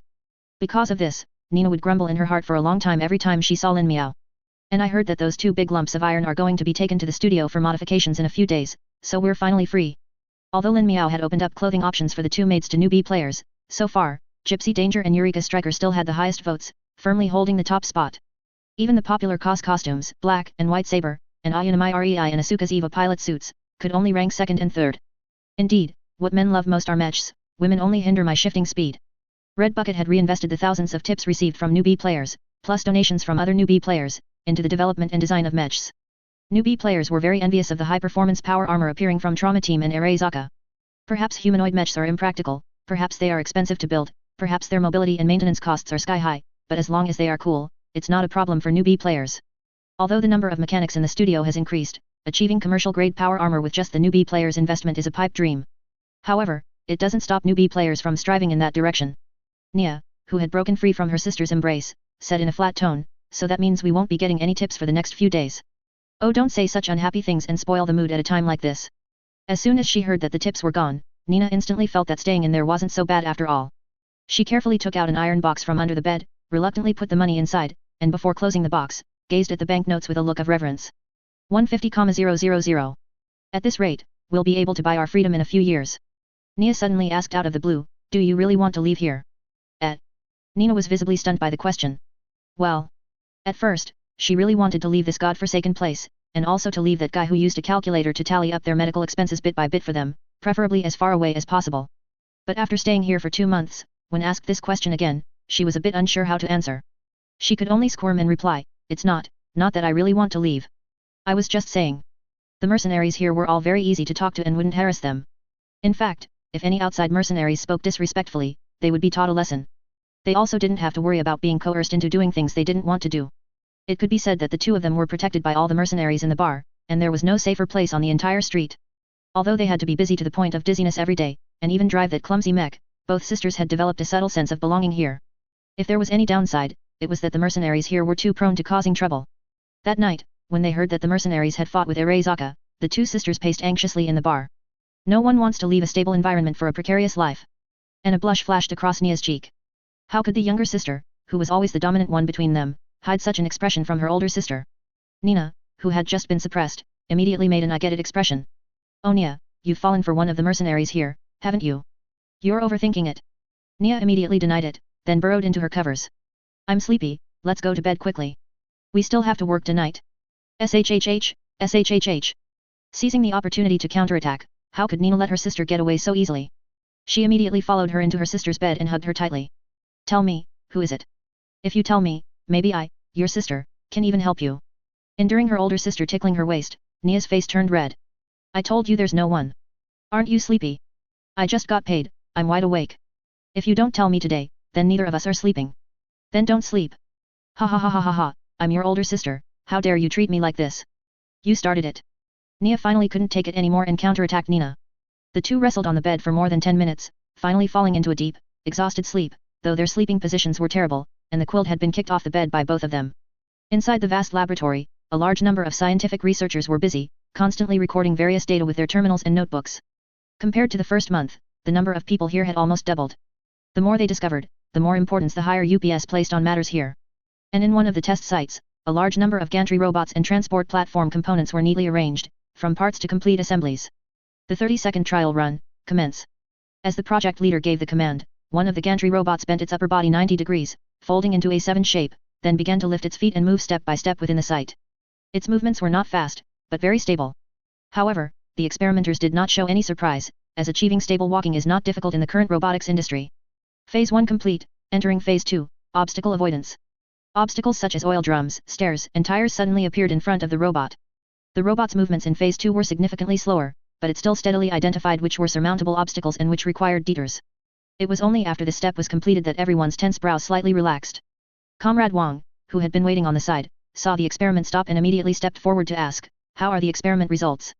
Li Jiangguo put down his notebook. "It's considered a success. After all, the specifications and properties of every component on the design drawing are very clear. Although the manufacturing cost is higher, it's not difficult to produce. Their mechanical structure design is much more advanced than ours. So where is the problem? AI intelligence and chips." Li Jiangguo sighed softly. "Our self-developed programs completely fail to meet the design requirements in terms of intelligent recognition and reaction control. The computing power of a single chip also falls short of the requirements, making it impossible to reach the production stage." Comrade Wang was not surprised by this answer. Their informants had not yet figured out what cyberspace was all about, and even the same code yielded different results when run on both sides. "Is there a direction to solve the problem?" "Yes," Li Jiangguo nodded. "We have commissioned the computing center to rewrite a set of algorithms to see if they can be run after AI computation. As for the chips, we are preparing to try assembling a dedicated server room, using a main server to replace individual computation. This is much more difficult than the current robot control programs that follow fixed procedures or remote control, but it is not entirely impossible, it just requires a long period of deep learning." "Oh, by the way," Li Jiangguo stopped Comrade Wang, who was about to go to the next laboratory to collect results. He blinked and asked, "Is that place real or fake?" Comrade Wang paused. This question had already entered the highest secrecy protocol, but no one knew the answer. He retorted, "What do you think?" Li Jiangguo shook his head. "I'm not in computers, how would I know that?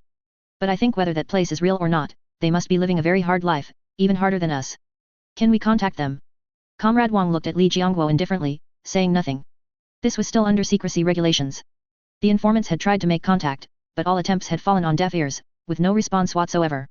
Chapter 172. From today on, you are my lifelong brother. The events of the past few days caused Arezaka Corporation a great deal of trouble. Physical damage and financial losses were minor issues. Strictly speaking, Arezaka Corporation only lost a batch of expendable low-level agents and soldiers. However, the public relations problem was the major one. It wasn't about what the common people thought. The reputation among the masses was irrelevant to Arezaka Corporation, a company with a military background. Rather, this failure would lead to external doubts about the combat effectiveness of Arezaka Corporation's forces, thereby inviting more people to test Arezaka Corporation and even attempt to shake Arezaka Corporation's market share in Night City. Therefore, Arezaka Corporation not only deployed its entire public relations department, holding press conferences for new weapons and products, but its military vehicles and power armor were also frequently seen patrolling the streets. Information theft incidents that even NCPD usually ignored were now met with large-scale, high-profile manhunts, each one creating a bigger stir than the last. The roar of Arezaka Corporation's AV engines never stopped from morning till night. This was a show of force, a propaganda method intended to mitigate the previous reputational damage and tell everyone that Arezaka Corporation's previous setback was merely an accident. And as the core area of this storm, the Special Operations Department, it too was a scene of hidden turmoil. Abernathy had originally intended to seize this opportunity to completely eliminate Jenkins and his subordinates, then resolve the matter herself flawlessly. However, she unexpectedly encountered a group of lunatics rarely seen in Night City's entire history, ultimately blowing the whole thing wide open. Having caused such a huge mess herself, Abernathy naturally had no reason to trouble the counterintelligence department again. After all, if accounts were truly settled, she would be the first to die. However, this didn't mean she would let the counterintelligence department off the hook. Inside the counterintelligence department director's office, Jenkins sat on the sofa, his brow deeply furrowed. Standing opposite him was Valerie. Previously, Valerie would always sit when she came to the office. This incident also ruined her future. Abernathy, that bitch threw the most troublesome task our way. Michiko-san personally ordered that all mercenaries and corporations involved in this operation must be eliminated. Abernathy dumped all the cleanup work for Horizon Corporation and those mercenaries onto us, while she took a bunch of easy tasks. Updates are not easy, remember to share 101kanshu.com. Bang. The ashtray hit the wall and shattered. No matter how good Jenkins's self-control was, he couldn't tolerate such repeated targeting, especially since that crazy woman deliberately sabotaged the last operation, causing their counterintelligence department to fail at the last moment. Now, who in Night City didn't know that these were a bunch of absolute lunatics? With even a slight misstep, Jenkins would lose his head. Director, emotional reactions won't solve the problem. The priority is to find a solution. Even though the blame was about to fall squarely on her, and even a slight misstep could lead to her being completely annihilated, Valerie still maintained her composure. Jenkins rubbed his temples. You're right. He felt a bit sorry for Valerie.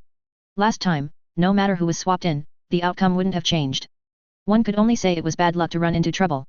But now Horizon Corporation has reached agreements with the City Council, Night Corp, Melee Tech, and Kong Tao to develop Stone Ridge Town and Big Sur. If we move against them now, these companies will definitely seize on it. This was the benefit of finding a powerful patron and binding interests. If Lin Miao had really just quietly farmed by himself, Arezaka Corporation could eliminate him now without any procedures whatsoever. Valerie knew that at this point, there was no room for reconciliation between the two sides. She didn't want to do this, it would betray Jackie's trust in her and the mercenaries she had gotten along so well with these past few days. But Valerie had no choice.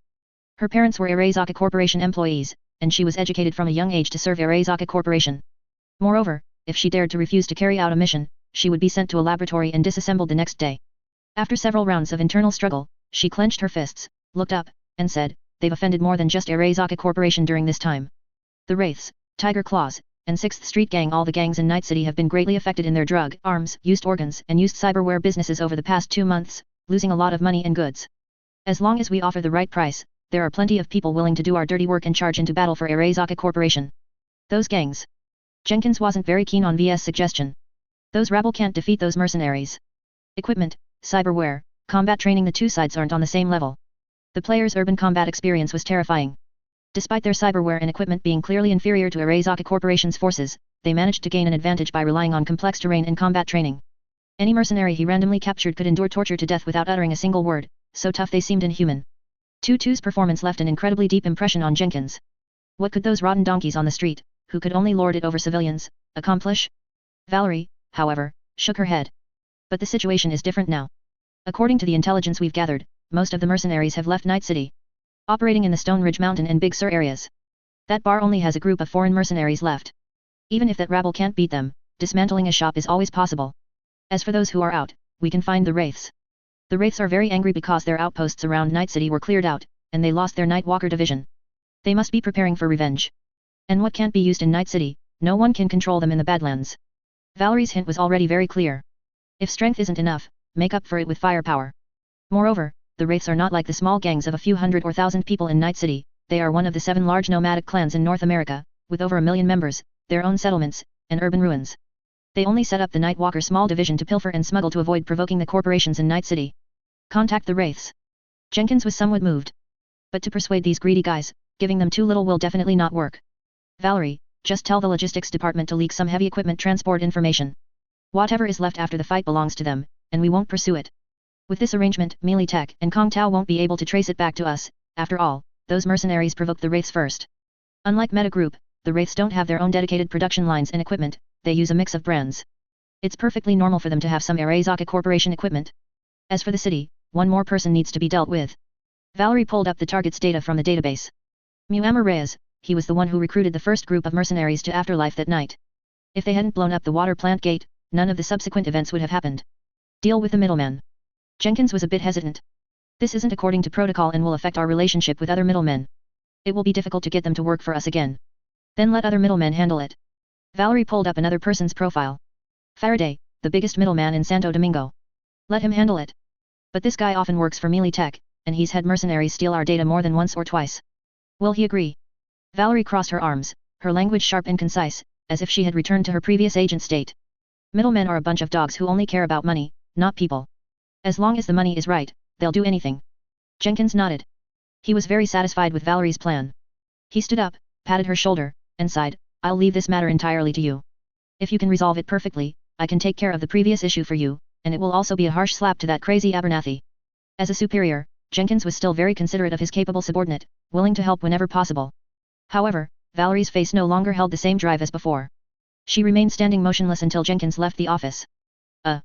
Gloria was speechless for a moment, looking at the GG project and storyboard drafts submitted by the propaganda department. The furrow between her brows was deep enough to trap a fly. Just looking at the GG storyboard, Gloria's ability to maintain her composure was already a testament to her extraordinary self-control. Are you really sure this GG will be useful? Of course.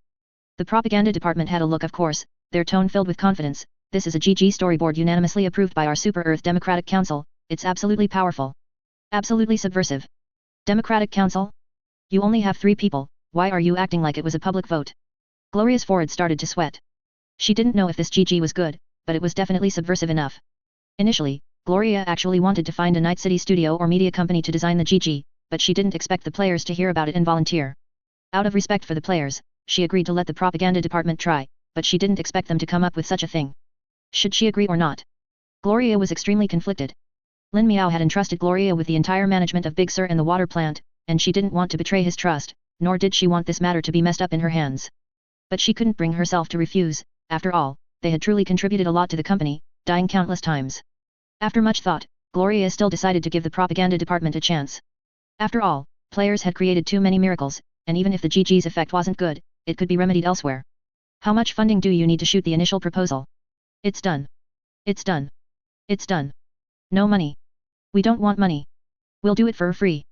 The propaganda department cheered inwardly, but on their faces, they put on a look of facing death bravely, clenching their right fist and pounding their chest. It's our duty to dedicate our hearts to Super Earth, and we will complete the mission perfectly. Gloria was sweating profusely. It's not that serious, just do what you think is best. Seeing that Gloria's attitude was completely different from Lin Miao's sternness, the propaganda department immediately twisted and said, it's just that the venues and equipment needed for filming are all in Night City, but now the construction of Big Sur also needs us, it's really a dilemma. Gloria rubbed her forehead. She shouldn't have been soft-hearted. If the initial proposal works out well, I will calculate your mission rewards based on the average income of other teams. Good. If I fail the mission, I'll bring you my head.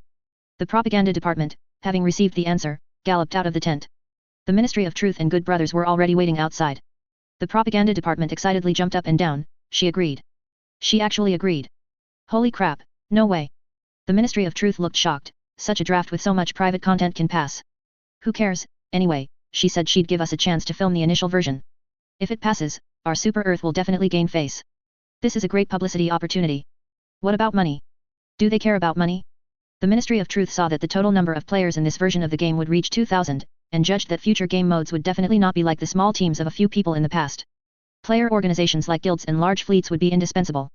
At that time, how many new players they could attract would mean how much combat power they had. Gaining fame was the most important thing.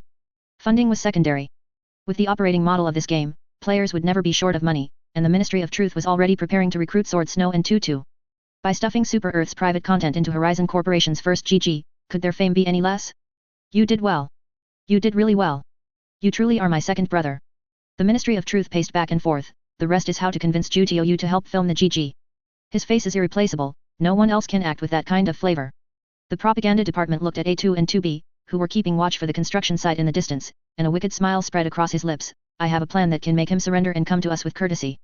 What he? Zhu Tianyu's voice stretched out long, as if afraid others wouldn't hear him. You want me to film a GG? How can I be so honored? I'm not being humble, but for this kind of thing, you'd better find someone else. Sure enough, the other three, who were sweating profusely battling the land on site, all turned their heads to look over, thinking they had misheard. I definitely didn't mishear. The Ministry of Truth pointed at Zhu Tianyu's face and said earnestly, my family lives in Fujian, and we've been fortune tellers for 6 generations. My grandfather was known as the Ma-Yi Divine Physiognomist. You have a heaven-gazing bone on your forehead and spiritual light in your eyes. You are simply a reincarnated celestial being, a god descended to earth, born with a photogenic face. It would be a great pity not to film our GG. I can guarantee that as long as you come once, you will become famous across the land, with countless fangirls. At this moment, the barbarian patted the Ministry of Truth's shoulder and suddenly asked, Ma-Yi Divine Physiognomist? Which Ma-Yi? Do I know him? Plus. Sakura Jim am I know, how would I know which Ma-Yi? Go ask my grandfather. The Ministry of Truth, who almost let slip, spoke vaguely. Although the barbarian was prone to getting hot-headed, in normal situations, he was definitely the smartest in the squad. You want to get Zhu Tianyu to film a GG? What kind of GG? What's the pay? The Ministry of Truth, having received Gloria's permission, wasn't worried about the barbarian's questions. He even showed him the mission. Isn't there a water plant being built here? It's a GG for selling water. He had a look that implied they were getting a great deal. This is a private mission we received. If it weren't for Zhu Tianyu's extraordinary appearance being so suitable, I would have gone to find my third brother. Although Good Brother's face was a bit simple, it was still a world apart from Zhu Tianyu's. Zhu Tianyu also saw the mission that the Ministry of Truth and the others had received, and his last bit of doubt vanished. After all, it was indeed filming a GG, what could be the problem? The barbarian still wanted to say something, but Zhu Tianyu was already impatient. Then what about my work here? The Ministry of Truth directly pulled Zhu Tianyu and walked out. Don't worry, you definitely won't be shorted on pay. Brotherhood is in the heart, we'll go through hell and high water together. Besides, with your natural acting skills, it'll take at most 1 or 2 days to finish filming. It will definitely earn more than this activity, and Instructor Gloria also said that those participating in this activity will receive activity subsidies. It's a huge profit. A barrage of flattery sent Zhu Tianyu soaring. Seeing that Zhu Tianyu was already lost in fantasy, the Ministry of Truth pressed on, throwing out his trump card, and this time, we will also arrange for A2 and 2B to be the female leads, and you will be the male lead. He even made a knowing expression. The A2 and 2B that Super Earth found were the envy of countless player groups, their status no less than the graffiti obtained by Kamen Rider this time. Sure enough, this final blow completely disoriented Zhu Tianyu. He scratched the back of his head and chuckled, oh dear, how can I be so honored? The Ministry of Truth secretly laughed, what a nutcase. Did anyone say that the male lead must have scenes with the female lead? And Zhu Tianyu, who had already fallen into the trap, had no idea what kind of title he would receive in the future, and was even incredibly moved by the Ministry of Truth. He tightly clasped the Ministry of Truth's hands. From today on, you are my brother for life. Enough talk, I agree. To go through fire and water for my brother is my life's creed. What's filming a GG? Let's do it. Let's do it. Players are always quick to act, no unnecessary chatter, just efficiency. As soon as the main actors agreed, they immediately took a train back to Night City with a group of people to prepare for all filming matters. The propaganda department even paid out of pocket to buy a set of Kilozi photography equipment from a store. Why not buy Kiroshi optics? The most basic model starts at 25,000, and the shooting effect isn't even better than a headshot camera. I'm out. Although the players didn't have a green screen for filming the GG, the Ministry of Truth could commission hacker players to do special effects production in cyberspace, saving a lot of money on company computing power. As for props, there was even less to say. The Ministry of Truth had long ago ordered 6 sets of cloaked cockroach suits from Aquaman Studio. With the 3 temporary actors this time, it was just enough. Of course, the equipment was still more about style than practicality, with only a few functions like bulletproofing and multi-vision. Its carrying capacity couldn't even compare to a simple exoskeleton, but the advantage was that it didn't interfere with the use of special cyberware. With explosive crossbows and rocket launchers strapped to their backs, it really looked the part. However, what they, engrossed in the GG filming, didn't know was that an Arezaka conspiracy targeting the players was approaching. Chapter 173 Super Earth. Our home. The filming of the GG went exceptionally smoothly. Although they only hired temporary actors, this didn't require much acting skill. Most of the on-screen characters wore helmets and posed, with only special actors and protagonists needing to show their faces. Some people are naturally gifted actors, or rather, their acting skills are inherently maxed out. The hacker players involved in the post-production were also highly motivated, so the final cut was released quickly. Logically, hackers are hackers, their skills don't align with special effects modeling or rendering. However, in the 3D cyberspace, hackers can still manipulate data to complete modeling. This is inherently a world of information, not to mention that the agency now has some braindance editors. Applying through the proper channels and collaborating makes the efficiency incredibly fast. On the Night City subway, the Ministry of Truth looked at the GG playing on his terminal, smiling so widely his mouth couldn't close. The GG began with white English text on a grey background, which translated to Super Earth Ministry of Truth. Please observe the following patriotic service announcement. Lack of attention will be considered treason. Thank you for your cooperation. The opening warning screen ended, and the Super Earth government emblem flashed on the screen for 2 seconds, followed by an aerial view of Night City from space. As the Earth rotated, the sun gradually appeared on the horizon, accompanied by DOGE's standard yet deep English voiceover, Super Earth. Our home. Water pollution, real footage of the highly toxic lake south of Night City. Animal extinction, real footage of numerous animal carcasses. This was followed by a slideshow, quickly flashing through several images of men and women meeting, falling in love, getting married, and having children, and children growing up. To prevent the female avatars in these photos from being obviously photoshopped, they were obscured by white light. Most prominently, a barrel-shaped product, strongly resembling those sold by the Real Water Corporation, was placed in the center of almost every frame, finally stopping at a photo of the child on the verge of adulthood. The scene then shifted to the Ministry of Truth himself, walking slowly down a street in Santo Domingo, carrying a freshly customized small cake on his way home. He even leisurely greeted the hooligans who were engaged in a gunfight and drug use on the street. Hey, how are you all doing? The hooligans responded kindly, get lost, you idiot. Voiceover, and all of this, in the end, fell upon us too. The Ministry of Truth pushed open his front door, and the first thing he saw was Ju Tiuyu's face, a face that would make passers-by frequently stare on the street. He was slumped on the sofa, picking his nose. It looked exactly like, no, it was a retard. He was still holding that bottle of water. The Ministry of Truth suddenly dropped to his knees, his expression exaggerated, clutching his head and shouting, no. My family. My child. No. The cake also fell to the ground, shattering into pieces. The scene then froze on the abstract and exaggerated faces of the Ministry of Truth and Ju Tiuyu. The Ministry of Truth walked out from one side of the frozen frame, his expression now very natural, as if speaking to the audience outside the screen, heh, does this look familiar? Polluted water sources and unclean drinking water are causing our children to become deformed and suffer from various illnesses from an early age. His words subtly implied that the Ju Tiuyu in the scene became a retard because he drank water from that company. Such scenes are playing out across the earth at this very moment. He smiled and pointed at the screen, the next one to suffer might be your child. Unless you can make the most important decision of your life. Updates are not easy, remember to share 101kshu.com. He snapped his fingers, and the scene changed. The Ministry of Truth was now wearing the power armor with the Cape Cockroach design, and the background became the swaying Horizon Corporation logo. He held a seemingly ordinary water bottle, and even had a buzz cut, his expression serious, choose truly clean drinking water. Prove to everyone that you have the strength and courage to pursue health. He twisted open the cap and gulped down the entire bottle of mineral water. The camera quickly zoomed in, passing through the skin and into the throat. The transparent, colorless water suddenly transformed into 6 soldiers in Cape Cockroach power armor, parachuting to the ground without any protection. They even had a circle of flames around them, caused by high-speed friction with the air. Join our ranks. After landing, the propaganda department and Good Brothers burst out of the smoke and dust, engaging in close quarters combat with some bizarre bio-monsters using rifles and machine guns, tearing them apart and sending their fluids flying. If one looked closely, they would notice that these monsters were marked with the colors or chemical formulas of various water pollutants, or even deformed logos of certain corporations. DOGE's voiceover suddenly became impassioned, choose Super Earth's carefully selected products, choose to become part of healthy humanity. Whoosh. Ju Tiuyu took a rocket launcher from his back and fired a mineral water bottle, pulverizing a giant monster and splattering green liquid all over him. Horizon Corporation's new purification technology, featuring water sourced from the Big Sur, a famous tourist destination of the last century. 99 purification processes ensure pure water to guarantee your family's health. A2 and 2B, clad in power armor and wielding long blades, fought their way through a monster encirclement towards the mountaintop. Finally, under the sunlight, they planted the Horizon Corporation flag into the ground at the peak. As the camera zoomed out, it revealed that the entire mountain and the monster carcasses together formed the shape of a mineral water bottle. As for whose it was self-evident. Moreover, each scene had text explaining what diseases these pollutants would cause, all ominously hinting at something. The battle ended, and the 6 gathered on the mountaintop, each opening a bottle of mineral water and drinking heartily. Let pure water benefit your entire body. Become your family's hero. The final shot was an upward-angled view, with several fighter jets streaking across the sky above the waving flag, followed by dozens more Cape Cockroaches parachuting down. Become a legend in your child's eyes. The GG concluded with DOGE's deep voice. Absolutely perfect. The propaganda department didn't care that he was on a subway car, he immediately hugged Good Brothers, who was sitting next to him, and jumped up, even humming a tune. I'm awesome. The show effect is explosive, as expected of my second brother.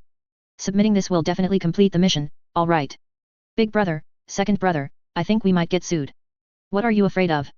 If those idiots have the guts, let them sue us in the game. I'll take down their development team, that's all. The only problem was that they felt a bit bad for Ju Tiuyu. After filming the GG, he threatened to throw all 3 members of Super Balloon into West Lake to feed the crabs. You mother-f***ers, a bunch of traitors. I shouldn't have trusted you. Ah. Just you wait. I swear I won't be human if I don't get my revenge. Regret was useless now. After all, he had signed a contract with the Super Balloon Trio, and refusing to fulfill it would incur 10 times the compensation. Zhu Tiaoyu could afford the compensation, but he didn't think it was necessary. It was just a bit of embarrassment, and he was used to that anyway. He would just find an opportunity to get his revenge next time. However, the trio's cheers drew strange looks from everyone in the subway car, especially from the white-haired middle-aged man in the red suit opposite them. His 4 eyes looked at the Super Balloon Trio as if they were idiots. His eyes were filled with disdain, disgust, and even a subtle contempt, as if looking at inferior people. After their cheering, the trio sat back down and also noticed the strange look from the person opposite them. This guy, why was he looking at people sideways? And he had 1 eye on his left face and 3 on his right. Being ugly was one thing, but being so abstractly ugly and asymmetrical. How could a player tolerate this? The propaganda department immediately looked directly at the other person and challenged, "What are you looking at?" 4 eyes, I recognize you. He recognized him?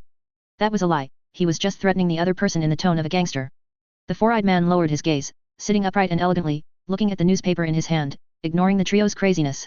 This wasn't fear, but pure disregard, completely ignoring them. Oh, so arrogant? It seems I'll have to have a good talk with you. The propaganda department made to stand up and show the other person the snake fist he had just learned from Natural Curl, but the Ministry of Truth held his shoulder. The Ministry of Truth saw several tall, burly bodyguards in black suits around the 4-eyed man. There were obvious signs of guns on their waists and backs, and they likely had combat cybernetics. Logically, someone of this status shouldn't be taking the subway. Forget it, don't stoop to his level. It wasn't that he was cowardly, but they were on a bullet train with so many people around. Getting into a big fight over a small verbal dispute was clearly unnecessary, and it would easily attract a large NCPD encirclement. Dying for nothing during such an event wasn't worth it. Moreover, the other person hadn't provoked them or made the first move. They might even be judged by the system as maliciously harming a passerby NPC and get kicked offline. Propaganda department could only suppress his anger. Humph, a great man doesn't bother with the petty. I'll let you off this time, old man. But after getting off the train at their stop, he still gave the 4-eyed guy the middle finger. Next time we meet, I'll punch out your eyes. I swear, I really will punch out your gold-rimmed glasses. After saying that, he even struck a pose resembling a snake's tongue flicking out. The 4-eyed guy didn't take propaganda department's provocation to heart. In his opinion, countless street punks like that died every day. They knew nothing but how to be arrogant, even if they were mercenaries from that company. Anyway, he wasn't far from death now, so he might as well let them be arrogant for a bit. At this moment, a big black man sitting beside him quietly asked in his ear, "Mr. Faraday, do you want me to find someone to take care of them?" Faraday didn't even lift his head, as if all his attention was on the newspaper in his hand. The headline was about the City Council, Kongtao, Mealy Tech, and Horizon Corporation developing the Big Sur water source. He turned a page and said indifferently, "Arezaka wants me to deal with Reyes, not this group of cyberpsychosis. Don't do 2 jobs for 1 payment. Besides, they won't live much longer. Don't cause any unnecessary trouble." His voice was calm and unruffled, yet it sent shivers down one's spine. Although Faraday appeared unconcerned, the player's combat power was indeed real. He didn't want to be bitten by a cornered wild dog before it died. If he died during the mission, wouldn't he suffer a huge loss? When the big black man heard Faraday wanted to take care of Reyes, his heart almost stopped. Isn't this a bit out of line? Killing a middleman in Reyes. Half of Santo Domingo's lower class had connections, big or small, with Reyes. Auto repair shops, used car lots, mercenaries, and even a street vendor might have to pay protection fees to Reyes. Although he wasn't like Faraday, who specialized in big contracts from corporations, he was still a figure in Night City. Rules are made by people. He himself came from a corporation, so he understands perfectly. Faraday put down the newspaper, and all 4 of his eyes closed. I've known him for over 10 years. He knows very well what the consequences of his actions will be. At this moment, the subway entered a tunnel, and the surrounding light suddenly dimmed. A breeze swept through the train car. When the subway emerged from the tunnel, a data chip appeared out of thin air in Faraday's hand. The necessary intelligence is in hand. Get ready to get off. After saying that, he stood up from the subway seat as if he had endured being there for a long time, eager to leave. At this point, one could even see that a blanket had been spread on the chair. The bodyguard beside him skillfully picked up the rolled blanket, folded it neatly, and put it into his pocket. Faraday wanted to grip the subway handrail, but when he reached out, a hint of disgust flashed in his eyes, and he withdrew his hand. After adjusting his suit and tie, he simply stood motionless by the door until the subway stopped. Only then, surrounded by his bodyguards, did he push through the crowd at the door and exit. Back at the agency bar, propaganda department was still thinking about that 4-eyed guy. He had such an arrogant look, a complete jerk. He almost instinctively disliked these guys who acted like they were something special all day long. Everyone has 2 shoulders and 1 head, what are you so arrogant about? Especially in Night City, this emotion was further amplified. After all, there were no rules here to restrain them. If they said they'd mess with you, they really would. Ministry of Truth also noticed his younger brother's displeasure, so he simply took him to Aquaman's studio to see their new equipment. This nickname was given by the players, but Arthur Clarke himself certainly wouldn't acknowledge it. There were more than just the initial 5 mechanics in the studio, now it had expanded to over 20, with more than 10 of them being player mechanic apprentices. They were all busy battling with their creations, and the entire studio was clanging and banging like a blacksmith's shop. This included Mantu, who hadn't graduated yet. She was moving her right arm in front of an exoskeleton. The rugged, mechanical-style exoskeleton looked like an iron skeleton, with cables wrapped around it like blood vessels, giving it a bit of a T-800 vibe. Its size was also larger than before. A player-designed light machine gun was attached to its right arm. It was originally planned to be 5.8 mm caliber, but after multiple rounds of actual combat, players found that this small caliber rifle was only suitable for low-tier skirmishes, like fighting gangs. However, in high-tier games, its power was clearly insufficient to break through the defenses of advanced defensive cybernetics. For example, when they encountered Atom Smasher last time, the rifles in the player's hands caused minimal damage to him. Only large-caliber machine guns and anti-materiel rifles could threaten such highly modified individuals. And the defense of the power-armored soldiers was even above Atom Smashers. As a result, the already completed model design had to be sent back for redevelopment. Now, they simply opted for the traditional 7.62x51 full-power rounds. However, the trade-off was a smaller ammunition capacity and greater weight. This was an unavoidable compromise. After all, they couldn't expect players to spray small-caliber rounds at Atom Smasher, could they? As for heavy machine guns, they simply brought out the American Federation's heirloom .50 caliber machine gun, which was only slightly smaller than the Type 31 heavy machine gun. Mantu held the control panel, adjusted the orientation, then lowered the mechanical visor on her forehead. The rotating shaft connecting her arm bone to the machine gun was subtly self-adjusting. As Mantu pressed the switch on the control panel. Bang! Bang! Bang! The machine gun, fixed to the arm bone, fired directly, driven by the electric trigger. Thumb-thick steel casings clattered to the ground, and the abandoned exoskeleton and dummy used as targets were instantly shredded. Seeing this, propaganda department completely forgot about the four-eyed guy and immediately moved closer to Mantu. Sis, dear sis, can this thing be installed on our equipment? Yours. Mantu looked at the cloaked roaches and shook her head directly. No, your required size is too small. A rotating module can't be installed on the arm. To strive for authenticity, the Helldiver's power armor was just a shell, not much larger than a real person. How could a machine gun be installed on its arm? A larger size would work too, we're not picky. Propaganda department rubbed his hands, already imagining himself driving this thing out and slaughtering everything. He still remembered the scene where he was crushed by the Arezaka power armor last time. Mantu took off her tactical goggles. The contents inside were similar to the optical cyberware fire control plugins currently sold on the market. It's just that the mechanics didn't have the technology to shrink it down to the size of a fingernail. This thing is originally meant to be put on the official store. You can just bring your exoskeletons to us for modification, but of course, you'll have to pay a modification fee. If you know someone, you can also buy it and install it yourself. Not all players who tinker with machinery were in the studio. After all, the studio's requirements were very strict, it was absolutely impossible. Nor was it allowed to bring out the welded hovercar that Sword Snow and the others had figured out last time. Regardless of the performance, the studio's products had to be mass-producible and safe. Propaganda department nodded repeatedly, immediately ready to pay, but Ministry of Truth held him back. Are there any other new toys? Just one machine gun. Ministry of Truth had noticed that there were still many things piled up in the corner. They're all universal. Mantu also noticed Ministry of Truth's gaze and said directly, these things are the firepower modules for the door frame robot, and they are universal with the exoskeleton. Multi-barrel rocket pods, grenade launchers, electrically controlled machine guns, anything can be installed. Mantu also pointed to Gypsy Danger and Eureka Striker, which were parked on the side like sleeping giants. If you can afford it, those can be installed on them too. Ministry of Truth shook his head repeatedly. It was a joke. Just one Gypsy Danger had cost Red Bucket tens of thousands, and it was still just a fancy display, good to look at but not practical. The two mates driving that thing couldn't even fight, they'd broken several tables. What would he do with that thing? Cloaked roaches. Chapter 174 Precautions. Besides the 3 super balloon runaways, there were also other scattered players busy in the bar. For example, Yuzo Kitchen, the hacker player who was constantly pestering Jackal and her crew. Have you all been to the old net? What does it look like? Is it as ugly as Neptune? After the rogue AI take over the Earth, will they give everyone in the village a white-stocking succubus? With their abilities, it shouldn't be hard to conjure a succubus, right? I'm not picky. Just give me a Yuzuno and a Koharu. If they absolutely have to give me a few more, it's not like I can't accept them as my father-in-law. Jackal, leaning on the bar table, kept stirring her drink with a straw. Her pupils rotated with the liquid as she replied weakly, so you want to eat and take, huh?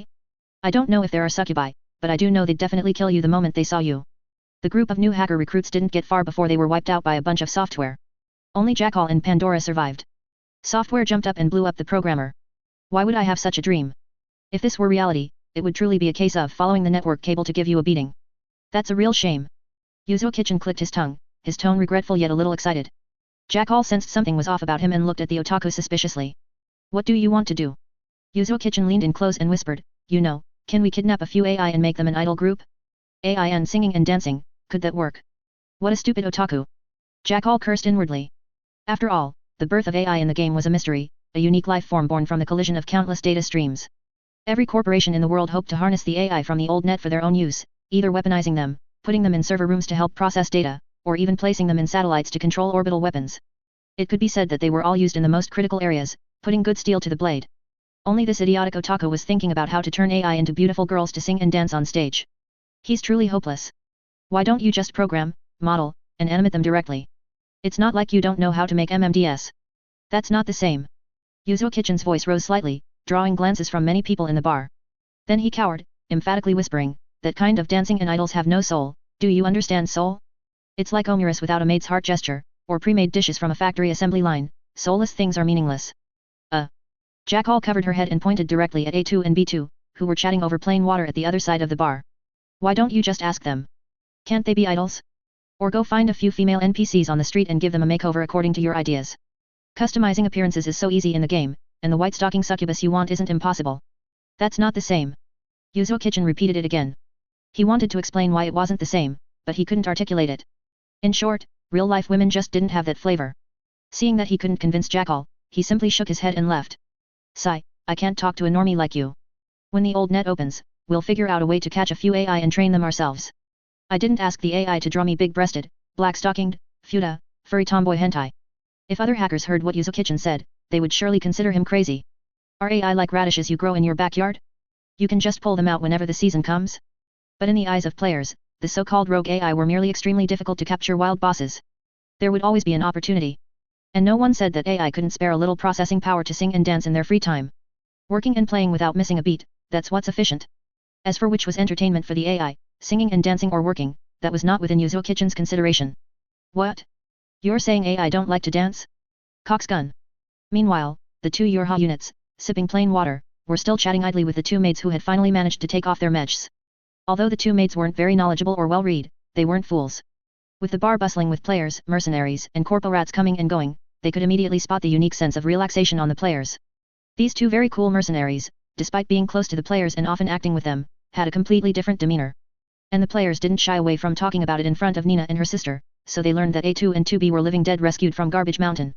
Along with pity, they also felt a sense of empathy, as if it weren't for the players' help, their own fate might not have been much better. Therefore, they felt a certain admiration for A2, who fought alongside the players.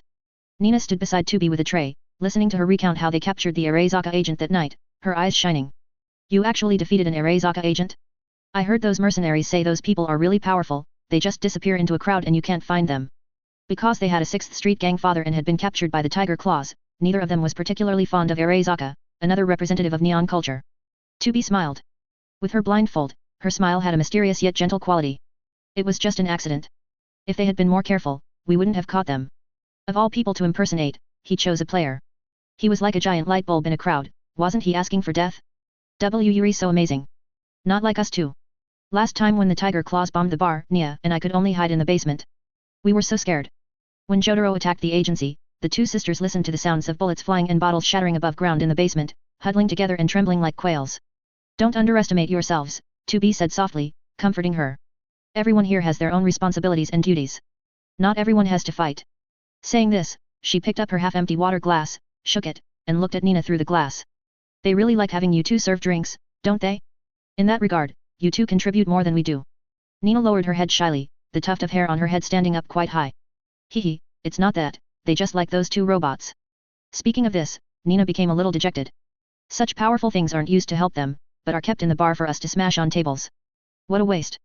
They hadn't fought, and they didn't know if the mech was actually useful, but in terms of appearance alone, it certainly wasn't bad.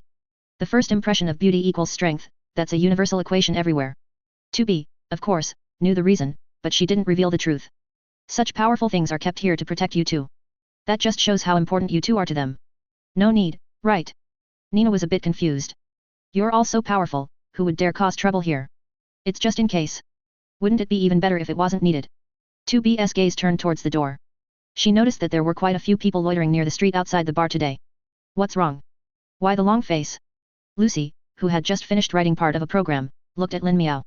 He was once again sitting in a chair, holding his head and frowning. The 6th Street Gang returned a batch of our goods. The goods he referred to were, of course, cheap exoskeletons. Although the 6th Street Gang had outwardly rejected his transaction for assets, it was well known that as long as the nameplate wasn't engraved with Made in China, it wasn't considered an Eastern product, but rather a symbol of mega. Just rebrand it, lower the price, and let the middleman take a cut, what's the big deal? But the strange thing was this: today, news came from the 6th Street Gang that they didn't want the goods, and wouldn't want them in the future either. Lucy wasn't surprised. Didn't you say that stuff wouldn't sell for long in Night City? I've seen quite a few imitations on the streets lately. Maybe the 6th Street Gang started making them themselves. The cost and technology weren't high to begin with. Once one came out, others would spring up like mushrooms after rain. Lin Miao had only seized the first mover advantage to distribute the goods and take the biggest slice of the pie. But Lin Miao shook his head. It won't be that simple. With a cheap external supply, they have no reason to abandon our goods and choose to produce at high cost themselves. Even if the 6th Street Gang really planned to make their own, word should have reached them, and they should have notified me in advance. They might even have asked me to bring people to smash the 6th Street Gang's factory, as this is also his source of income.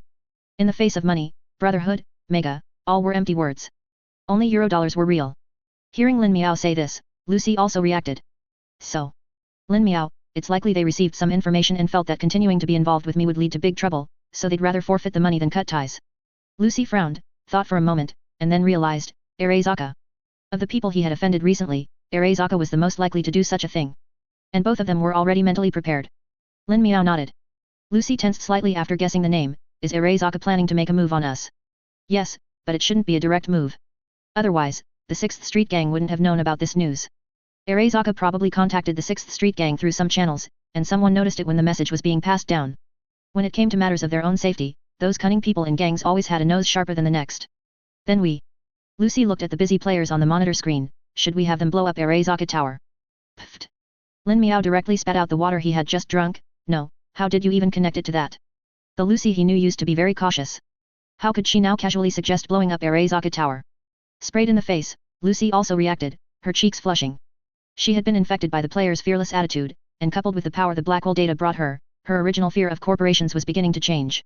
She said a little awkwardly, I just said it casually. Didn't they crash into the clamp tower? Lin Miao wiped his mouth and handed her a few more tissues to wipe her face. Until we're sure who is making a move, we can't act first. Rushing in will only give them leverage. What we need to do now is strengthen our defenses. So we just wait. Although Lucy hadn't heard the saying about not being able to guard against thieves every day, she knew that just waiting wasn't a solution. Who knew when the other party would make a move? But Lin Miao said, yes, wait. Every day we can wait is a day. Every day that passed, his player power would increase, and every day, his production line would churn out more melee tech. And while gangs wouldn't stand still, they couldn't possibly move faster than the players. At this moment, he also thought of Gloria, who was far away in Big Sur. If Arezaka were to make a move, they would definitely not miss such a big target. Moreover, that place wasn't even within Night City, so there was too much they could do. Mr. Lin, I was just about to report on the project's progress. Gloria on the other side of the screen was holding a book. She seemed a little surprised to see Lin Miao. Her relationship with Lin Miao was clearly not as close as Lucy's, she still treated him as a superior. Don't worry about that for now. Lin Miao had great confidence in the work efficiency of the oxen and horses he meant players. Moreover, the sewage treatment plant wasn't a conventional building. With the help of design blueprints, construction would be much faster than conventional buildings. Gloria blinked, waiting for Lin Miao's instructions. Someone might come to the construction site to cause trouble in the near future. You should send more people to expand the patrol area, but don't go near the Tremont direction. This. Gloria hesitated. Although she knew she shouldn't refute Lin Miao's words, she still asked curiously, isn't Major Anderson, sent by Melee Tech, already in charge of security? This was a joint development project between Horizon Corporation and Melee Tech. Melee Tech had stationed a force of over 200 people near the construction site to ensure its safety. Gloria was a little confused as to why this extra step was necessary. Lin Miao shook his head, those guys monitor more than they protect. If we're really attacked, they might not even arrive at the scene until everyone is dead. Lin Miao knew the style of these corporations very well. The things he had currently brought out could no longer be explained away by claiming they were self-developed. Melee Tech, Arezaka, and the unusually active Kong Tao, these people must all suspect that he had unearthed lost technology from the old net or other channels. Melee Tech might even take this opportunity to instigate Arezaka to suppress the burgeoning Horizon Corporation, preferably waiting for Arezaka to cripple him, and then they would step in to save Lin Miao, acquire the corporation, and seize all technological reserves without shedding a drop of blood.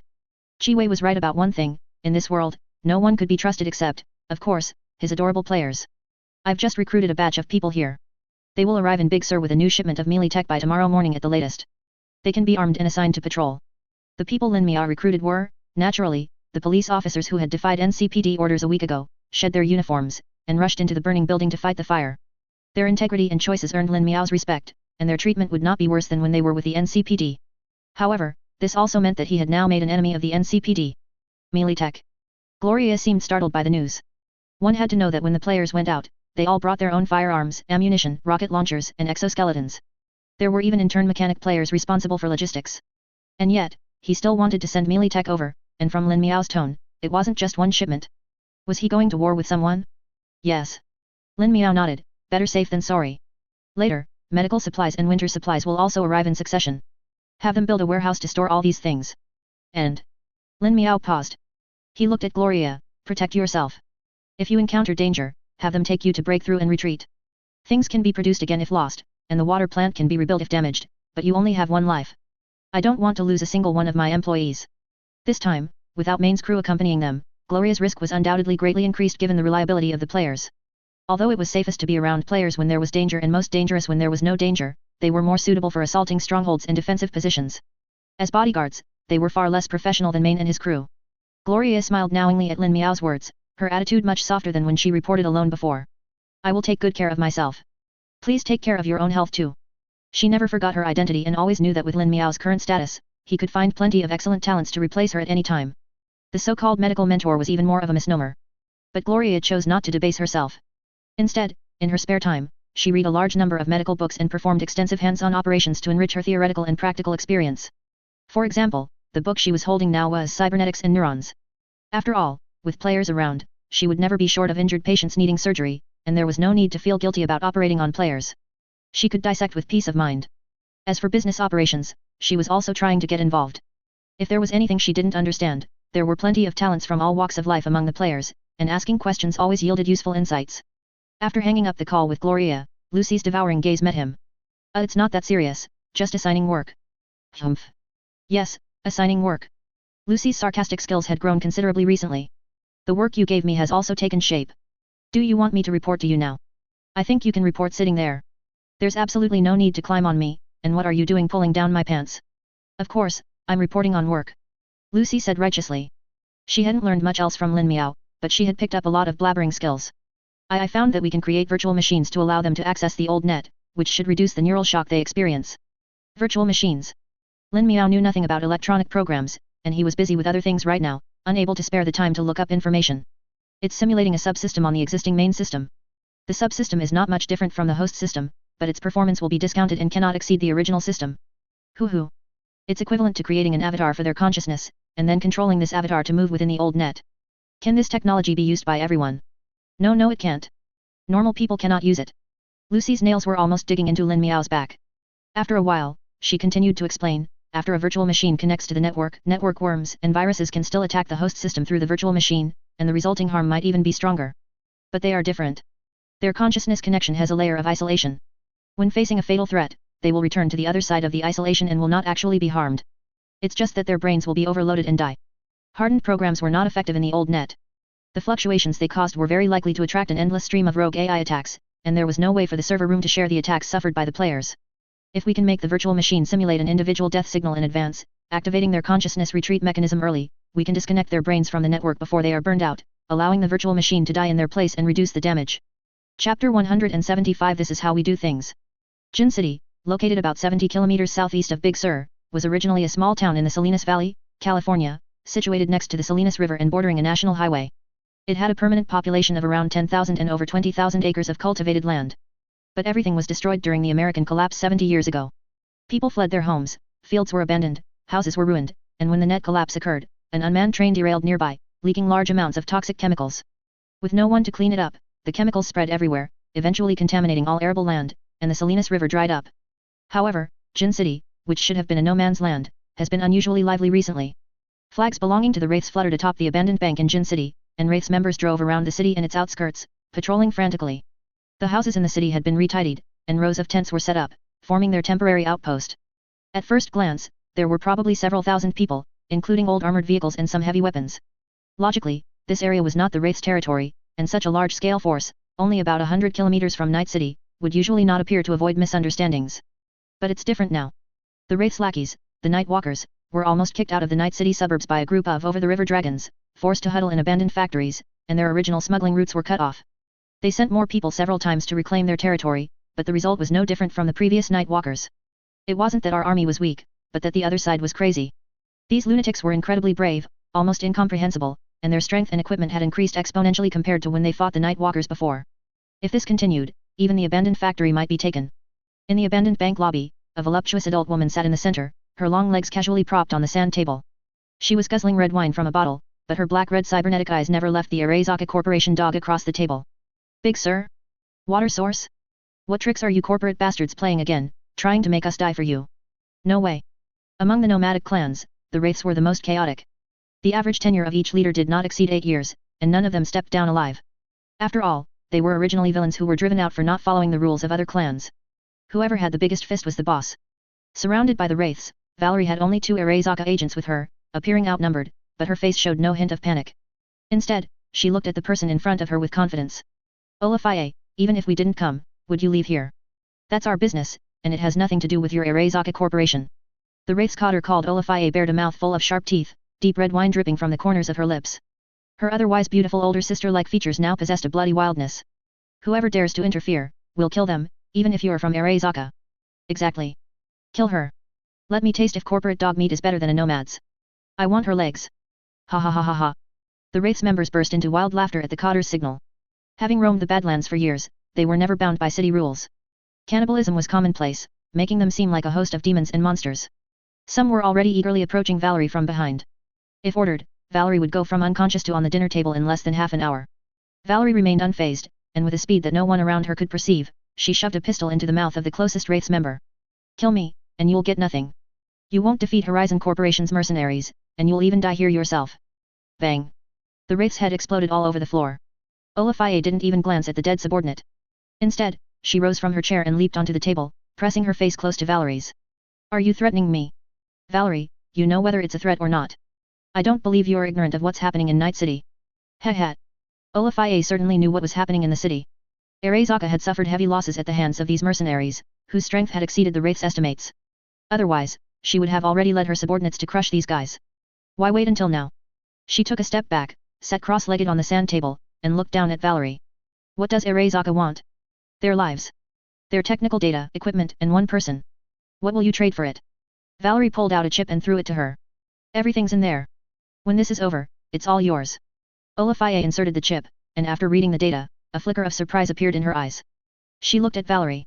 Are you crazy? Such a huge investment. Valerie said calmly, it's foolproof. Ha. Ha ha ha ha. Ha ha ha ha ha. As if she had heard a joke, Olafie stared directly at Valerie, her laughter growing increasingly manic. Suddenly, her face turned cold. You corporate bastards, you never make a losing deal. Do you think I'm stupid? Add more money. Valerie did not directly refuse, you can ask for as much as you want, provided you get the job done. That's more like it. Olafie's face changed like the weather in June, suddenly becoming seductive again. She picked up a cup from the table, filled it with red wine, and presented it to Valerie. Come, have a drink. Here's to our pleasant cooperation. Valerie took the wine glass and drank it in one gulp. The faint sour taste of wine was mixed with the taste of rust. There was blood in it. Leaving the camp, she got into the aerocar. The agent who had been with Valerie suddenly questioned, the corporation didn't say anything about giving these nomads extra money. This is beyond your authority. Valerie squinted at the special operations agent, her contemptuous gaze like she was looking at an annoying fly. Idiot, I said she could ask for anything, but did I say the corporation would pay? Or do you think Melee Tech will just watch these wraiths escape? Don't you know you're radiating stupidity right now? If you don't know how to offer valuable advice, then shut your mouth, or go back and switch to a liquid feeder. In the distance, the sun gradually sank below the horizon, and darkness once again colored the sea, washing over the beaches of Pacifica in wave after wave, dragging the already heavy clouds into the abyss, making it hard to breathe. It is reported that at 3 o'clock yesterday afternoon, a convoy transporting heavy equipment for Arezaka Corporation to Salinas was hijacked by unidentified nomads near San Lucas. Although all personnel were safely evacuated after a fierce battle by Arezaka's escort, a large amount of equipment was still taken by the nomads. This undoubtedly added another layer of danger to the already perilous Badlands. Abernathy, head of Arezaka's Special Operations Department, stated that this was a terrorist attack, and Arezaka strongly condemned such shameless behavior, vowing to recover the stolen items at all costs before irreversible damage is done. Most of the news played on the TV in the ice cream parlor consisted of business content and commercials, with nothing related to the general public. If there was, it was probably about new taxes, how many people had died in the city, or hyping up some company's stock, encouraging everyone to buy. Players once tried to calculate Night City stocks based on this information, hoping to make a fortune. The final outcome was not just losing all their money, they almost lost their pants too. Luckily, they didn't use leverage, otherwise they might have had to sell their bodies in bars to pay off their debts. Lin Miao wouldn't indulge them, account funds would truly be deducted into the negative, forcing them to work manual labor to pay it back. Night City's stock market was not for small investors at all. They could halt trading whenever they wanted, or cause a market crash whenever they pleased, with 1,000 ways to drain your capital. Officer, having witnessed too many financial tragedies, had no interest in stock trading. He preferred running his small shop. Looking at the newly renovated ice cream parlor, Egyptian Queen marveled, Pacifica truly lives up to its name. A small shop like this only costs €800 a month in rent. It makes me want to open one myself. The hot dog vendor next door twitched his mouth upon hearing this. Damn it, they want €2,000 in rent and a 50% cut of revenue for protection money. You crazy people have to be willing to pay it. Pacifica has no NCPD. The Wraiths only control Dogtown, and other areas are overrun by gangs. All storefronts are monopolized by these gangs. If you want to do business, you have to pay them protection fees and rent, even if you are just setting up a street stall, you still have to pay. Often, after paying all sorts of miscellaneous fees, the money street vendors painstakingly earn in a month is barely enough to get by, and if their luck is bad, they even lose money. But the players aren't going to fall for that. You're collecting protection fees from Officer? Are you trying to get yourself killed? In Kowloon, it's always been the gangs paying protection fees to Officer. When did it become Officer paying protection fees to gangs? 3 days ago, an officer who had his eye on a storefront immediately led 7 or 8 players to storm the gang's stronghold, tying the gang leader to a chair and beating him, making him experience the style of Kowloon Officer. You know, even in 2024, gangs like Sun Yeon are still active on the streets of Kowloon, though they're much more low-key than at the end of the last century and don't dare to cross the line. Do they really think Officer are the same as those goody two-shoes on the mainland? Beaten black and blue, the gang leader cried and begged, I won't collect it, I won't collect your money, is that okay? I'll just give you that shop directly. From tomorrow, none of my people will go near it. Damn it, how did he manage to provoke these plagues? Won't collect it. Officer's face showed no trace of a smile when he heard this, because according to the game system rules, both parties must sign a legal contract for company investment to take effect. This method of forcing someone to give something for free through violence won't work, money must be given. The way you're doing this, it makes me look like an unreasonable person. The gang leader thought the other party was being sarcastic and quickly pleaded, really, I really don't want your money. I'll give you whatever you want. How much do you want? If they kept hitting him, he was really going to die. Officer held a hammer and motioned to Shui Yu to continue placing those newspapers on the gang leader's chest. Hitting him like this would cause internal injuries, at most, the surface of his skin would be bruised. Officer brought the hammer down hard. If it weren't for his artificial lungs, the gang leader would have nearly choked and died. Officer gently patted the other party's face and said with a smile, not collecting it won't work either. I've always been a person who follows rules. Whatever the price should be, that's what it is. I won't shortchange you a single cent. Do you understand? Whatever you say, that's what it is. I agree to everything. The gang leader, who was almost beaten to death, could only nod vigorously, but he didn't understand at all and cursed wildly in his heart. You cybernetic psycho, if I collect your money, you beat me, if I don't collect your money, you still beat me. Are you sick or something? Good. Only then did Officer show a satisfied smile, pulling a contract from his pocket. Here, sign this. Oh, and remember to fill in the numbers yourself in the rent column. Looking at that devil-like smile, the untied gang leader tremblingly picked up the pen, watching Officer's expression as he wrote 1 in the rent column. He wanted to write $1, but Officer's cold gaze made his hand tremble, accidentally crooked, and he could only write 8. Officer, why are you looking at me? Keep writing. The gang leader added another 0, increasing the rent tenfold to €80 a month, but Officer still had that deadpan expression. He could only bite the bullet and add another 0, multiplying it by 10 again. Cough. A cough startled the gang leader out of his wits. Only when he saw Officer's amiable expression did he breathe a sigh of relief. Officer watched the gang leader sign and initial the document, then said kindly, then it's settled. €800 a month, in triplicate. No backing out, okay. No backing out, no backing out. €800, utilities included. It's in black and white, everyone on the street knows I, Jackie, am a man of principle. What I say, I do. Good. Officer satisfactorily retrieved his copy of the contract. The game had just prompted that the contract was in effect. Brothers, let's go. The gang leader said with a mournful face, sirs, take your time. I won't see you out. Snapping out of his memories from a few days ago, Officer said to the unsuspecting glamorous woman, all right, I happen to know the boss of this area. He's very easy to talk to. €800 a month, fair and honest. But what kind of shop do you want to open? The boss won't agree to those messy proposals. €800? Although she felt something was off, glamorous woman thought that Officer wouldn't go so far as to trick her. Egyptian Queen put her hands on her hips, striking a bizarre JoJo pose. An equipment manufacturing factory. Aquaman's studio is swamped, with orders backed up. A few other mechanic players, and I think that custom equipment with low technical content that can be mass-produced doesn't need to bother the studio and waste their time. We'll set up our own assembly line for mass production. He also saw the surge in player numbers. It was impossible for everyone to go to Aquaman's studio, otherwise, they'd have to wait until next year. For products like the Cloak Cockroach, players could completely set up their own production lines for mass production, which would also ease the pressure on the factory in Stone Ridge Mountain. At this moment, a tender child's voice interrupted their conversation. "Oh, is this where Mama will work in the future?" Ling Mei, holding her mother's hand, walked into the shop and curiously looked around. The simple tables and chairs, front desk, and back kitchen looked no different from an ordinary restaurant, except for the menu, which had some things Ling Mei had never seen before. Players were curious to try Night City's food. Even if it didn't taste good, they could turn off their sense of smell and taste and force it down. But with money, they still wanted to pursue culinary delights, an American style, or rather, Night City's current dining flavors were far from what players were used to. Although the street vendors on East Republic Road had already started to improve their cuisine to better suit the palates of these mercenaries, they ultimately couldn't know what the players wanted to eat as well as the players themselves. Egg fried rice. Stir-fried rice noodles. Sago milk tea. Officer, who had just been discussing the shop, saw an acquaintance enter and said with a smile, "That's right, do you want to try some? Ling Mei can be the first customer here, it's on the house." "Really?" Ling Mei's eyes widened, her small hands clasped behind her back. Not to mention Ling Mei, even her mother had never seen these things in Night City. They might not have even seen an egg. Of course, Officer couldn't get real eggs, at least not now. The so-called egg fried rice was actually made from synthetic egg powder using lecithin, sodium alginate, calcium lactate, and other ingredients. The texture of the fried product was not far from real fried eggs, but it certainly lacked the nutritional value of the latter. As for the rice, it was all sourced from players in the chemical workshop. They were about to give up on this stuff, but Officer and others persuaded them to keep it. After all, there would be at least several thousand mouths to feed in the future, so expanding production and lowering costs was still a good technical reserve. With rice products like rice noodles and sago were naturally not an issue. Unlike her daughter, who was asking questions like a curious baby, Nishikawa Miki looked around somewhat uneasily. This was Pacifica, rumored to be the most chaotic area in Night City. She had gathered all her courage, coupled with her trust in these mercenaries, to come and work. And including her daughter, there would be 2 waitresses. She hesitated for a moment before slowly asking Officer, "Boss, what do I need to do?" Officer pointed to the computer and cash register at the front desk. "Cashier, serving dishes, in short, all the things you find in a restaurant." Then he added, "If you encounter danger, press the red button under the table, and someone will come to assist immediately. There are also Haitians watching near the entrance. Before that, just protect yourself. But it's already dark now, let's open tomorrow." Besides the front desk staff, there were also 2 cooks in the back, both recruited from Watson. Officer had put in a lot of effort just to teach them how to cook these meals.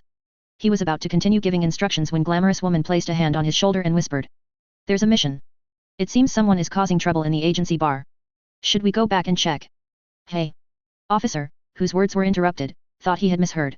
Someone was causing trouble in the agency bar? Were they tired of living? Boom. A clap of thunder roared, and the deep blue, almost black sky suddenly lit up like day, scaring little Ling Mei into shrinking into her mother's arms. Immediately, torrential rain poured down, enveloping the neon city.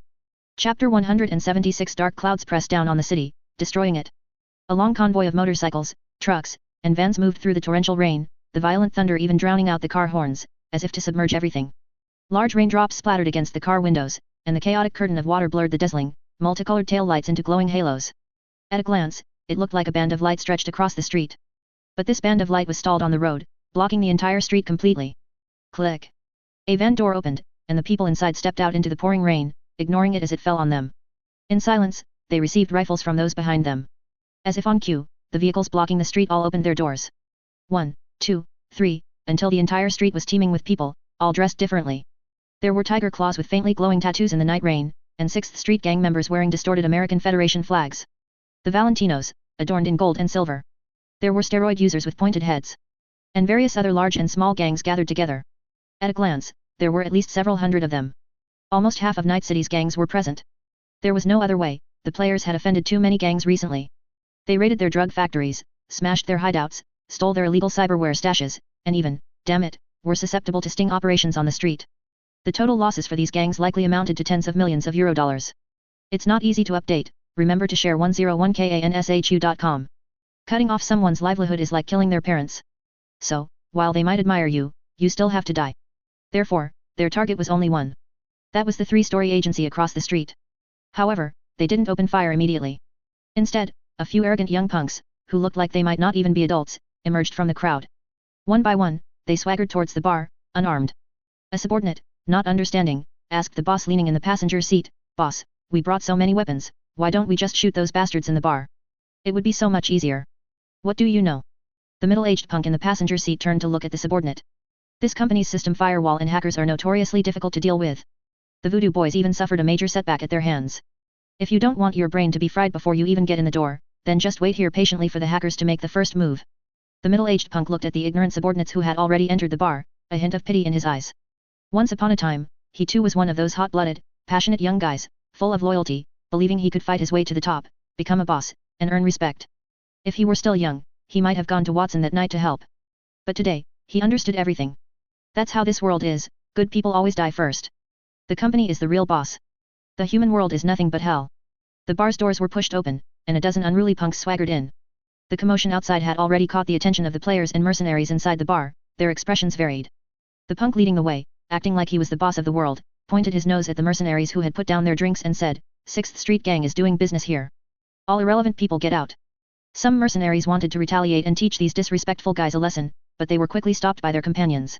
After all, the endless stream of gang members on the street already indicated the seriousness of the situation. If they acted now, they would surely be added to the liquidation list. The punk casually pushed aside a mercenary blocking his way. "Move, this has nothing to do with you." They were underage and new to the gang, single-minded and truly not afraid of death, otherwise they wouldn't have been assigned such a task by those above them. But more and more mercenaries stood up, looking coldly at these punks. Everyone here lived by the sword, so they all had some temper.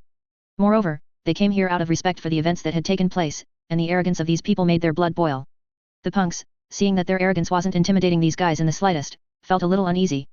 But then a young man's voice suddenly came over the bar's broadcast, "Dear guests, the bar is now closing. To avoid unnecessary collateral damage, please leave as soon as possible." A mercenary slammed his hand on the table. "What are we afraid of? Whoever comes, we'll kill them. We even beat Arezaka, are we afraid of them?" Immediately, someone echoed, "Exactly, boss, let us get our guns back and fight them." Many of the people here were mercenaries who had participated in that battle and were now regulars at the bar. Logically, the bar's affairs had nothing to do with the guests, but they were unexpectedly willing to help now. A few seconds later, two doors opened simultaneously. One was the exit, and the other was the weapons storage room, the intention self-evident. Today is a personal grudge between them and me. So, regardless of whether you choose to leave or stay today, everyone will be esteemed guests of this bar in the future. The doors here will always be open to you. Hearing this, the mercenaries' expressions were complex. Some went into the storage room to retrieve their belongings and then hurried away, while others chose to stay, preparing to see what these guys were up to. Seeing that many people had fled, the punks who had just been a little nervous immediately became arrogant. "You know fear now, don't you?" The leader, completely oblivious to the increasingly strange atmosphere in the bar, continued to provoke, pointing directly at the female player closest to him and saying, "What are you looking at? Do you believe I'll flatten you?" He wasn't completely stupid, his optical implant scanned her and found that she had pitifully few cyberware implants, making her an easy target. He intended to use this woman as an example. After all, the big black man next to the woman, with his back to him, clearly looked formidable. His back alone suggested terrifying strength. And the others, with their high number of cyberware implants, didn't look human. He suddenly felt like he had taken a wrong turn and entered the Maelstrom's territory instead of a bar. But with so many people watching, he still bit the bullet and said, "I'm talking about you. Not convinced? Come on, let's have a one-on-one fight. No one's allowed to cheat, okay?"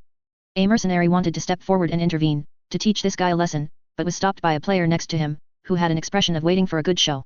Mandu silently stood up. She was a bit speechless. She had no classes during the day, so she couldn't sit still and logged on. How did she run into a sudden event? "I'm so annoyed." She was even scheduled to participate in some robot competition tonight, she couldn't even relax. Seeing the woman walk up to him, the punk became even more arrogant. "Why the fierce expression? Do you think you can beat me? I can even let you have one punch." He pointed to his stomach. "Hit me, ah." The last "ah" was drawn out, not intentionally, but because before he could finish speaking, Mandu had already landed a punch on his stomach. Pfft. He spat out a mouthful of old blood, his body hunched like a shrimp, his facial features contorted, flushed crimson. Enduring the searing pain in his internal organs, the punk struggled to lift his head, looking at the woman in front of him in disbelief. "Auntie, what do you do?" Mandu gritted her teeth and said, "I'm your mother." Bang, bang, bang. The sounds of shattering tables and chairs and fists hitting flesh came from inside the bar, but the gang's hackers still hadn't breached Poseidon's defenses. Even with the ice-breaking programs supported by Arezaka, they were still unable to take down a truly powerful AI. The two sides fought fiercely in cyberspace, and the streetlights of the surrounding buildings and streets flickered continuously, as if they could overload and explode at any moment. No more waiting. Inside a luxury car in the center of the street's convoy, an American military-clad man in sunglasses extinguished his cigarette. Blow up those autocannons. Everyone push forward and kill them. No matter who it is, leave no survivors. Also, find the location of their server room. Don't damage what the higher UPS want. The people on the street came from more than one gang and couldn't possibly obey one person's command. Therefore, the 6th Street Gang acted first, firing the first shot. A volley of rockets blasted towards the company's interior, and several exposed autocannons were immediately blown to pieces. Damn it, why did it suddenly start raining? How unlucky. Reyes, who was waiting in the used car garage for his subordinates to deliver a car, didn't even have time to go inside before the rain soaked his clothes. He took off his jacket, tossed it onto a hanger, and sat on the dilapidated sofa, lighting a cigarette and taking a satisfying puff. Seth, go ask them how much longer they'll be. Seth looked at his watch, probably soon. They just said 10 minutes. But boss, I reckon this batch of goods will be out of stock in less than 2 days. Those guys' demand is too high. Old Captain also gave a wry smile. In all his years of selling used cars in Night City, this was the first time he had sold out of even used black market cars. The cars the younger brothers stole simply couldn't keep up with how fast those lunatics bought cars. Other mercenaries squads would buy 1 or 2 cars for shared use, but these bastards insisted on 1 car per person, and every time they drove to the repair shop, the cars were riddled with bullet holes, practically like an Iraq War damaged edition. Reyes flicked the ash from his cigarette and touched the corner of his mouth. I never thought I'd be troubled by making too much money one day. What a happy problem. Then let me end this meaningless trouble for you, how about it, Reyes? The sudden voice made Reyes' heart tighten, and his right hand reached under the sofa. A bullet directly pierced the sofa and accurately hit Reyes' hand, shattering his entire palm, with 5 fingers and blood splattering all over the sofa. Ugh. Reyes clutched his continuously bleeding right hand, his face pale, as he looked towards the source of the voice by the side door of the garage. Through the flickering lightning, he clearly saw the person's face. And their iconic 4 eyes. Reyes gritted his teeth and uttered the man's name. Faraday, what are you doing here? Seth, who had just been busy repairing cars, was about to pull out his gun to retaliate the moment he heard the gunshot, but another bullet pierced the garage door, hitting his right shoulder. Faraday stared indifferently at this man, a fellow fixer in Santo Domingo. As an old friend, I've come to see you one last time, have a chat, and then send you off. A large mechanical hand punched through the rolling door, tearing open the metal like paper, revealing an entire mercenaries squad standing behind it. Seth still wanted to call for backup, but the signal here had long been jammed by Faraday's people. The mercenaries hacker noticed his small movement and said mockingly, give up. Your channel has been infiltrated by me, and all nearby strongholds have been cleared out. You are the last one here. No one will come to save you, even if you scream your lungs out. Shout. Seth, stop. Seth was unwilling to give up and wanted to fight them, but Reyes called him to a halt, then said to Faraday, let him go. Your target is me anyway. I'll talk to you about whatever you want. Not necessarily. The mercenaries' leader raised his gun, ready to blow Seth's head off, but Faraday said, let him go. Seth looked at Reyes unwillingly, boss. Although Reyes was sweating profusely from the pain, his tone was calm, go. If you die, who will bury me? Seth's lips moved slightly, and he eventually covered his wound and walked out through the gap between the mercenaries, head bowed. I thought he was a tough guy, but he's just a coward. Abandoning his boss to save his own life, it seems old Captain's reputation isn't all that much.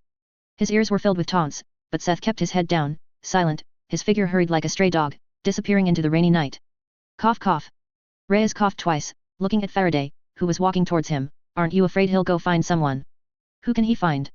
Faraday's voice was low and slow, those people are too busy to care about themselves right now. The 6th Street Gang won't bother with you, and all the well-known mercenaries in Santo Domingo have been diverted by me. As for those rabble under you, if you want them to come here and die, you can certainly try. Reyes gritted his teeth and said nothing, seemingly acquiescing to the truth of the other party's words. In Santo Domingo, old Captain's reputation was not small, but it mostly circulated among the lower classes. As for the mercenaries' circle, he was far inferior to Faraday, who was backed by melee tech. Faraday pulled up a chair from the side and sat down in front of Reyes, asking somewhat nostalgically, how long have we known each other, Moomer Reyes? Reyes seemed to have accepted his fate, relaxing his body against the sofa. Vittorio Faraday, it's been 47 years, hasn't it? I still remember the first time I saw you, you were wandering the streets of Haywood like a shark arm. Is that so? It's been that long. Faraday closed his eyes nostalgically, as if returning to that time. Do you know how much I envied you and Daniels back then? Able to afford an education, able to eat, even able to work in a big company, earning a salary I couldn't even dream of, so much better than me, a worthless life on the streets. I envied you, I hated you. To be honest, I never expected you to see me and Daniels that way. Reyes took a drag from the cigarette he had just lit with one hand, then blew out a puff of smoke. And why are you talking like a resentful woman now? I never touched your ass. He wore shorts and a shirt, cursing, forming a stark contrast with the well-dressed Faraday. Faraday took a deep breath, maintaining his composure. Look at how you are now, Reyes. I once considered you a goal. For years, I dreamt of surpassing you. I desperately wanted to get into a company, take off those damned ragged clothes and put on a suit, eat meat, drive a car, live in a house. But no company was willing to take a street punk. They would just laugh and kick me out, some wouldn't even let me through the door. So from that day on, I swore, I would leave the damned streets, climb up step by step. I would step on everyone who looked down on me. Now, I've succeeded. And look at you. Reyes. Faraday sat up straight, looking down at Reyes. I once envied your life, your status. And what about you? You resigned from your company position, returned to Santo Domingo, returned to the place I desperately wanted to escape, became a fixer, content with your lot, neither rising nor falling, associating with car thieves, mixing with a bunch of trash who will never amount to anything, unkempt. Look at where you live, it's like a dog kennel. And for Watson, which has nothing to do with you, you offended Arezaka, and now you are going to lose your life. Don't you think this world is strange? Faraday looked around the small, oil-smelling space, filled with repair tools and worn-out tires. Do you know where I live now? I live on the top floor of a luxury hotel in Charter Hill, a place I couldn't even look up to before. Even the air there is cleaner than below. Thanks to you, I also got connected with Arezaka, and I can climb even higher in the future. Reyes listened as Faraday boasted about how rich he was, what cars he drove, what buildings he lived in, what women he slept with, what rich people he knew. He simply continued to puff on his cigarette until it burned out, then exhaled a cloud of mist onto Faraday's face. When the mist cleared, Faraday looked at Reyes. Reyes' face was pale, but he still smiled and said, "So, you still haven't worked in a company, have you? You've never worked in a company, you don't know what it's like inside, you arrogantly imagine that you are now qualified to deal with them, qualified to be on equal footing with the corporate dogs, having escaped the lower class, becoming a superior person." Reyes flicked the remaining cigarette filter onto Faraday, the scattered ash dirtying the expensive suit. "But I've been in a company, I know what it's like. Let me tell you, in their eyes, you are essentially no different from 47 years ago. At most, you've just gone from a dog in a ragged shirt to a dog in a suit.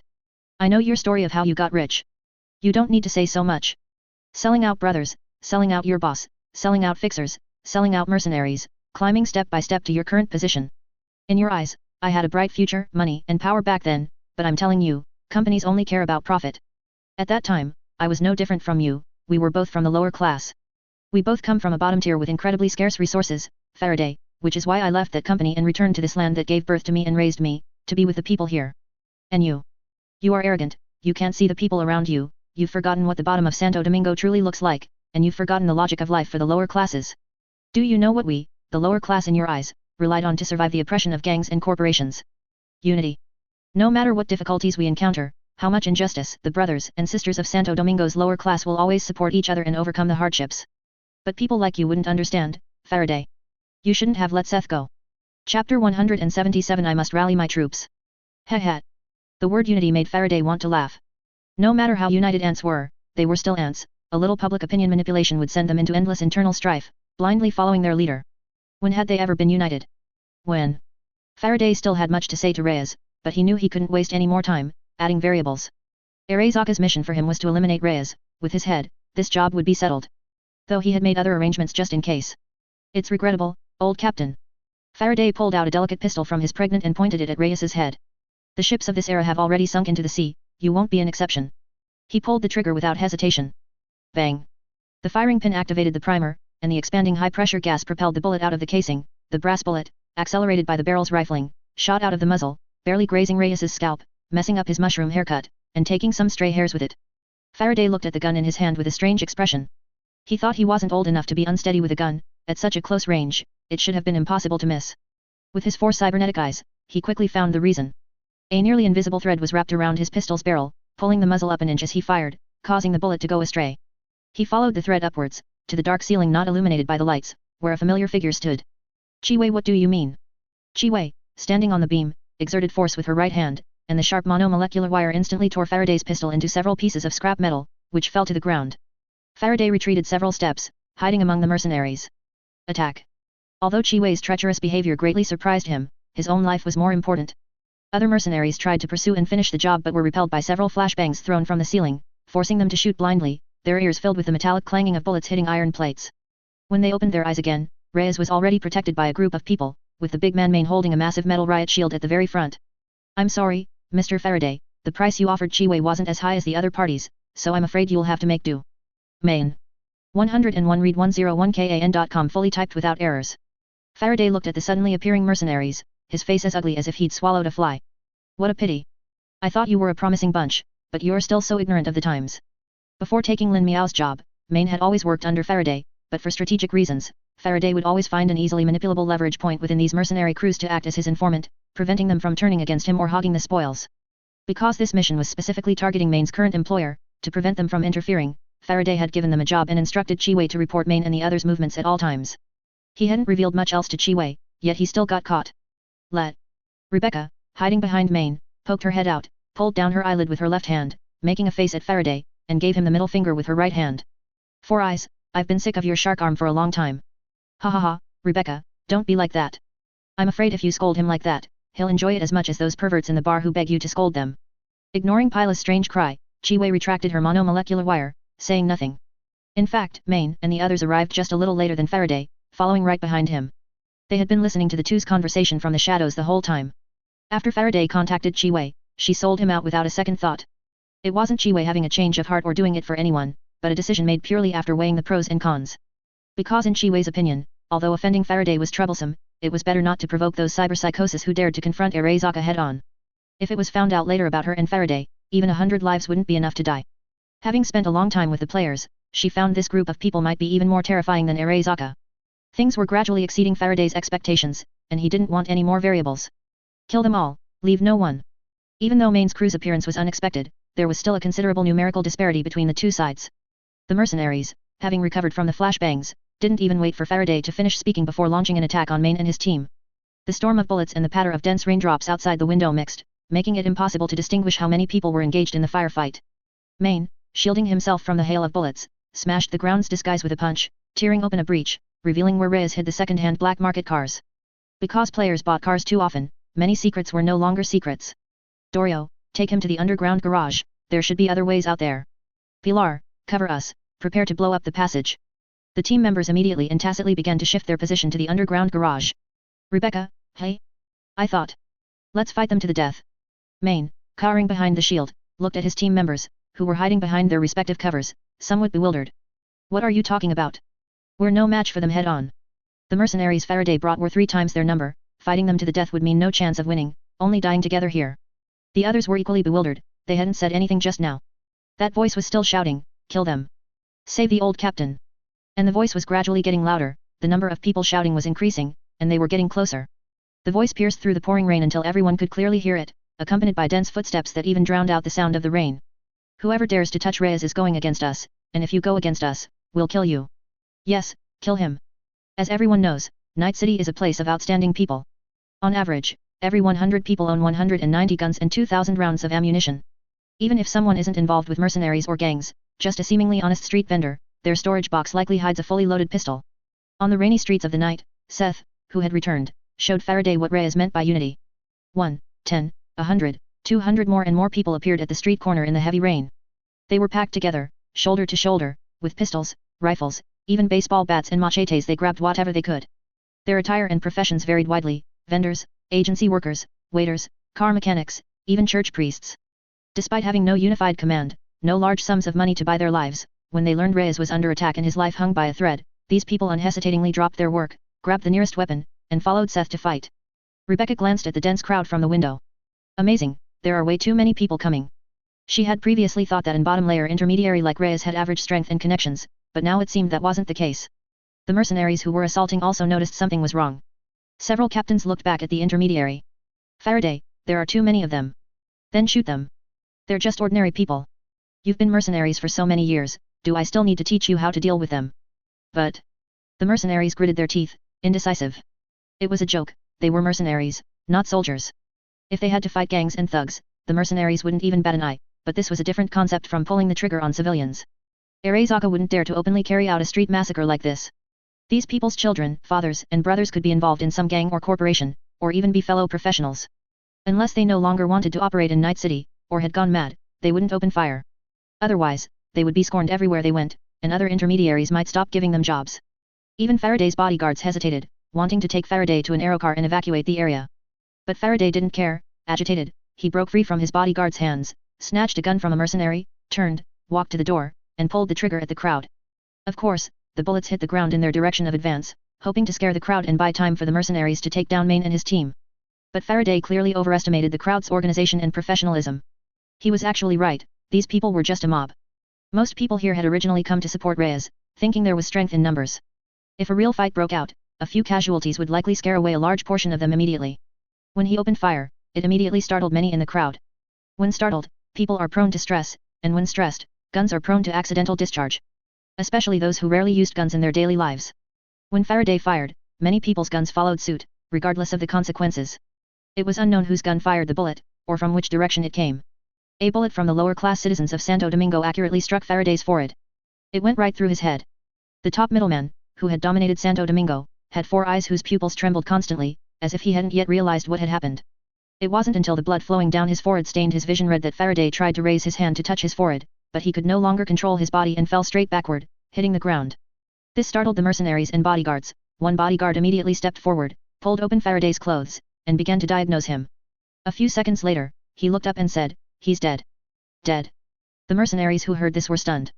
They were so close to winning, and now you are telling me the person paying them is dead? So, is this job still happening? Especially with the increasingly close footsteps and gunshots, some citizens became even more excited when they saw a red-clad enemy fall, with some even firing their guns into the air, a display that intimidated the mercenaries. Several mercenary teams exchanged glances and, with a tacit understanding, reduced their firepower and began to retreat, while the bodyguards tried to move Faraday's body into the vehicle. However, bullets from the crowd flew everywhere, and Faraday's body was hit several more times. In desperation, they had no choice but to abandon Faraday's body and retreat towards the AV. Faraday, left behind, had his body at the doorway and was soon trampled by the citizens who rushed in to rescue Reyes, each person stepping on him, his expensive suit becoming filthy, and even his head was crushed. As for who this person they killed was? Perhaps just a random passerby. A huge wave of people rushed into the garage, startling Main's crew, but fortunately, the one at the very front was Seth, who recognized Main's crew and saw Reyes, who was being supported by Dorio, and immediately breathed a sigh of relief. Boss. However, Reyes had lost too much blood and fallen into a coma, so he couldn't respond to Seth's call. So, while arranging for people to escort Reyes to the hospital, he looked at Main's crew and asked, "Why are you here?" At this moment, Kiwi, who hadn't spoken at all, covered her head, which was dizzy from being hacked, and said, "Lin Miao sent us." He guessed that Faraday had taken money from the corporation and wanted to make a move against him at a critical moment, so he told us to pay attention to this guy's movements. We just didn't expect his target to be Reyes. Because Main's crew had been too close to Lin Miao recently, Faraday, in his self-proclaimed cleverness, decided to use Kiwi in a job order from Pacifica to send Main's crew away, hoping to make tonight's operation smoother. Settling accounts with Main's crew would be a later matter. But Faraday didn't expect that the moment Kiwi received his message, she immediately reported it to Lucy, and then Lin Miao found out. Damn Arezaka. Seth gritted his teeth, immediately thinking of Reyes's visit to Afterlife that night. It must have been because of that incident that Arezaka retaliated. Reyes also knew well what the consequences of his actions would be, but he still went. He paused, then said to Main's crew, "By the way, I just received news that several hundred people are currently besieging the Horizon Bar. The fighting there is intense. Do you want to go and lend a hand? I have to stay with the boss here, so I probably can't go." He couldn't possibly incite the public to save a bar, although the players in this corporation had a good reputation in Santo Domingo. The commotion there was simply too great, with rockets exploding deafeningly, so it was unlikely anyone would dare to go. Main knew that even if he didn't go, no one would say anything, but he looked at Dorio, then at Pilar and Rebecca, and finally at Kiwi, who was leaning against the wall lighting a cigarette, and said, "Let's go take a look." Pilar and Rebecca, Yoa. Akuzo. To deal with the players, these troublemakers who had made their lives impossible, the gangs had launched an all-out attack, not only providing plenty of rocket launchers but also bringing along the exoskeletons that Lin Miao had sold earlier. It could be said they were shooting themselves in the foot. Propaganda department raised his gun above his head, pulled the trigger, and fired wildly out the window, only to be immediately driven back into cover by dozens of guns. What the hell? Can you guys calm down for a bit? The players trapped in the bar were incredibly frustrated. The rockets outside seemed endless. If the entire agency hadn't been built by reinforcing an original reinforced concrete structure, an ordinary prefabricated building would have collapsed long ago. But even so, both inside and outside the building were utterly destroyed, with ruins and rubble everywhere. The vast majority of players were in Big Sur and Stone Ridge Mountain, leaving very few in the bar. As a result, they had almost no ability to fight back against gangs that outnumbered them by dozens of times. As for the mercenaries willing to help, they were stationed in the side and rear studios and warehouses for defense, with the most dangerous bar left to the players. Looking through a crack in the wall at the gang members who had already reached the ground floor of the bar, Ministry of Truth shouted into the channel, "No good, we don't have the damn equipment to fight them. Red Bucket, how much longer until you get into the city to help?" Unexpectedly, even Stone Ridge Town, where Red Bucket was located, had erupted in battle.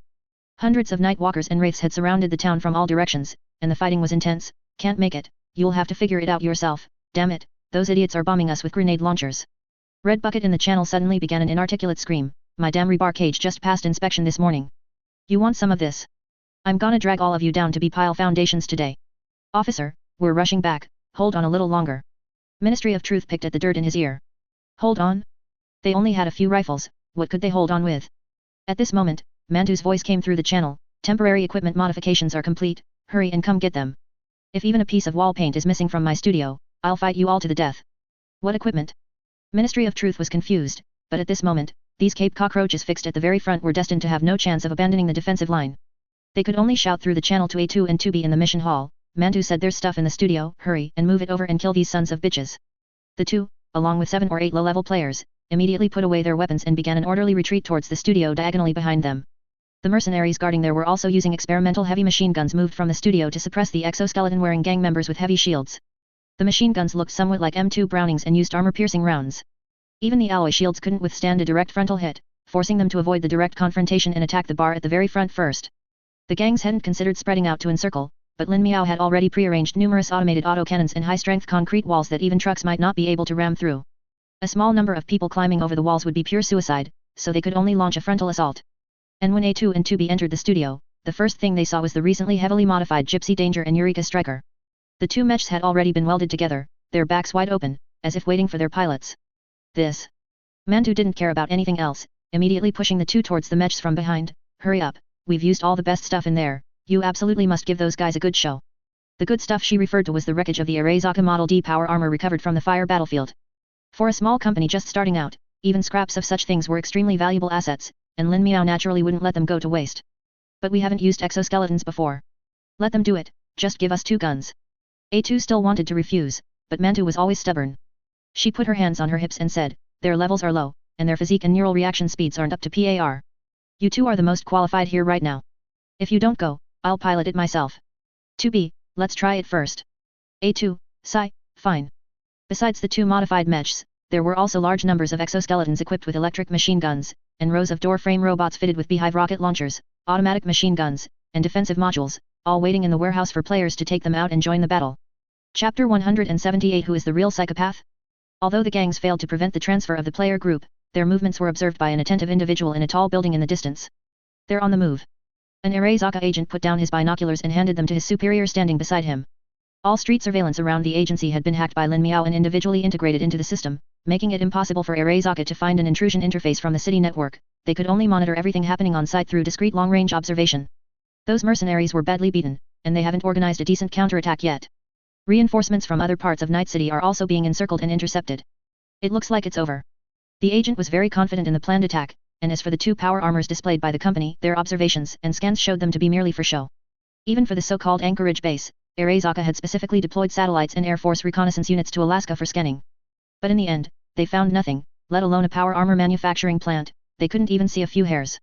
After the widespread extinction of wild animals and plants, many places were no longer suitable for human habitation, and Alaska was one of them. Therefore, Arezaka's intelligence agency directly judged the so-called Hunter project to be fabricated false intelligence.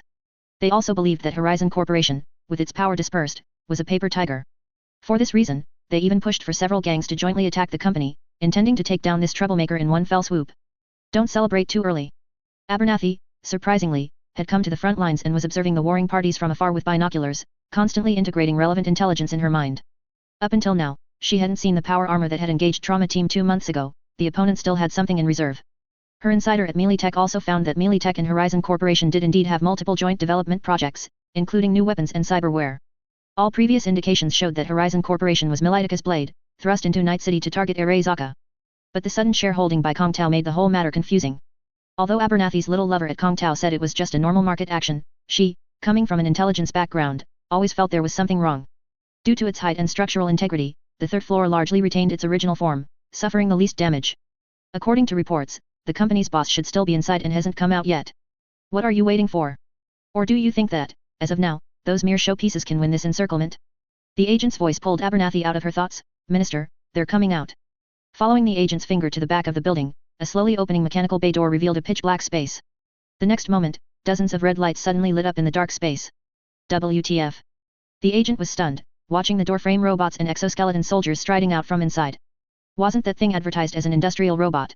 Horizon Corporation never said this thing could be equipped with rocket launchers and automatic machine guns. This thing is already illegal in Night City. Abernathy made an immediate decision, immediately send a report video to the city council. Someone is transporting prohibited weapons within the city. The agent hesitated a bit, and now? I said, immediately. Abernathy's unwavering voice sent a shiver down the agent's spine, and he immediately went to work. This world is so hypocritical. Robots are allowed, single-man rocket launchers are allowed, but robots and rocket launchers are not. The appearance of robots and heavy troops also simultaneously drew the attention of both warring parties. Some gang leaders immediately smelled danger. Quick! Blow up those scrap metals! Faster than his voice was the counterattack of the door frames. Infrared optoelectronic equipment quickly scanned everyone present, identifying and marking friend or foe in the system. The triple-barreled machine guns on top of the door frames preheated and spun, followed by a ripping roar that echoed through the rainy night. Scattered steel casings sizzled as they hit the rainwater, rising in plumes of white steam. More than a dozen tracer rounds shot through the water curtain, and at a rate of 2,600 rounds per minute, instantly shredded the bodies of several gang members, each hit leaving a bowl-sized blood hole. Even heavy subdermal armor was pierced in a second by dozens of full-power rounds, not to mention the firepower net formed by more than a dozen machine guns suddenly appearing here. It was impossible for any humanoid creature to withstand such concentrated fire. The gangs, who had just been wantonly unleashing firepower on the players, were instantly silenced. But that wasn't all. The rocket door frames following behind the machine gun door frames weren't idle. Gang members hiding behind cover had just taken rocket launchers from their comrades, and as soon as they poked their heads out, they saw more than a dozen small rockets, 4 centimeters thick and 50 centimeters long, heading straight for their faces. A grand fireworks display directly bisected the long convoy. However, the fly in the ointment was that 2 duds appeared among them, hitting a car door and falling to the ground. The players originally wanted to use white phosphorus bombs, but if those were used in Night City, Lin Mia really wouldn't be able to clean up the mess, so he could only forcefully make these guys retract them. Moreover, the created items had significant flaws. Not only could they not be guided, but their range was also ridiculously short, only 1 kilometer, and their power wasn't very great. But now, the distance between the two sides was less than 200 m, so a slight aim was enough for direct fire. There was no need for so many fancy features. A 6th Street gang executive who was almost blown up cursed, Arezaka's sons of bitches never said they had this. Where are the exoskeletons? Quickly, get them up there and smash those 2-legged robots. He wasn't too afraid that these things could turn the tide of battle. The price of powerful rotary machine guns and multi-barreled rocket launchers was rapid ammunition consumption, and they wouldn't give the other side a chance to reload. The exoskeleton wearers, who had just withstood the machine gun barrage, finally came to their senses, propping up a shield with one hand and shouldering a machine gun with the other, firing at the doorframe robots. But the effect was not as good as they had imagined. This wasn't because the door frames had strong defenses, but because their design was simply too flamboyant. People usually aim for the torso when shooting, as that's where the hit rate is highest, or the head for an instant kill. But this weird door frame thing. It has no torso, just 2 stick-like legs and a crossbeam, all of the same length and thickness, with a large open space in the middle. Most bullets passed right through it, and hardly any actually hit. And it wasn't just door frames that rushed out of the warehouse, there were also players wearing improved exoskeletons. Compared to the MT-1S that had been haphazardly modified by the gangs, this MT-3 model had thicker external armor, with 17mm composite armor on the front chest. Because of this, it discarded the shield. The face mask, in addition to being bulletproof, also had an electro-optical sight to assist in aiming and shooting the electronically controlled machine gun. The shoulders were also equipped with the same rocket launchers as the door frames, but with fewer uses, only 3 rounds. Smoke grenades, white phosphorus grenades, flashbangs, players could load them individually as needed. Of course, its manufacturing cost also rose sharply. Without counting equipment, the cost per unit soared to 15,000, no longer comparable to the cheap items of the past that could be driven by simply dismantling motors from cyberware. Guangxi Guo Street Loafer led the charge, his electric rollers accelerating, carrying the entire exoskeleton like a skater drifting around the field, holding his right arm mounted machine gun level and firing wildly. Although not as fast as a multi-barreled machine gun, he was also excellent at dismantling cars. However, facing numerous MT-1S, his coolness lasted less than 3 seconds before he was suppressed by the opponent's powerful firepower. Damn it, Mantu's exoskeleton is too strong. Where's the support? Quick, use crowd control. What crowd control? Smoke grenades, you idiot. At this moment, the 2 players at the very back belatedly launched the newly loaded shoulder-mounted smoke grenades, which arced through the air and landed among the crowd. The battlefield was filled with pungent smoke. The old-style exoskeletons lacked respiratory filters, and facing the oncoming smoke, they were not only helpless but also choked and struggled to breathe. Cough, cough cough cough.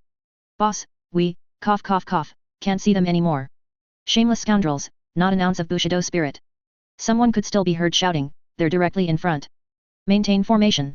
Maintain formation. Don't let them break through our lines. 7 or 8 MT-3S, relying on their infrared thermal vision, fired recklessly into the crowd, completely ignoring the MT-1S charging at the front. Although the old version had serious problems in all aspects, that shield was truly troublesome, almost immune to conventional weapon damage. The gangsters cowering in the back suffered heavy casualties, and the gang leaders who organized this operation were increasingly furious when faced with these completely unplanned creations. This operation was crucial for them. If before it was a living hell, then if the cyberpsychosis patients caught their breath this time, it would be a complete fallout, with not even a blade of grass left. A 6th Street gang cadre took off his beret and threw it on the ground, drag those things out and throw them in for me. However, no sooner had he finished speaking than two more power suits emerged from the warehouse, which was thought to be empty. One with a light white coating, the other with a dark blue coating. Their over 3 meter tall stature made them particularly conspicuous in this battle. That is. Abernathy's pupils suddenly constricted from afar. Weren't those two toys they had deemed mere decorations? What did it mean to bring them out now? She didn't think Lin Miao still had the leisure to have maids come out to serve tea and water to the brawling parties for a half-time break. And A2 and 2B directly showed Abernathy what they were there for with their actions. The rain intensified, the pouring water gradually suppressing the thick smoke.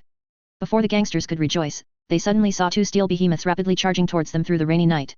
Rain lashed against their steel skin, splashing countless droplets. Their movements were slow and powerful, with each step, the accumulated water on the ground rippled, and the two searchlights emitting from their chests were blindingly bright. Clang! The Gypsy Danger's right arm extended a chain sword, and the Eureka Striker's hands revealed stab blade. The high-frequency vibrating blades instantly vibrated the approaching raindrops into a thin mist. No one would question their sharpness. After all, this weapon was made from Arezaka's ready-made high-frequency greatswords.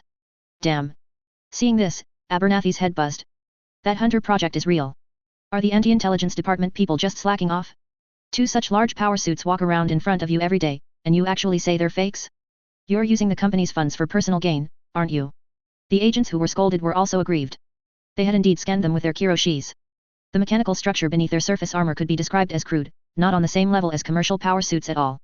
Moreover, this bar did not offer services.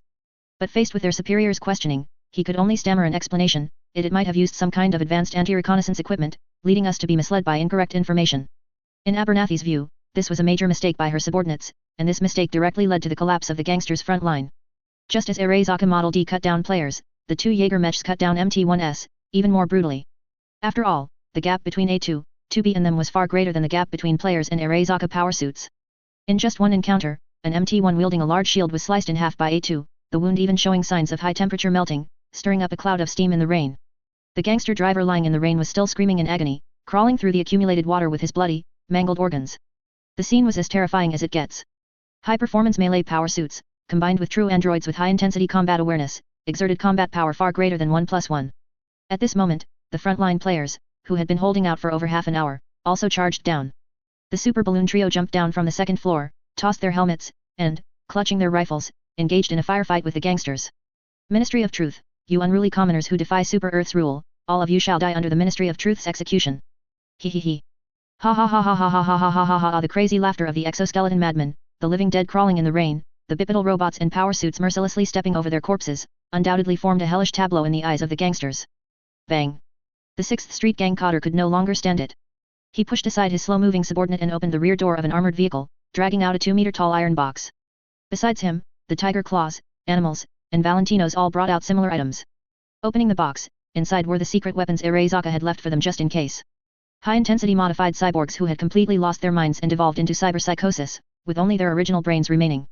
It can be said that the difference between them and Atom Smasher is that Atom Smasher knows what he wants to do and what he wants to achieve. In terms of modification extent, the difference between the two is not far. Their modified cyberware was also several grades stronger than what NIGE encountered that night. Only cyberpsychosis can defeat cyberpsychosis, confirmed. Go. Kicking the iron coffin into the agency door, the Cotters immediately retreated away from the area. Because in the eyes of these cyberpsychosis patients, there were no friendly forces. Arezaka's method for them was to fully charge them in the sky above the battlefield, then kick them out of the plane. After the fighting was over, the cyberpsychosis patients' cyberware would run out of power and shut down, and the people on the scene would pretty much all be dead. After the Cotters opened the locks with a switch and stopped the sedative injection, several cyberpsychosis patients stood up straight from the iron coffins like zombies rising. Even their lifeless optical implants revealed their scattered consciousness and madness. Pfft, nothing new. Lin Miao looked at what the gangsters were doing below, feeling uninspired. Perhaps in the eyes of the gangsters and Arezaka, the formidable hacker from Horizon Corporation, who had made several moves, was already entangled by gang hackers and icebreaker programs. In reality, what they were fighting was just the Poseidon subnet. If Lin Miao wanted to, he could instantly crush everyone below and make a month's worth of electric grilled brain flowers that he couldn't finish, but these people were to be left for the players. At the same time, Abernathy and others, who had been peeking from a distance, were also in Lin Miao's sight. Should I say you underestimate the players, or underestimate me? Meanwhile, the cyberpsychosis patients on both sides below had already engaged in battle. Roar! The modified humans let out beast-like roars and pounced on the players. Both sides almost simultaneously activated their Sandevistan. For a moment, the entire area was filled with their afterimages, and the speed of falling raindrops appeared in slow motion to them. In the blink of an eye, the guns in the hands of the Ministry of Truth trio were cut by a modified human's mantis blade spin slash. Ministry of Truth and Good Brothers simply pounced, each holding down one of the modified human's arms. Ministry of Truth, damn it, you want to see whose voice is louder, hey? ERZ, roar at them. Propaganda Department grabbed the modified human's head, decisively opened the megaphone under his mask, and shouted loudly into his ear, say with me, long live Super Earth. The modified human's eye sockets secreted a large amount of tears, and he began to struggle desperately, shaking off Good Brothers with one hand, kicking Propaganda Department away with one foot, and extending a mantis blade from his right hand, savagely stabbing it into Ministry of Truth's stomach. Fortunately, the abdominal armor of the cloaked cockroach got stuck on the opponent's blade, preventing it from being pulled out immediately. Ministry of Truth immediately grabbed the opponent's mantis blade arm with his full power gorilla arms, preventing him from breaking free, but was lifted up by the opponent with a single hand.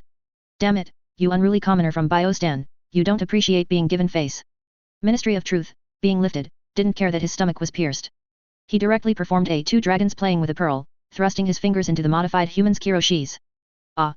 The enraged modified human tore Ministry of Truth in half with a horizontal swipe, but Ministry of Truth's upper body remained attached to him, silently pulling out the modified human's two kiroshis, and then, with his mouth wide open, bit off his nose as well. It was a contest of who had stronger resistance to damage and whose cyberware lasted longer under the competing effects of both sides' Sandevistan. Abernathy almost fainted watching this scene. Is this even human? Which of you two is the true cyberpsychosis patient? Chapter 179, Ghost. Although the player's fearless fighting style was already well known in Night City, Abernathy was still chilled to the bone when she saw it with her own eyes. This was no longer just fearlessness, it was a madness that dragged you to hell with them, even if it meant their own death. Arezaka and Militek had fought so many battles, both openly and covertly, but they had never seen anyone as insane as this, not even Atom Smasher. It was truly unbelievable. And something even more unbelievable was yet to come, Roar. The cyberpsychosis, with his eyes gouged out and nose bitten off, was covered in white glowing cybernetic blood. Blinded, he wildly swung his mantis blades with one hand and fired his projectile launch system indiscriminately with the other. Immediately, the propaganda department members who rushed him stuffed 2 grenades into his embrace, stunning him. Then, a dozen rapid-fire machine guns behind them instantly riddled him with bullets.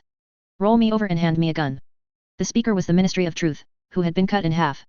After the cyberpsychosis was blown to pieces, he landed on his back, and without legs, he couldn't even roll over on his own. A person can survive for tens of seconds to a minute or two after being bisected, and a cyborg can live even longer. But the intense pain would make a normal person unable to do anything but scream, or they would simply pass out. Good Brothers quickly stepped forward, rolled his boss over, and then patted himself down. Big bro, I only have a small pistol here. Do you want to make do with it? Damn it. The Ministry of Truth, ignoring his guts and organs splattered everywhere, continued to curse, you couldn't get me a big sniper rifle, or at least an AK, but you give me a pistol, and not even a Desert Eagle. Despite his cursing, the Ministry of Truth still took the pistol, lay on the ground, and fired at the gangs. He even had the leisure to adjust himself into a comfortable prone position with his hand and, while he was at it, tuck in his exposed intestines, hoping to earn a few more points before he died. A Tiger Claws member, who had just been firing, saw this scene and broke out in a cold sweat, wetting his pants. What the hell am I even fighting for? Ah, demon, he's a demon. Ah.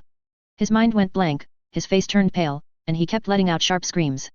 He threw his gun on the ground and fled down the street without looking back. Not just him, but the gangs at the very front also had their legs trembling when they saw this. Even though both sides were still in a stalemate, and the gangs even had a numerical advantage, relying on the thrown cyberpsychosis to largely tie down 2 power armor suits, their morale began to plummet like an avalanche. Upon realizing that this was a tough nut to crack, and that the benefits and secret weapons Arezaka provided couldn't quickly defeat the opponent, more and more people began to consider retreating. They were gangs, illegal groups gathered for personal gain. Engaging in high-risk ventures required high returns to win over core gang members. The leader's power, sphere of influence, and profits came from the support of their subordinates. Likewise, they would protect their subordinates and couldn't just send them to die. It was a rather loose, and necessarily loose, grey organization. Such groups could only bully the weak. When they faced any organized, disciplined, and resolute group head-on, as long as the numerical and equipment disparity between the two sides wasn't too great, a violent conflict would absolutely be like an egg hitting a rock. For such a group that thrives in the grey area, any positive portrayal of them is like looking for gold in a cesspit, either fabricated or glorified. Gang loyalty? Brotherhood? Tragic love? Bullshit. Their very existence is the most inhumane exploitation and cruel oppression of the lower classes, only serving to further accelerate the deterioration of living conditions in the lower society, killing more people, and plunging more people into an unfathomable abyss, rolling in the gutter with them. The so-called protection is even more nonsensical. If there were no gangs to begin with, why would you need protection? They are all manifestations of government incompetence, destroyers of order. Go back. All of you, get back to the front. A Tiger Claws cotter tried to stop the gang members who were firing while trying to retreat, but as 2 BS arm blades pierced through a cyberpsychosis, lifted him into the air, tore him in half, and began to slaughter the MT-1S, morale completely collapsed. Not only the Tiger Claws, but the 6th Street Gang's snipers positioned at the rear also began to be pursued by the returning players, forcing them to relocate and play a game of hide-and-seek with their opponents in the building. Without sniper suppression, the bar mercenaries, who had been responsible for flank cover, also boldly rushed out of cover and joined the exhilarating slaughter. Without the cover of the frontline MT-1S, people on the gang's side constantly fell into puddles amidst the hail of bullets, and the scattered bullets shattered car windows and doors, turning the people inside into minced meat. The old players, along with A2, tangled with the remaining cyberpsychosis, while the door frames, following the MT3 wearing players, rushed out of the door to provide suppressive fire against the gangs. Even if they ran out of bullets, they could still provide temporary cover for the players with their bulletproof modules. Woohoo haha. Street Loafer from the Land of Light discovered that the modified electric machine gun, combined with the fire control system, was like playing an FPS game. Red highlighted enemy units, a constantly moving aiming reticle in his field of vision. All he had to do was pull the external trigger in his palm, and the machine gun on his arm would fire according to his will. The vibrating pleasure from the machine gun's recoil was, for him, even better than popping a purple mood enhancer. His blood boiling, he even shouted, "Yes! For Super Earth!" Ha ha ha ha ha ha. His laughter was bloodthirsty and deranged. Street Loafer was still a newbie now, otherwise, he would have custom-ordered 2 katanas and rushed into the crowd, activating Sandevistan for a massacre. Kill them all! Kill them all! Kill them all! What kind of alt spirit? It was lost tens of thousands of years ago. Once the players burst out of the door, the collapse of the gang groups became unstoppable. From initial retreat, it turned into furtive escape, then into an uncontrollable rout. Watching the vehicles scatter like a disorganized mob, Abernathy in the distance gritted her teeth, wishing she could personally go up there and point a gun at these guys' heads, making them return to fight to the death. The department, what do we do now? The agent beside her was so nervous his teeth were chattering, fearing the woman beside him would devour him alive. Phew, it's nothing. Abernathy rubbed her temples to relieve stress, as if explaining to her subordinate, and also as if reassuring herself. It was just an accident. Horizon Corporation only managed to get through it by using illegal weapons, and these gangs are more incompetent than I imagined. It just goes to show that life in Night City is too easy, raising a bunch of good-for-nothings. As if she had convinced herself, her brow completely relaxed. The equipment we gave the Wraiths is not comparable to these few modified bodies. Being fearless only means being reckless. In the face of true weapons of war, it's useless except to add a few more numbers to the casualty count. She might not believe in the strength of the gangs, but she would never question the war creations of Arezaka, a military-industrial giant. Even though she had already seen the armed door-frame robots and the improved MT-3S, those things would definitely not be a match for the Wraiths who had received Arezaka Militika's equipment. What's more, the intelligence department never fails to have contingency plans. Have Section 1 act. If he doesn't want to come out, then let him be buried with his company tonight. Sneak attacks and assassinations of rival executives to achieve acquisitions or crush competitors' corporate battles have always been like this. But like a Russian nesting doll, Abernathy was observing the distant battle, and in the distance, besides Lin Miao, there were others watching them from the shadows. When Lin Miao opened the bar door, Reed unhesitatingly chose to protect himself. After this period of reconnaissance, he had a rough idea of the situation. After all, he had seen Maine, his former comrade, more than once in the bar. And those 2 guys didn't continue searching in Dino's bar, most likely hearing some rumors from Maine and then trying their luck to find him. But the reason Reed hadn't left the agency was, on one hand, his guess that this company was hiding an unspeakable, shocking secret, and on the other hand, he wanted to observe the movements of Arezaka and Melee Tech. Don't let Reed's seemingly anonymous life fool you, he was actually well aware of everything that had happened in Night City over the years, never letting his guard down. Most importantly, the work here was free, he could do as he pleased, and he didn't have to work night shifts, even top agents wouldn't like staying up late. However, Reed's observation point was rather subtle, an overpass on the north side of Santo Domingo. Because of the fierce fighting below, many spectators, despite the pouring rain, sought suitable positions to watch the battle. To witness a battle between supreme powerhouses with one's own eyes, even death would be worth the price. Of course, there were also passers-by cheering for Horizon Corporation players. Beat those Tiger Claws bastards. Beat them. Haha, that 6th Street Gang member, I recognize him. Just a few days ago, this guy came to our shop to collect protection fees and peddle drugs to my son. Serves him right. Serves him right. Teach those arrogant Mexican guys a lesson. As for the gangs, no ordinary person would like these guys who lorded over them daily, unless they had a vested interest in them. And even though there was some distance from the battlefield, and their shouts couldn't reach below no matter how loud they were, it didn't stop the public from cheering for the players in this simple way. Unlike the cheering crowd, Reed, through his advanced Kiroshi optics, could clearly see the command gestures made by Abernathy's agents in the distance. Arezaka was about to make a move. He knew the outcome of this battle didn't depend on the mercenaries, but on the company's boss. If he died, these mercenaries, no matter how skilled, wouldn't be able to turn the tide. But what did that have to do with Reed? They're all a bunch of bastards. Mr. Lin is such a good person, why won't these corporations leave him alone? The voice was very close to Reed, right beside him.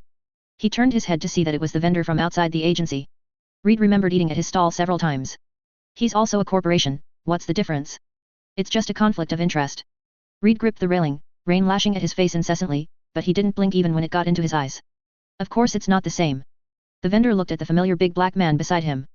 Despite feeling a little scared, he still bit the bullet and replied, if all corporations in the world could be like Mr. Lin, Night City wouldn't be in this terrible state today. How do you know he isn't trying to win your trust to lay the groundwork for his future political career? All politicians put on a good face before getting into power, but once they're in agency, they forget all their promises in the blink of an eye. Myers. Before she took agency, this woman was known as Militica's charity ambassador. Many people thought she was the kindest CEO Militech ever had. Perhaps even Arezaka didn't expect that Myers' first act as president would be to declare war on all free states. Impossible. Only on this matter was the vendor certain. If one person can pretend, can an entire company's worth of people pretend? His subordinates come to our shop to eat and never delay payment. If someone causes trouble in the shop, they even help us, and they never collect protection fees from us. Ordinary corporations, let alone their temper, wouldn't even allow us to set up stalls near their company. They would send people to drive us away, saying we affect their company's image, and might even fine us. Although there are more rules, like not allowing us to litter or use illegal goods, they pay enough money. If this can also be faked, then I'd accept them faking it for a lifetime. His words resonated with many people around him.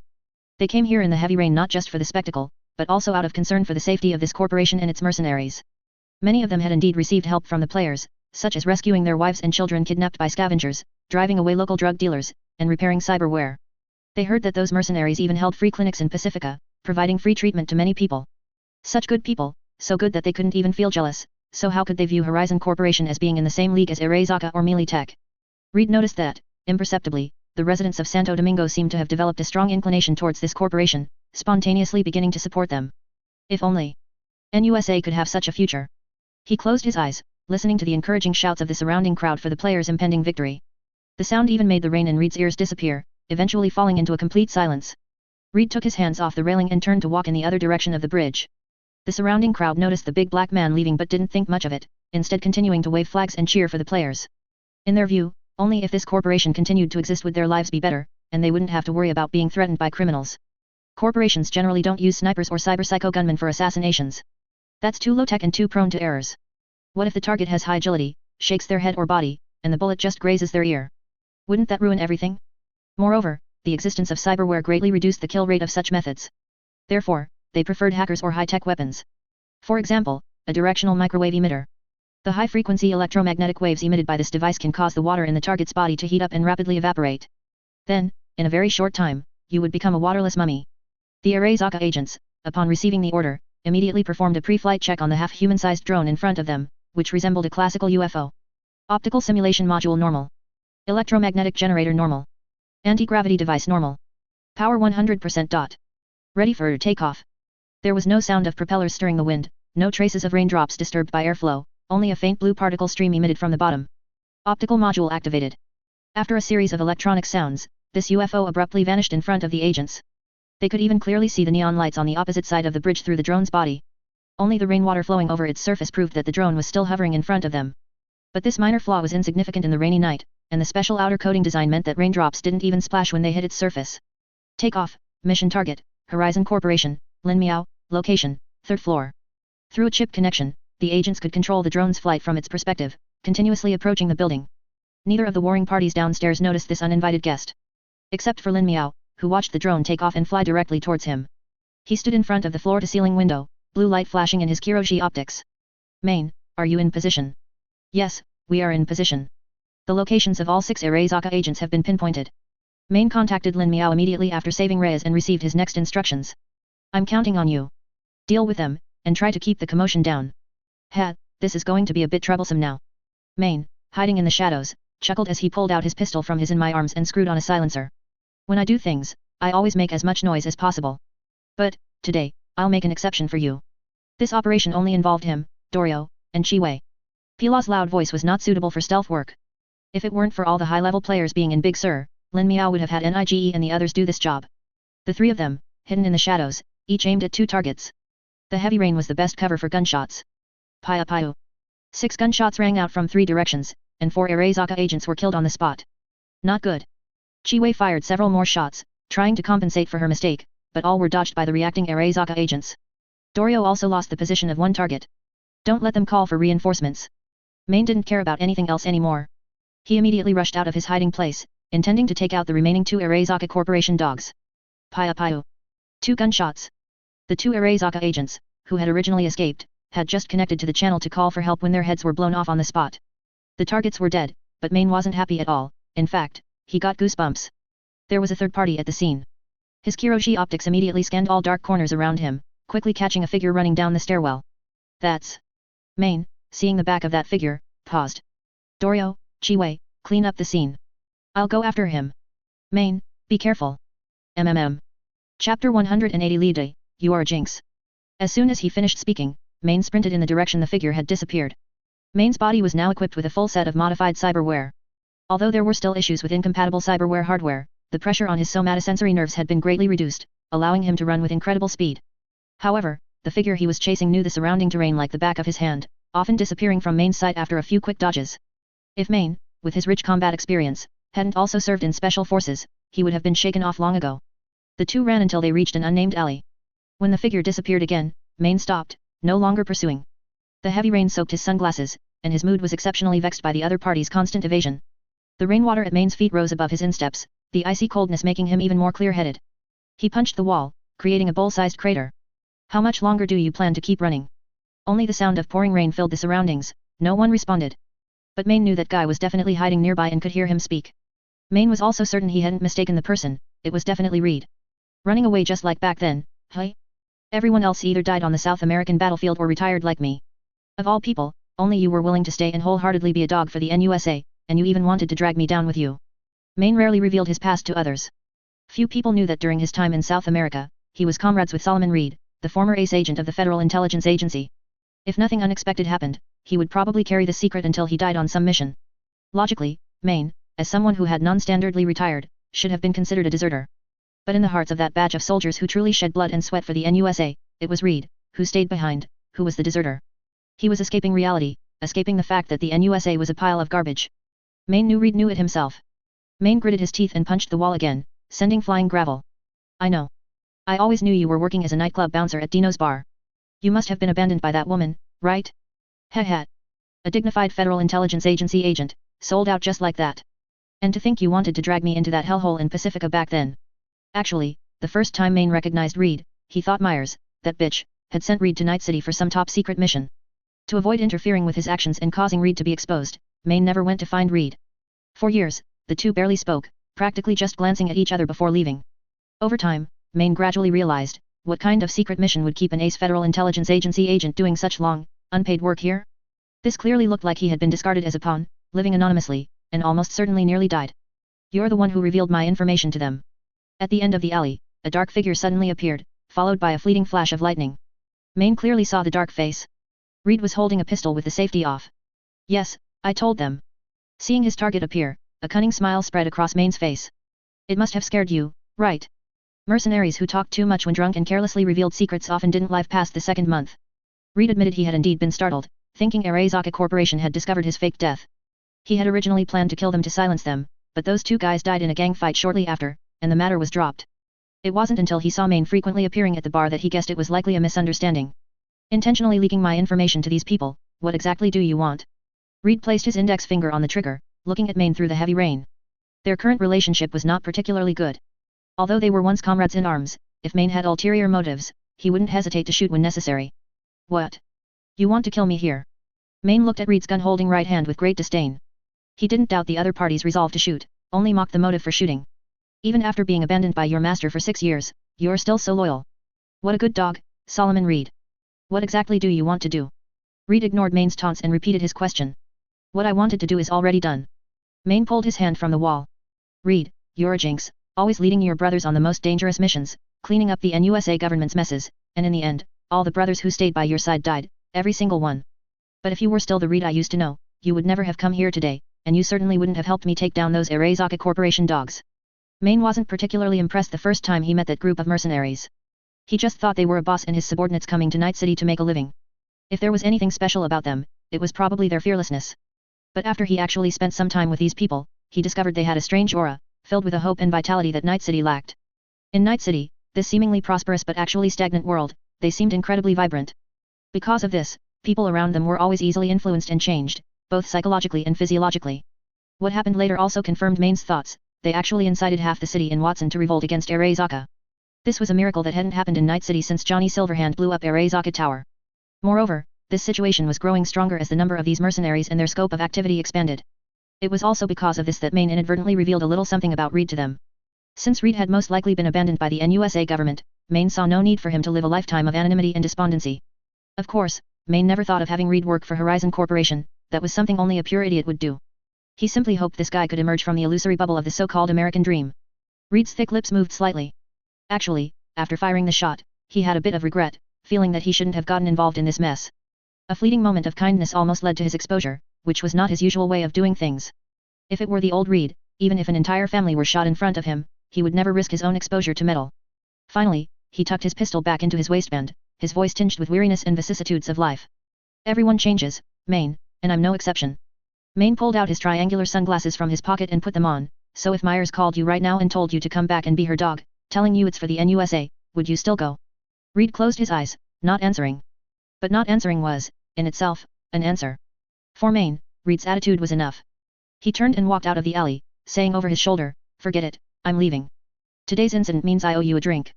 Next time at the bar, don't keep hiding from me. Perhaps there won't be a next time. Then I'll have them put up posters all over the city looking for a NUSA Federal Intelligence Agency agent named Solomon Reed, how about that?" Ha ha ha ha ha ha, Maine laughed as he left. "Just kidding, whatever you want. Anyway, I owe you a drink." The heavy rain continued, the roaring thunder and rain causing the windows of every house in Night City to constantly tremble. But compared to the thunder, residents living on the outskirts of Night City could also hear strange noises from the Badlands, as well as frequent flashes of fire on distant hillsides. In contrast, the gunfight confined to the vicinity of the Horizon Agency seemed like a minor skirmish. Facing the Night Wraith's long-accumulated night raid, the newbie players and workers were almost caught off guard. Fortunately, Dakota's outposts in the Badlands sent back timely messages, preventing a major disaster. And the high-strength foundation ring beams built earlier for the industrial base, along with the stacked precast panels and steel, became the trenches and fortifications for the newbie players to defend. Ah ha ha ha ha ha ha ha ha ha. The newbie players, who had grown somewhat bored of brick moving and were about to log off and get up, didn't expect to run into a monster siege event so quickly. Their excitement was indescribable, each of them wished they could charge into the enemy lines with a satchel of explosives, transforming into Captain Atom to give the Night Walkers a big surprise. Fine Roman Ecstasy was manning a heavy machine gun temporarily issued by the agency, pulling the trigger on the Night Walkers constantly climbing the mountain below, while Jing Luo Zhennu reluctantly served as his assistant gunner, feeding the ammo belt to the machine gun. Awesome. So awesome. Holy shit, I never knew shooting was this fun before. These days, they had tried braindance firearm training and had even exchanged for 2 Horizon general-purpose rifles, but the feeling of shooting those was completely different from shooting a heavy machine gun. At this moment, in the battlefield, Fine Roman Ecstasy, controlling the machine gun, felt like the master of the battlefield. Wherever his muzzle pointed, enemies knelt and crawled forward, as if the world bowed before him. Fine Roman Tears, acting as the spotter, timed it precisely. As the countdown reached 0, he immediately kicked Kuang Xi, who was enjoying his shooting, aside. "Move. 5 minutes are up. Quickly transfer positions, it's my turn next." Although on the surface the main player base was active within Night City, Lin Miao's true base of operations had always been Stone Ridge Mountain, far from the city. He had never given up on developing this area, nor on planning future player activities on the battlefield. For example, during a sudden battle, newbie players lacking weapons could team up with a few acquaintances to form a temporary machine gun squad. They could pick up a heavy machine gun and 800 rounds of ammunition from the weapons warehouse, requiring at least a gunner, an assistant gunner, and an ammo bearer. Although the number of people was more than half that of a real machine gun squad, most players only needed to focus on combat, as logistics were handled by dedicated personnel. Moreover, due to the existence of cybernetics, players' carrying capacity and manual dexterity were much stronger than in reality. Fine Roman Ecstasy, who had been taken out, was still not satisfied, but the 3 had long agreed on the rule, each person would have 1 round of satisfying shooting, so he could only give up and dutifully carry the heavy machine gun with Jing Luo Kuang Liel to a new position. The moment they carried the machine gun away from the concrete prefabrication stacking area, several programmed grenades, emitting deathly wails, landed in the previous firing point, shattering the high-strength concrete. On the battlefield, machine gunners were the most eye-catching, but they also died quickly. As soon as a firing point was exposed to enemy sight, it wouldn't be long before you and your cover would be blown sky-high with it. Snipers, tanks, howitzers, mortars, even grenadiers and RPGs, there were simply too many things that could take you out. Newbie players didn't have such high combat training or much battlefield experience, but that didn't stop the game system from setting up a countdown for them, along with the next machine gun placement point. To redeem themselves, the Night Walkers had applied for a large number of weapons and equipment from the Wraiths. Coupled with Arezaka's accidental loss of firearms, their combat power was now stronger than ever, no longer the gang of ghost fire youths armed with rocket launchers and miscellaneous rifles. Programmed mortars in the sky precisely struck the firing points hidden in the construction site buildings like raindrops. If the workers and construction equipment hadn't been promptly moved to the rear positions, this bombardment alone would have caused Lin Miao heavy losses.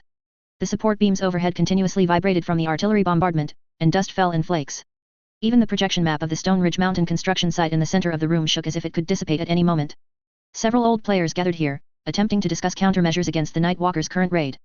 Ah, this won't do, meow. Jackal lay lazily on the table like a cat. It seems we're about to lose our defenses. Their firepower, manpower, and equipment are all much more than ours, meow.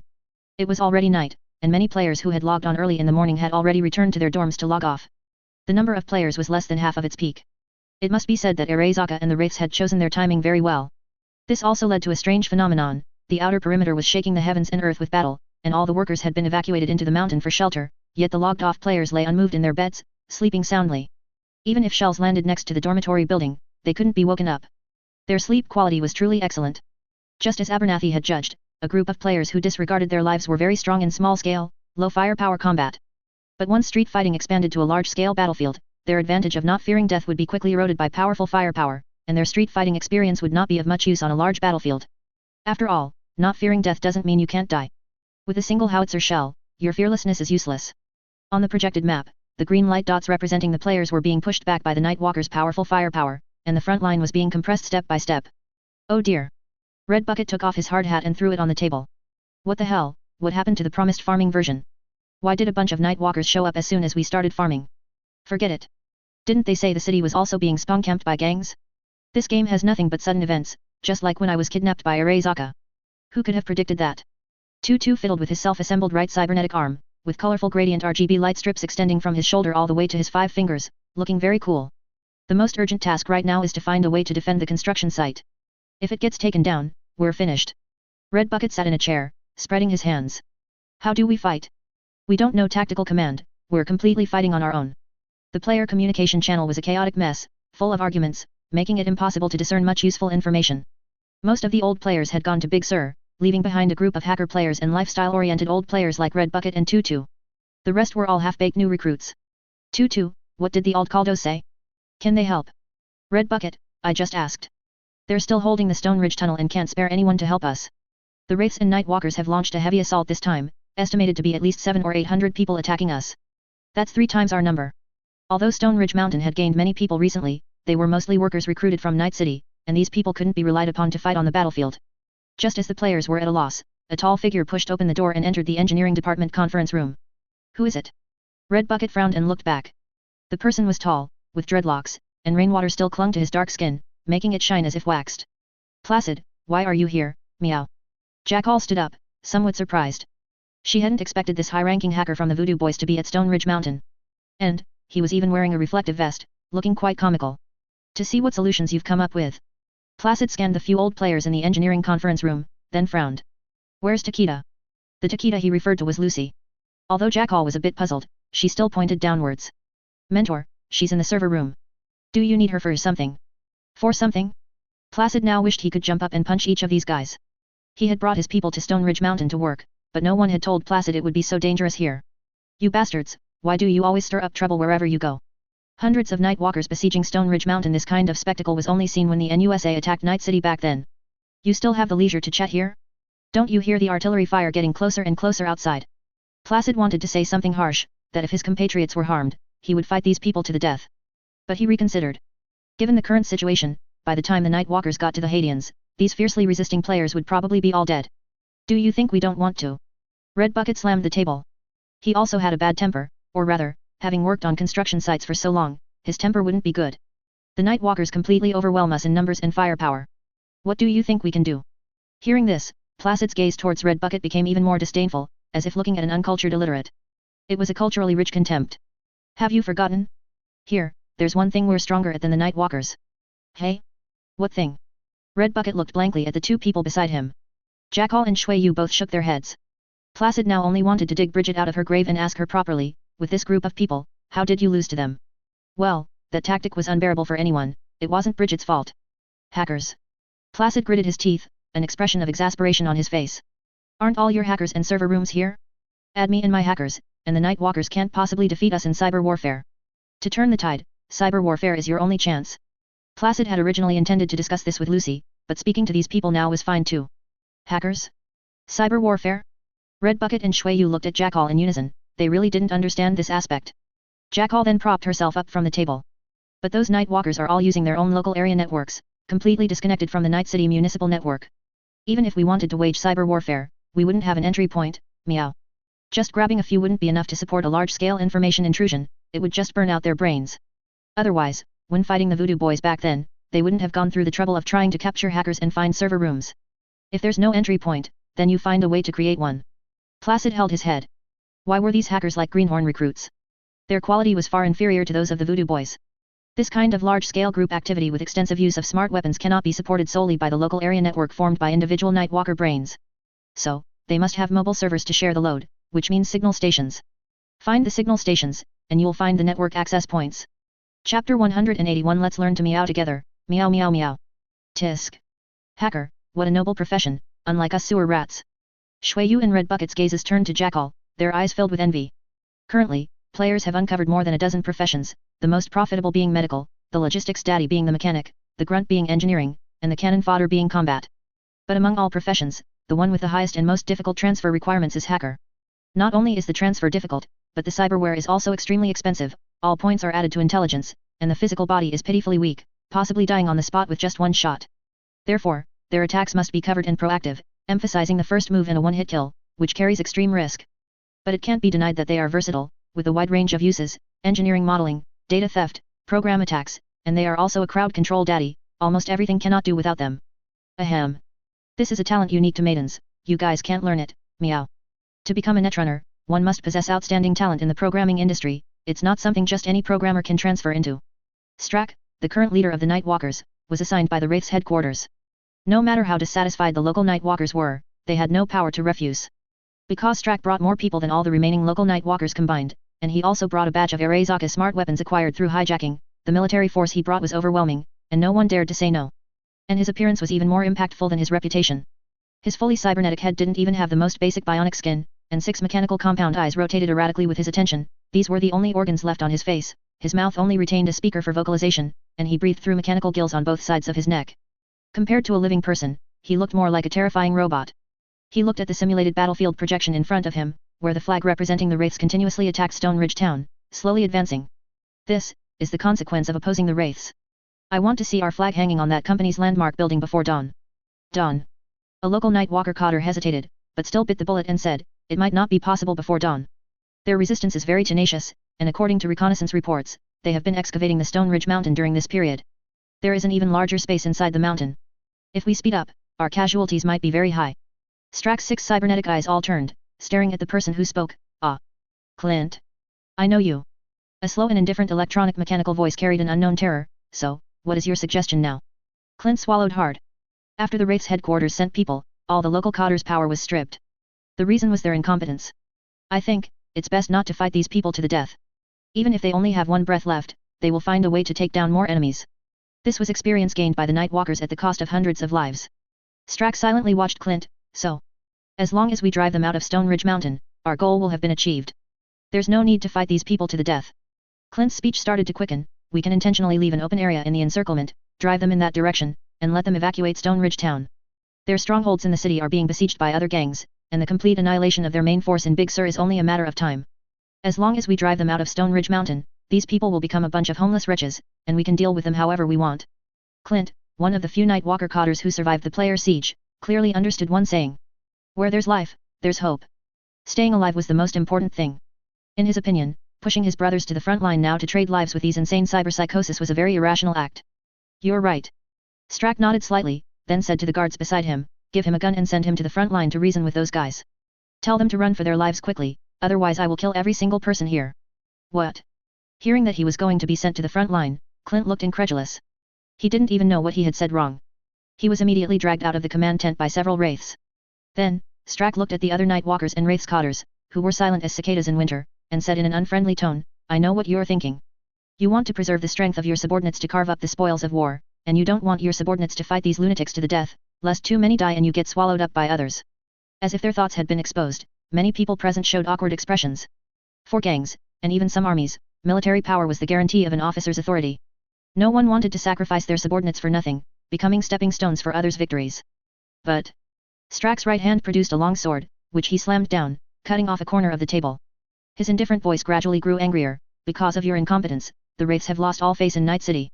All of our original cooperative buyers turned to Dogtown and the Aldcaldos last month. Do you know how much money we've lost these past 2 months without Night City channels? Over €30 million. Even if you dismembered your entire family, old and young, and sold them on the second-hand market, you wouldn't be able to make up a fraction of that. If you don't use their blood to declare the return of the Wraiths, then what is the meaning of your presence here? And now? You are still here. In front of me. Saying there's no need to fight these people to the death. Hat. Strack's mechanical gills at the back of his neck expelled a puff of white steam, as if he were venting pressure. Then, he picked up the table corner from the ground, his voice returning to that eerie indifference, even using a very friendly tone. Oh, I'm sorry, everyone. Just now. I got a little emotional. Actually, I was planning to chop off his head then. I think there must be a problem with the hormone synthesizer. I hope you don't mind. But the combination of the two made everyone present tremble, and they could only hastily shake their heads to indicate that they didn't mind, to prevent themselves from becoming the next Clint. That's right. Strack was very satisfied with their attitude, so he no longer looked at the Cotters, but turned his gaze to the distant Neon City, and said leisurely, anyone who interferes with our great cause, no matter who you are, no matter where you come from, must die. Crack. Crunch. That metal table corner was forcibly crushed and deformed by his cybernetic arm. Mobile server. Mobile server. Where are you? Shui Yu had already put on stealth gear and, with several stealth players, infiltrated behind the Wraith's offensive by hiding in the ruins and pretending to be corpses, following Placid's instructions to search for the so-called mobile server. The Wraiths, who were fiercely engaged with the players on the front line, had no idea that someone would dare to run behind them to cause trouble. It was only because the players were skilled and daring that they could be so reckless. To find the location of the mobile server, one must first find a smart weapon operator and use her signal receiver to determine the approximate direction. This target was not difficult to find, one only needed to search in reverse along the flight trajectory of the mortar shells in the sky. Programmable mortars and the things players used were not the same. Inside were smart munitions made with microelectronics, electronic computers, and photoelectric conversion technology as the core, which could automatically adjust the trajectory and attitude of the shells, correct artillery firing errors, and guide the warhead to accurately hit the target. Compared to the kinetic weapons in the hands of players, there was a difference of several decades in technological level. Of course, the price was also outrageously expensive. Each shell cost at least several thousand €, more expensive than the launcher itself. What was fired was real money. If Arezaka hadn't provided a batch of ammunition for free, the Wraiths would truly be reluctant to use them like this. Under normal circumstances, operating such a mortar would require a considerable number of personnel, 1 drone operator, 2 gunners, 1 loader, and 6 escort teams. But then, how could the Wraiths have such organization? The advanced weapons they had just received were put on the battlefield before the gunners could even be trained. As for the escort team, the 2 guys next to them, peeing on a concrete pipe, competing to see who could pee further, were probably them. After all, you can't expect a loose warlord organization to have a high degree of restraint and rules for its lower-ranking soldiers. You have to understand, these were all criminals that other nomad clans couldn't tolerate, individuals with more or less antisocial tendencies. And so, a bizarre scene unfolded before Shui Yu, a gunner firing his cannon while a guard nonchalantly urinated. Pfft. How come they seem even worse than the KMT in TV shows? Like bandits? Baldy 47, who was beside him, adjusted his pistol. You said it yourself, that's TV. If these guys could follow orders like a regular army, I doubt the Wraiths would still be around for us to find. If the Wraiths really trained a regular army, melee tech, and the Free States would be the first to blow off that nomad clan's head. Weakness was the reason they had survived under the corporation's noses until now. Shui Yu made a series of tactical hand gestures to the stealth players beside him. This was basic content from the training chip, and the players, having been beaten countless times, immediately understood, each finding their assassination target according to the plan. As for him, with the highest stealth level, he went after the main gunner. This was the benefit of players liking to collect lore. The Smart Mortars product page was even on Arezaka Military Industries' official website. The main gunner needed to adjust the shell's trajectory based on drone footage, confirm the target's direction, and decide between an airburst or ground detonation. In other words, the main gunner was the one who most needed the server to offload pressure. Shui Yu crept step by step towards the 2 gunners, a dagger in each hand. His feet landed without even the slightest sound or air disturbance, so much so that when he reached behind the gunners, neither of them reacted at all. Poof. A dagger pierced the assistant gunner's throat, blood gushing from the wound. He clutched his throat in disbelief and fell. The main gunner, noticing the anomaly, tried to shout for help, but Shui Yu's hand clamped firmly over his mouth. Immediately after, a dagger plunged into his posterior cervical spine, instantly depriving him of control over his entire body. Shui Yu's voice was like a whisper of death, resonating in the main gunner's ear. Relax, it won't hurt for long, relax. It won't hurt at all. Shui Yu slowly laid the gunner's body flat on the ground. Unreasonable fear was in the other's eyes, and as for his mouth, Shui Yu had already dislocated his jaw. He pulled out the data chip Placid had given him and inserted it into the other's posterior cervical spine. After waiting for more than 10 seconds, Placid's voice echoed in his mind, the signal is at the bottom of the slope 200 meters southwest of you. Go look in that direction. Remember, don't let them discover you. Otherwise, if they become suspicious and disconnect the server's signal port, your mission will fail. Alright. Although it felt a bit unpleasant to hear a former enemy giving orders to the players, it was the other party's designated plan, so Shui Yu could only express compliance. On the hacker team's side, Placid was the one truly getting a headache. These are your hackers? Are you serious? He looked at the diverse group of players, from a silent shorty less than 1.4 meters tall to a Chiyunibu youth constantly posing in front of a mirror. If someone said this was a mental hospital, Placid wouldn't have a single doubt. Lucy, lying in the hacker chair, looked slightly embarrassed but still said, yes, they are the hackers our company trained. Although, they are a bit special, there's no problem with their abilities. Lucy was about to say something else when she heard the Chiyunibu youth looking in the mirror let out a wild laugh. Ahahahaha, submit, fear, this is the power of Uchiha. His optical cybernetics also continuously changed forms under his control, 1 Tomo, 3 Tomo, Mangekyo, all the way to the Rin-Egan. Of course, these were just programmed contact lenses, without any practical meaning, but that didn't stop Zhuzi, who was beaten every day, from spending a fortune to have an Ripperdoc custom make these fancy, useless items. In the game, he could even ignore the stares of people who thought he was an idiot, and pose in front of the mirror, saying, these eyes can see through the darkness. Placid. Lucy. Placid was in despair. What nerve had he and Michelle misfired to actually trust such a group of lunatics whose brains had been squeezed by a door? These people, if placed in a research institute, would be the ones being studied. But now, he had no retreat. Rather than hoping the night walkers would spare the workers hiding inside the mountain, it was better to take action himself. Even if they failed, Placid was confident that he and his hackers could significantly impact the Wraith's attack formation, then find a way to break through with his compatriots. Moreover, with Lucy, who had defeated Bridget, there shouldn't be too much of a problem. After waiting for about another 10 minutes, news finally came from Shui Yu's side. He pulled out a hand from the operator's head, wiping the brain matter off it with the other's clothes. All the wraiths in the entire carriage had been chopped into pieces by the stealth players, with limbs scattered everywhere. Done. The signal receiver has been inserted. Lucy adjusted the signal, found that a connection had been established between their networks, and then gave Placid an okay gesture. Alright, you guys go in. What about you? Placid frowned. In his opinion, Lucy should be the one holding the line as a backup. Me. Lucy tapped the server next to her. I have to keep an eye on this. Don't worry, I'll step in if anything unexpected happens. The hacker players gathered in Stone Ridge Town weren't there to move bricks, but because the old net entrance server room was built there. They were experiencing a development dungeon as test server players. And now the old net server room was connected to the Wraith's network. Lucy didn't want any accidents, so she had to personally monitor it. Placid saw Lucy's confident expression and didn't say much. He gave the Voodoo Boys hackers a look, then took the lead in connecting to cyberspace, with the players following closely. In cyberspace, after their respective forms converged, Placid said, listen up, our mission is to cause as much widespread fluctuation as possible within the Wraith's regional network, affecting the effectiveness of their smart weapons and neural pathways. Don't overly pursue kills, a few deaths won't change the battlefield. Hackers could kill through the network, but their computing power was limited. Obsessing over a few kills was foolish. And be careful of the Wraith's regional network firewall. For a large-scale connected regional network, there will be no shortage of Wraith's hackers maintaining the network, and Arezaka software antivirus programs. Zhuzi, got it, got it. Why are you acting like the boss? Hurry up and skip the cutscene, I'm going to go on a rampage. What he said was also the player's sentiment. This game couldn't skip cutscenes and plot, because it would literally skip life. But sometimes it felt very drawn out, and players just wanted to go on a rampage. Placid was too lazy to continue talking anyway, it wasn't him who would die. He simply led the Voodoo Boys hackers and disappeared into the regional network, leaving the players to decide their own direction. Holy crap! Don't you dare blow up, don't hit me, I'm sorry, isn't that enough? The Romanophile machine gun squad was already a misnomer. Their heavy machine gun ultimately couldn't escape the Wraith's bombing. The temporary machine gunner, priest, and the machine gun were blown to pieces on the spot, leaving the remaining 3 to only use rifles to shoot at the charging Wraiths. But the Wraith's firepower was too fierce, they were simply suppressing them. Soon, these Wraiths cornered the 3 survivors, leaving no room for retreat. The footsteps outside grew closer, and their hiding cover was riddled with bullets. Fine Roman Ecstasy, huddled behind cover, had a mournful face. Their bullets were all gone. It's over, my first blood is gone. I was still hoping to save my first time for the Tiger Claws ladies, to let them kick my head with their high heels. Jingluo Zhennu quickly shrank away. Holy crap, I didn't realize you had such a fetish. You pervert, get away from me. Fine Roman tears, alas, I never thought our Rome hadn't even been established, and we'd already replicated the fall of Constantinople. Upon hearing this, all 3 couldn't help but feel sorrow welling up. With Ikyuwa, they burst into tears, oh, my Rome.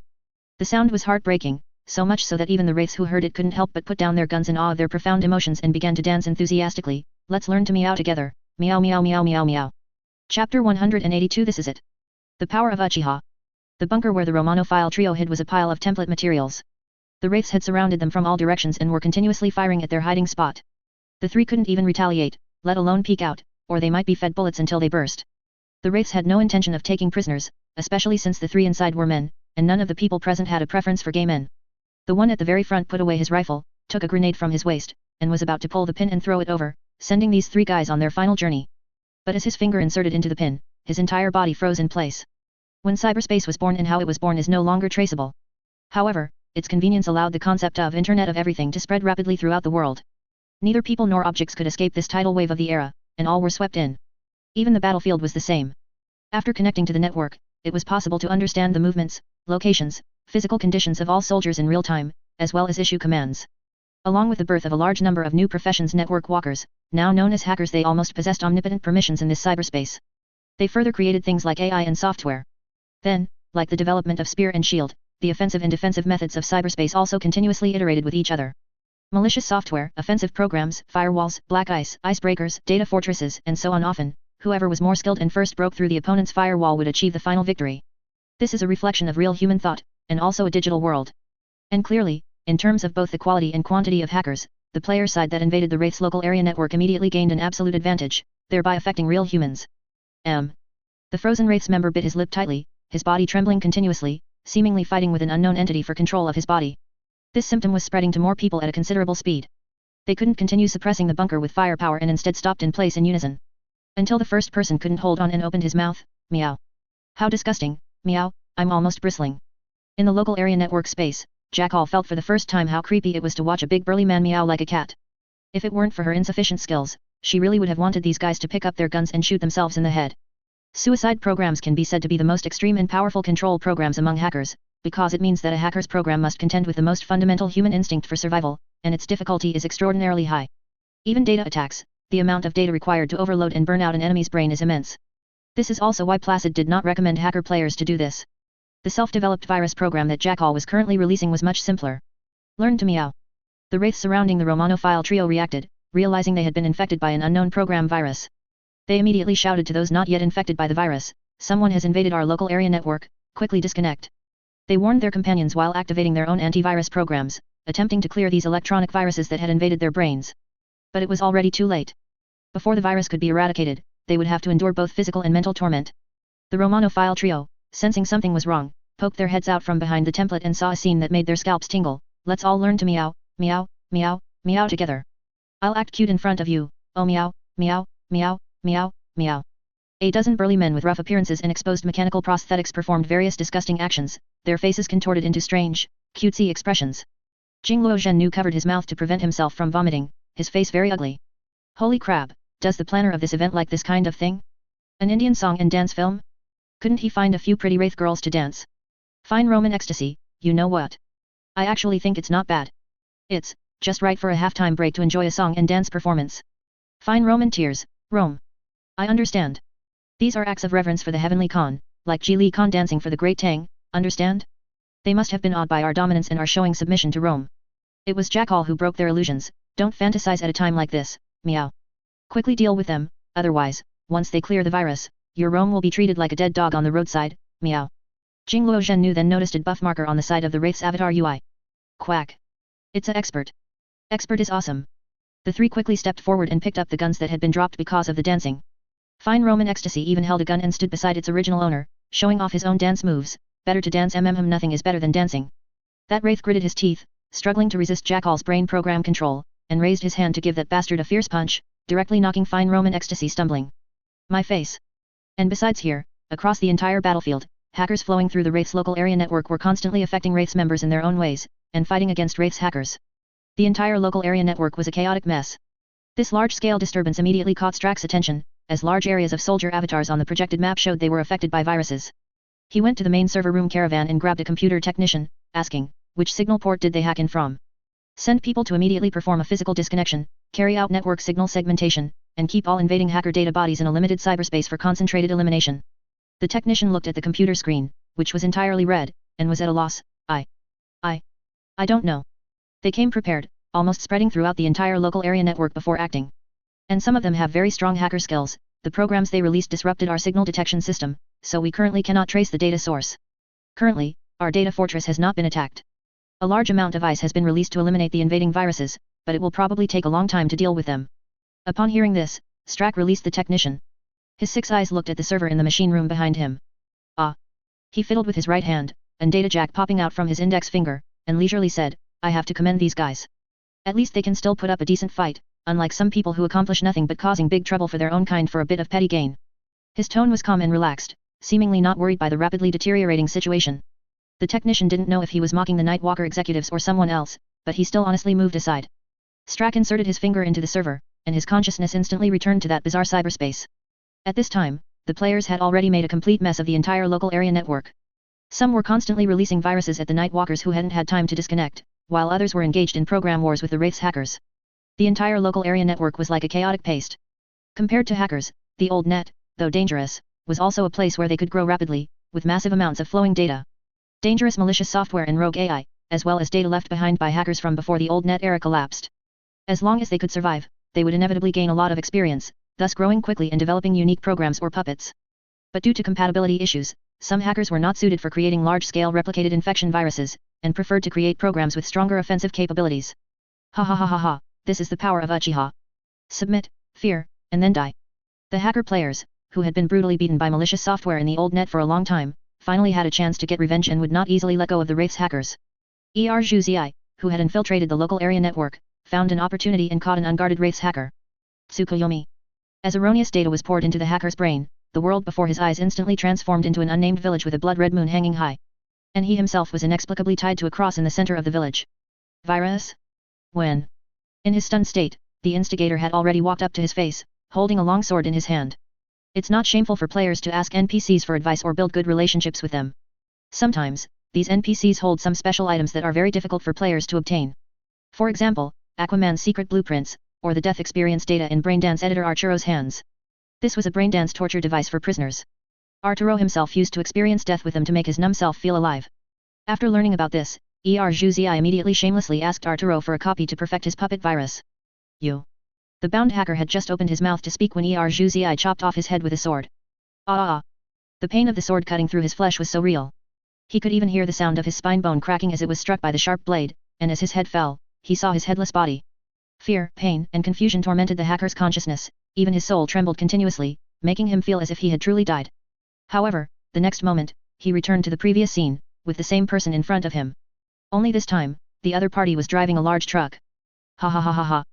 Zhu Zi roared with laughter as he stepped on the accelerator, and with the looped death data, ran over the hacker. The hacker's skull was crushed under the tires. Zhu Zi felt incredibly exhilarated at this moment. If he could replace the hacker's face with Jackal's, it would be even more satisfying. Suffer, despair. In my Tsukuyomi puppet, you will experience thousands of different deaths, and by the time you die 100 million times, only 1 second will have passed in reality. Of course, he was bragging. There was no braindance yet that could slow down human perception, and Arturo's death data only had less than 100 variations, but that didn't stop Zhu Zi from showing off to his enemy. Next, you will never achieve the reality of death. Ah! The hacker, tormented to the brink of collapse, frantically tried to awaken his firewall data to drive this madman out of his data fortress. But it wasn't that easy. Zhu Zi was confident that he could kill this guy before the other party's firewall could breach his defenses. If he couldn't even win a sneak attack, then he was truly too weak. A voice of praise sounded behind him, a very interesting puppet, with good development potential. Did you make this? Of course, because I am a genius of the Uchiha family. But don't praise me, I'm afraid I'll get arrogant. Zhu Zi, flattered by the praise, was about to exchange compliments with the other party, but after a moment of stunned, he realized. To maximize the attack range, all hackers operated alone, with no allies around. Who's there? He had intended to release the still incomplete Amaterasu on the other party, learned from Jackal, to devour the other party's data for self-replication, and then seize the opportunity to escape. But he didn't expect that before he could even move, he was suppressed in place by the data released by the other party, unable to break free. Even now, he couldn't even see where the other person was. Zhu Zi thought, it's a expert. This person's strength is not below mine. If you have the guts, come out. What kind of hero hides and sneaks around? Zhu Zi's style changed to Hong Kong comics, if you have the guts, come out. I'm going to kick your ass. Perhaps influenced by his words, some data began to gather in front of him, but the final combined image was not human, but a complex digital pattern that kept changing. Zhu Zi was extremely confused. What the hell is this thing? If it were an antivirus program, it wouldn't speak and wouldn't have a fixed form, but would a human create such a strange image for themselves? The pattern didn't have time to chat idly with Zhuzi. Instead, it shot a data stream directly into Zhuzi's forehead. Since you've disrupted the signal, I'll just trace your main data. It might hurt a little, but it doesn't matter. Humans always have to experience death once, so why not now? You. Zhuzi still wanted to say something. He could clearly feel the other party's information rushing through the network towards the Stone Ridge Town Agency's server room. Under normal circumstances, this would mean their IP addresses were exposed. Network connections are bidirectional, players could use this to attack the Wraith's local area network, and the Wraiths could naturally use it to attack the player's server room. But there was a small problem with the Stone Ridge Town Agency's server room. It led directly to the old net. As if touching something terrifying, Strack lightning fast disconnected its data connection, and even its form became unstable, as if it could dissipate at any moment. Strack was still in shock. It was so close to crossing that line. If it crossed that line and came back, marked by the old net, it would surely be torn apart by the Blackwall. Even the data it had cut off was immediately targeted and attacked by certain programs. Strack wasn't even sure if it could escape if it got entangled with the other party. But how was this possible? Currently, the underlying protocols of all servers connected to the network are forcibly implanted with the Blackwall protocol. You can't just build your own server room and bypass the Blackwall to connect to the old net. It looked at Zhuzi, who was firmly controlled. Who sent you? Mother of the Moon? Lilith? Wolf Father? Adam? Vast? No, none of them seem right. These people have no reason to act so high profile in Night City. They wouldn't dare, and they couldn't.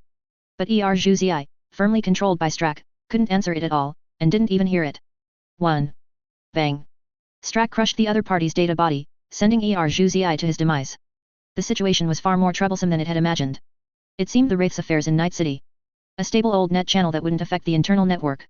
If this thing got out, let alone the Wraiths, the fifth corporate war would immediately break out in Night City. Even throwing all 1 million Wraiths into it would just be cannon fodder. However, it had now obtained an astonishing secret. If it could utilize it, the benefits it could gain would be far greater than monopolizing a smuggling route. Thinking of this, Strack immediately judged that it couldn't stay here long. It prepared to withdraw from the network, and the attack on Stone Ridge Mountain would be discussed at length.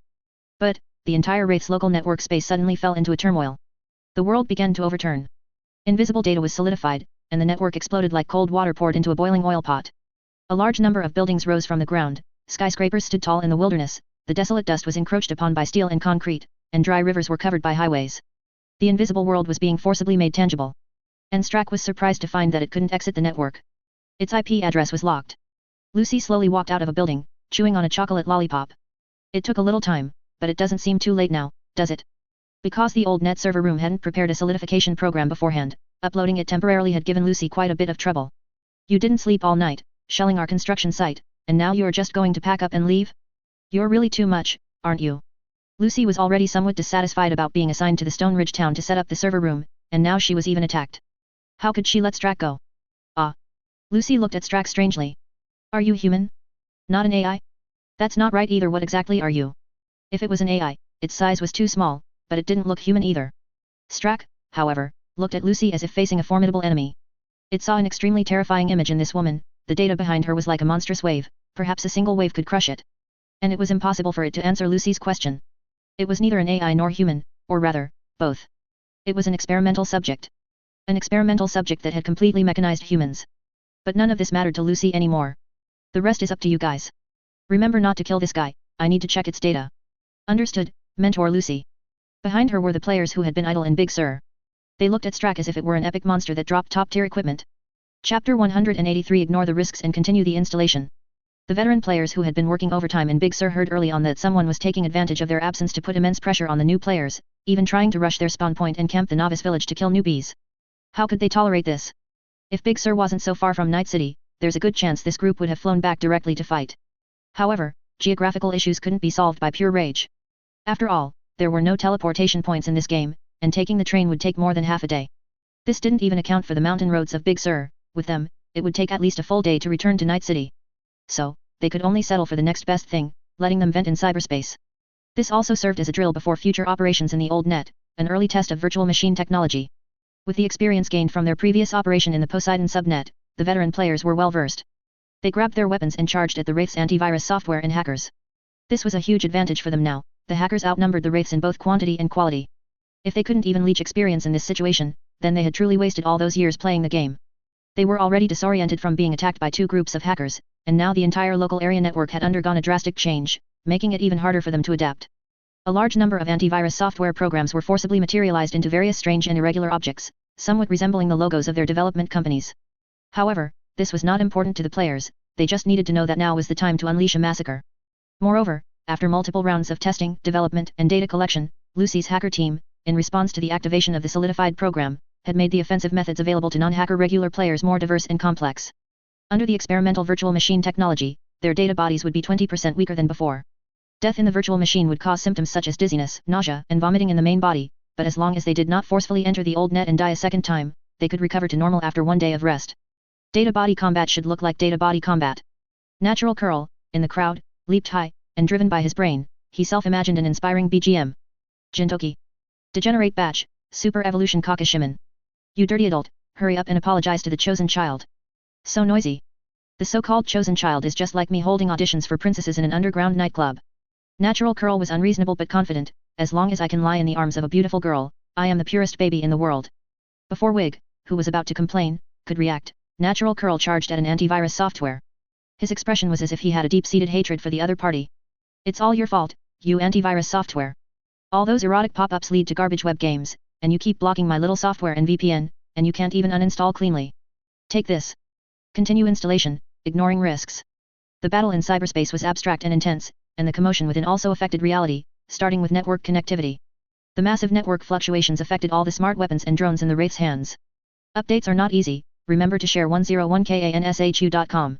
Not only did the accuracy drop significantly, but the network latency was also ridiculously high, probably around 5 guaranis.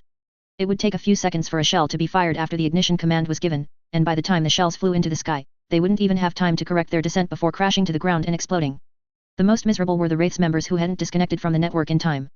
Many were affected by viruses, some of which even exploited vulnerabilities in their firewalls and took effect directly. Their bionic eye vision was filled with an endless barrage of GG pop-ups and catchy slogans that couldn't be closed, even kindly translated into English.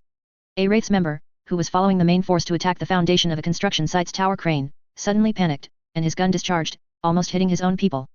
The Wraith's member angrily turned and cursed, "Are you a shark arm? What are you going crazy about?" I don't know. The person who misfired was also very aggrieved. Suddenly a big-nosed man rushed out and told me to attack the sand with him, and also told me to chop him. He wasn't the only one affected. Others had even more and faster pop-up windows in their vision. The dense pop-up sound effects even played a very rhythmic, Ghost Beast song, Lan Lan Lu. The large number of pop-ups not only startled them but also greatly affected their shooting vision. Various GG pop-ups severely interfered with the Wraith's members' shooting accuracy. And those normal people who had disconnected from the network, unable to receive commands from their superiors in the rear, either remained stagnant, afraid to charge, or crashed around like headless flies. For a time, the Wraith's offensive formation was in disarray, with many not knowing what to do or where to go. Nomadic tribes are divided by family, and entering a gang requires acknowledging a father figure, the Wraiths are naturally no exception. Monster was a squad leader under the Wraith Skin family, in charge of 6 or 7 subordinates. According to the previous orders from above, they launched an attack on a material yard south of the construction site after the artillery bombardment was completed. It started smoothly, but with the arrival of the cyber attack, although they disconnected in time, they became blind and deaf as a result. The convenience of the internet age and software had turned many into one-track minds who only knew how to follow procedures, becoming de facto mechanical parts. They did whatever they were told, with virtually no subjective initiative.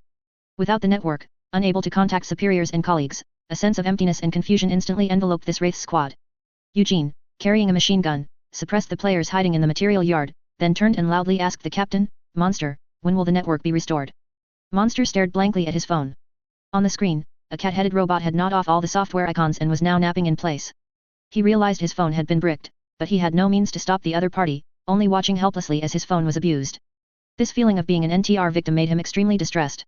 Then, looking at the female team member tied up tightly beside him, still meowing, he immediately flared up and kicked her. "Shut up, Megan." The previously smooth situation took a sharp turn for the worse, making everyone irritable. Perhaps kicking Megan allowed him to vent a little, and his tone softened slightly. "It might be fine in a while. Hey, Walls, go down the mountain and ask what's going on, when the network will be restored." Before coming here, the higher UPS had promised that if they took Stone Ridge Mountain, they could enjoy 3 days of fun in Night City.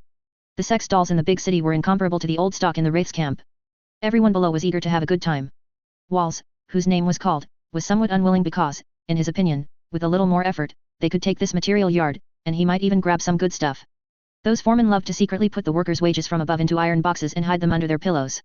Now that he was going down the mountain, how much alcohol he would get when he came back up depended solely on Monster's conscience. But as soon as he got up, a dense hail of bullets riddled Walls like a sieve. What? This sudden situation even caught the machine gunner, Eugene, off guard. He had clearly suppressed those people under the material piles. Where did these people come from? However, everyone soon discovered that what was attacking them was not people, but a door frame equipped with an electrically controlled machine gun. The Gatling gun spat out a long tongue of fire, sweeping up dust and sand into the air. What the hell is that thing? Eugene shrieked, retracted his machine gun, and ducked back behind cover. Isn't that an industrial robot? How can it shoot? The intelligence indicated that this thing was used for building houses, but it didn't say it could mount machine guns. Monster said, it must be an illegal modification. Quickly return fire and take it down. Eugene, no. Its firepower is too fierce. Artillery. Artillery. Monster, who had originally intended to call for artillery bombardment to destroy this strongpoint, suddenly realized that there had been no artillery fire for a long time, only the tearing sound of that door frame Gatling gun. Connecting this with the intense network fluctuations. Could it be that Monster now strongly suspected that someone had launched a sneak attack on the rear servers, uploaded a virus to the local area network, and even taken out the artillery unit, and perhaps was already encircling them? Logically speaking, even with such severe network fluctuations, vertical mortars could be operated manually. There was no reason for all of them to go silent, right? The more Monster thought about it, the more terrifying it became. Especially with the network currently down, he even had the illusion that his small squad was the only one left fighting alone in the entire world. At the same time, loud shouts from the opposite side startled him, Yura. The sky belongs to Havoc. Gentlemen. Follow me and kill. Though there were only 3 or 4 people behind the material piles before, the players now roared with the momentum of 1,000 armies. Especially after being suppressed by the enemy for so long, and finally getting a chance to counterattack and vent, they didn't care about anything else. Regardless of whether they hit or not, they just fired, bullets flying like they were free, towards the position where the enemy had just set up a machine gun. Monster, shoot back quickly. Weber, that robot won't sweep for long, take it out with a rocket launcher. We'll suppress those guys, don't let them charge over. Regardless of how fierce the door frame's firepower was, Monster's squad could only slightly change positions behind the material piles, dodging the sweeping fire before raising their guns to return fire. But then an even more desperate scene appeared. The door frame, which had just been suppressing them with its firepower, had several gun barrels glowing red from bullet friction. When it stopped firing, it stood still, its thick armored plates covering its legs rapidly unfolding and interlocking, closing the empty doorway. Coupled with the explosive stakes driven into the ground beneath it, it looked like a temporary fortress. A temporary fortress with narrow firing slits. A long gun barrel extended from the firing slit. Da-da-da. The spraying metal storm instantly cut Weber, who had just reloaded and was about to blow up the door frame, in half. The rocket flew skyward at a 45-degree angle. And finally exploded like a firework. Then, the long-awaited sound of artillery finally rang out. However, it wasn't the Wraith's artillery unit, but rather shells from simulated Type 82 mortars fired from within the construction site. This was, after all, the player's early-stage arsenal. Although the bulk was stockpiled in the Stone Ridge Tunnel, there was still a good amount available in the players' shops. The enraged players no longer cared about saving Eurodollars for high-end cyberware or internship opportunities. They bought guns, bullets, and cannons, whatever they could get their hands on, and then unleashed it all. Of course, they weren't just firing wildly. Many players were military enthusiasts, and while they couldn't achieve the surgical precision of smart shells, they could still pinpoint the general direction after a test shot, using the minimap and player callouts. With several rounds of high and low shots, they stunned various Wraiths units. The Wraith's command post, observing from the foot of the mountain, was also in chaos. Without Strack to keep order, the staff and officers were all arguing, where is our artillery unit? Counterattack quickly. Ulysses, the artillery commander, who was being questioned by a staff officer, looked a bit awkward. The server is down. Without computational assistance, we can't hit anything. The staff officer was somewhat confused. If you can't hit, does that mean you don't fire? Without artillery support, what if they counterattack when day breaks? Phil Greengill, the quartermaster, stepped forward to speak on Ulysses's behalf. It's not that we don't want to fire. One smart programmed shell costs several thousand Eurodollars. Blindly firing like this, we'd run out in just a few rounds. Anyway, we already have the advantage, so every bit we save is a bit gained. Save? The staff officers looked as if they had heard something utterly unbelievable when they heard that word. You can save artillery shells during a war? Are you an idiot? Even if you are reluctant to use programmed shells, can't you use regular shells? Looking at Ulysses, who remained silent, some quickly realized what was going on. The staff officer who had just spoken out first stepped forward to the quartermaster. Take us to the armory. A flicker of panic crossed the quartermaster's eyes, but he quickly regained composure and retorted, there's still fighting up front. What are you going to the warehouse for? You're not trying to steal a vehicle and desert, are you? The staff officer gave the quartermaster and Ulysses a cold look, then immediately pulled back the tent flap and walked out. The direction he headed was precisely the convoy camp where the armaments were stockpiled, with many people following behind him. A bead of sweat trickled down the quartermaster's forehead as he hurriedly followed. The nomadic Wraiths tribes possessed many large trucks, and they had brought numerous ones for this assault on Stone Ridge Mountain, transporting both personnel and supplies. Their armory was a temporary camp made up of 5 heavy trucks. Prefabricated boxes of various sizes were stacked together, and guns and ammunition were laid out everywhere. The staff officers found the truck containing the shells, pried open an ammo box, and inside, rows of programmed shells were neatly arranged. What exactly do you mean by this? The quartermaster was also anxious. What kind of war involves going to the warehouse?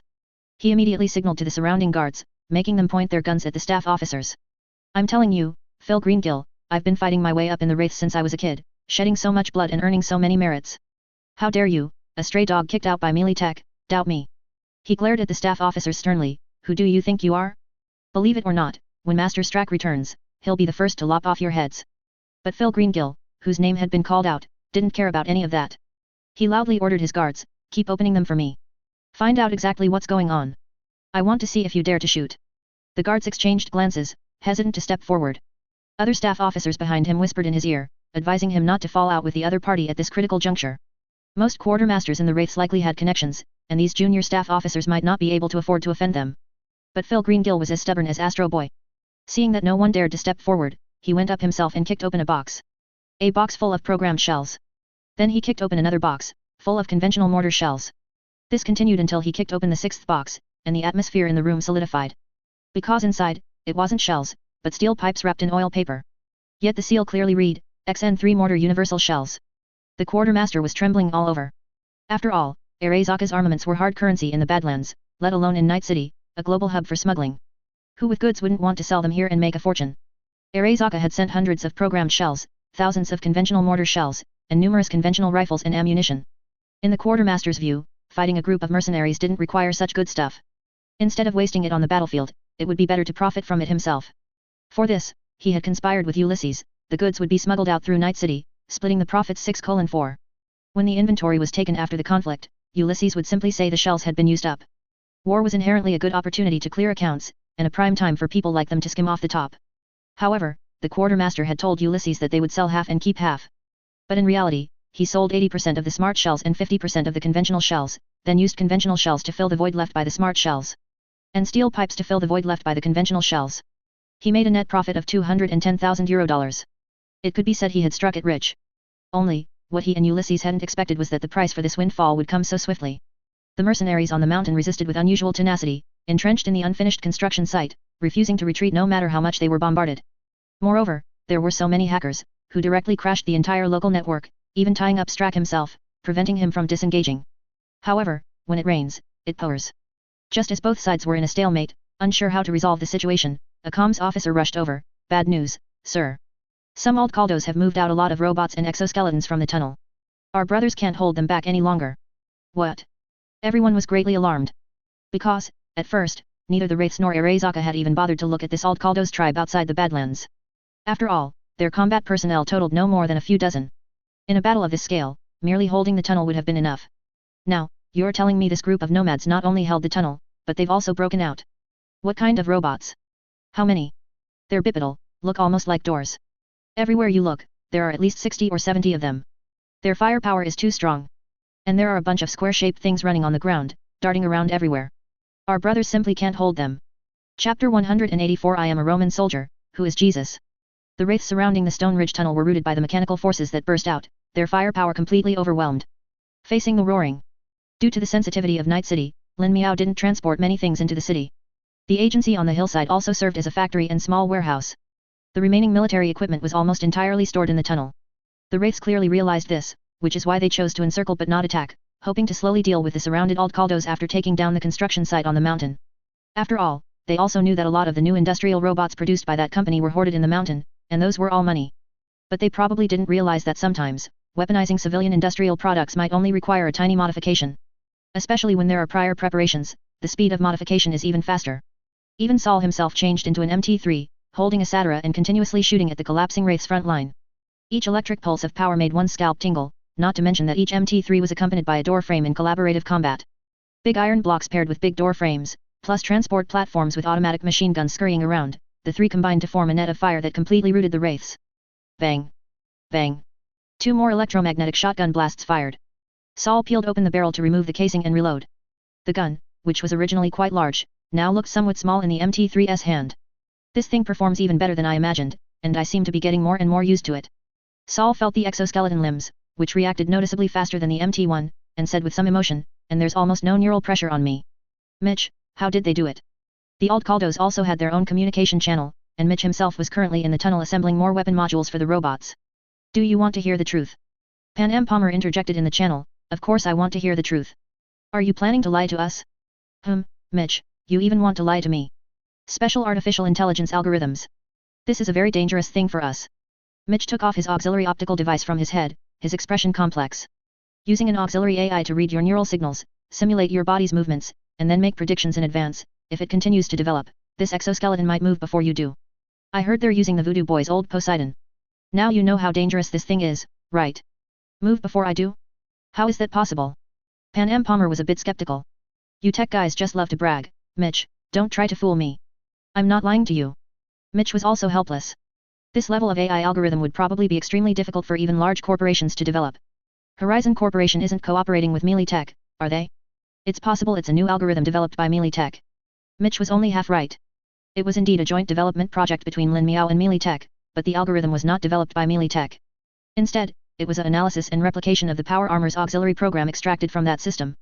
One could only say that if you are unwilling to part with something, you won't get anything in return. Although Melee Tech would get a share, for Lin Miao, who currently lacks sufficient development capabilities, this was the fastest way to monetize the algorithm. I don't care about technical matters. Saul led the Aldecaldos in a charge, continuously pursuing and annihilating the retreating wraiths. He looked at the doorframe and transport platform that had been following him, and a chill ran down Saul's spine. As long as these things don't turn their guns on me one day, it'll be fine. Their algorithms have all been filed with Netwatch, so there shouldn't be a problem. Mitch's voice was a bit unconfident. After all, Netwatch wasn't omnipotent. Deploying robots for large-scale combat, this cost was simply something a nomad group couldn't afford, let alone detecting whether there were program logic bugs that could lead to AI evolution, a metaphysical problem. Who cares about all that messy stuff? As long as they can help me kill these wraiths right now, they're my good brothers. Pan Am Palmer, who was sniping the wraiths convoy from the hillside, didn't think too much. She patted the transport platform next to her that was carrying her equipment and keeping watch. A docile digital expression immediately appeared on its small screen, _. The timely screen expression brought a different kind of cute vitality to the originally lifeless machine, and the highly intelligent response system made it seem like a pet. Even Pan Am Palmer couldn't dislike this thing. Ah, how great it would be if they could give me one. I heard they cost over 25,000 each, even more precious than my gun. The rousing song performance ended. Although for Jingluo Zhennu, compared to the rousing performance, this show was even more deadly. After all, not everyone had the inhuman aesthetic and XP of fine Roman ecstasy, who could even rush up and dance with people. You guys stop fighting. .jpg. Watching Jingluo Zhennu tie up the dancing wraiths members one by one with nylon rope, fine Roman tears found it a bit troublesome. Why not just kill them all? Why bother tying them up one by one? What if they escape using their cyberware? Wouldn't it be less trouble to just kill them and move the bodies? His cold and cruel words startled the wraiths, who were almost exhausted from dancing, making them fear that the three would suddenly go berserk and use them as targets. After tying up the last person and piling them together, Jingluo Zhennu shrugged. No need for that. Killing captives is unlucky, understand? Oh, you're getting superstitious now? You haven't been ground down by the elegant politics and become a little brother of Jesus, have you? Go away. If Jesus really came down, I'd still hang him on a pillar and stab him twice first. Jingluo Zhennu gave him an annoyed look. Let's talk business. If you kill them all, those wraiths, knowing they're going to die, definitely won't surrender. Fighting to the death with these guys will only affect our activity income. The sooner the fight was over, the sooner they could start working. Jingluo Zhennu was still coveting that MT3 exoskeleton. Fine Roman tears thought about it and realized it was true. If he accidentally got taken offline by a stray bullet, he'd have to wait 3 days to revive. By then, he'd be far behind others, which would be a huge loss. Immediately, he put away his fighting spirit and became a timid lizard. As for how the game officials would deal with these prisoners after the war, whether they would learn from Bai Qi and dig a pit to bury them alive, or send them to a biomass extractor for recycling, or even turn them into soap, he had no opinion. A player's blood can be colder than so-called cyberpsychosis or research fanatics at certain times. At least, burying dozens of landmines in the ground and then herding prisoners down to race, to see who could lie down across the minefield and survive to the end. Players would absolutely do something like that. They would even buy a bucket of popcorn, point at the bodies blown up below, laugh heartily, and casually open a betting pool, giving the prisoners nicknames like Tokai Teo and Ogiri Cap for horse racing. In their words, who told you to go against us? You're a villain, and you're doing evil in front of me, so you've already been stripped of your human identity in my eyes. As the saying goes, villains have no human rights. Not skinning them and making a sofa out of them is purely because players don't have that need. Fine Roman Ecstasy, who was on lookout at a high point, suddenly said, Hey, don't you guys feel like the wraiths aren't bombing as frequently anymore? Jingluo Zhennu, I think they said the hacker bigwigs blew up the wraiths network, so those winged cannonballs can't fly. The three had a deep impression of that weapon. Shen Gun was having a blast with his machine gun, and then those cannonballs fell from the sky as if they had eyes. If the other three hadn't run fast, they would have been blown up together. They also had to thank that Jackal player, otherwise the three of them would most likely have been captured alive by the wraiths and then tied up and force-fed durians. Squawk. Fine Roman tears, so, does that mean they're going to counterattack? As he said, the friendly green dots on the minimap were gathering and advancing. A unit was already very close to them. After waiting a few minutes, Red Bucket arrived at the scene with a large contingent of armed personnel. He was somewhat surprised that the three of them managed to survive at the last moment. They must have stepped in dog shit. Ha, you guys captured so many prisoners? Impressive. Fine Roman Tears quickly stepped forward to show off. Hehe, not at all, doesn't this just show how amazing the hacker bigwigs are? The system didn't specify how to deal with the prisoners, so Red Bucket simply arranged for a few armed workers to carry rifles and escort these prisoners back to the warehouse for detention. The workers and drivers who were originally hiding inside the mountain for safety were also furious. They were about to get off work when a group of wraiths suddenly appeared, forcing them underground. If these mercenaries hadn't received advance notice and arranged for them to take refuge in the mountain, at least 100 people would have been killed or injured in these rounds of bombing. Compared to the players who had already started organizing a counterattack, the wraiths, on the other hand, had fallen from heaven to hell. They relied on smart artillery to precisely strike the players' firing points, then rode in to suppress them. What was originally a smooth battle turned into nothing due to their own lack of discipline. If only they had stood guard honestly and protected the artillery, there would have been no problem. But what kind of discipline could you expect from a group that was no different from bandits? In the first wave of cyber attacks, the artillery connected to the servers were the most severely affected, most lost combat capability, and a small number directly fainted. The actual combat effectiveness of the remaining smart firearms also significantly decreased due to the poor quality of their users. It could be said that Placid and his team shattered the smart equipment Arezaka provided to the wraiths with a single punch. And the subsequent effects of disconnecting from the local network to avoid hacker attacks also began to show. The most immediate impact was the inability to contact superiors. Only a small number of squads with radio transceivers could communicate, while everyone else was stumbling around like blind men or trying to rendezvous with others to discuss countermeasures. Facing the players' increasingly fierce counterattack, these squads were also undecided. Hey! What's the plan now? Do we fight or retreat? We're almost out of ammo, you have to give us an answer. The captain holding the radio loudly questioned the walkie-talkie, but the other side only said a few words before hanging up the communication again. The captain was furious, wanting to smash the walkie-talkie, but quickly put it down. What the hell are they doing? Another captain sitting nearby asked urgently, what's wrong? They said they're still assessing the situation, temporarily unsure of how many enemies there are, and still preparing to restore the network, telling us to continue guarding here.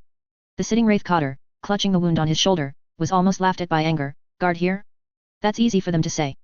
These bastards, why don't they come here and try it themselves? Meanwhile, the player who had just been shot in the leg organized another offensive, with mortar shells arcing across the sky, whistling as they crashed near the wraiths' positions. Several wraiths were instantly blown to death, their bodies charred. Quick, fire a few more mortar rounds. Those iron shells are coming up again. None left, we're out of shells. Out of shells? How is that possible? Didn't we bring 3 whole boxes before we set off? Captain, 1 box of shells was duds and couldn't explode at all. You son of a bitch. When are people most proactive in their work? Of course, they are most proactive when serving themselves and striving for personal gain. Even if this benefit greatly affects collective interests. But in this era where everyone is for themselves, if people are not for themselves, heaven and earth will destroy them. The Wraith seized a large quantity of Arezaka military supplies, at least that's what most uninformed Wraith members believed. How many people saw this as a golden opportunity to get rich? How many people were hoping that after these military supplies were sold, they could pass through their hands, scheming off some profit to make a small fortune and enjoy themselves?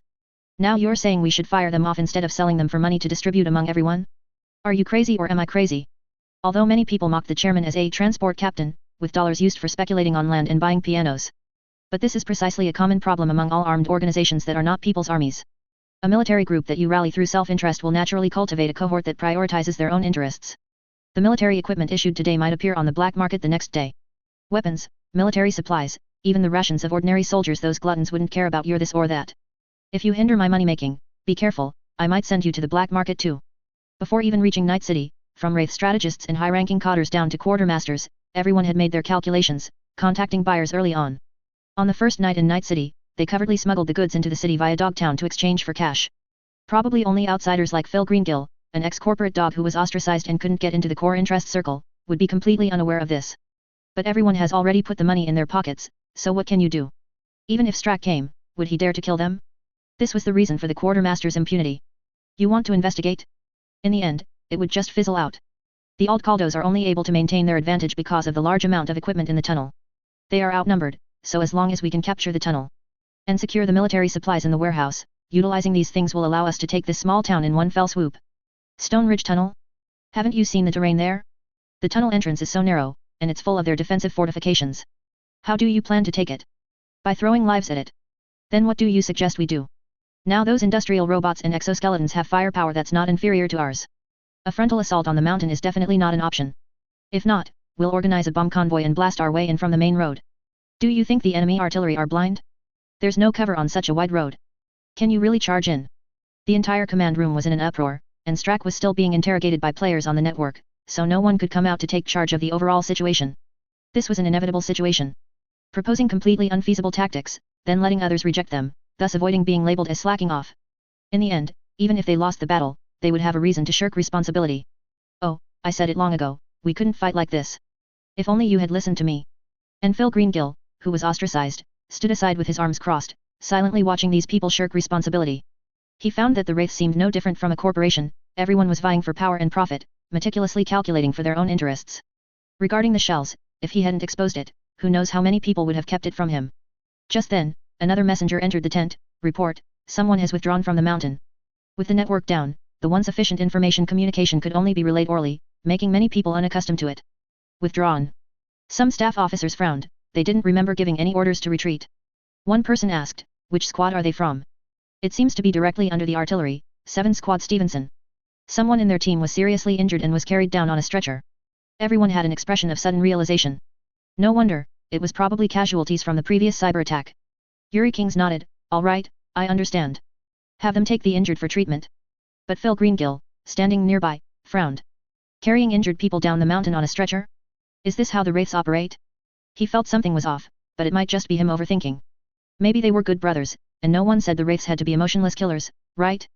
However, out of consideration, he still asked. Have you verified their identities? The messenger was a bit troubled. The network is down, I can't contact the database to verify information, but their clothes all have our insignia. All right, I understand.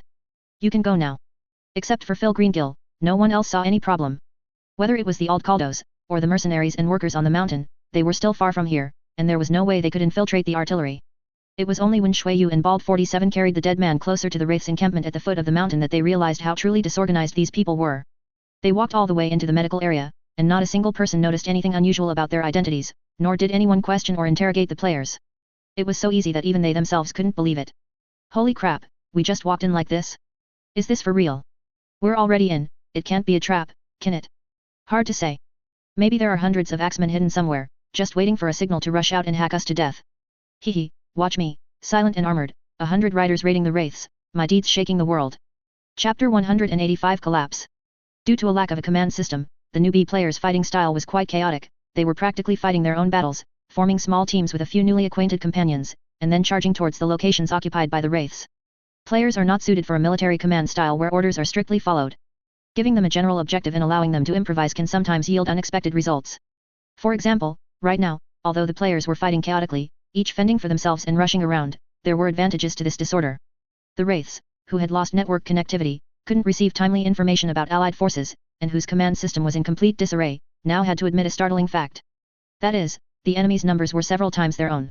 Damn it, why are those guys here too? Clint, with great difficulty, retreated with 7 or 8 subordinates, planning to find a safe area to regroup, then re-establish contact with those down the mountain to figure out how to resolve the current disastrous situation. As it turned out, walking left led them to a player's squad, walking right led them to another player's squad, and even running straight down the mountain now, they would still encounter them. To the Wraiths, it felt like enemies were everywhere, a sense of being besieged on all sides. How many people do they have? A Wraith, out of breath from running, didn't care about the safety of his surroundings and plopped down on the ground, panting heavily. Why does it feel like they're everywhere? A team member leaning against a rebar cage on the side licked his dry lips, constantly looking at the pitch-black night scenery around him. I estimate at least 1,000. It's possible we've already fallen into their encirclement. 1,000? I remember at the start of the fight, didn't they say there were only 200 here at most? The rest were all temporary workers hired by Night City. Clint's face looked like he had eaten dirt, and he constantly rubbed his bird's nest-like hair. Arazaka's shark-brained idiots must have been tricked, or else they deliberately sent us here to die. Those corporate dogs are all bad news. Damn it, I said a long time ago that these lunatics are not to be trifled with, don't push them too hard. But no one believed me, and now look what happened. What was he afraid of during the 2 months he spent in the outskirts of Night City, constantly on edge? It was these cyberpsychosis. When the Wraiths came and said they wanted to retake Stone Ridge Mountain, Clint thought it was unreliable. They fought with gritted teeth, only gaining an advantage at the very beginning thanks to Arezaka's armaments. But once their network was bombed, they were all blind. So what do we do now? Boss, why don't we retreat down the mountain first? Everyone was waiting for this one sentence. Once the first person spoke, others immediately followed suit. Yes, why don't we retreat first? There's no need to clash head-on with these madmen. It's not too late to regroup, restore our network connection, and then attack again. Hearts were set on retreat.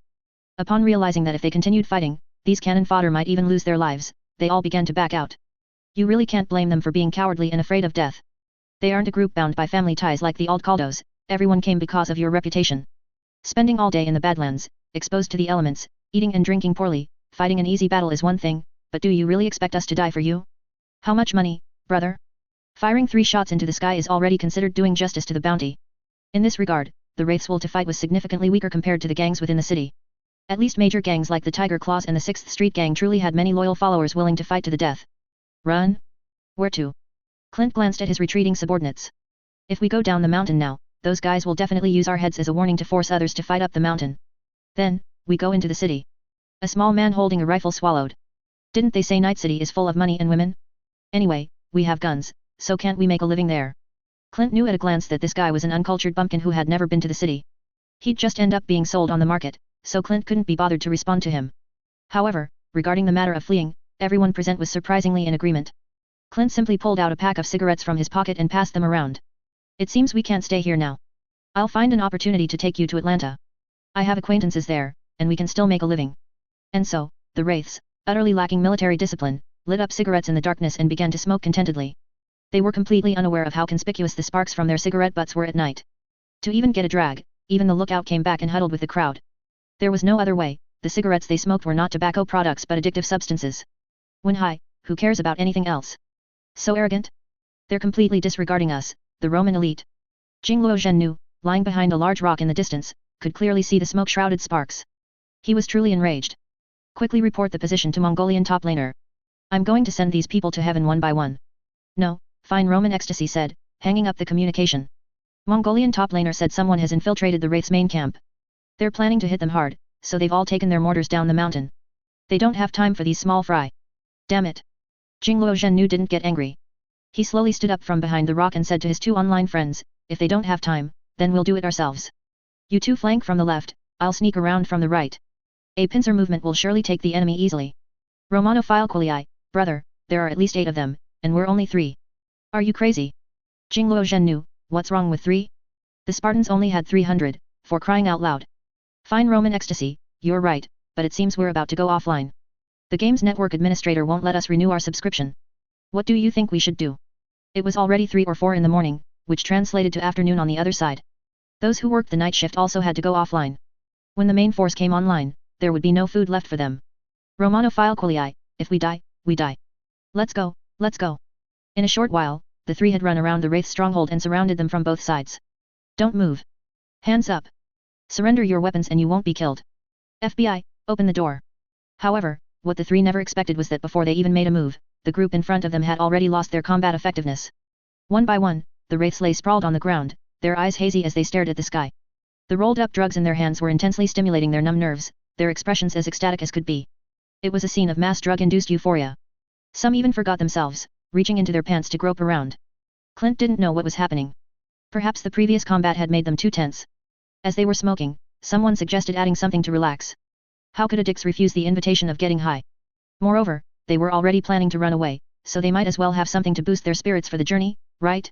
They always had 100 ways to persuade themselves, just one puff, just one little puff. Just like those who constantly muttered, this is the last time, no more after this. Starting tomorrow, no more lust. Dale. Dale. Dale. They quickly succumbed to the mental stimulation brought by the drugs, becoming completely uncontrollable. Different drugs bring different mental stimuli. Some make people excited, fearless of death, turning them into berserkers, some enhance libido, some make people's limbs weak, sinking them into hallucinations. Slap. The stinging pain on his face brought Clint back to his senses slightly. The drug's effects began to fade, and his mind was pulled back to reality. The psychedelic vision before him gradually contracted and focused, forming the face of a young man. The man was straddling him, repeatedly slapping him across the face with his right hand. Wake up. Fucking wake up. Jingluo Zhennu's hands were sore, and the guy beneath him only just started to come to. MMPH. Clint's face was swollen like a bun. He endured the pain and tried to reach for his gun, but then he realized that he and his companions had been tightly bound. It's over. Realizing his predicament, Clint's face instantly turned ashen, wishing he could dig a hole and crawl into it. Damn it, how embarrassing. The addiction got the better of them, and they couldn't resist. A group of people got high on the battlefield, and no one even resisted when they were disarmed and tied up. Get up, now. The Romanophile were also grinning from ear to ear. This was practically loot dropped from the heavens. Heaven wants Rome to prosper. Clint and the others, recovering from their high, were like frostbitten eggplants, meekly allowing themselves to be escorted by the three. He still didn't know what kind of future awaited him. And there were quite a few like them. After their offensive was thwarted, more and more wraiths were routed, losing their armor and retreating. The 500 or 600 people who launched the night attack on the mountain either fled or died, and the newbie players were still chasing after captives, running all over the mountain. 200 people kept 500 people running in circles. What? What do you mean it collapsed? In the distance, the sky was faintly lighting up, but the hearts of everyone in the Wraith's command center plummeted into a bottomless abyss. They had new equipment, numerical superiority, and the advantage of a surprise attack. One could say they had the opportune timing and geographical advantage, yet the entire battlefield collapsed simply because their network information warfare fell apart. Who could they complain to? The group paced frantically like headless chickens in the tent. Ulysses walked over to the server truck, grabbed a technician, and pressed him. How is Strack? Has he not returned yet? At this moment, they desperately needed a pillar to support them. The technician, flustered, replied, the situation is very bad. Most of our hackers are almost dead. Strack is still stuck in cyberspace and can't get out. Moreover, half of our servers have been infiltrated by an unknown virus and are out of control, forcing us to cut the power. Calling it an unknown virus was being generous. The servers had essentially been branded with another party's name, and the program code inside was a chaotic mess. They couldn't even use them. Meanwhile, Shuiyu and others, also in the camp, were gradually figuring out the layout of this temporary camp. There was a central command room, a temporary arms depot on the right edge, a medical area on the left, and besides these, there were also server rooms, a quartermaster's warehouse, and an oil depot. Most of it was a temporary camp made of trucks and tents, with little to no protection. The only thing that could be called a defensive measure was a perimeter of simple fences and sandbag fortifications. Did you get the coordinates? Shuiyu sent all the information about the various locations to the artillery newbie players in the channel, even remembering to take photos with his Kiroshi optics and send them over. It could be said that in this era, everyone equipped with Kiroshi optics was a mobile surveillance camera. Mongolian top laner, received. How do you plan to blow them up? Ever since enjoying blowing things up in Watson, Mongolian top laner couldn't do without these little gadgets anymore. He even felt it was more exhilarating than shooting a gun. Should we just blow up the armory and the oil depot, and send them all to Kingdom Come? The newbie players' mortars had a range of 4,000 meters, over a kilometer. These newbie players, who had only been playing with mortars for a short time, weren't very confident they could hit immediately, but they were confident they could force the target into their range. No.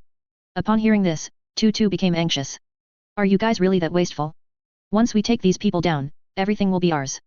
Wouldn't blowing it up be a huge loss? This game didn't have a setting where killing a boss would drop equipment without damage. If it was broken, it was truly broken, and if it was gone, it was truly gone. Red Bucket, then what should we do? We're still chasing people down the mountain and can't go down, and you don't have enough people. If we don't blow up these key points to create some commotion, I'm afraid we won't be able to handle them. Then he had a flash of inspiration. I remember Pan M. Palmer said things were going pretty smoothly on their side. How about we send them our location and ask them to come help? Tutu, that makes sense, I think we can try it. Everyone discussed it and felt there was nothing wrong with the plan, so they immediately approved it. When Saul heard their plan and learned that some newbie players had changed into Wraith's clothes and infiltrated the enemy's main camp, he was somewhat surprised. However, he quickly formulated a battle plan. Alright, you all wait. Once I bring my people to the vicinity, then you can act. I will have the people remaining in the tribe bring all the vehicles that can move. Then you can begin the bombardment. The first target will be the command center. After disrupting their deployment, those of you who are infiltrated inside should try to create some commotion, the bigger the better. Once we see the commotion, we will immediately launch an attack.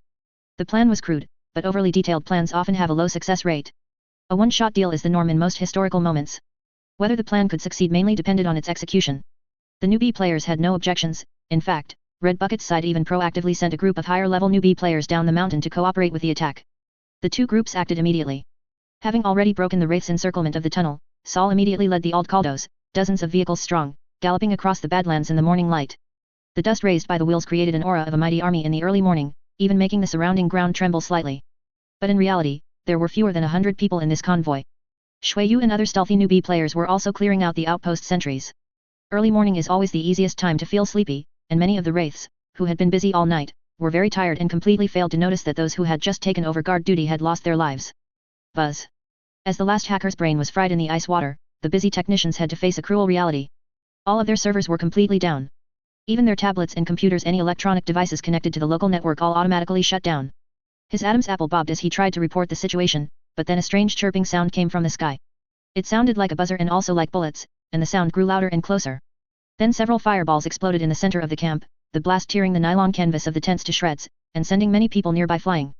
Then came the sharp alarm whistle, enemy. Enemy to the north. Their artillery. Where are the patrol teams? Are they all just loafing around? The patrol unit was hiding aside, smoking and taking a break. They were killed by infiltrators without even realizing it. When there was a network, member deaths could be quickly detected, but now there was no such opportunity. For Mongolian top laner and his team to get within a kilometer of the camp, one could only say these people deserved to die. Mongolian top laner immediately took the second shell and loaded it, keep bombing. Haha. Although he hadn't yet reached the explosion site, the booming sounds of the shells exploding in the air echoed continuously across the plain, lingering in his ears. And because the camp was under attack, the already tense wraiths immediately exploded into chaos. Many people hastily grabbed their guns but didn't know which way to go, only hearing round after round of shells flying overhead. Did you see them? Yes, they're on the northern hillside. Quick, go kill them. Don't go out, they're about to attack, quickly reinforce the defenses. Officer? Where's the officer? Facing the chaotic camp, Shui Yu and a few others whistled, each finding a corner, mixing into the crowd, and shouting wildly, our army is defeated, retreat, quickly retreat. The officers are dead, all the officers are dead. They have so many people are charging at us, there are dozens of cannons. Tanks, they have tanks. They are apocalypse tanks. While causing a larger scale riot, he also accidentally dropped a few grenades with their pins pulled on the ground, killing several more, to confirm the authenticity of the dozens of cannons. And Saul, hearing the commotion from a distance, also urged his people to step on the gas, and the massive convoy rumbled towards the location. A huge dust cloud stretched from east to west, and the dust raised by the tires made it impossible to clearly see how many people were trailing behind the convoy, only giving a vague sense of a very large number. The sudden occurrence of several rounds of strikes, coupled with the continuously approaching enemy, easily broke the psychological defense of the stationed troops. Especially when they discovered that the sentry soldiers had their throats slit at some unknown time, with blood flowing everywhere, this panic multiplied exponentially. Shui Yu, run, they'll kill us, I haven't spent my money yet, I don't want to die. A lie often turns into truth in an instant. The surviving quartermaster and the Wraith's command, even in their panic, didn't forget their money. They ordered their trusted aides to carry boxes full of cash into a vehicle, preparing to flee.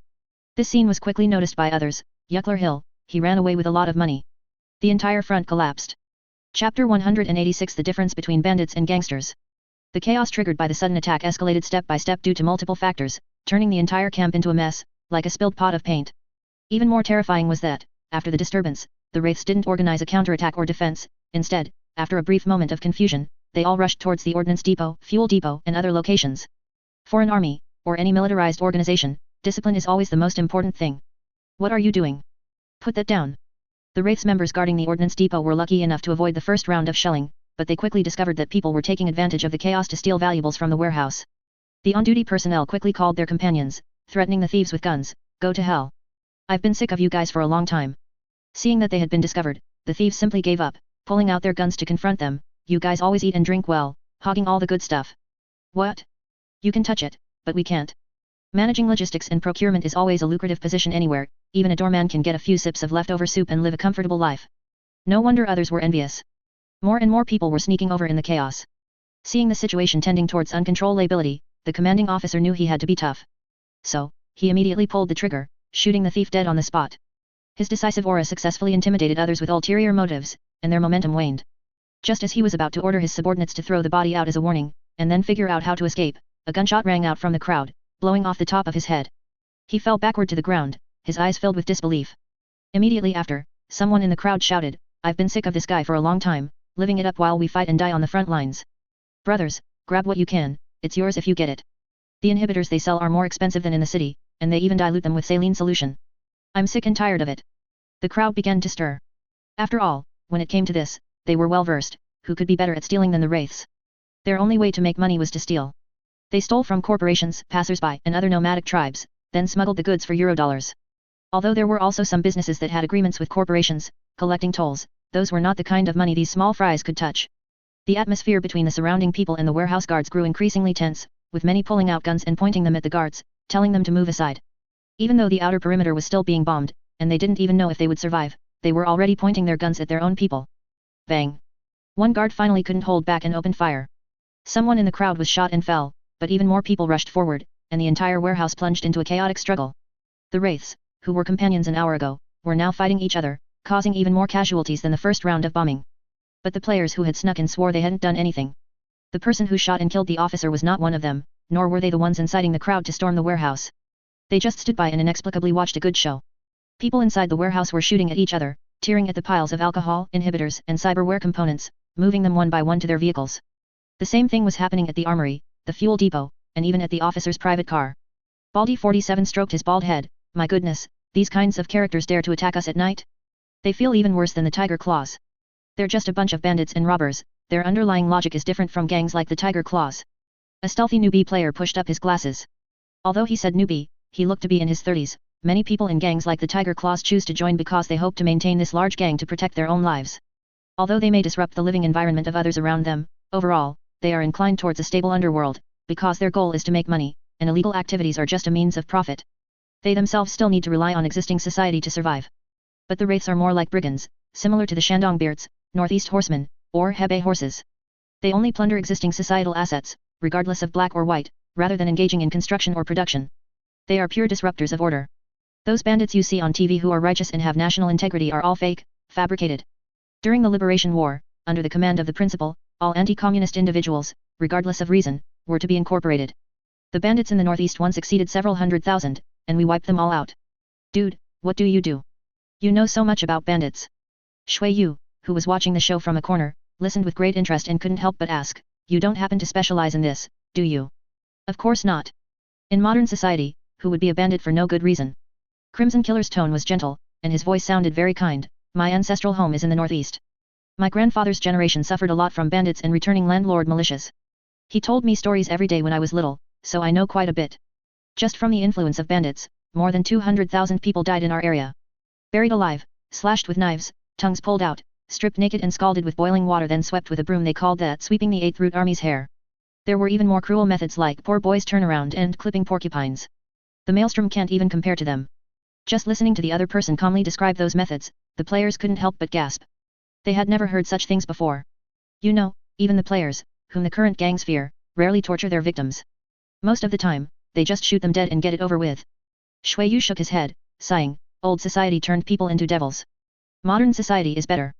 All that Republic of China romance is just asking for a beating. Crimson Killer smiled, distance creates beauty, doesn't it? It's mainly due to insufficient historical popularization and political education. Most people don't understand the methods of the reactionaries in that era, which leads to a beautification mentality. This is a mistaken worldview that can be avoided through education. Seemingly intrigued by the other person, several players ignored the chaotic wraiths around them, found a safe spot to squat, and one by one, questioned Crimson Killer about the so-called bandit suppression past. Crimson Killer patiently explained each one. Finally, when the Aldcaldos had surrounded the entire camp, and after a fierce battle, began counting prisoners and spoils, they found these guys still squatting in the ruins, gathered together like children in a classroom, with such serious expressions that they almost pulled out paper and pens to take notes. As for the wraiths, their performance, like a roadside dog, was completely ignored. The assassination plan failed, the entire squad was wiped out, and the signal positioning devices built into their cyberware were jammed, so not even the bodies were recovered. Arezaka's Special Operations Department's mission this time could be said to have ended in utter defeat. Although many mercenaries who participated in that incident also died in Arezaka agents' assassination attempts, it was clear to discerning eyes that the real target was Horizon Corporation. If they couldn't take down Horizon, even if they killed everyone else, it would be no different from failure. However, Abernathy, back at Arezaka Tower, could still console herself. Because she had already anticipated Militika's intervention to rescue the person. As long as she could curb this corporation's arrogance and severely damage its industrial layout, it would be no different from killing Lin Miao. Out of 3 battlefields, as long as 2 were secured, no, even one Abernathy's goal would be met. At least she could report it, and buy some more time. However, what she hadn't expected was that, with the assassination plan having failed, as soon as dawn broke, she received a message. Wraiths in Horizon Corporation battled fiercely for a day and night at Stone Ridge Mountain. All 700 wraiths were routed, their command post was bombed, suffering heavy casualties, and most personnel were captured, with only a very few escaping the battlefield. This information was nothing short of a thunderbolt to Abernathy, startling her so much that she sprang from the sofa. Lost? How is that possible? She stared, as if listening to something utterly nonsensical. What the hell are you talking about? The combat strength outside the city was estimated to be even greater than inside the city. Arezaka had provided a lot of genuinely good equipment, not to mention smart weapons and firearms. They had given 1,000 programmable mortars, not to mention conventional mortars and melee tech drones. They could flatten a mountaintop with just artillery shells. And you're telling me they lost? And in one night? Even if 700 pigs were released on Stone Ridge Mountain, those mercenaries couldn't possibly catch them all in one night, could they? Suppressing her anger, Abernathy continued to read, and the more she read, the more her brows furrowed. An unexpectedly large number of elite hackers infiltrated the Wraith's local network, severely reducing the effectiveness of their smart weapons and preventing precise strikes. An unknown offensive virus paralyzed almost all of the Wraith's servers, forcing them to disconnect from the network and fight independently. Even Strack himself, the top hacker dispatched by the Wraiths as their leader, fell, most likely dying in the network war. Abernathy's face was a black question mark. This wasn't right, was it? According to the detection by her subordinates, Horizon Corporation only had one elite hacker, Lucy, plus a group of regular hackers. They only defeated the Voodoo Boys because they coincidentally discovered the Voodoo Boys' hiding place and used Hadeans to their advantage, and even then, they resorted to underhanded tactics to succeed. Now you're telling me this group not only blew up the Wraith's network but also destroyed their servers in a network war? So who were the Horizon Corporation hackers fighting the gang hackers in the municipal network last night? Was it me? Although everyone knew Horizon Corporation had an AI, no one knew its predecessor was a semi-rogue AI cultivated by the Voodoo Boys, except for Horizon Corporation internal staff and Netwatch. Lin Miao also couldn't call it Neptune to the outside world, instead, it was referred to as W Industrial Module. Moreover, AI growth takes time. This guy has only been around for a month or so, and no one would have imagined it was already a mature artificial intelligence. Reality doesn't have the saying that whitewashing weakens by 3 points, blackening strengthens by 3 times. If it's your dad, it's still your dad in the end. Neptune might not be able to defeat Lin Miao, but it couldn't defeat a bunch of hackers raised by gangs. The successive failures on both battlefields made Abernathy feel as if she had fallen into an ice cellar, because this meant her last chance for survival was in Big Sur, the largest and most likely place to win. If they lost there too, then she would truly be finished. It's important to note that the portion of supplies she gave to the Wraiths was categorized as requested resources for the Special Operations Department's plan to combat Horizon Corporation.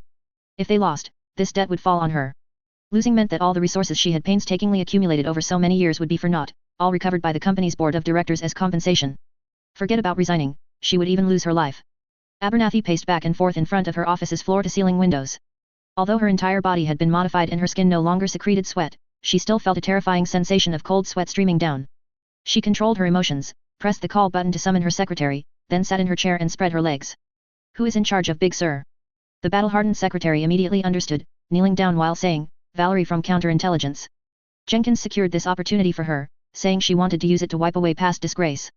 The secretary's mouth was wide open, her cheeks expanded to a physiological limit impossible for a human, revealing the mechanical cyberware installed within.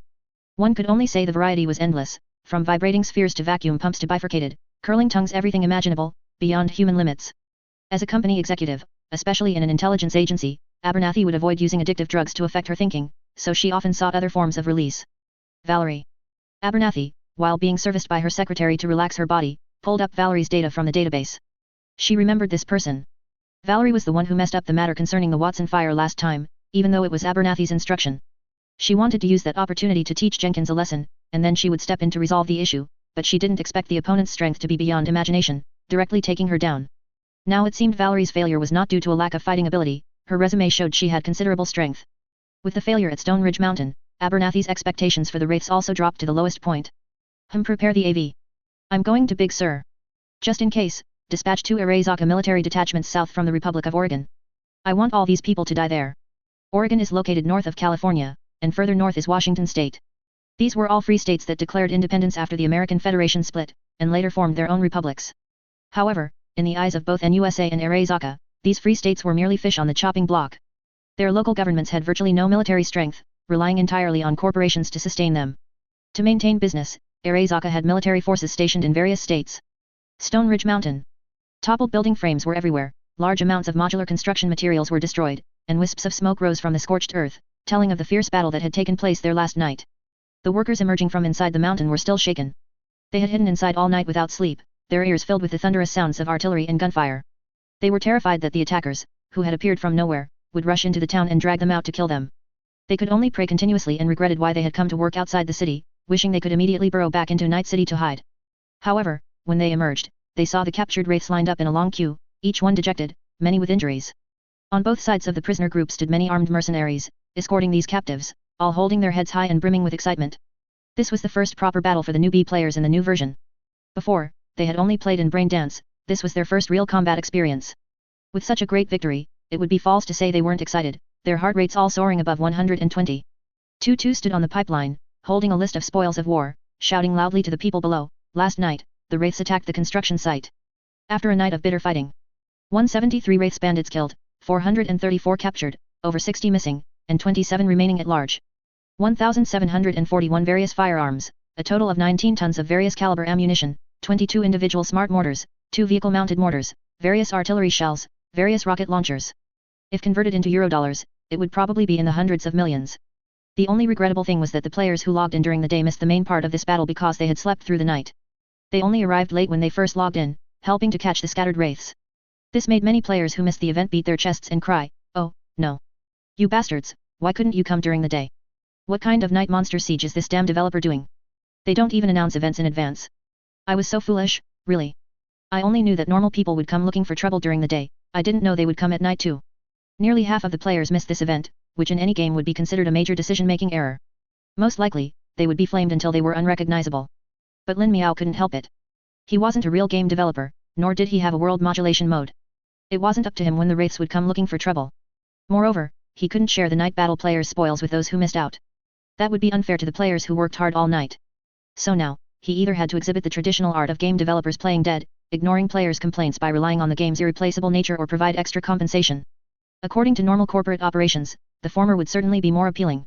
After all, that's how monopolies work. Besides me, you won't find a second option.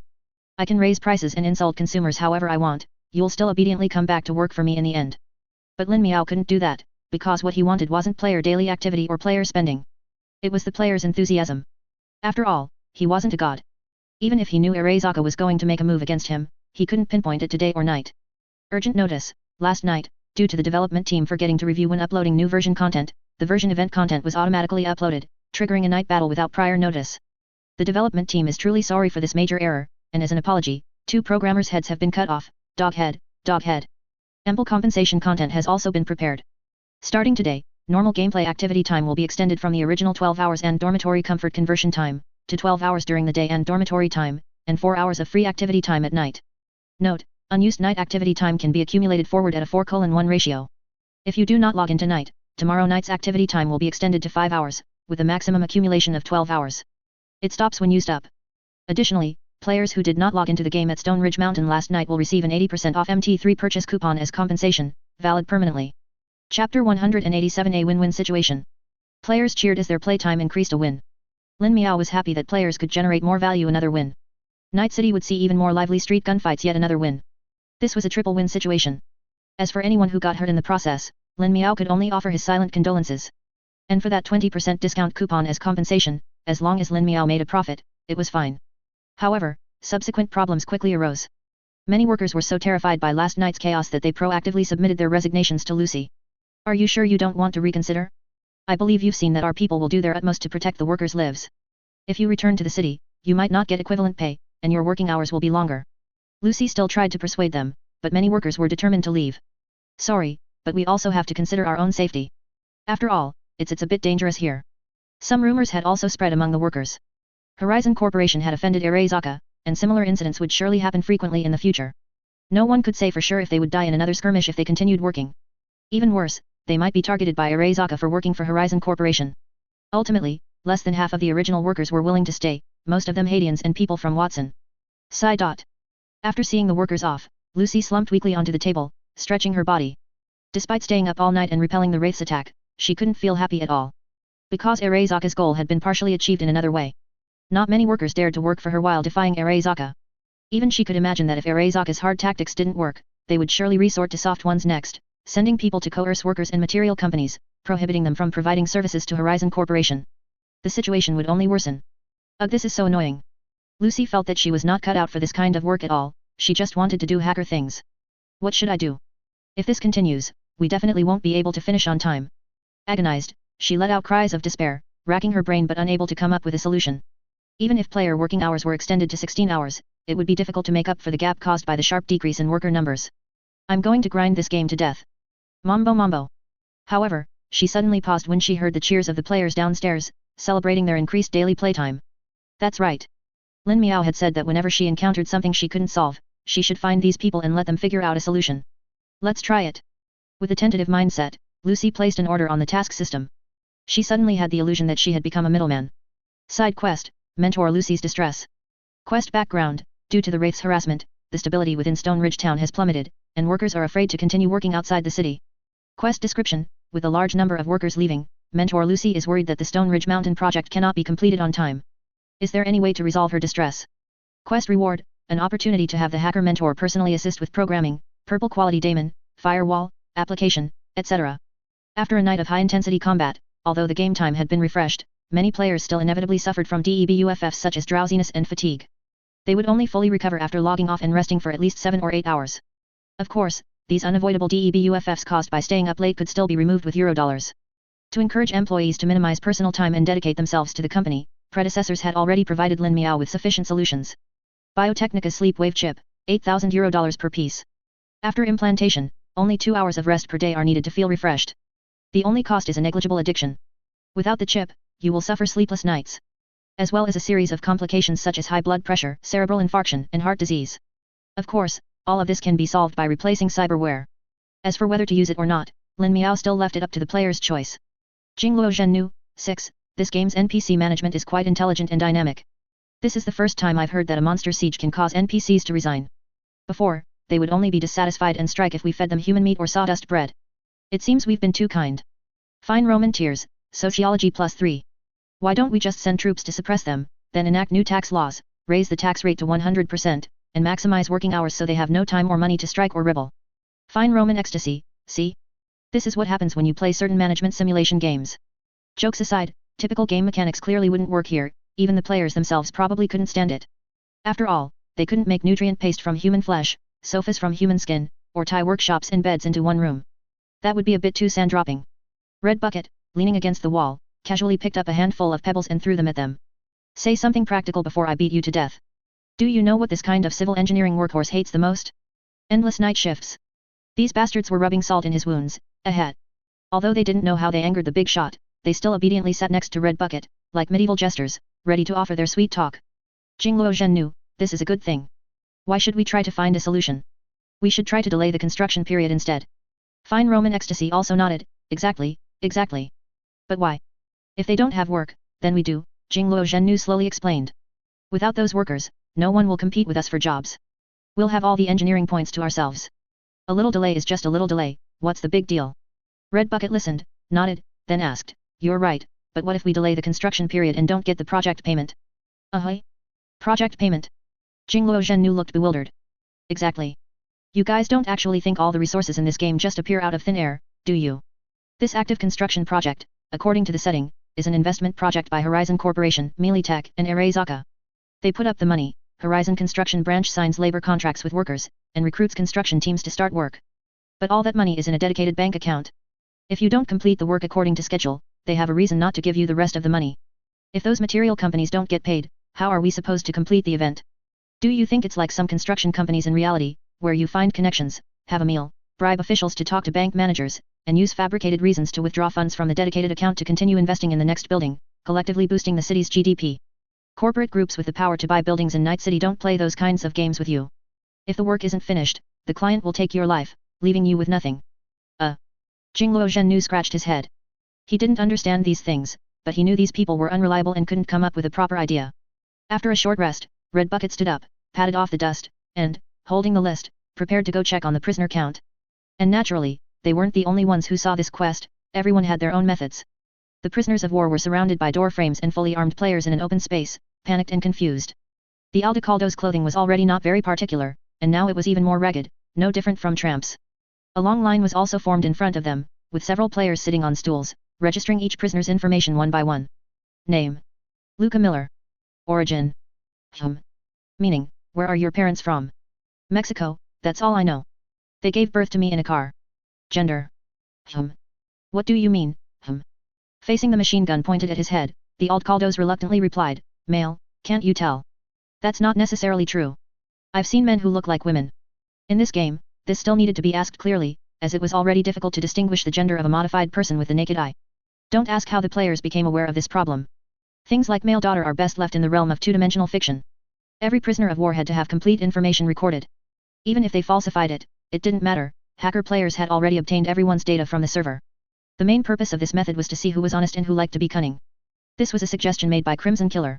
He stood at the edge of the prisoner crowd, watching the large commotion of prisoners, lost in thought. So many people, what should we do? Hand them all over to NCPD. They don't even have bounties on them. Handing them over to those police, wouldn't that just be a pure loss? Many players were also quite troubled. After all, these were hundreds of captives, and managing their daily food, drink, and sanitation was a huge cost. They didn't want to waste their precious game time on these prisoners of war. Someone had a sudden idea after seeing the quest posted by Mentor Lucy. The workers ran away with their red bucket, so why not let these prisoners of war do the work? Turning captives into population is a standard basic operation in management games, isn't it? However, the vast majority of players were not optimistic. Brother, look at these people. Do they look like they can work honestly? They'll probably cause some kind of damage, and then the house won't be repaired, and the people will have run away. Street Loafer from the Land of Light pointed to the wraiths, dressed in their motley clothes and looking fierce, and said, "Look at them, they look more like Street Loafer than I do. Then what should we do? Bury them alive." Many wraiths who heard this felt a chill in their hearts, wondering if they should fight with those around them to carve out a path to survival. However, as captives, they had all been uploaded with cyberware disabling dolls, making their bodies no stronger than ordinary people's. They couldn't even run if they wanted to. Crimson Killer smiled and said, "Not necessarily. There will always be people who are obedient. The key is to do good political and ideological work for these people." Political and ideological work? The players shrugged, indicating their helplessness. There were many Jingluo among them, but they had most likely forgotten even the content of their high school civics classes, and barely passed their university philosophy exams by open book studying. You could ask them to be Jingluo, recite scriptures, or mutually accuse each other, but this was something they truly couldn't do. They might even start arguing while talking and then shoot these uncooperative guys. At this moment, Red Bucket walked over and asked, "How's the prisoner registration coming along?" The player acting as a clerk said, "Almost done, probably a few dozen more people and it will be finished. But what do we do after they're registered? We can't just let them stay here forever, can we?" Red Bucket frowned, looking at the hundreds of captives. "I don't know. I feel like the quest Mentor Lucy posted is for these people to work, but they don't look like they can work at all. They're a bunch of bandits, even the laziest laborer on my construction site is better than them." Just as the players were struggling with how to deal with this batch of captives, Crimson Killer walked up to Red Bucket, patted his shoulder, and motioned for the two of them to find a secluded place to talk. "Why are you looking for me?" Red Bucket looked at this semi-newbie player, who had joined the game in the previous half version, with some surprise. Crimson Killer said, "I think we can try to recruit them. Even if it doesn't work out in the end, we won't lose anything." Red Bucket, "What if they're not honest and try to trick us?" Crimson Killer said in a calm tone, "Build a prisoner of war camp, conduct regular labor reform daily, assign simple labor, and have 2 assessment periods. Those who pass the ideological assessment enter an observation period. Those who pass the observation period assessment will be designated as official employees and returned to society." Red Bucket, "What if they are incorrigible and commit crimes again after being released? Imprisonment for life. You guys figure it out.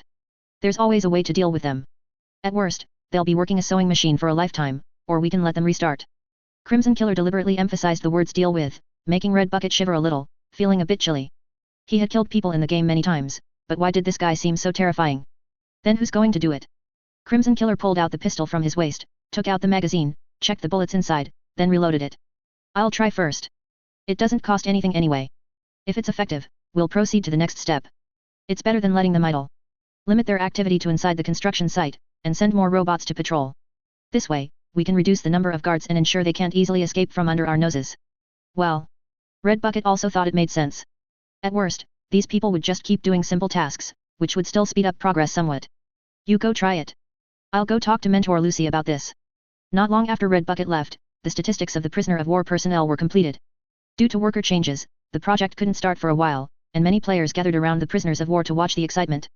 Crimson Killer quickly gathered a few newbie players who had just logged in, set up a few platforms on an open space, and brought most of these prisoners of war over.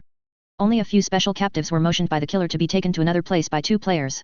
The Wraith prisoners of war felt inexplicable, not knowing what these people were up to. In the past, the Wraiths had failed many times in mergers, but the results were always a few types. Either they scattered and fled, then regrouped into a band of vagrant bandits. Or they were all killed, collectively going to their demise, or absorbed into other vagrant bandit groups. The most miserable among them were those from corporations. Corporations generally didn't take captives. If they did, it was either to use them for drug experiments, cyberware modification experiments, or to subject them to braindance brainwashing torture. Now many people's legs were trembling, fearing they would be tortured to death. Crimson Killer walked onto the temporarily erected high platform, looked at the bustling crowd below, and sighed with emotion that the best thing about this game was not having to worry about language barriers. Whatever he said, these people could understand, saving a lot of trouble. Among you, who were formerly high-ranking codders of the Wraiths. The Wraith captives looked at each other, not knowing what the bespectacled man on the high platform wanted. However, some of them inevitably caught the eyes of their companions and could only try to shrink into an inconspicuous corner of the crowd. No one answered. Crimson Killer was not in a hurry. Instead, he took out a phone he had picked up in the Wraith camp, dangled it in front of everyone, and said leisurely, "It's okay if you don't say anything. We have already obtained all the data from your server room, including the personnel database of everyone involved in this operation. Asking you now is giving you an opportunity, so I hope some of you can seize it well. After speaking, he inadvertently glanced at the pile of corpses stacked outside the camp in the distance, ready to be sent for biomass recycling. Other wraiths watched as the players threw bodies onto the truck one by one, and swallowed hard. The appropriate pause made many imagine if they would become one of them. After all, corporations were never short of means to torture people. Hey, what are you doing? A short figure was suddenly pushed out of the crowd and kicked to the front, with someone inside even calling out his name. He's Logan Zorn from the Materials Procurement Division. You bastard! Zorn turned and glared at the crowd, trying to find the guy who had kicked him, but everyone had an attitude of not caring.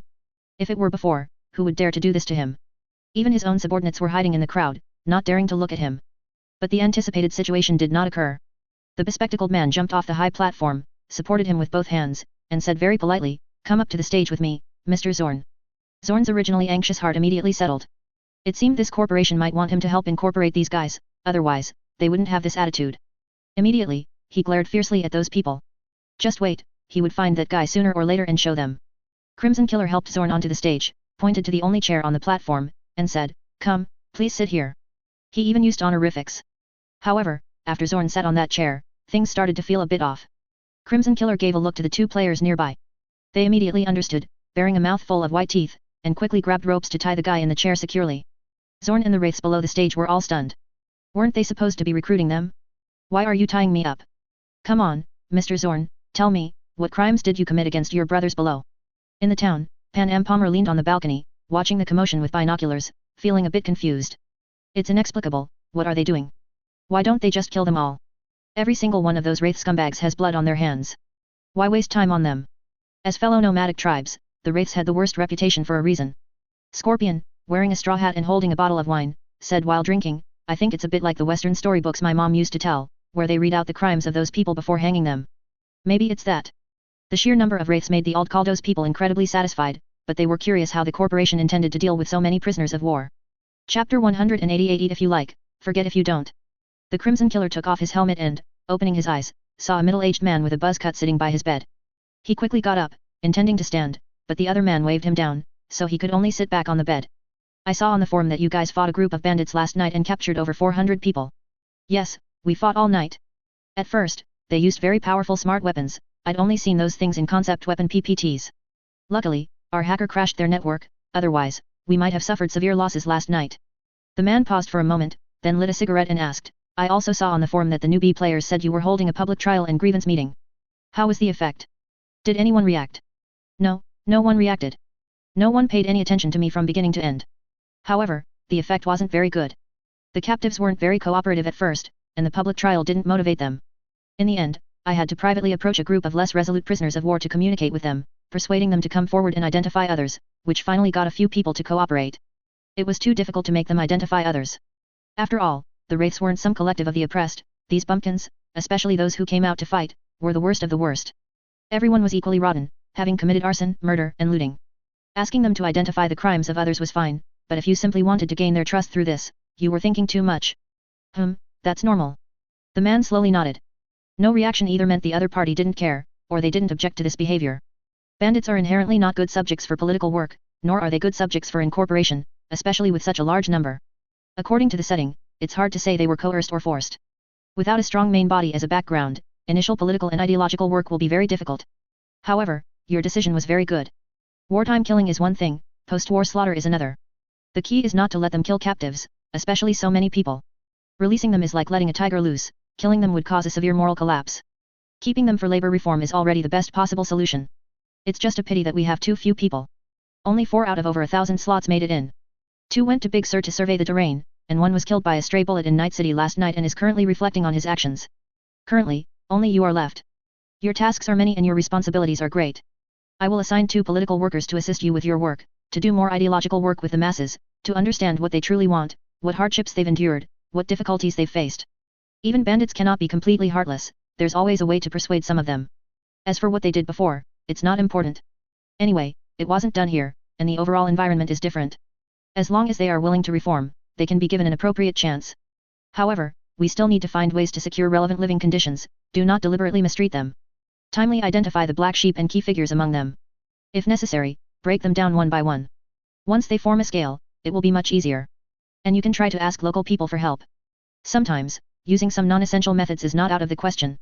For them, the most ideal targets for recruitment were not these wraiths, but neutral nomadic tribes like the Aldcaldos and Red Corundum. But sometimes there was no choice, even if the meal handed to them was raw, they had to bite into it, even if the methods were a bit drastic.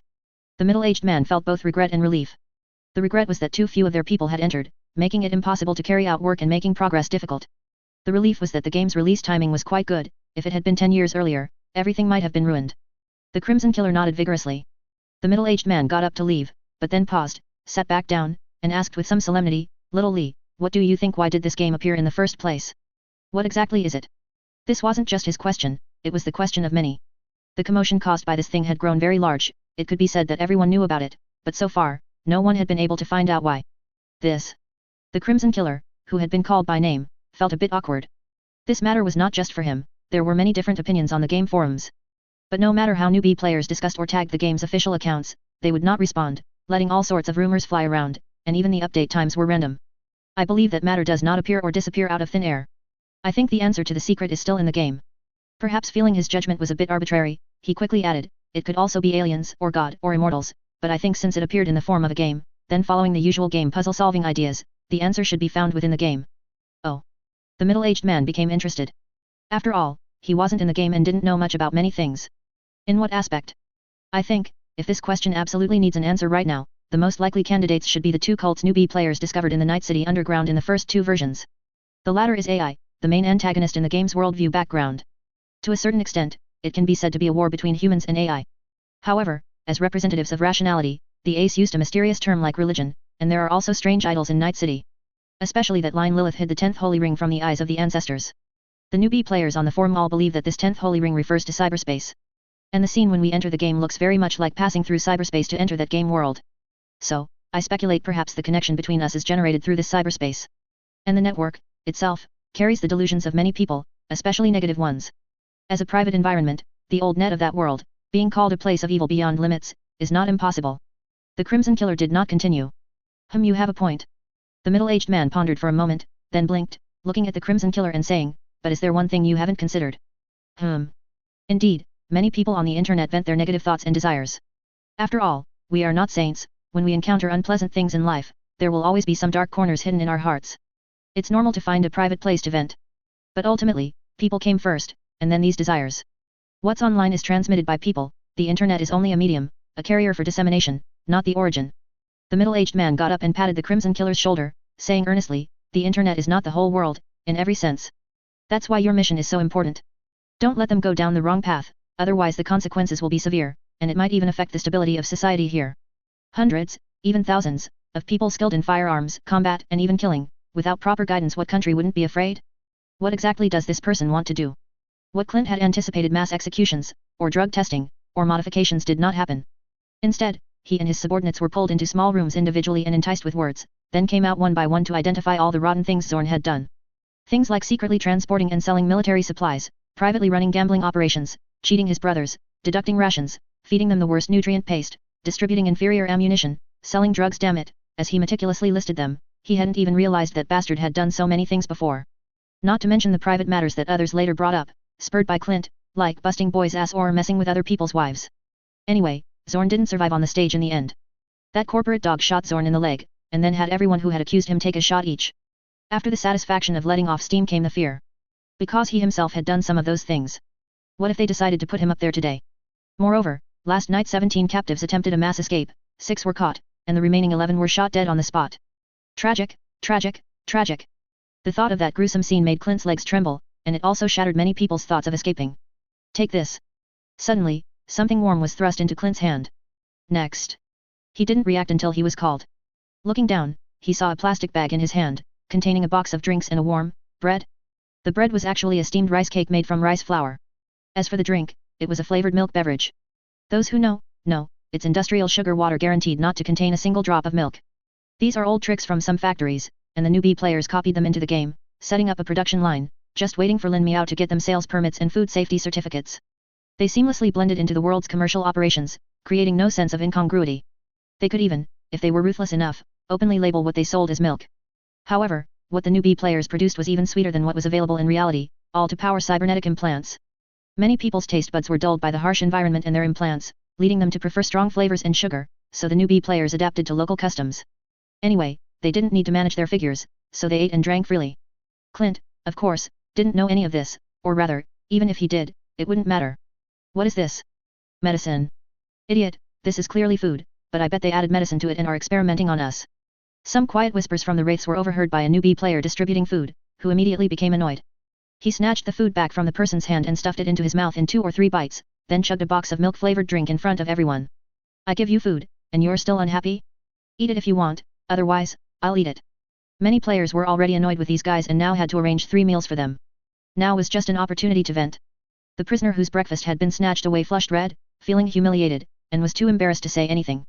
Ashamed and angry, he was about to storm off when someone pulled him back. This is my share, take it. The prisoner wanted to angrily shake off the hand, but the voice sounded familiar. He turned around and almost died of fright. Isn't this the ruthless man who tortured Zorn to death yesterday? Yesterday's events had left many with psychological trauma, and the prisoners immediately became docile. Eat well. This is everyone's breakfast. We wouldn't mess with your food. What we eat, you eat. With the previous example, whether they believed it or not, the prisoners obediently put the food into their mouths. However, they were surprised to find that the food tasted quite good. In the past, they never ate breakfast, having something to eat for the day was enough, and they had no right to be picky. Clint finished his breakfast in 2 or 3 bites, still wanting more, and licked the residue from his fingers. Eating a hot meal was a luxury for them, and they hadn't expected to enjoy it in a prisoner of war camp. After breakfast, the prisoners were once again gathered and stood on a construction site that had been blown up the night before yesterday. The Crimson Killer announced loudly, starting today, you will begin working. You will repair the things you destroyed, as well as your own living quarters. We will divide you into groups, define your work areas, and set your working hours. Those who work hard and perform well can receive reduced sentences, early release, or even a salary. But if anyone tries any tricks, or tries to incite others to escape, they will end up like those people last night. Clint began to understand. This was about building a private prison, using a carrot-and-stick approach to make them willingly work. Even today, private prison companies were established everywhere, locking up criminals to work on sewing machines or perform high-risk jobs to generate profits for the company. Of course, there was zero pay and no guarantees whatsoever. If they died, they died. Some private prisons were no different from hell, living in pigsties and eating pig slop. As for the pleasantries earlier, just listen to them, you wouldn't actually believe them, would you? The slight good impression and hope Clint had briefly felt instantly vanished, leaving only despair for the future. Watching the labor prisoners inefficiently dragging their feet under the escort of several players and robots, Lucy sighed. Why did you agree to such an unreliable idea? Those people can't speed up the work progress at all. They're nothing like workers. Why not find a few more normal people to do the work? If that's not possible, why not just recruit them directly? Ideological reform, what even is that? If I believed that could turn the wraiths into good people, I'd sooner believe Saburo Arezaka would commit seppuku tomorrow. Standing beside her was Lin Miao. After dealing with some matters in the city, he rushed to Lucy's side without stopping, just in time to see the Crimson Killer requesting a task from Lucy. Lucy had initially wanted to refuse him because the matter sounded unreliable, it would be better to give them hose and have them till the land. But Lin Miao directly agreed, even telling the Crimson Killer to go ahead and that he would provide the resources, and the reward would not be small upon completion of the task. Let's just treat it as an experiment. Anyway, it's just a few more mouths to feed. If it doesn't work out, it's not too late to dispose of them. Lin Miao looked at the Crimson Killer, his gaze unreadable. Maybe he can create a miracle. After all, it's easy to kill an enemy with a gun, but if you want to change the world, guns alone aren't enough, you need this. Lin Miao pointed to his head. Wisdom. Lucy first rolled her eyes, then showed a mischievous smile, poking Lin Miao's waist with her finger. You wouldn't be treating me like a child who still needs fairy tales to sleep, would you? What bad things are you thinking, you scoundrel? No, wisdom is important, but I'm talking about ideology. Ideology is what's important. Lin Miao flicked her forehead, sending her back. Someone like you, with a head full of dirty thoughts, wouldn't understand. Damn it. Each has their own specialty, professional matters should be left to professionals. Lin Miao admitted that he couldn't do such a thing. He didn't have the time or the patience to investigate. If it came to verbal communication, his final negotiation with these bandits and gangsters would probably end with him shooting them in the head during an argument. And not with patiently guiding people towards goodness. As for whether the other party would ultimately succeed, only heaven knew. Clint was somewhat surprised. They had been slacking off until noon, their work progress could not be said to be basically zero, but it could also be said that they had done nothing. But even so, the patrolling robots didn't taser them, and the armed mercenaries were even less bothered by them, as if they were letting the prisoners slack off here. This strange situation made him wonder if there was some deeper secret behind it. As a result, the heated fast food served at noon tasted like chewing wax to him. I remember you. Your name is Ross Clint, one of the few remaining Nightwalker cotters, captured alive by us due to drug addiction. The speaker's tone was approachable, but the listener felt a chill down his spine. It's this guy again. What does he want? Is he going to interrogate me in the middle of the day? Clint jumped up in fright but was immediately pressed back to the ground by the Crimson Killer. Let's chat, Clint. Just about you. Unable to escape, seeing the Crimson Killer sit beside him, the air around them noticeably cooled. Clint's teeth chattered. What's there to talk about with me? Don't you already know everything?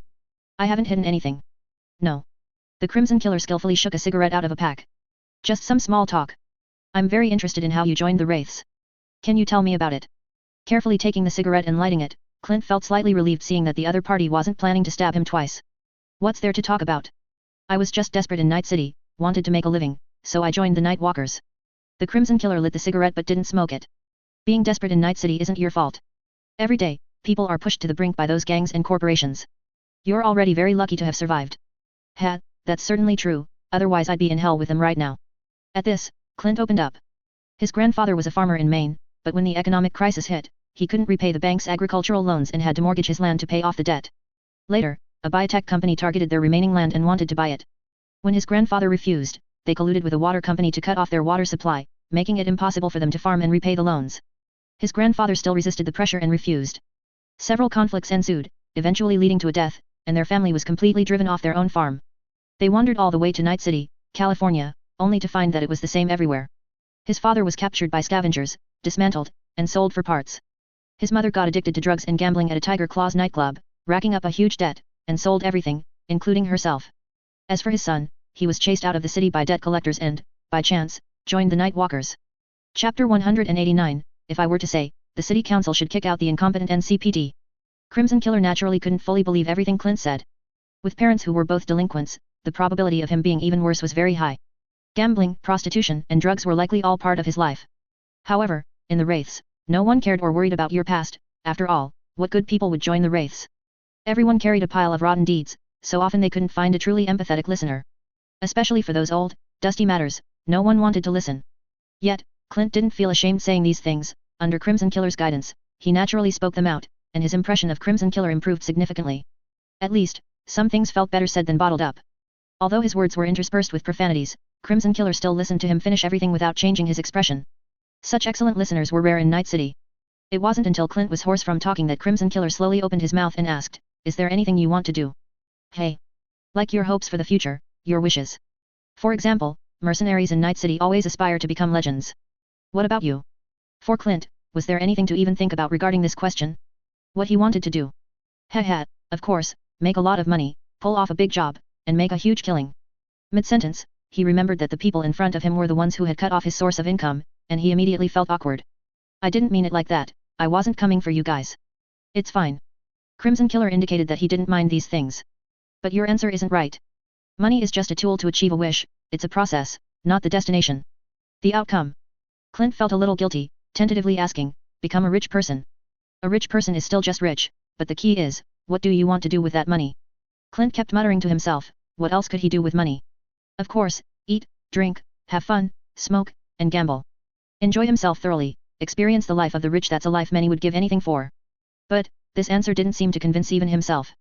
The thought of becoming such a rich person, eating delicacies, having bodyguards and a motorcade, sleeping in a luxurious mansion. But, emptiness. I want to. Somehow, Clint suddenly remembered his childhood, when his father said that when he was his age, their family had a large plot of farmland, planted with corn as far as the eye could see. During harvest season, the corn cut by the harvester piled up into mountains, and he loved to lie on the corn piles, basking in the warm summer sun. Clint had never seen corn, at least not in reality.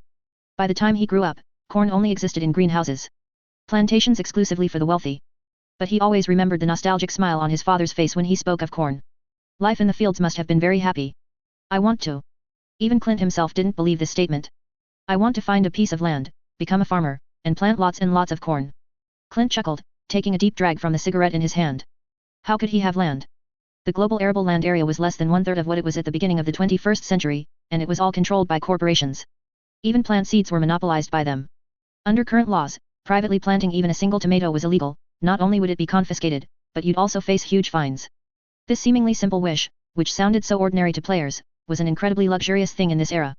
Even more luxurious than buying a house in the city. Then you should work even harder, Clint. What? As far as I know, our corporation has plans to develop agricultural projects in the future. If you perform well enough and get out of prison early, I can help you secure an agriculture-related position. Not only Lin Miao could draw up grand plans, players could too. But it wasn't just random promises. If Clint had said he wanted to be an astronaut or the President of the United States, Crimson Killer would have had to figure out how to respond to that question. Clint looked up at the already standing Crimson Killer, a little confused. What's the difference? It's still working for your corporation, being a corporate dog. Of course there's a difference. The difference is that it's not about what I make you do, or what you're forced to do for money, but what you want to do. The situation here was different from that era. They weren't pursuing an acre of land or a wife and children by a warm bed or anything like that. People in this era were extremely spiritually empty. The high-pressure social environment left everyone living day-to-day, with an incompetent government, powerful and greedy corporations, and chaotic order. They couldn't find direction, couldn't see the future, and could only fill their empty, confused hearts with everything within reach. Gambling, prostitution, drugs, the thrill of fighting for their lives, or even resisting corporations, becoming a legend of Night City even if only for a moment, even if they would die in Atom Smasher's hands the next second, they would embrace it. But the more they pursued these fleeting pleasures, the larger and deeper that hole would become, until that feeling of emptiness completely swallowed them whole, leading to utter despair and collapse. They lacked not material things, but the pursuit of self-realization. As the saying goes, before a person is full, they only have one desire, to eat. But once they are full, they have thousands of desires, so it's better to be hungry. What I want to do. Seeing Clint sinking into a low mood, Crimson Killer didn't continue speaking, stood up, and left. This was their assessment of this era, and Clint became the first target of their transformation project. It wouldn't be an exaggeration to say it had an experimental nature. But mere words were clearly not enough. From a distance, Lin Miao had heard every word of their conversation. After a moment of thought, he gave Lucy a look, and she, understanding, walked towards the basement. Ding! Crimson Killer's inbox received a new email. Mission alert, you seem to be searching for something. The corporation's braindance editor, Arturo, might have what you need. Go look for him. Something that could destroy the human spirit also possessed the power to reshape it. Braindance was undoubtedly a great invention, its potential immeasurable. If the production potential of this era could be unleashed, it would be an unimaginable force. If the production potential there was one, then the production potential here was at least 50. What's an agriculture-related position? Crimson Killer frowned, looking at the email. This is, what does it mean? He had actually triggered this thing. Oh right, the killer just remembered he had accepted the mission issued by Mentor Lucy. He then looked at the ubiquitous robots and cameras around him. So someone had been watching all along. Among all the captives, Strack was undoubtedly the most unique. In cyberspace, he was beaten by players and hackers without any ability to fight back, only able to continuously call upon the server's computing power to reinforce his data fortress, hoping not to be quickly breached. But complete failure was only a matter of time. However, at the last moment, Lucy didn't kill him but captured and sealed him alive, moving him and his body to the agency's basement. When Lin Miao entered the basement, Lucy was preparing to reconnect Strack's consciousness and body. How many is this already? The first. Isn't he an AI? Yes, but also no. Stop beating around the bush. You know I don't understand these things. Get straight to the point. What do you think is the limit of a person's cybernetic modifications? Lucy asked while releasing the data lockdown on Strack, preparing to return his consciousness to his body. Probably about this much. Lin Miao pointed at Strack and said, keep half a brain, and make everything else cybernetic, like a sex doll. Generally speaking, lifestyle-oriented cybernetics have less impact on the body and allow for more installations than combat-oriented cybernetics. But fully armed cybernetics, like Atom Smasher, is unique. Right. Lucy typed on the keyboard, her tone a little unnatural. However, besides the limitations of the nerves themselves, installing a large number of cybernetics and behavioral chips can lead to subtle changes in personality. This is very pronounced in sex dolls. Lin Miao didn't know this. Behavioral chips allow the user's body and consciousness to be taken over by the chip, performing actions they wouldn't normally do or aren't familiar with. During this process, the user is very calm and emotionless, operating with precise accuracy. After use, there might not even be any related memories, things definitely happened, but they remember nothing. It's like another person is controlling their body to speak, chat, or even have sex. This situation can cause a psychological tearing sensation in chip users, leading to significant personality changes or even split personality. The more cybernetics installed, the faster this happens. They might switch to another personality when emotional, with increasing frequency, until their original personality is completely replaced. Cyberpsychosis. Similar, but different. What's similar is that both corporations and the government refuse to acknowledge the existence of either condition. So. Lin Miao looked at Strack. This guy had been modified all over, and to a very high degree. Such a person would have a strong advantage in cyberspace combat, able to abandon their original flesh and blood at any time. In a sense, they are no different from robots, just much weaker than normally generated ACE. The program reconnected, and Strack's body twitched uncontrollably as if stimulated by something. His 6 eyes spun like gyroscopes for more than 10 seconds before finally settling down.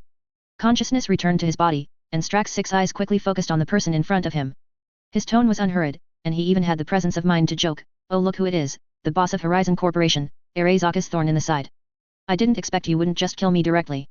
What, are you not afraid I'll spill your little secrets? To be able to open a stable channel to the old net, I really don't know whether to say you're incredibly bold or simply courting death. You, a living dead man, don't need to tell me that, Strack, right?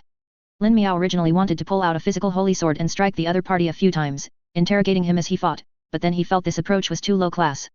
After all, he didn't have a perpetually scowling arch-nemesis, nor was the person in front of him the adopted son of some richest man. What do you want to ask? I can tell you anything, I promise to tell you everything I know, but I can't guarantee it's true. Lin Miao's eyes suddenly glowed blue, and his whole demeanor abruptly changed, as if he were a high-ranking authority figure, calm and unhurried. Who sent you here? What? The usually somewhat humorous Strack blurted out, seeing Lin Miao's appearance. You. Impossible. Then, the next second, he reacted, but it was too late. Lin Miao had already returned to his original expression. He had just been bluffing, and he hadn't expected to actually uncover something. It seems you and Blue Eyes aren't working together, but you are likely involved. Who is your superior? Let me guess, is it Lilith? Who exactly are you? Do you think this method will get you anything? It seems it is her. Lin Miao and Strack's faces were very close. A strange cyborg, who coincidentally came to cause me trouble at this time. Even if you are wearing the Wraith's disguise, do you think I'm a fool? The rogue AI most likely to cause Lin Miao trouble at this time was probably Lilith, whose operations were disrupted by players that night. Blue Eyes had insufficient evidence and insufficient motive. Even if he wanted to drive Lin Miao out of Night City, he wouldn't use such a high-profile method. Heh.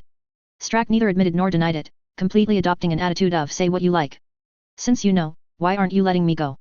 No matter what, we are the same. Who is the same as you? Lin Miao extended his right hand, gripping Strack's head with all 5 fingers. With a forceful press, Strack's 6 eyes suddenly shot out intense red light, and a large amount of electrical sparks erupted all over his body, as if he were enduring an unbearable torture. He wailed in agony, ah. Lucy, can you access his memory? This level of modification should have digitized his memory, right? No, I've already tried.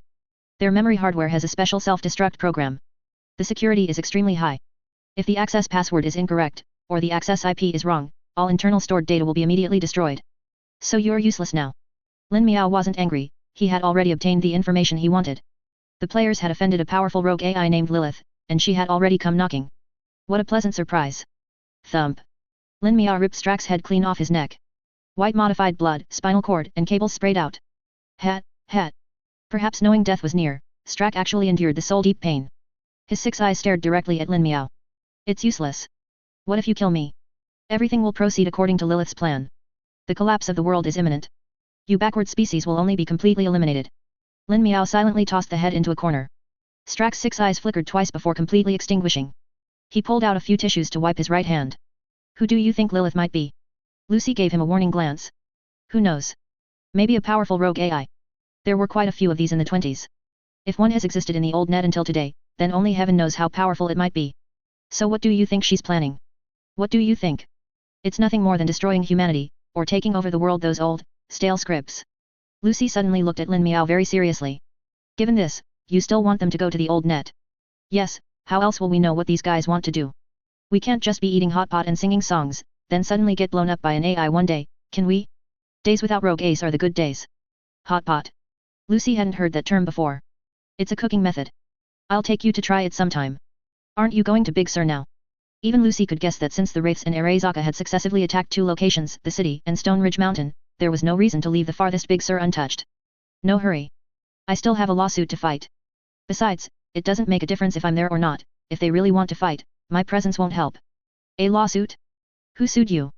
Arezaka, reporting me for transporting illegal weapons into the city, wantonly causing destruction within the city, and endangering public safety in Night City. Hey! Lucy immediately panicked. After all, if the other party went through legal channels, she really had no recourse. This wasn't her familiar territory. What does that have to do with me? Lin Miao spread his hands. I have licenses for industrial robot manufacturing and sales, and a weapons sales permit. All procedures are complete, so it's normal to have these things in my warehouse. A group of mercenaries illegally broke into my warehouse, stole all my robots and military reserves, illegally modified them, and then had a big battle in my agency, destroying a lot of my property. I don't even have anywhere to cry. If you ask me, the city council should kick out the incompetent NCPD and replace them with a responsible police company. Even if they don't compensate me for my losses, they should at least help me catch those mercenaries. The players in the city didn't sign any military protection contracts with Lin Miao, they were just customers drinking at the bar, legally free individuals, with no commercial, military, or civil relationship with Lin Miao. What did the trouble they caused have to do with Lin Miao? If they broke the law, the city council should go after them, right? Why go after Lin Miao? Lucy was stunned. Can a person really be this shameless? Don't worry, those guys couldn't kill me playing hardball, so these tricks won't be any use. Hello? Can I help you? Arturo swallowed, looking at the man who entered. After all, these people had caused another big commotion the night before, and he had already labeled these mercenaries as not to be trifled with, even knowing they would protect his safety. Who knew when they might turn into cyberpsychosis and chop Arturo up too? The Crimson Killer looked at the thin, dry black man in front of him and felt a flicker of hesitation. Could this person really help him? He looked at the large screen in front of the other person, made up of 6 monitors, with various programs constantly flowing across it, none of which he understood. This is it. I'm editing Braindance, the kind that cures depression, not those addictive contraband items sold on the market. It's truly something that can change the world. Arturo puffed out his scrawny chest, he seemed very proud. Cure depression. The Crimson Killer knew about Braindance. Many people in the city would watch Braindance until they starved to death rather than turn it off, but he couldn't connect this illusory bubble with depression at all.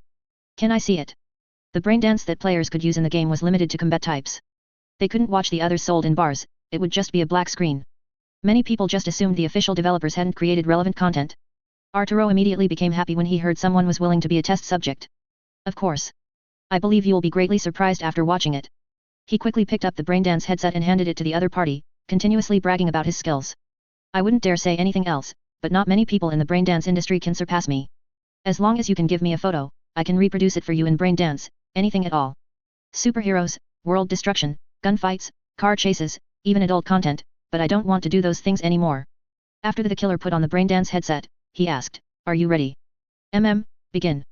As a flash of light passed and the information fiber connected to his optical implants, the killer suddenly felt a sea breeze on his face. He didn't know when, but the surrounding environment had undergone a drastic change. Beneath his feet was soft sand, he could even feel the rough texture of grains rubbing against his toes. In front of him, azure waves continuously crashed against the shore, leaving only specks of foam to vanish. This is...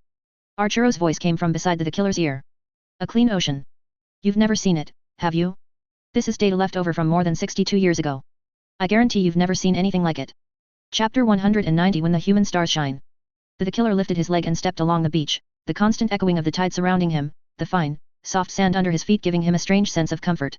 His body was out of control, this wasn't what he wanted to do, but his body instinctively did it. What was going on?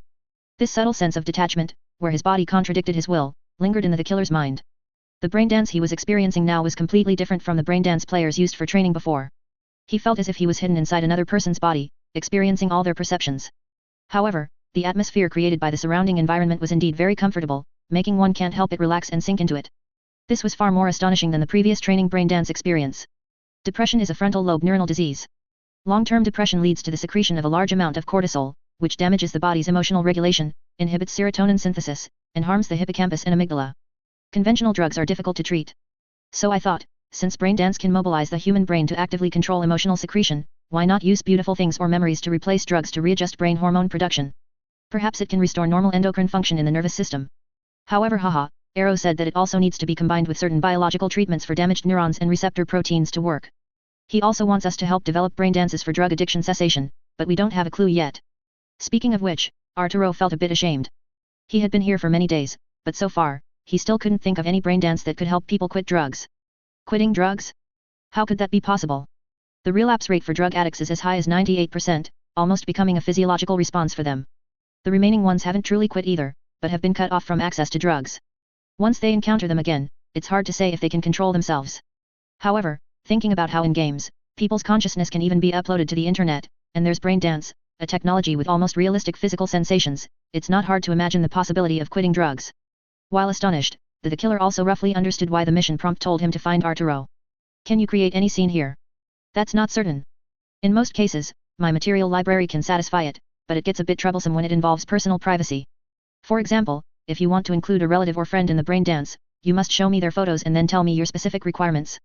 Listening to Arturo's explanation, the killer gradually understood what these Braindances were all about, somewhat similar to games created using public material libraries. If that's the case, he might as well give it a try. He took off the headset and solemnly said to Arturo, I want to customize a Braindance in a corn farm. Li Kuyu's life was spring until he was 12. He had a happy family, both parents were alive and treated him well. Though not wealthy, they were well fed and clothed. Li Kuyu also studied hard, and although elementary school grades didn't count for much, his parents still often took him traveling. Life could be said to be carefree. If he followed his current life trajectory, his future, Even if not entirely bright, would at least not be too bad. Until a car accident plunged his life into winter. Comminuted fractures in both legs, lower limb paralysis, never to stand again. Since that day, all words related to beauty had become irrelevant to Li Kuyu. The photos of his life turned from color to grayscale. His parents tried every possible method, visiting hospitals across the country, but to no avail. Emotions couldn't rewrite reality, nor could they break the limits of medicine. Their son would have to spend his entire future in a Lunyi. Consequently, Li Kuyu's temper became erratic and irritable. For a long time, he would smash things at home or even self-harm. Until he encountered a world where he didn't need his legs. The internet and video games. There, uninhibited, he could freely vent his negative desires, furiously trash-talking others, spewing venom indiscriminately at friend and foe alike. But games were ultimately not reality. The screen was too close to reality. With a downward glance, he still had to face reality with his disabled legs, making him even more irritable. That day, his mother returned home early as usual, but this day, there was a cardboard delivery box in front of the door. A delivery, did her son buy it? The mother opened the door, carrying the cardboard box into the house. Kuyu, is this something you bought? However, what responded to her was only an overwhelming torrent of trash talk. You Q. Q. Why don't you Q? You?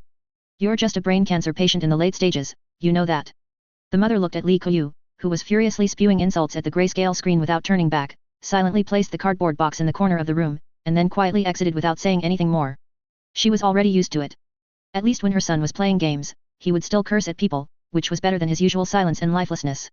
Only when the open bedroom door closed again did Li Kuyu take off his headphones, control his electric Lunyi to turn around, and look at the cardboard box his mother had placed by the bed.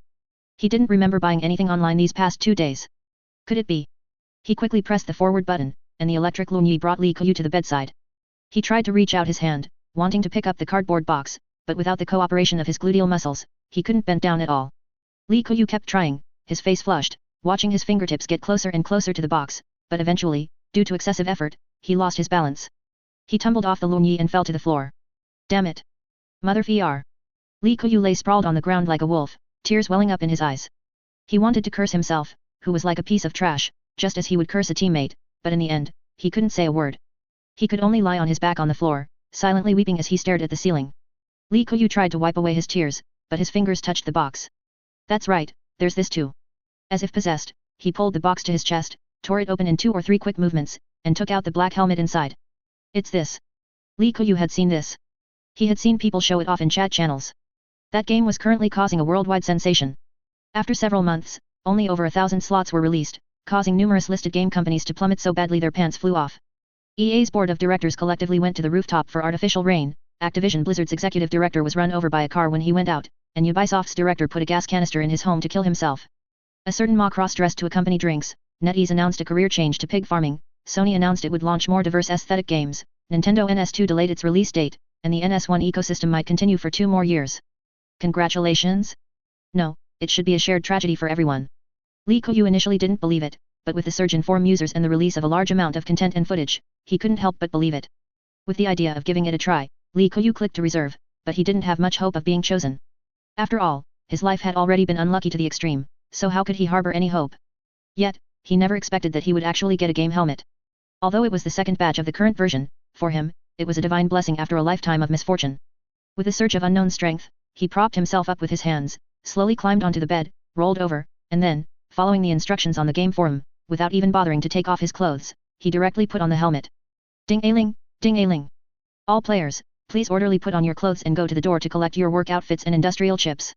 Before they even opened their eyes, the electronic mechanical female voice had already reached everyone's ears. The 4 people in the room got up one after another, then, along with the adjacent dorms, and the dorms next to those, and the dorms next to those, let out the same scream, holy cow! *N. Some even slapped themselves twice, the stinging sensation on their cheeks telling them that they weren't dreaming, weren't asleep, but had truly entered that game. Not rare Xi Huo Cao was the first to jump out of bed, quickly putting on the beginner's set worth €2, which was folded neatly by the bedside. Most players had already seen these things on the forums before entering the game. Although they were shocked by the realism of the game. But at least he was still a normal person, and being naked in front of strangers of the same sex was indeed a bit awkward. Guys, hurry, hurry, quickly put on your clothes and go out to sea. Madeo got up and put on his pants. Young man, why so eager? This game isn't going to be wiped, isn't 15 hours a day enough for you to see? Revolver quack doctor. You don't understand. In a game like this, if I'm even a second late, I feel like I've lost 50 cents. The 3 of them quickly put on their clothes, ready to head out, and only then did they realize there was still one guy lying in bed. Luo Yichangxi had been staring at his toes poking out from under the blanket ever since he got up, with a very strange look in his eyes. Xi Huo Cao stood at the doorway, urging them on like someone about to burst from holding it in. Come on, guys, hurry up. What are you looking at your toes for? If you have a foot fetish, go offline and look at them at home. Isn't this game cooler than your feet? Oh. Luo Yichangxi tried to move, and he did see his toes wiggling. He could also clearly feel the unusual sensation in his entire lower body. This feeling was so unfamiliar that he couldn't get used to it in a short time. He tried to shift his body to get out of bed, but because he couldn't control his body, he swayed and fell straight onto the floor. The other three quickly gathered around him. Xi Huo Cao was dumbfounded. Holy shit, brother, what are you doing? I know you're excited, but you don't have to be that excited, do you? No, it's not.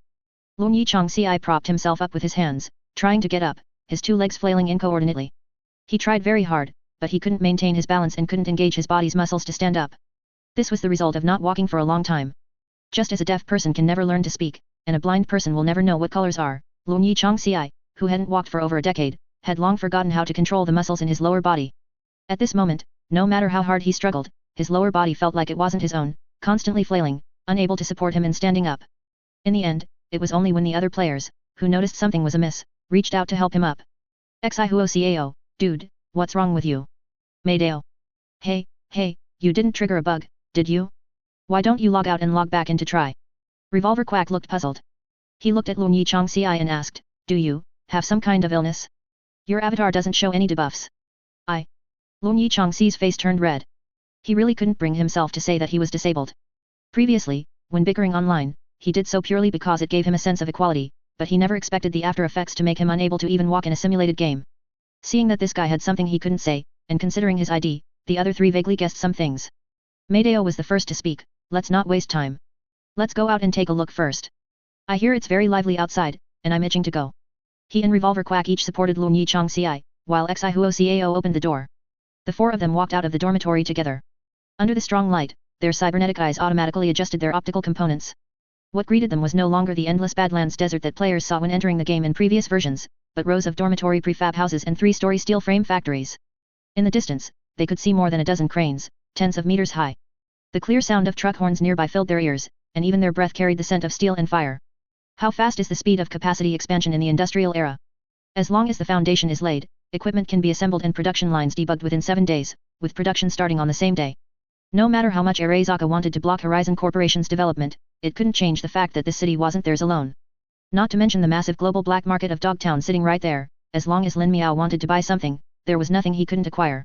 Even Arezaka's own employees dared to boldly resell production lines. Ultimately, in this world, as long as you pay, there's nothing you can't buy. Even an entire state's worth of land isn't out of the question. Lin Miao certainly didn't have that much money, but after the lawsuit with Arezaka Corporation ended, Night City City Council, Melee Tech, Kongtao, the European Community, Orbital Air, and other companies successively placed orders with Lin Miao. The doorframe robot's performance in both urban and outlying combat was remarkable. Not only did they break through the bottleneck of bionics, their highly concealed appearance allowed them to seamlessly integrate into many areas' security systems, and their multi-module installation offered huge potential for future development. Many people were optimistic about this project. Oh, I forgot to mention one thing. Most of the doorframe robots involved in this battle were the batch destined for Arezaka. However, it also allowed them to experience the practicality of the doorframe in advance. During the lawsuit, Lin Miao also infuriated Arezaka's legal team, because it meant that what the mercenaries stole were their own assets, having nothing to do with Lin Miao. If it were truly to be considered illegal, Arezaka wouldn't be able to escape responsibility either. And the new players discovered that the system had many new additions. The items here had never been seen on the forums before. The shop interface, in addition to the usual weapons, equipment, and cyberware options, also had food delivery, fashion, and customization options. Furthermore, a new company interface was added. This was not Horizon Corporation's interface, but rather something similar to large fleets, guilds, or gangs in other games of the past. All were approved and invested in by Lin Miao, belonging to player-founded companies, and even had listings in Night City, Horizon Corporation Smeltery, Mantu Custom Studio, Plur Live Radio, Tech and Hardcore Food Factory, Pili Chemical Factory, Super Earth War Department, Chaldea Agency, Neuma Construction Company, Beautiful Girl Idol Group, etc. On these listings, there were not only players' frantic recruitment declarations but also their business scope, member lists, and so on. Some of these companies even had NPCs joining. For example, Nishikawa Miki and her daughter were in Kowloon Ice Room. After all, there are no child labor protection laws in this world. People don't use child labor simply because the value produced by child labor is too low. And depending on the amount of investment and the area of responsibility, the number of employees that player companies were allowed to recruit also varied. The more employees joined, the more diluted the employees' shares would become. Not only were there rigid requirements for wages and working hours, but even the cash flow in the company accounts was fully digitized and completely transparent. Not only that, any materials or goods that could be self-produced within the player community would be compulsorily consumed internally. If they went to the external market, they would not only need to pay a 5% handling fee and provide an invoice, but the system would also record video and audio throughout the process via players' cybernetic eyes. They had no possibility whatsoever of harboring ulterior motives to embezzle funds. Rather than saying they used Eurodollars, it would be more accurate to say they used the credit currency issued by Lin Miao himself. Lin Miao even opened internal special loans for company players to expand their production capacity. These thousands of players had clearly become a small internal business group. Amidst his shock, Xihuo Cao exclaimed, "This is still in closed beta, and they're already making such a big splash. I can't even imagine what it'll be like during open beta. Will there be a world war? Maydao. No fighting for me. I'm here to relax. I'll leave the fighting and killing to you young people. Hey, newcomers over there, want to come check us out?" A player dressed as a civil engineer, wearing a reflective vest, suddenly appeared. He waved his pickaxe and ran towards the group, followed by a large crowd of people. New Ma Construction Company, €650 daily, civil engineering skills entry level within 1 day, will help you apply for Big Sur project quotas within a week. This is an excellent, once-in-a-lifetime opportunity to leave your name on a monumental building. Join the Helldivers and fight for the spread of managed democracy. Warning, looking at me for 1 second equals agreeing to join the Super Earth War Department's Suicide Squad. Death will earn you a Martyr's Medal personally awarded by A2 and 2B. More boom, bigger boom. Come to Pili Chemical Factory. Let's research more powerful explosives together. Blowing up Arezaka Tower is just around the corner. The entrance of the newbie dormitory was a chaotic and lively scene. Lung Yichang Ci, holy cow, is this game really this abstract? Chapter 191, Whether to fight or not, how to fight, we have the final say. Even though Lin Miao seems to be giving players a lot of Eurodollars, exceeding the salaries of top-tier companies, money is never the problem. The important thing is to keep the money flowing. Only flowing money is real money, otherwise, it's just a bunch of numbers or waste paper. The players' spending power is ridiculously high, they can spend more than even corporate employees. After the establishment of various production factories, the number of unique consumer goods circulating in the player market significantly increased. From unknown mechanical parts dug out of Garbage Mountain to tool machines they bought from Lin Miao on credit, and even products they designed and put into production themselves. As for what products to produce, players always have their own little ideas. For example, the cloak cockroach armor, made by imitating existing designs, sells for anywhere from hundreds to thousands of Eurodollars. Besides bulletproof and impact resistance, it doesn't offer many other performance enhancements, though the helmet can add a few visual effect plugins. But it's cheap and durable. Or they might purchase basic firearms and MT1 exoskeletons from the official game store, then modify them, add custom paint jobs and parts, and put them up for sale, often leading to a lot of fun. In short, Stone Ridge Mountain is a vibrant and competitive place, a realm where all things contend. The scenery along the way dazzled the newbies' eyes, it was like arriving at a legendary market from an unlimited flow novel, with all kinds of people. However, most of the storefronts were operated by NPCs. Holy crap, Hatsune Miku. Xihuo Cao was stunned when he saw a twin-tailed onion lady wearing a super balloon costume, dancing at the recruitment office. Mongolian top laner, passing by, spat disdainfully, "What Hatsune Miku? Just a packaged idol for fake singing fans." That shameless Yuzo Kitchen must have learned from Mussolini, exploiting loopholes to register a bunch of anime character trademarks and patents, and even using these characters to take GG endorsement fees. Disgusting. So disgusting. Wah disgusting. Hiatui. Yuzo Kitchen, who was settling accounts with Super Earth's recruitment office and propaganda department, turned to Mongolian top laner, "What do you know? Is generating power with love useful? I bought the equipment, and I paid people to debug the models, actions, and sounds. Do you think cultivating hackers doesn't cost money? What's wrong with earning some Eurodollars? I didn't ask you to pay. I think you're just jealous." Mongolian top laner, "Me, jealous? NMSL, right? Believe it or not, I'll blow you in the exhibition hall to smithereens with one shot." The two argued like fishwives, their tongues like lotus flowers, leaving the surrounding newbies dumbfounded. Holy cow, is it this realistic? Is this still the otaku I know? Let's go, let's go. They might start a red name fight. Don't let their blood splash on us.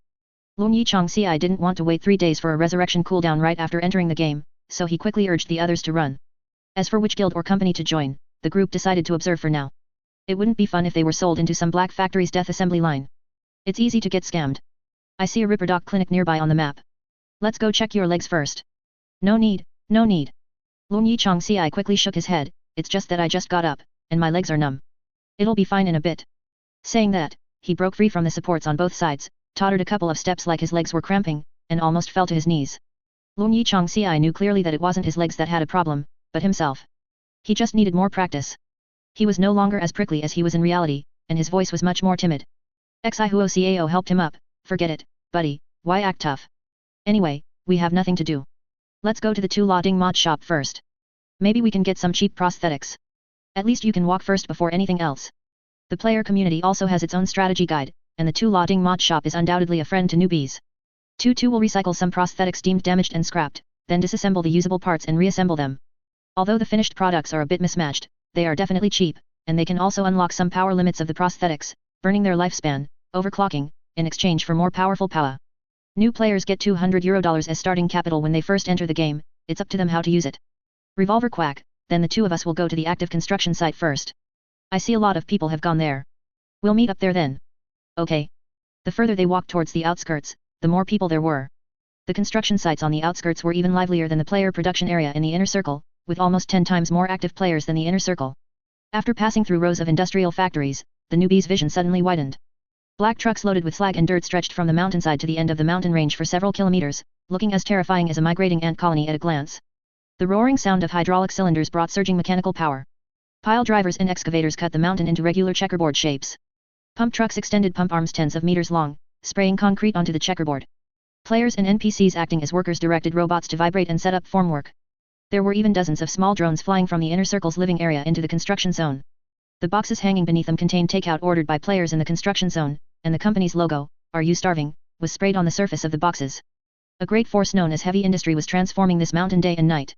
In ancient times, the foolish old man moving mountains required gods to descend. Today, moving and transforming mountains only requires human effort. If it weren't for the lack of Eurodollars, Lin Miao would have wanted to rent several giant open-pit mining trucks. Those things are 200 meters tall, weigh tens of thousands of tons each, and can easily excavate 200 to 300,000 tons of earth and rock a day, truly super heavy machinery. And at this time, the advantage of corporations being greater than governments became apparent.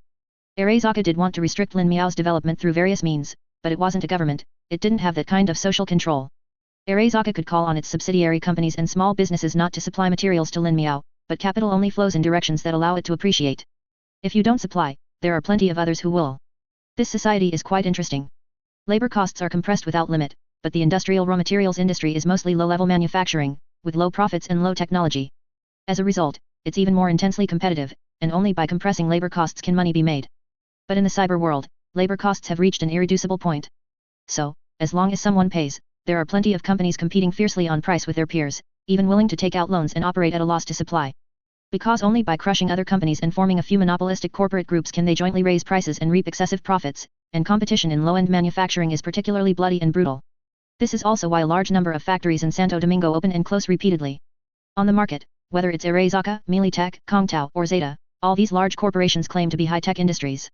Even in manufacturing, you don't see another giant assembly line like Foxconn, because there's no money to be made in that line of work.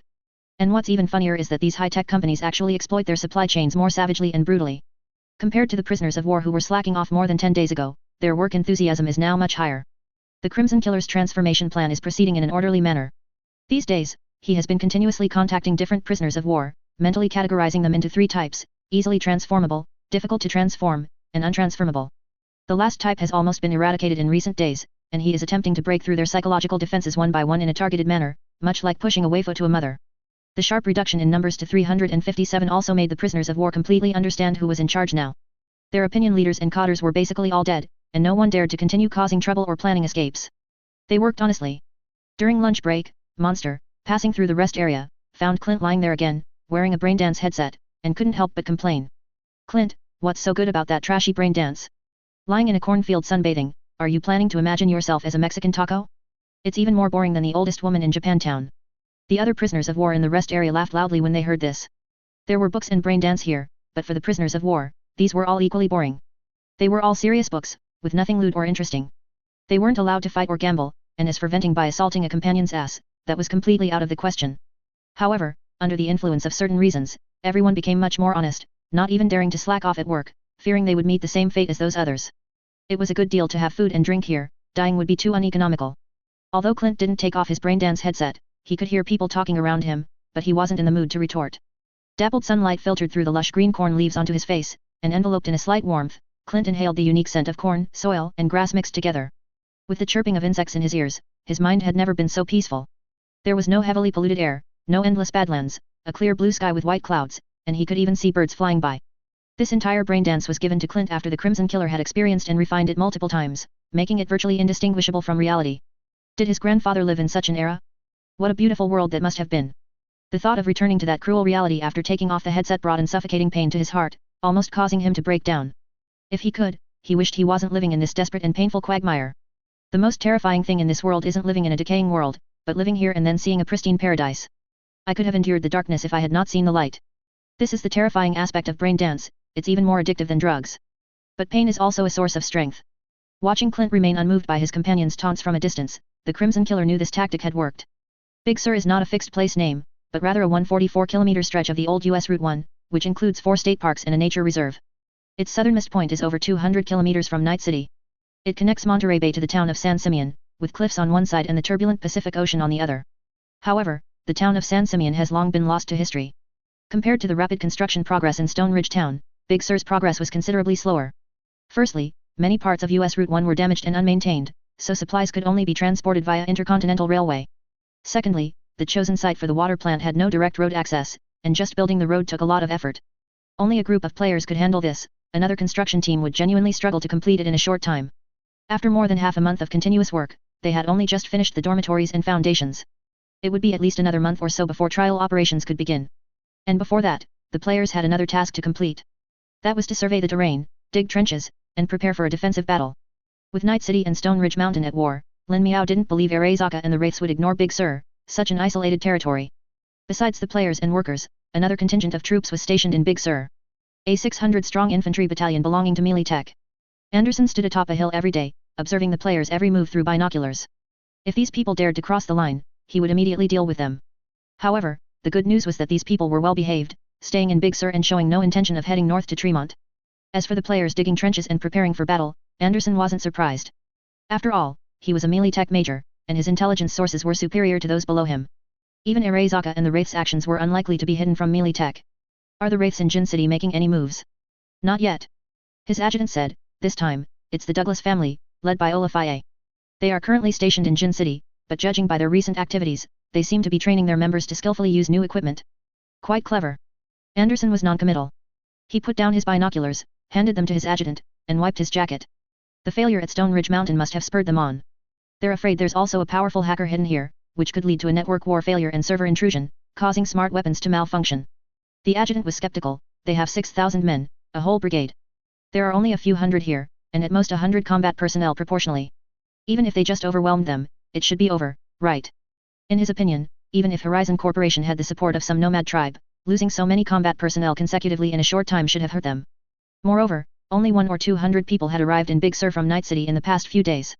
Not to mention the absolute numerical disparity, even if smart weapons were disregarded, the Wraith's equipment was absolutely no worse than Horizon Corporation's. And their heavy firepower was even superior, with at least an artillery company and 8 155mm howitzers. Not to mention the armored vehicles and even tanks distributed to other units. Attacking an outpost of fewer than 500 people, with a 10-to-1 ratio, wouldn't it be a piece of cake? Forget Horizon Corporation, even if their own battalion faced them head-on, the outcome would be uncertain. Don't let your guard down and underestimate these people. Anderson reminded him, Arezaka suffered a great loss at their hands. When do you think the Wraiths will launch their attack? At the latest. The adjutant thought for a few seconds, it shouldn't be beyond this year. It would be best to take down Horizon Corporation before the water plant is completed. There must be purification technology from the old net hidden inside. Then Arezaka can reap the benefits and effortlessly take over the entire water plant and related technology. Even if Horizon Corporation eventually defeated the Wraiths, it would undoubtedly be a Pyrrhic victory, providing Melee Tech with ample opportunity to intervene. And Arezaka would do the same. Although Arezaka couldn't make too much noise in North America, they could use small elite units to launch a surprise attack. As long as they were fast enough to avoid leaving any evidence, it would be fine. Horizon Corporation knew the Wraiths were coming to attack, and the Wraiths also knew that Horizon Corporation knew they were attacking. Therefore, Anderson believed this would inevitably be a head-on, bloody battle, and they only needed to sit back and clean up the mess. However, perhaps because this world has been controlled by corporations for too long, accustomed to balancing pros and cons, and profit and loss decisions, they have almost forgotten that war is not something you can start or stop at will. After the battle with Arezaka and Watson, the players' lack of a unified command structure and their tendency to fight individually had become apparent. The night they fought the Wraiths in Stone Ridge Mountain was also a mess. Although they ultimately won, there were clearly many unnecessary losses. Perhaps ordinary gangs and bandits wouldn't care, but players who are used to games would meticulously calculate timing, combo mechanics, parry windows, and skill sequences. Otherwise, how could they achieve feats like fastest clear or ace combat? After a collective self-reflection on the forums, they quickly determined the need to establish a command center to synchronously direct all players on the battlefield. They were even willing to go as far as, "Second Company Commander, move your machine gun position 5 meters forward." This was not a joke. A real-time 3D dynamic map and interference-free real-time communication could achieve this. This command center would temporarily be staffed by a group of veteran players and 4 onlookers as advisors. As for how effective it would be, that could only be determined after trying it out. "We cannot sit idly by, we must take the initiative to attack." Upon hearing the wild man say they should take the initiative, Zhu Tiaoyu quickly objected, "Take the initiative to attack? But I don't even know where the wraiths are. Where should we attack?" In front of them was a paper map. Because the player organization was still under construction, they couldn't afford good equipment and had to make do with the paper map. At this moment, Expert and another person opened the door and walked in. "No, I've already found their location." Seeing the two return, the few people in the prefab house were surprised. "Holy crap, you actually came back. How long have you two been gone?" "More than 10 days, right?" At this moment, Expert and his companion could no longer be described as just dirty. They were filthy all over, their clothes covered in dried mud and dust. Disheveled and unkempt, they were practically indistinguishable from homeless people. "It's 13 days. Expert corrected. He and his companion had left with dry rations in an off-road vehicle for a full 13 days and hadn't returned, almost dying out there. But it was all worth it. This was field surveying on American territory. Even if the terrain wasn't perfectly accurate, it was a once-in-a-lifetime opportunity. Dying out there would have been worth it.